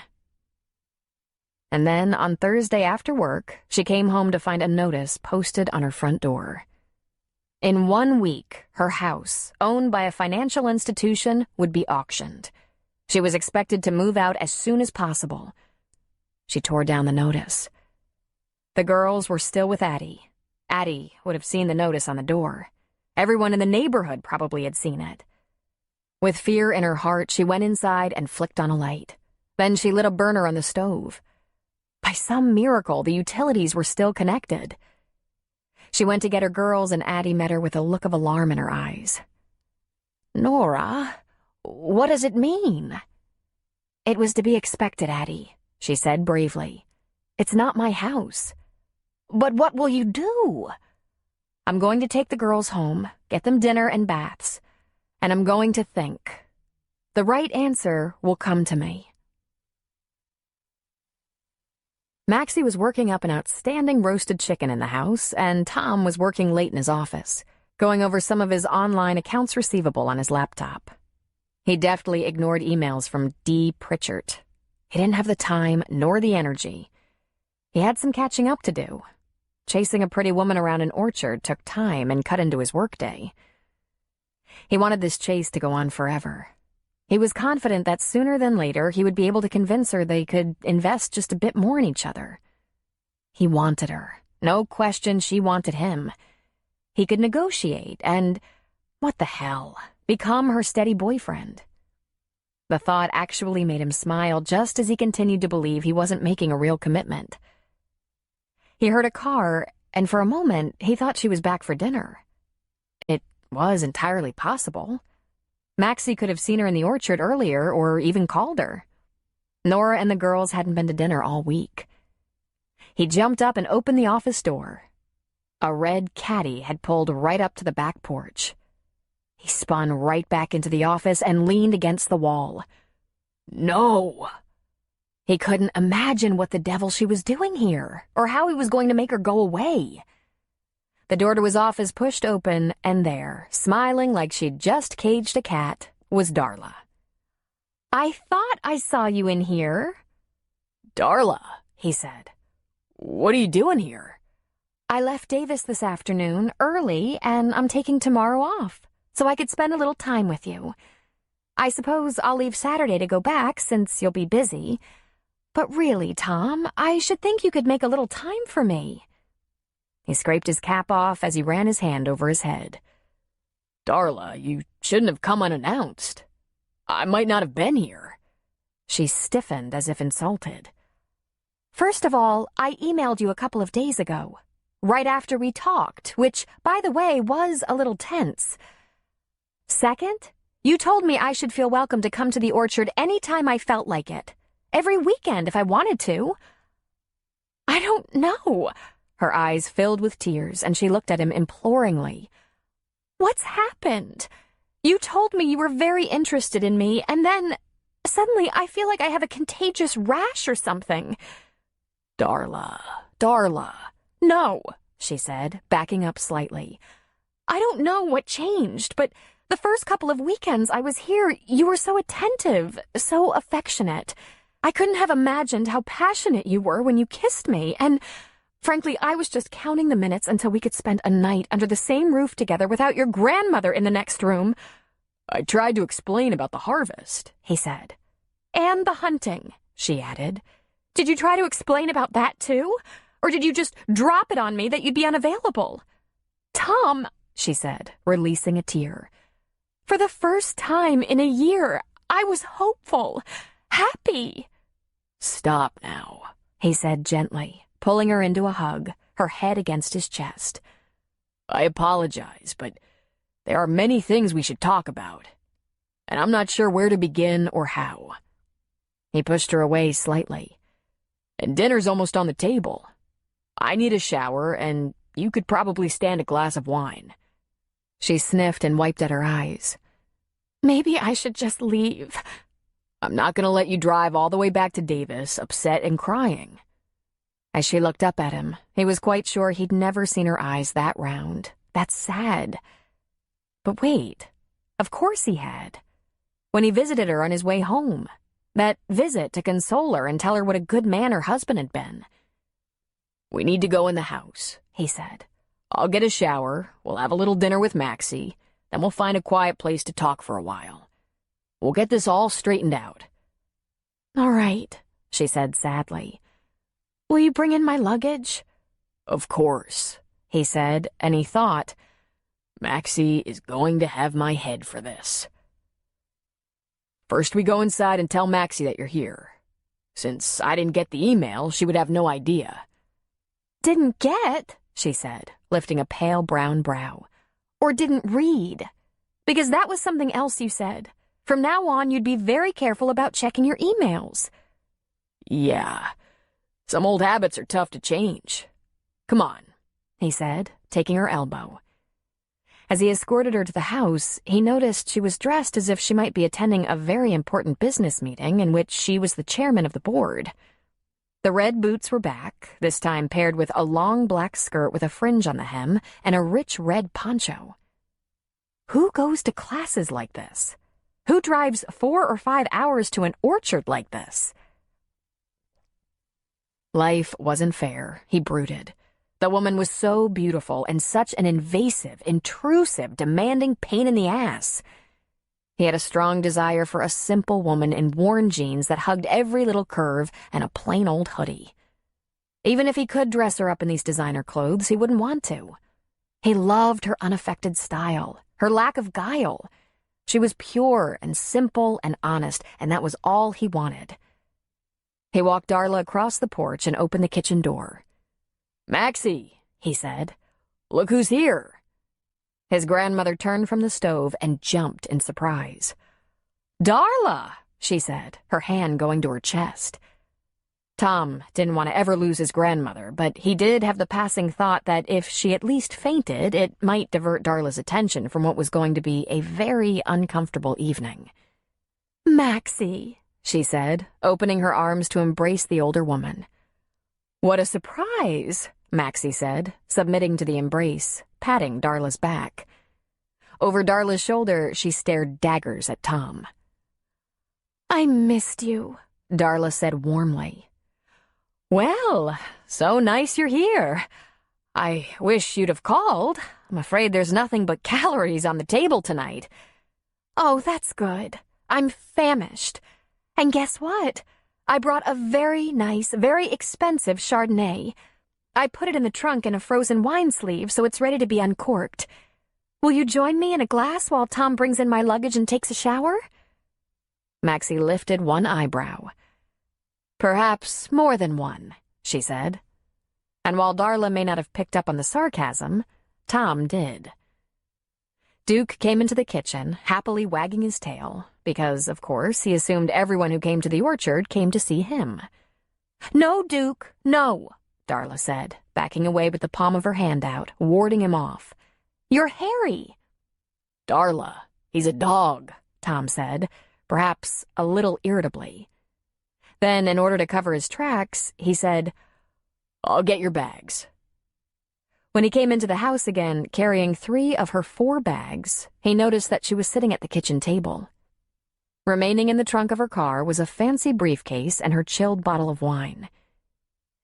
He found it simply remarkable that the woman didn't even bother to fetch those 2 lightweight items and bring them in, but rather waited for him to do so.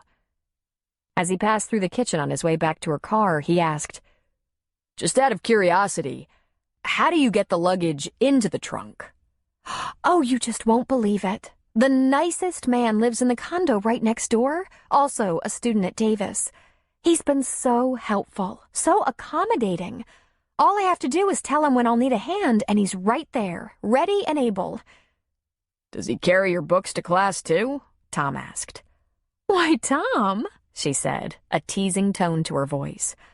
"Are you possibly jealous?" He was sure he wouldn't have a problem telling her tonight that she'd better get some new ideas about her future because he was now officially off the map.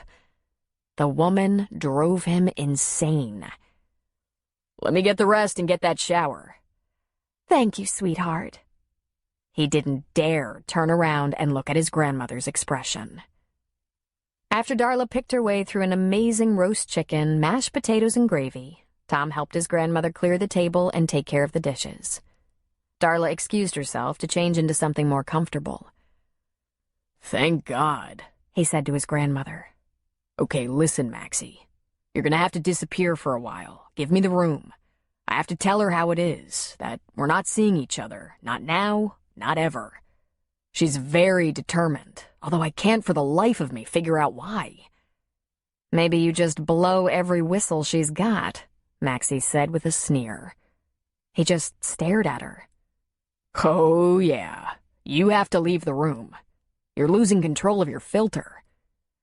Well, I'd go into town, maybe stop off at Jack's looking for gossip, but I had to drink 2 glasses of her very expensive wine just to be able to sit through dinner with her. Don't you ever bring an anorexic to dinner here again. And by the way, she got screwed on the wine. Doesn't she think we country hicks know good wine? We have award-winning vineyards around here. We know our wine. If that bottle costs more than $8.99, I'll wet myself." He rolled his eyes. "Can you find something to do in your room?" he asked. "And miss the Raiders and Cowboys game?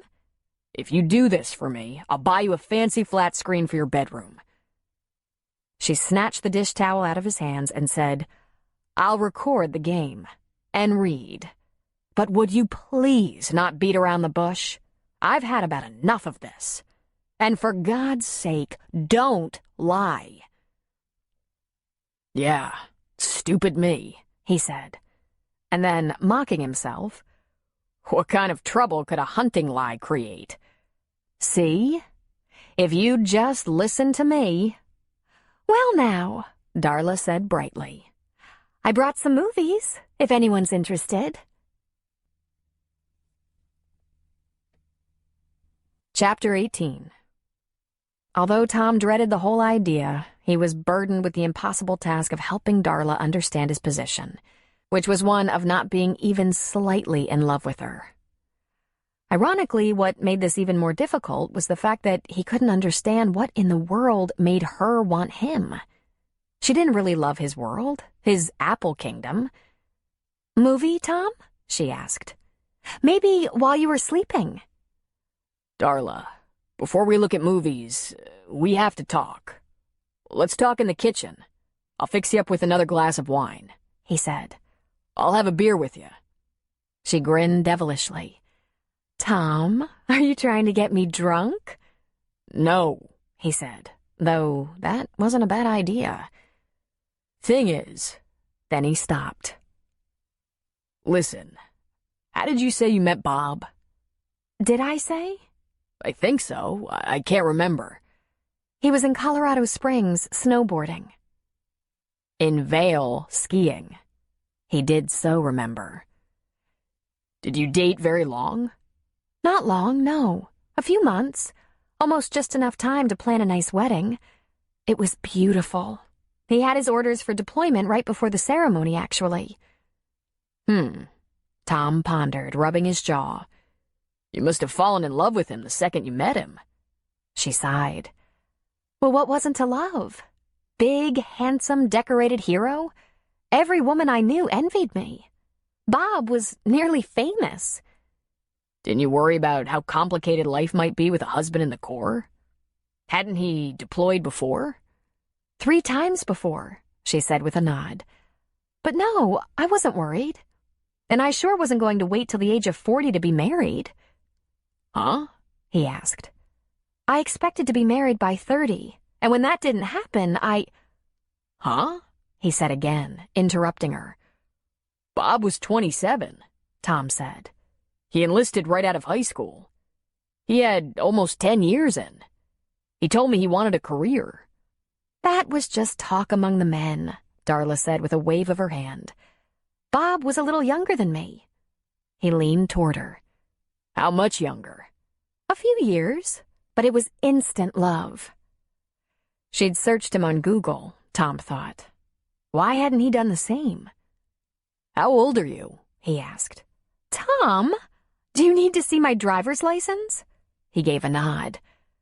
"Don't need to, but..." 35, she said, unmistakable annoyance in her tone. That wasn't a problem for us. And you weren't married very long when he deployed?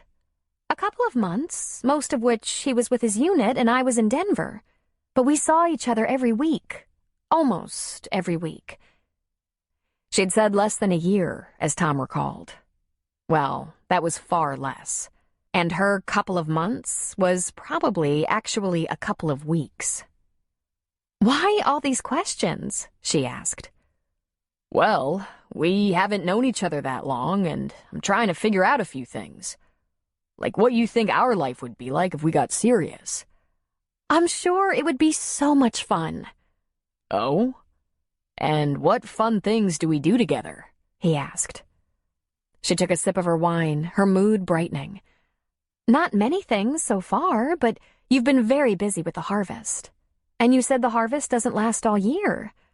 I suppose when you're finally not picking apples and making cider all the time, we can explore some of the fun things that revolve around my job.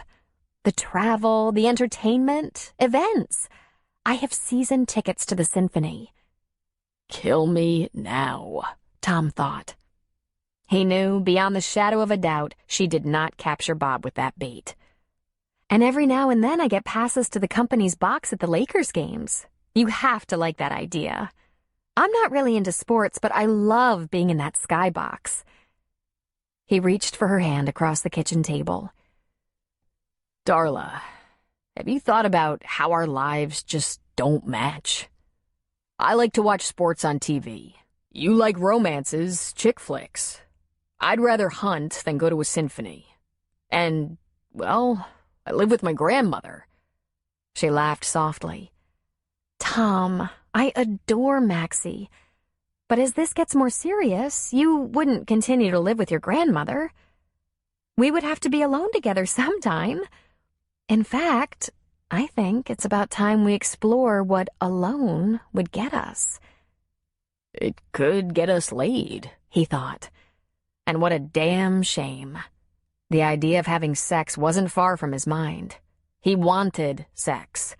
This woman was amazing looking, and he didn't want her at all. He didn't even want to kiss her, and he was no longer curious about her perfect breasts. He'd been having very disturbing dreams for several weeks in which he was having the most delicious sex of his life. He was taking his partner to heights she'd never before experienced, and she was satisfying him in ways he hadn't imagined. They were like bunnies, just screwing their brains out. He could taste her, feel her breasts and hard nipples under his hands, slide into her and make her climax in seconds, over and over again. And he would wake up hungry for her. And she was Nora, the woman he didn't want to want. Every goddamn last time, she was Nora. The woman with the kids from a felon. The girl who was desperately down on her luck and hanging on to her dreams and her pride by a thread. And impressing the hell out of everyone, including him. Though she'd had these profound obstacles, she laughed as though life was a treat. It was only Tom who had hang-ups, who wanted the woman of the rest of his life to match some unachievable fantasy woman. What a fool! The real deal had been picking apples for him all along. Duke wandered to the back door. He wagged and looked over his shoulder at Tom, and Tom got up to let him out, welcoming the distraction. There are so many options for us to look at as we get to know each other better, Darla was saying. I mean, things change, Tom. I'm sure you won't want to grow apples forever. Then again, maybe you'll want to expand, have a good team running the place while you do something else. And did you know that one of Maxie's friends lives in a very nice seniors community? Just out of stubbornness, he asked, Which one? Oh, I can't remember. I think it was... Duke started to bark ferociously.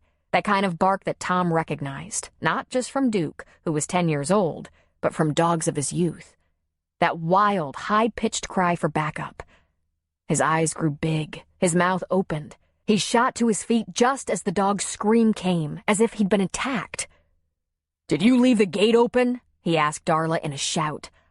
I don't... Tom?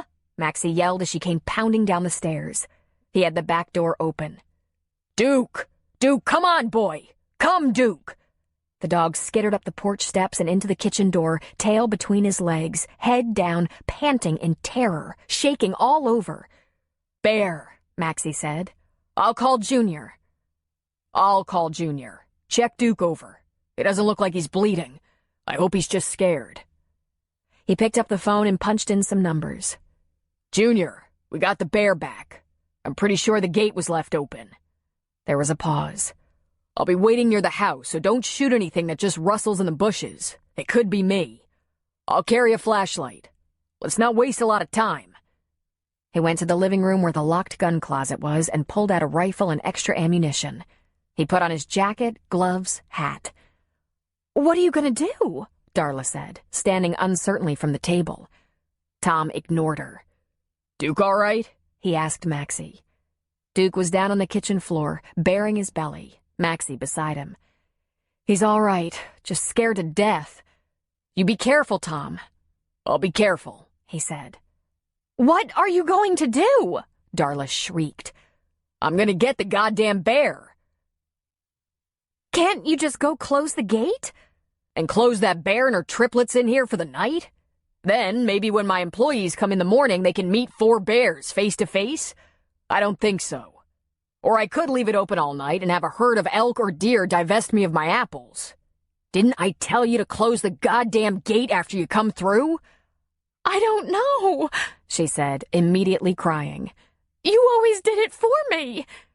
It was pointless. Yeah, he said in exasperation. He looked at his grandmother. Maxie, stay in the house, and I mean it. "Aren't you going to tell me to stay in?" Darla asked. I know you're not going out there. And he left the house. Junior and Tom took out the quads in search of bears. Typically, they used the quads to pull a small flatbed with equipment or to drag soil aerating attachments when the tractor was too large to get between the trees. They could cover the orchard once in a little time, but it was a big job to check all the fencing, up in all the trees with flashlights, and then backtrack to make sure no wildlife had slipped by them and doubled back. They were out till 3 in the morning. They never saw a bear. They did see plenty of bear scat. There was no question who'd been to call. It was probable that the bear and her cubs exited the orchard after Duke gave them a talking to, but it was impossible to know for sure. This was disconcerting for several reasons. First of all, they weren't sure whether these bears were nocturnal feeders. That wasn't necessarily the rule.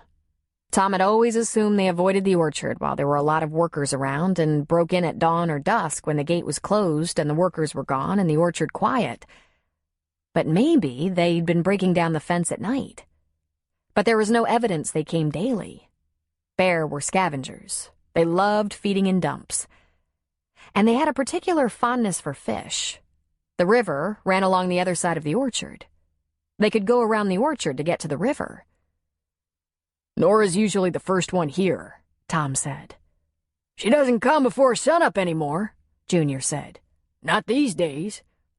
I'm sure there's no wildlife trapped in here, Tom said as he pulled the gate closed. Just the same, I'll be here early, Junior said. I'll go get a couple of hours and be right back. The men shook hands. Junior got in his truck to depart, and Tom went into the house. The rifle didn't go back in the gun cabinet, but leaned up against the cupboard in the kitchen. In the living room, he found Maxie in her recliner, sound asleep, a crocheted throw over her.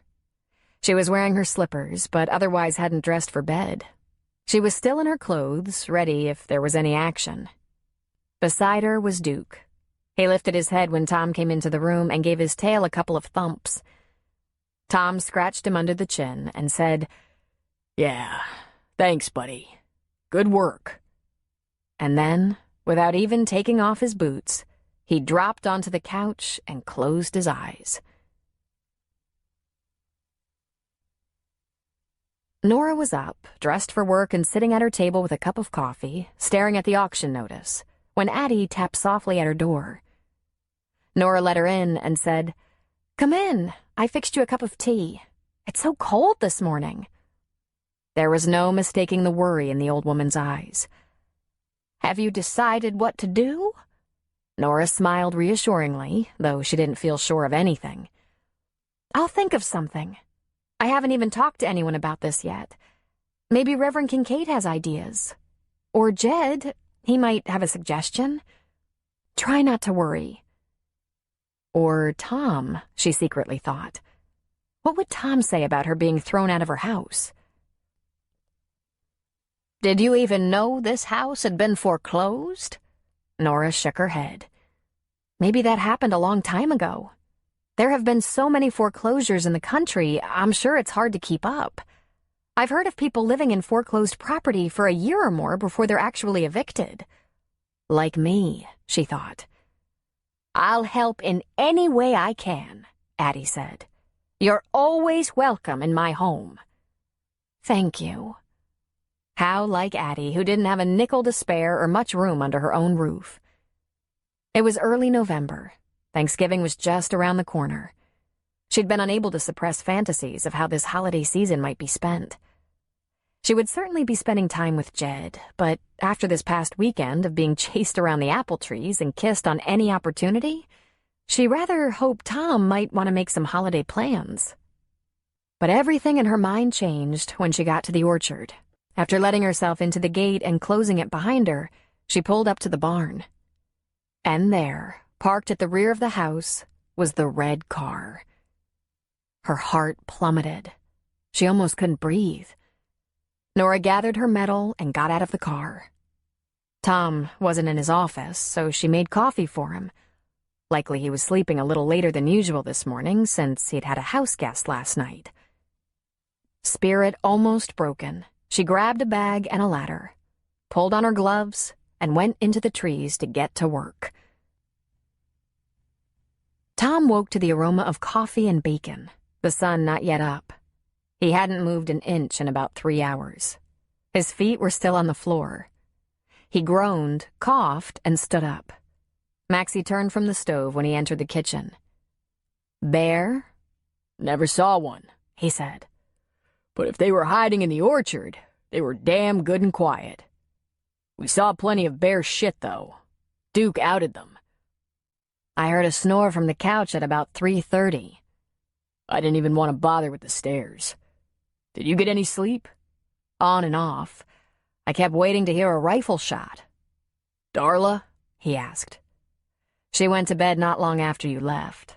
I guess she wasn't interested in waiting up. He just shook his head and scratched his itching beard.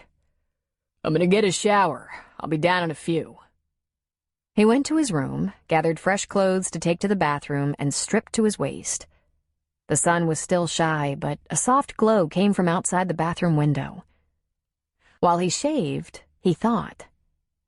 While he wasn't the least happy about the circumstances, now dealing with Darla was going to be considerably easier.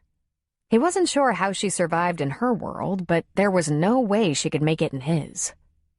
A lot of cruel things sprang to mind, like the fact that she was so self-centered she couldn't even manage to close the orchard gate, much less carry her own briefcase. He wouldn't say these things, of course, but if he didn't tell her there was no chemistry between them and send her on her way, Maxie just might. Maxie was getting more outspoken by the year. He laughed to himself as he was pulling on clean jeans after his shower. He'd better lock up that rifle just in case Darla got the notion to try to convince Maxie it was time to pack up her things and go to some retirement home. He'd barely pulled on his jeans in the steamy bathroom when he heard a glass-breaking female scream from the orchard. "Nora!" he said aloud. He ran down the stairs, taking them about 3 at a time. "Duke!" he yelled to the dog. "Duke, show me the bear!" Though barefoot and bare-chested, he grabbed the rifle as he passed through the kitchen, Duke on his heels. Duke, apparently over his fright from last night, got low and fast and shot into the trees, snarling. Tom ran like his life was at stake, or Nora's, and was so grateful Duke was the only one he heard growling. She screamed again and added, "Help! Oh, God!" Duke was way ahead and just might get the bear off Nora, even as old as Duke was. "Nora!" he yelled just so she would know he was coming. And then he turned into the trees to follow Duke, who was barking wildly, and Nora screamed again. When he saw her, it took a second to process. Was she throwing apples at a big black bear? Screaming and throwing apples? "Get behind the tree," he yelled, taking aim. Nora bolted behind the nearest tree and yelled, "Tom, behind you!" He turned in time to see a cub behind him. Damn, cubs were getting big. He had the rifle trained on the mother, who stood on her hind legs, accommodating him. He was all done playing around with this one. He fired. 1, 2, 3. The first one caused her to stop. The second made her stumble back. The third knocked her down. It was a lot of rifle. She wouldn't be getting up. "Duke," he commanded. "Come." And the dog moved away from the dead bear, coming to Tom's side. Tom moved slowly toward Nora, and the cub ran to his dead mother, standing on all fours beside her, nudging her. He looked around for the other cubs, and that was when he thought he understood what had happened. Nora's ladder was set up to take her into the tree branches, and there, in one of the big old trees, were 2 bear cubs. She backed away, her hand covering her mouth, shaking like a leaf. With her back against the trunk, she slid weakly to the ground. "It's okay now," he said. "The cubs won't bother us." She just put her hands over her face and sobbed. "God! Oh, God!" she kept saying. He heard some distant sounds. Junior's truck, the slamming of the porch door, talking. Positioning himself so he could keep an eye on the mother bear to be sure she didn't rally, he put his rifle on the ground and knelt beside Nora. He gently pulled her hands away from her face. "It's all right now. It's over." "I was on the ladder," she said, her voice shaking. "I came nose to nose with a bear." "I figured. And the mother?" "Back in there. I screamed and fell off the ladder, and she came through those trees." "And you threw apples at her?" he asked. She nodded. "I was gonna hold her off with the ladder." A small huff of laughter escaped him. He put a finger under her chin and lifted, giving her a small kiss. "You scared me to death," he said. "Join the club," she said, a hiccup in her voice. "Why didn't you come to the house when you got here?" She gave a little shrug and looked down. "Red Caddy," she said softly. Tom noticed Junior out of the corner of his eye, rifle in hand and pointed down, giving the dead bear a kick to see if she moved. The action caused the cub to skitter away. The ground was getting soaked with blood. That bear was done. He looked at Nora. "Yeah, that. I didn't know she was coming." "You didn't invite her?" she asked. "I told her I was going hunting. I didn't know it was true. Remind me to tell you some important lessons about lies." Then he swiveled toward Junior and said, "We have 3 cubs to round up." "They were here all night," Junior said. "Most likely." Then he swiveled back to Nora, ignoring Junior. "Are you going to be all right?" he asked softly. "Eventually." He leaned toward her and kissed her again, this time a little more deeply. She put a hand against his bare chest, and against his lips, she whispered, "You must be freezing." "Ha, not hardly. Is steam coming off me?" She massaged his chest a bit with one hand, right over a tattoo. "I've never been so scared." "Come on," he said, standing and pulling her up. When she was on her feet, he pulled her against him for a moment, just holding her. He kissed the top of her head. As he finally let her go, he kept an arm around her shoulders, holding her close against his side, and said, "Let's get you to the house. Then I have to help Junior with these cubs." When he turned, he saw not only Maxie standing behind him, Duke at her side, but also Darla. And Darla had a horrified look on her face. But she wasn't gazing at the dead bear. She was looking at Tom and Nora. And as she met Tom's eyes, she lifted her chin indignantly and whirled away, marching fast toward the house. Nora looked up at him. "I think I'd rather go to the office. Or maybe just home. Is there a workman's comp for bear scares?" "Let me take you to the kitchen. Maxie'll make you some tea or something. Make sure you stop shaking before you go home. I don't feel like tangling with Darla. She looked pretty pissed. Yeah, he said, taking a deep breath. I don't feel like tangling with her either, but it has to be done. Good. You do it, she said, pulling away. I'm going home to hug my children. I came a little too close to orphaning them. She allowed herself a small smile. Thank you. You were pretty magnificent. That bear was going to eat me. I spent half the night looking for that damn bear and her cubs. Darla showed up just after dark, and she didn't close the gate. Duke let us know there was a bear. She gave his naked chest a pat. Well, I'm sure she's very upset. You better go see if she's all right. I'm going home. And she walked down the lane to her car, parked by the barn. Good luck, she said to him, giving him a wave. Tom grabbed his shirt and jacket and went to help Junior round up the cubs, which turned out more like a game for all the orchard workers, as they were on the run. The men carried rakes and shovels to try to direct the cubs into a corner where they would be trapped. The gate remained closed, so they wouldn't escape into the forest. They were probably mature enough to survive, but it would be better if an expert made that decision. A couple of hours later, someone from Fish and Game arrived with a flatbed attached to a big truck to take away the bear carcass.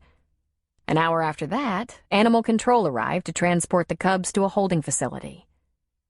All this time, there was no sign of Darla, and the red caddy remained parked at the back of the house. He stood outside his office, staring at that damn car. It would probably have been best if she'd gotten angry enough to leave while he was playing tag with the cubs, because there was little doubt in his mind she was going to be angry enough to leave after they talked. Girl trouble? Junior asked him. What makes you say that? Tom returned.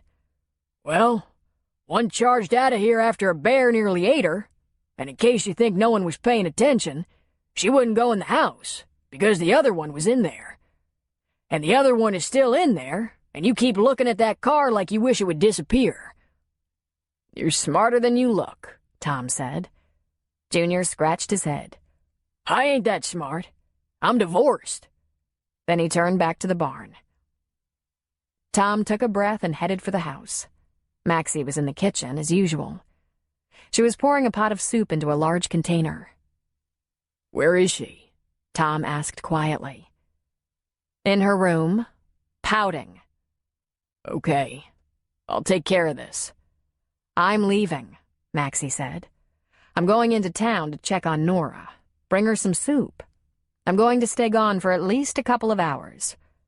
I'd be very happy if the drama could be over when I get home. It will be, Tom said. But he was thinking, why the hell can't someone just shoot me? Chapter 19. Tom tapped on Darla's door.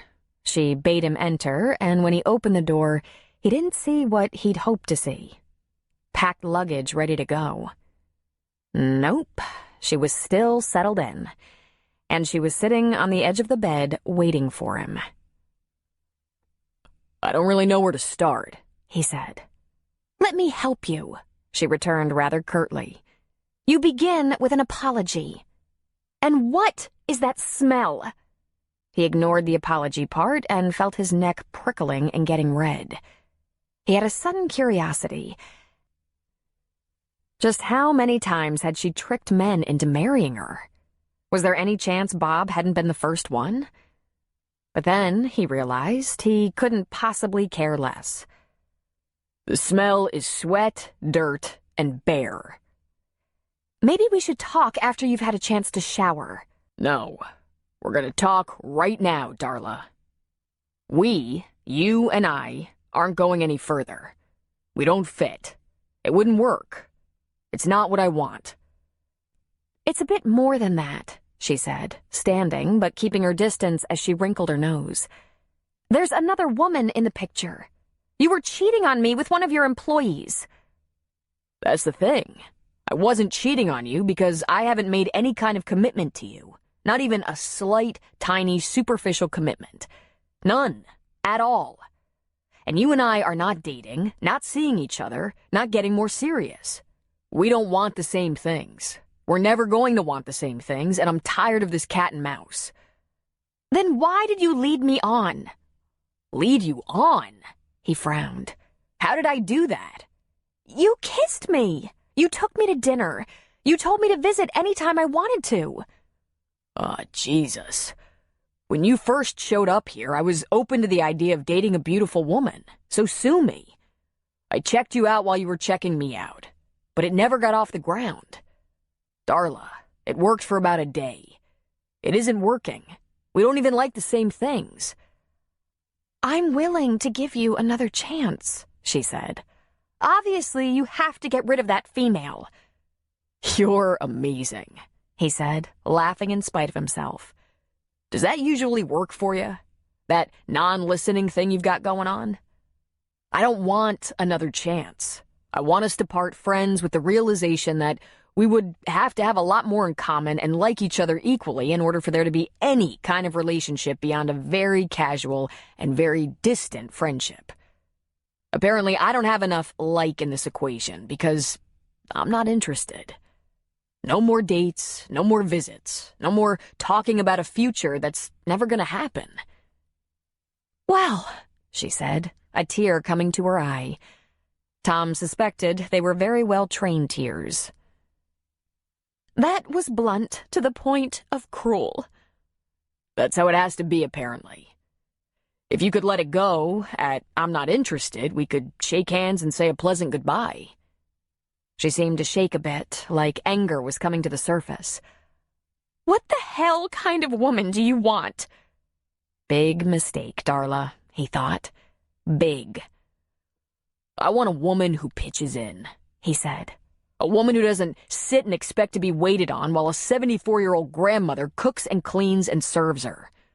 I want a woman who can pet the dog even if he gets a little hair on her expensive clothes. Someone who can feel special wearing boots that cost far less than $1,000. And I want a woman who eats, for God's sake. How about a woman who isn't trying to sell my family orchard out from under me and put my grandmother in a home? That would work. She was stunned silent for a second. Finally, she said, "Oh, my God!" So here's what's gonna happen, he said. I'm gonna shower while you gather your things together. Then I'll carry all your luggage to your car for the last time. Shake your hand or even give you a polite hug as I say, "Nice seeing you, drive safely." And then you're going to leave and we're both going to get on with our lives. Is there any part of that you don't understand? Another moment of silence. Then, "You are a beast. I had no idea. I barely escaped you." I'll be about 15 minutes, he said. You take your time. And he left her. As he showered, he thought one alternative for her, if she wanted to make a dramatic exit, was to throw her stuff in a suitcase, lug her own damn luggage down the stairs, and burn rubber out of the orchard. Junior was on hand to make sure the gate would be closed behind her. In the end, it didn't happen that way, of course. 45 minutes later, she found him in the kitchen, and, true to form, all she carried was her small pocketbook. "I'm ready," she said soberly. Good, he said. I'll be happy to get your luggage. As he loaded the last of the luggage into her trunk, he saw Junior near the barn and gave him a sign, pointing to the gate. Junior took his quad down the lane and opened it. Then Tom held the door for her as she got into her shiny car. He held out his hand and she took it. "I'm sorry it didn't work out, Tom," she said. "I'm sorry I didn't fit into your plans. I'm very disappointed, in fact." He gave her hand a squeeze and said, "Drive carefully," and he closed her door. Then he watched the most superficial, manipulative woman he'd ever known leave his orchard. When there was a knock at Nora's door, it took her a while to answer. She had Faye on her hip. And there stood Maxie, holding a large container of something. "Oh, Maxie! Why are you here?" she asked. "A couple of reasons," she said. "May I come in?" "Sure," she said, standing back. Maxie went straight to the kitchen, just a few steps really, and put her soup on the counter. "I wanted to check on you, of course, and I brought you soup, though I really want you to come to the house for dinner tonight if you can. And I needed to leave the orchard. Tom was on a mission to send Darla away. I didn't even want to be in the house." She shook her head. "That girl?" "Oh, Maxie, she's a beautiful girl." "She was pushing herself on Tom, and it should have been more than clear to her that he wasn't ready for that. She's the most annoying person I've met in years. But it's not my business. I'm counting on Tom to do the right thing there." "I just have to ask, what would the right thing be?" Nora asked. "Make sure she doesn't trick him into more visits or whatever." "He doesn't like her." "How can he not? She told me it was just a matter of time before they got married." I pray she was hallucinating when she said that. But this is not up to me. Tom is intelligent. I have to believe in him. Now, darling, how are you? You had quite a scare." "My God," she said. "I'm still shaking. I kept my girls home from preschool and daycare. I just need to be with them. When they nap later, I'm going to have a long, hot soak in the tub. I'm frazzled, I admit it. I climbed up my ladder and picked a dozen apples before one of those cubs took a swipe at me. They'd been there the whole time." "Ah, that's what happened. You got between the treed cubs and the mother. You know they'd been in the orchard all night. Tom was out with Junior till 3 in the morning trying to find them and get them out. I'm sorry, Nora. This is our fault. You should be safe in our orchard." "There's only so much you can do. I'd say hunting till 3 in the morning is a worthy effort, wouldn't you?" Then she let her eyes close just briefly as she remembered the sight of Tom coming through the trees, half-dressed, looking a bit wild and warrior-like, holding that big gun. She hadn't known about the tattoos on his chest and biceps. She opened her eyes. "Tom was amazing. He saved my life." "Possibly. Those black bears are usually passive and don't like to be around people, but when cubs are involved—" "What will happen to the cubs?" "Out of our hands," Maxie said. "Let me warm you some soup. Barry and Faye will like it. Lots of soft veggies and noodles." "Please don't go to any more trouble." "I have to kill a couple of hours. I could watch the girls while you relax in the tub or nap." She just laughed. "Let's have soup together, all of us. Then I'm going to take it easy and get to bed early tonight." "I wish you'd come to the house and let me spoil you a little. I could make your favorite meal." But Nora had things to figure out, like what she was going to do without a home. And she was loath to ask for more help from anyone. So many had already given to her. "Everything you cook is my favorite," she said. "But I'm seriously exhausted. I'm sure it was the fright. I want to be alone with my children tonight. Maybe I'll see you tomorrow." "Good enough," Maxie said. "Now find me a pan so I can warm up some soup for you." They not only enjoyed a lunch of soup, they actually laughed together and reminisced about some of the more entertaining events of the past weeks. But when Maxie left her house a while later, Nora had come to a few conclusions. She was losing her home, and there was no one among her acquaintances she could possibly ask for shelter. Noah had offered, but it was rather offhand, and she wasn't about to stuff herself into his home.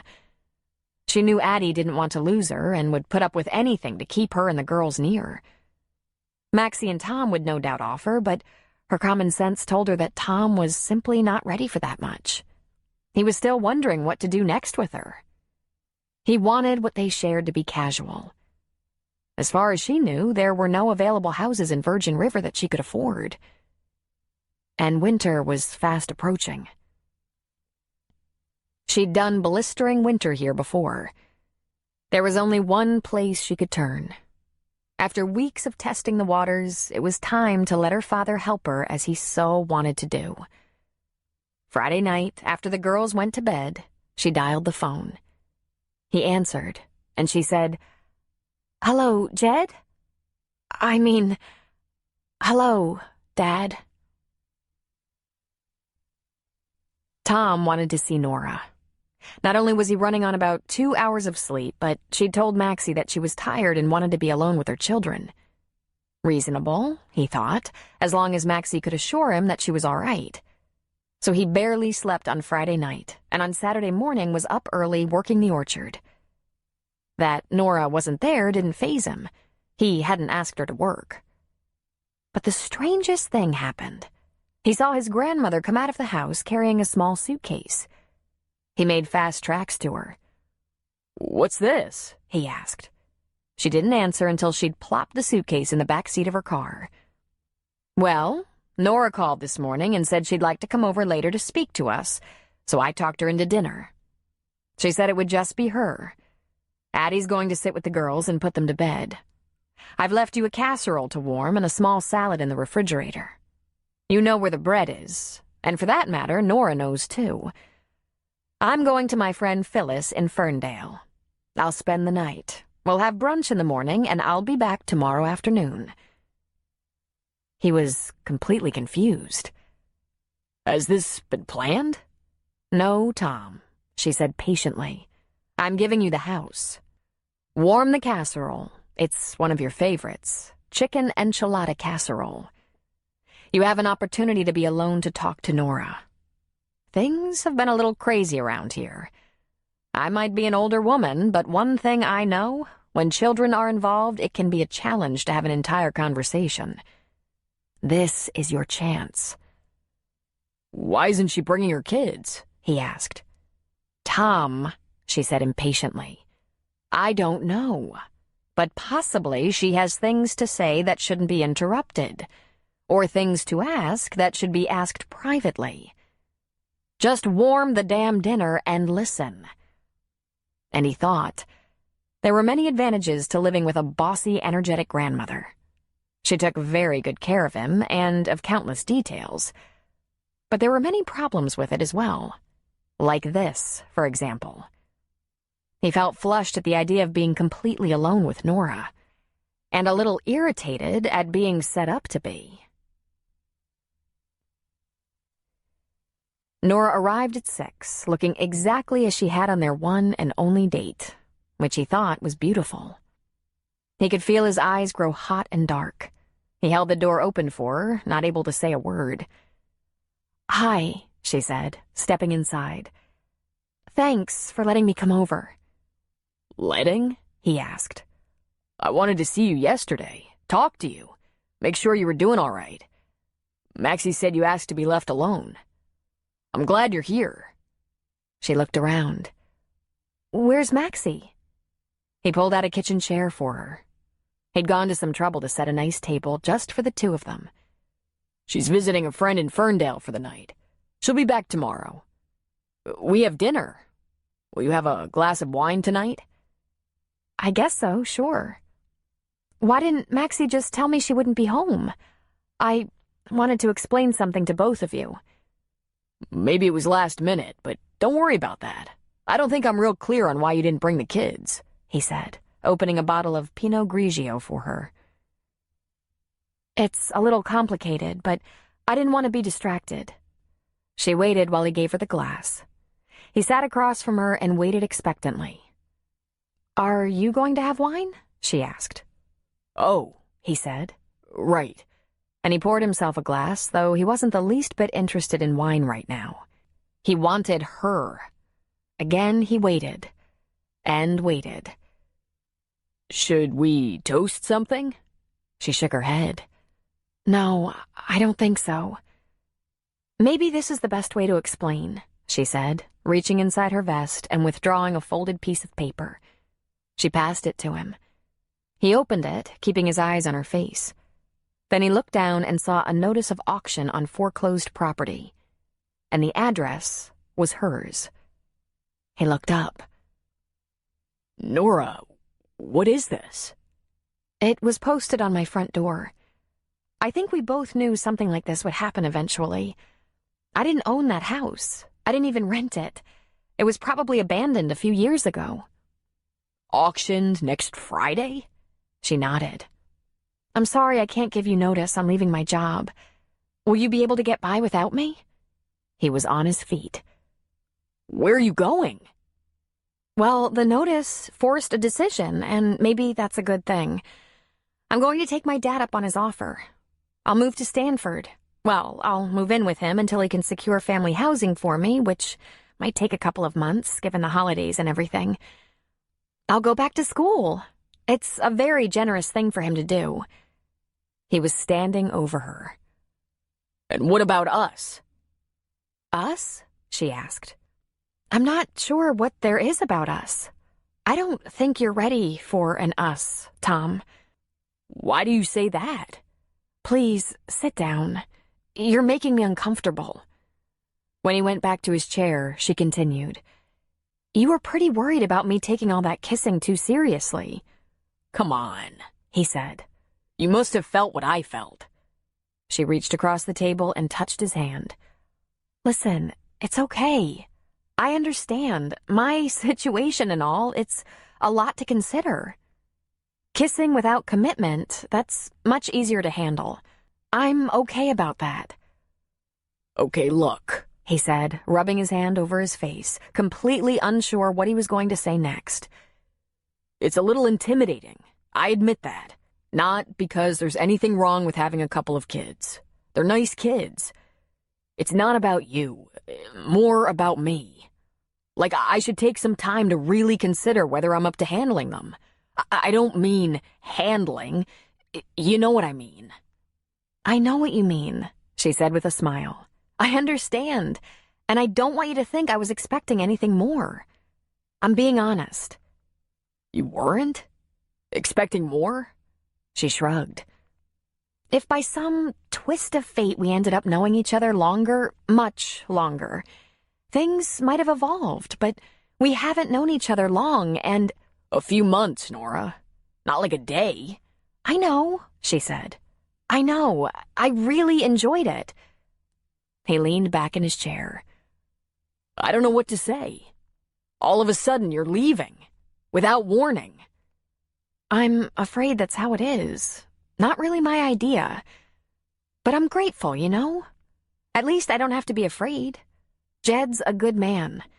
The more I get to know him, the more I realize how lucky I am that we found each other after all these years. My girls will have a grandfather, and I've watched them together. He's good with them. He's like he was with me. He's so gentle. He has the patience of a saint. Have you already talked to him about this idea? She nodded. I had to know what I was going to do as soon as possible. Did you ever think about talking to me? He asked. Oh, Tom, I couldn't put that on you. You know, this whole place is so wonderful. Long before that notice was tacked to my door, people offered me help. Space, security. Noah told me to never worry. Addie said she'd take me in, even though she lives in a tiny house and there are 3 of us. I have no doubt you and Maxie would have been willing to help me, give me a place to stay. But I still have this crazy idea I'm going to somehow make it on my own. But your dad is my father, and he feels he has a lot to make up for. Not only that, he keeps reminding me that if we'd never been parted, these are things he'd want to do for me anyway. He tries so hard to convince me it's acceptable. It's not extra stuff given out of guilt. She shook her head. I just don't want any more charity if I can help it. I just don't want to be pitied. Nora, he said loudly. I don't pity you.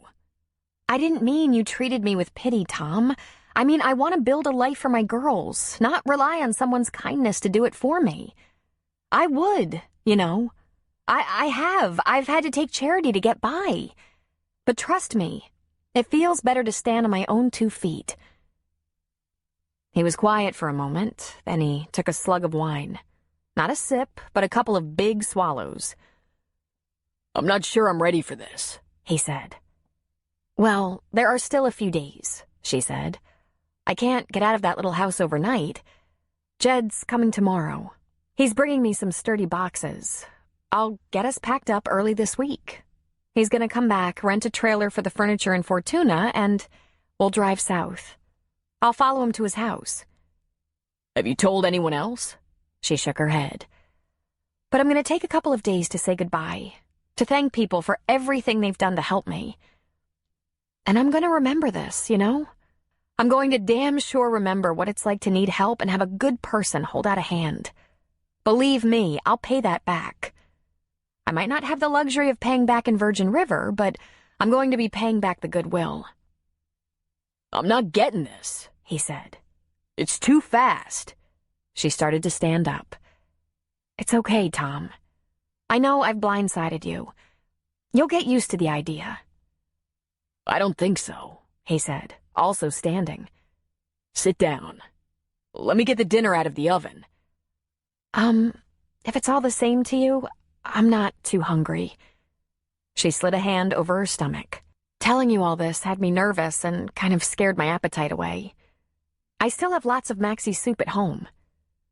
Salad, then. A little something. She shook her head. I think now that it's out and we had a chance to talk, I'm going to just... No, he said. He came around the table. You can't just go.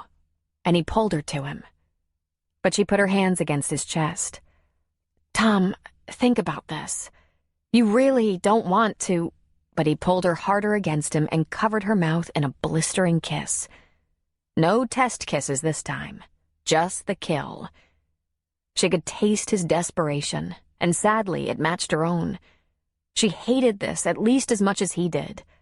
She'd been foolish enough to hope that, given time, they might actually come together. Don't leave yet, he said, his voice hoarse. Let me do something. Let me feed you, hold you, rub your shoulders, change your oil, anything. Please. She looked into his hot eyes. She was almost shaken. Pedicure? She asked. He covered her mouth with his again, moving over her lips with passionate need. He licked open her lips and invaded her mouth, and she welcomed him. Her arms went around his neck while his big hands slid down her back to her butt, cupping her and pulling her harder against him. He devoured her mouth, and she not only cooperated, she met his fever with her own. It was a long time before he broke away. Better than a pedicure, he said softly, making her laugh. I think I know what you're trying to talk me into. Nora, I won't let anything happen to you. I'll take care of you, and you know I care about you. You know I do. If I just wanted sex, I could find that. I need you. I have protection, he promised. And so did she. She'd been caught off guard twice. She'd been on the pill since she'd started working part-time at the clinic in town. Even though she'd made the excuse that she didn't want to take chances, what she really hadn't wanted to risk was her heart. Well, hell, it was too late for that. She met his lips again, running her fingers through his short hair, kissing him deeply and with promise. Oh, Tom, she whispered against his lips. And he lifted her into his arms and carried her up the stairs to his bed.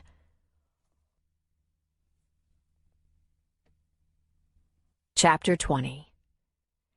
This wasn't the setting he would have chosen for his first time with her, but there was no other place in this big house that he would have her. And if he'd had any idea it might come to this, he might have done something to make it better. But he had no idea what that could have been. I'm sorry, this isn't ideal, he said. Is this where you sleep every night? She asked him. Every single night, he said. Except for the one night at your house. I've been here every night since I came home. One thing I just have to know, she said. Please tell the truth. Did Darla slip down the hall to this room when she visited? He withdrew from her slightly. Never. Believe me, it never got that far with Darla. You kissed her. I saw you. Pah. It was friendly. Maybe hopeful. And that's before I realized I couldn't even be her friend. No one, Nora. I should have made a rule before you started chasing me around the orchard.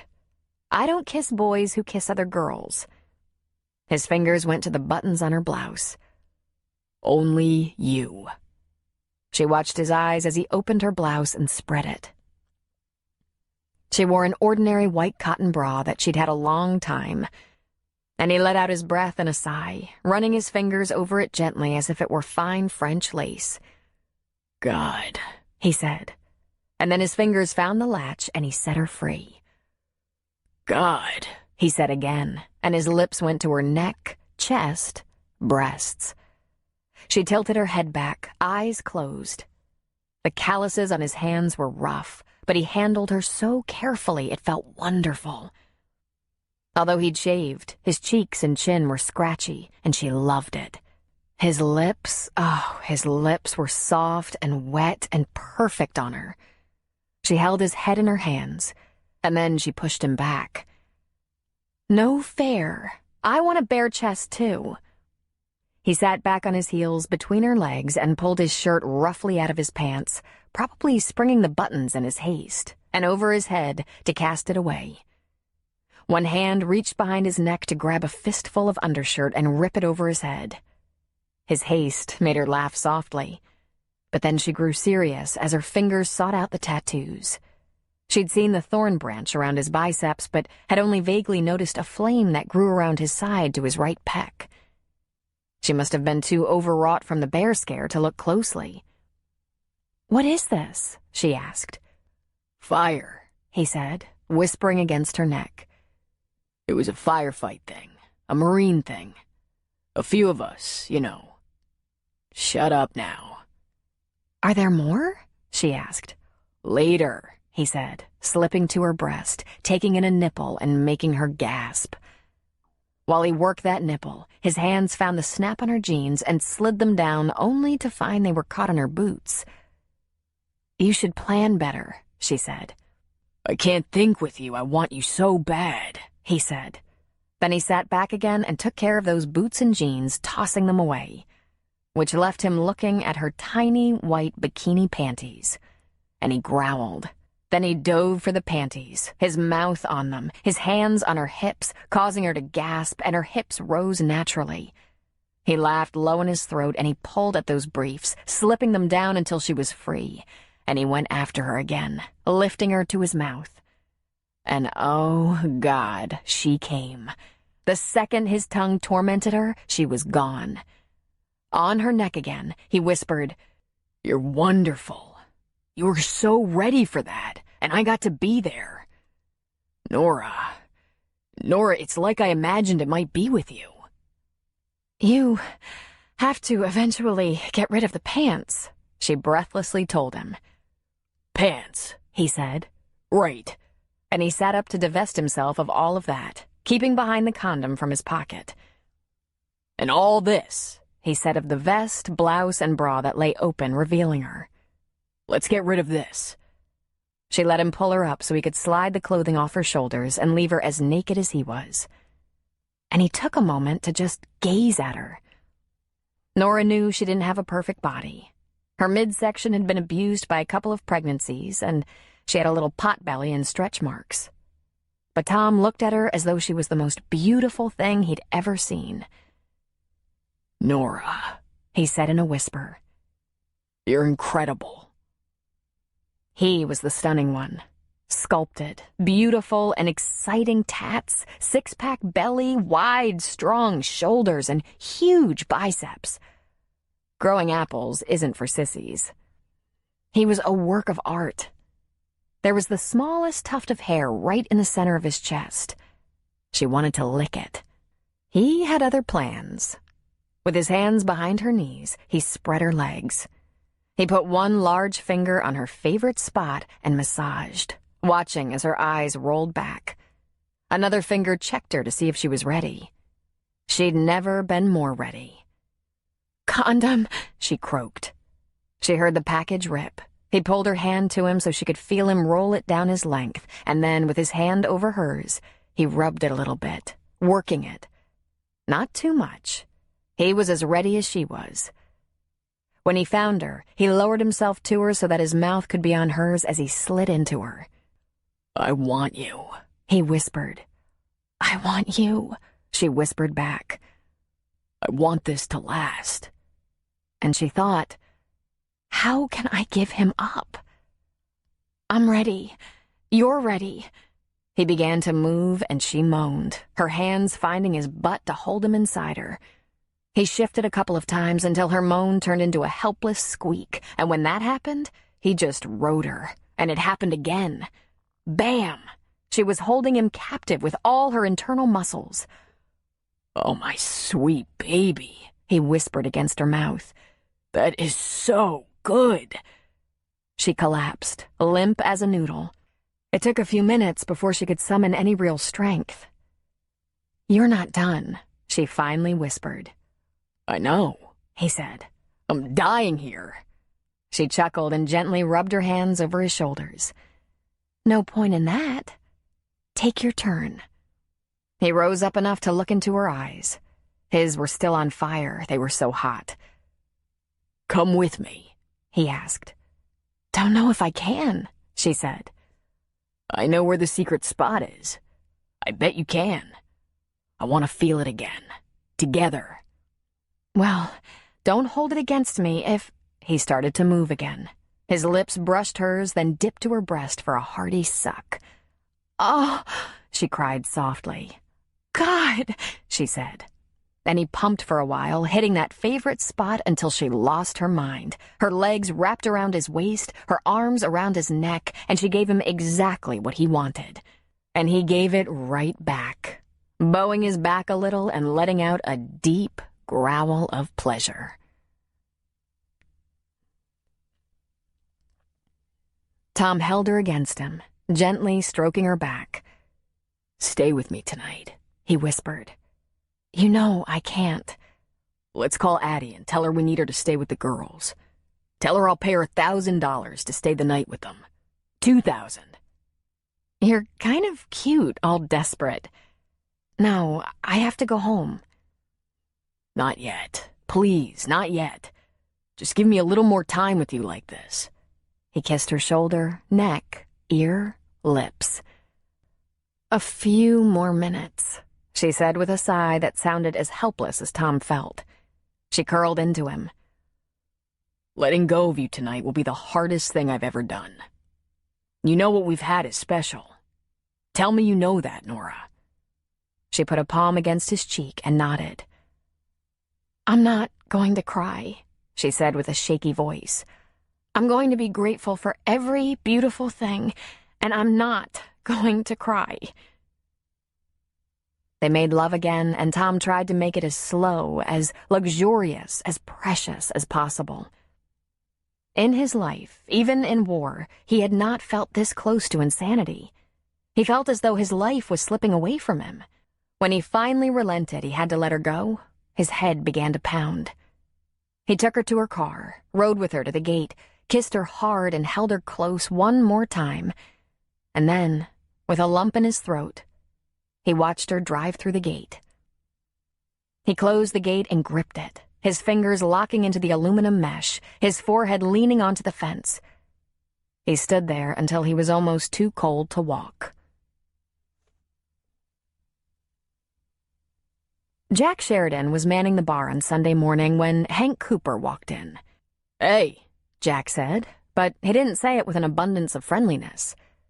Hey, coffee? Jack asked. Thanks. I came to say goodbye. Heading out? Yeah, kinda sudden. There was a phone call last night, kinda sketchy. But the short version is our friend Ben from up the Oregon coast, he's dead. Jack was jolted. He damn near spilled the coffee. Dead? He was killed. He's buried already. Some old guy said Luke's phone number was written on the wall of that old store of his, and there were some personal effects for me. Well, for someone named Henry Cooper. Henry? Jack asked. Henry, Hank, I answer to a lot of things. So I'm headed up there to pick up whatever it is, and to find out what happened to him. Aw, man, I'm sorry. Luke going? He offered, but no point in both of us going. I can call him if I need him. And me, Jack said. If you get up there and find out you could use a posse. Decent of you, Coop said, sipping his coffee. Thing is, I don't know when I'll get back this way. So, I wanted to say... He hesitated. Look, I get that you did what you had to do back then. And I get that it looked bad on me, and that wasn't your fault. I don't want that on my conscience. Consider it cleared up. But why are you worrying about your conscience now? We could have settled this when you got back. He gave a shrug. I have no idea what's going on, that's all. It could be complicated. I hope you know how to be careful, Jack said. Coop grinned. That's one good thing that came out of our last encounter. Careful is my middle name. I hope you get back this way. Coop took another drink of his coffee, put down the cup, and reached for his wallet. Nah, I'm not taking your money. It's just a cup of coffee between friends. Coop put out his hand. I think maybe that could have worked out if we'd had more time. If we both weren't so damn stubborn. Well, if you weren't. Jack took the hand and grinned. I'll be checking in with Luke to find out how you're doing. And if you get back here, we'll scare up some poker. I'd like to beat the hell out of you at something, Coop said. Happy trails, man. Coop turned to go, and Jack said, Hey, Coop. That was nice that you stopped by. Thanks for that. Yeah, anytime. Watch out for my friends, Jack. You don't even have to ask. Call if you need help. It was early afternoon when Maxie walked into her kitchen. She found Tom sitting at the table eating cold casserole right out of the dish. She smiled at him and asked, Hungry? He pushed it away and said, Sit down, Max. We have to talk about a couple of things. Sensitive things. She sat warily. Yes, I had a very nice trip, thank you for asking. This might be a little hard for you at first, but you're gonna have to figure out how to get along with the idea. I'm going to marry Nora. Her eyes widened in shock. Her mouth hung open. Right away. Well, as right away as she'll go along with. Now, I know that's not what you expected me to do. Marry some woman with a couple of kids by some loser who's in prison. But this is how it's gonna be. I think, despite the fact her life has been pretty rocky up to now, she's a solid person. She's a very moral, decent person. She might have had a few little errors in judgment along the way, but a lot of that has more to do with the hard knocks of her childhood. Something I only know a little bit about. Tom, I like Nora, she said. I know. That's obvious. But liking her as an orchard worker and friend, and as my wife, those are different roles. And I know that your life has been very different from hers, Maxie. You've been more mother to me than grandmother. And I know the woman who raised me has a really rigid moral code. She straightened her spine in shock. Rigid moral code? You were so damn strict the apples ran for their lives. I always planned to marry a woman a lot more like you, but this one just tripped me up. Tom, Nora is... I'm just telling you before I go one step further. You can't judge her against your old-fashioned standards. You can't condemn her for having a couple of kids without a husband or anything related. We accept her 100% just as she is. Tom, you think I would judge her for that? You know that your grandfather and I know you had to get married. You've been honest about that. This is pretty different, but I don't care. I wouldn't care if she had 6 kids. I need her in my life. I'm not giving her up. Then he laughed suddenly. Damn, doesn't this just have stalker written all over it? He rubbed his hand down his face. Tom, have you not paid attention? We didn't just have to get married, I'm telling you, it doesn't matter to me, so it can't matter to you, because I'm bringing Nora and the kids to live with us. We could get our own house, but if I'm gonna work this orchard, No, Tom. I absolutely don't want you to find your own house and leave me on the orchard in this great big house, she said. But she wasn't sure he was listening to anything she said. He appeared to be just about deaf and blind and a little crazed. Tom, look at me. Has Nora agreed to marry you? No, but she will because she has to. They're kicking her out of her house and she thinks she's moving to Stanford to live with her father, but I'm not letting her go, he said. I'll find a way to make it up to her if she wants to go back to college. We do have colleges, Maxie said, mesmerized by her grandson's passion. I've never seen you like this before. Probably because I've never been like this before. I knew I was falling for her, but I thought I had time to get used to the idea of becoming a husband and father overnight. Man, I don't need time. I only need one thing. Can you slow down for just 1 second? Maxie asked calmly. Can you please listen to me? Don't try to reason with me, Max, because Tom, shut up. Listen to me. He sat still and focused on her. Better. You still look a little dazed, but better. I didn't sleep at all, and I was already running on very little sleep. I understand. Now please, try to hear me. You have to calm down and see if you can lose that lunatic edge. No one's going to marry you if you continue to sound completely insane. I might be a little insane, he said. I sure feel that way. Deep breaths, she said. I love Nora. If she'll come here as my granddaughter-in-law, I would be very happy. But you must hear me on this. If you tell her she has to, any woman with a brain would run for her life. He was quiet for a second while he absorbed this. Right, he finally said, but he looked confused. Tell her how you feel. Just tell her how you feel and ask her if she can lower her standards enough to take you for a spouse. He sat back. Very funny, he said. She grinned. I couldn't be more serious. And before you light out of here with a mission, make sure you're wearing boots the same color and zip your fly. He looked down.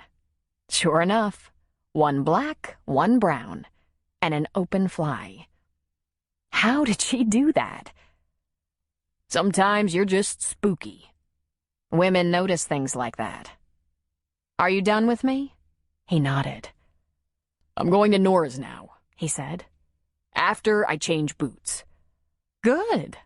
I think I've aged 10 years since I walked in the door.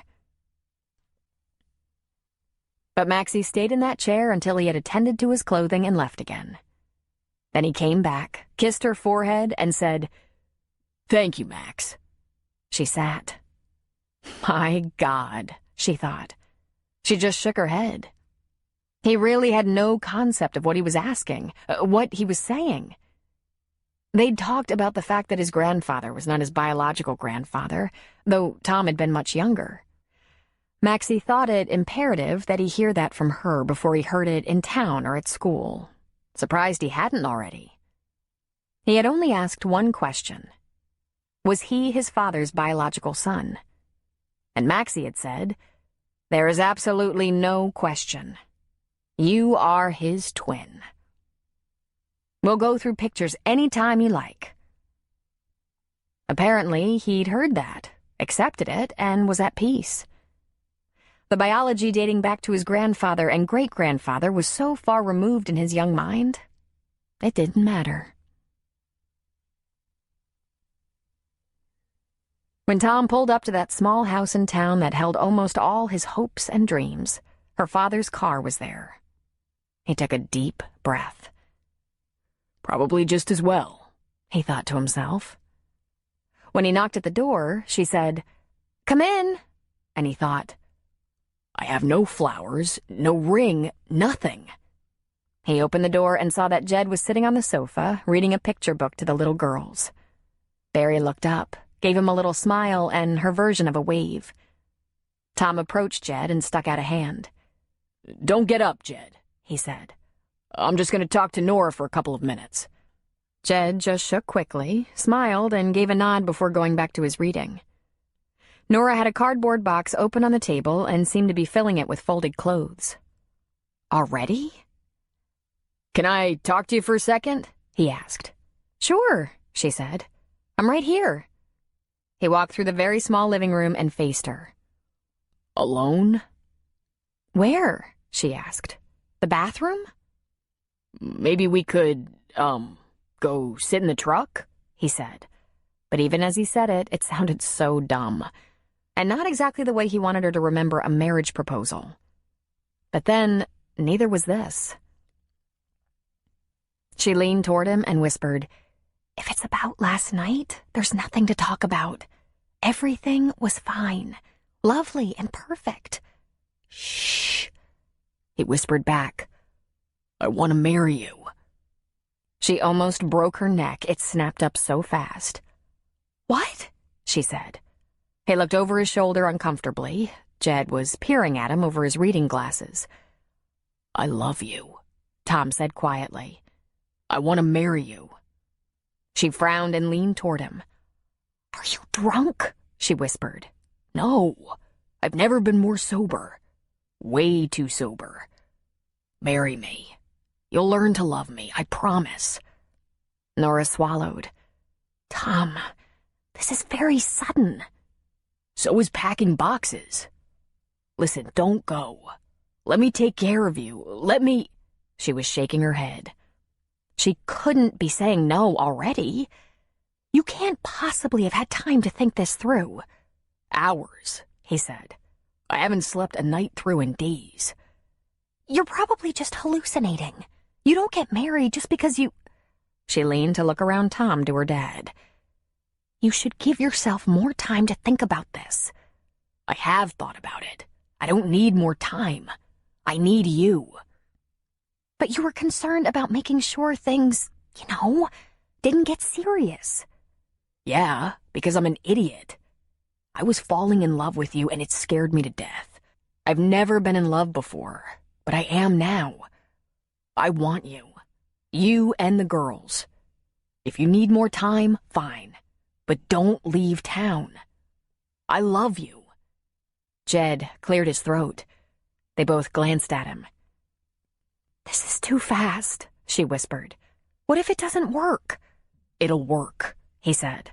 "It has to work because I haven't ever felt like this before. In fact, I wasn't sure I even wanted to feel like this. But here it is. Nora, I swear I'll be a good husband. And father. We have Maxie to kick me around if I make stupid mistakes. She loves that job." "I'm not sure I'm ready to cross that line, and it has nothing to do with how I feel about you. I'm crazy about you, but I'd bet everything on us," he said. "But if you need more time, I'll show up at the auction and buy this house. Then you can take your time, give it some thought. If you want to go back to school, I'll make sure you get to." He lifted one brow. "We do have colleges here, you know." She laughed at him. "You can't buy a house?" "Yes, I can. I can buy 3 houses and a truck. I'm not broke. I was going to plant more trees and get a new tractor, but this is more important. You can come to the orchard and find out what it's like there after the harvest." "Or I could go to Stanford and we could talk on the phone, write and email and visit on weekends." "We could," he said, "and be miserable apart.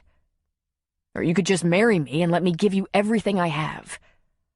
"Listen, try to understand. My parents married too quickly and it went south very badly." "Yeah, sorry. I know that was really hard for you as a kid. I don't know anything about how mine were together, but I know how we are together. No two people have ever been more right together." She put a hand on her hip. "What makes you think I'm right for you?" He laughed and grabbed her hips, pulling her closer. "Are you kidding? You're way too proud and stubborn, for one thing, and you insist on doing things yourself. Such a tough little broad. I've met plenty of the other kind, but I like women like you and Maxie. Women who aren't afraid of themselves, who set no limits on what they can accomplish. Did you know Maxie had a tough time when she was growing up? She did," he finished, ignoring her nod. "And that didn't keep her from being a great mother and grandmother, like you. And even though you've had a few hard knocks in the love department, it sure didn't affect your ability to give love. You give love so good a man could go blind." "Tom," she said. She leaned to look at her father, but he was gone. She gasped and ran to the front door. He was outside. He had the girls in that big stroller. "Dad, it's cold out there." We have our coats on. We'll be right on this block, don't worry. "Are you sure?" Nora, take a few minutes to talk to Tom. She came back in and closed the door and found herself instantly in Tom's arms. He was smiling. I'm telling you the truth. I started to want you the second I saw you, and I started to love you by the time I'd known you for a week. I wasn't sure that was such a good idea, you being an employee. But you just had me. Everything about you. The way you laughed when you had nothing to laugh about. The way you cried when you longed for the love and trust of family. Nora, you're everything I want in my life. Nothing else much matters right now. If you need to think it over, I'll make sure you have this house, no strings, while you think. Tom. I came empty-handed because I was in a panic. I had to tell you how I feel before you ran off to start a new life. But I promise, if you give me a chance, I'll buy you a good ring, give you any kind of wedding you want, give you all my worldly goods, and bring you flowers every day. Her eyes flooded. "I love you, Tom, and not for what you can give me, for who you are." He ran a knuckle down her jaw. "I'll take anything you give me. Marry me or think about it a while, but just don't leave me. I love you with everything I am." "If you take me, you have to take the whole family," she told him. "You have to be a father to 2 little girls." I'll do my best. I think I'm up to it. They like me." He smiled. "You have to take my whole family, too. Maxie's determined to live to 120, and I like her chances." "Then yes, I'll marry you." Epilogue. In early June, when the weather in the mountains was warm and sunny after a long winter, Nora sat on the porch at the orchard house. Maxie was in the kitchen making a very big dinner because Nora's father and Susan were up for the weekend. Barry and Faye were playing on the porch. They were now Cavanaughs. Tom's adoption of them had been completely uncontested. There had been a quiet wedding in Maxie's living room right before Thanksgiving, and they'd been an extended family ever since. Jed loved visiting the orchard and had become enamored of researching the apple tree species. He was helpless in the face of research. He just loved it. It was hard to keep him away during the spring planting. She rubbed a hand over the small mound in her middle that she and Tom had planted. They started it right around Christmas. It was another girl, and she would arrive in September. Tom was thrilled and hoped that she, like her sisters, would look just like Nora. No one had ever loved Nora as selflessly as her man. Her children were thriving within his love and the attention Maxie showered on them. And just as he crossed her mind, he crossed the yard. She laughed as she saw that he carried a stem of apple blossoms. He put a booted foot up on the porch and held them out to her. "You have to stop doing this," she said, taking the branch. "These are unborn apples." "I promised you flowers every day." "And love every day, which you shower on me." "But that's the easy part," he told her.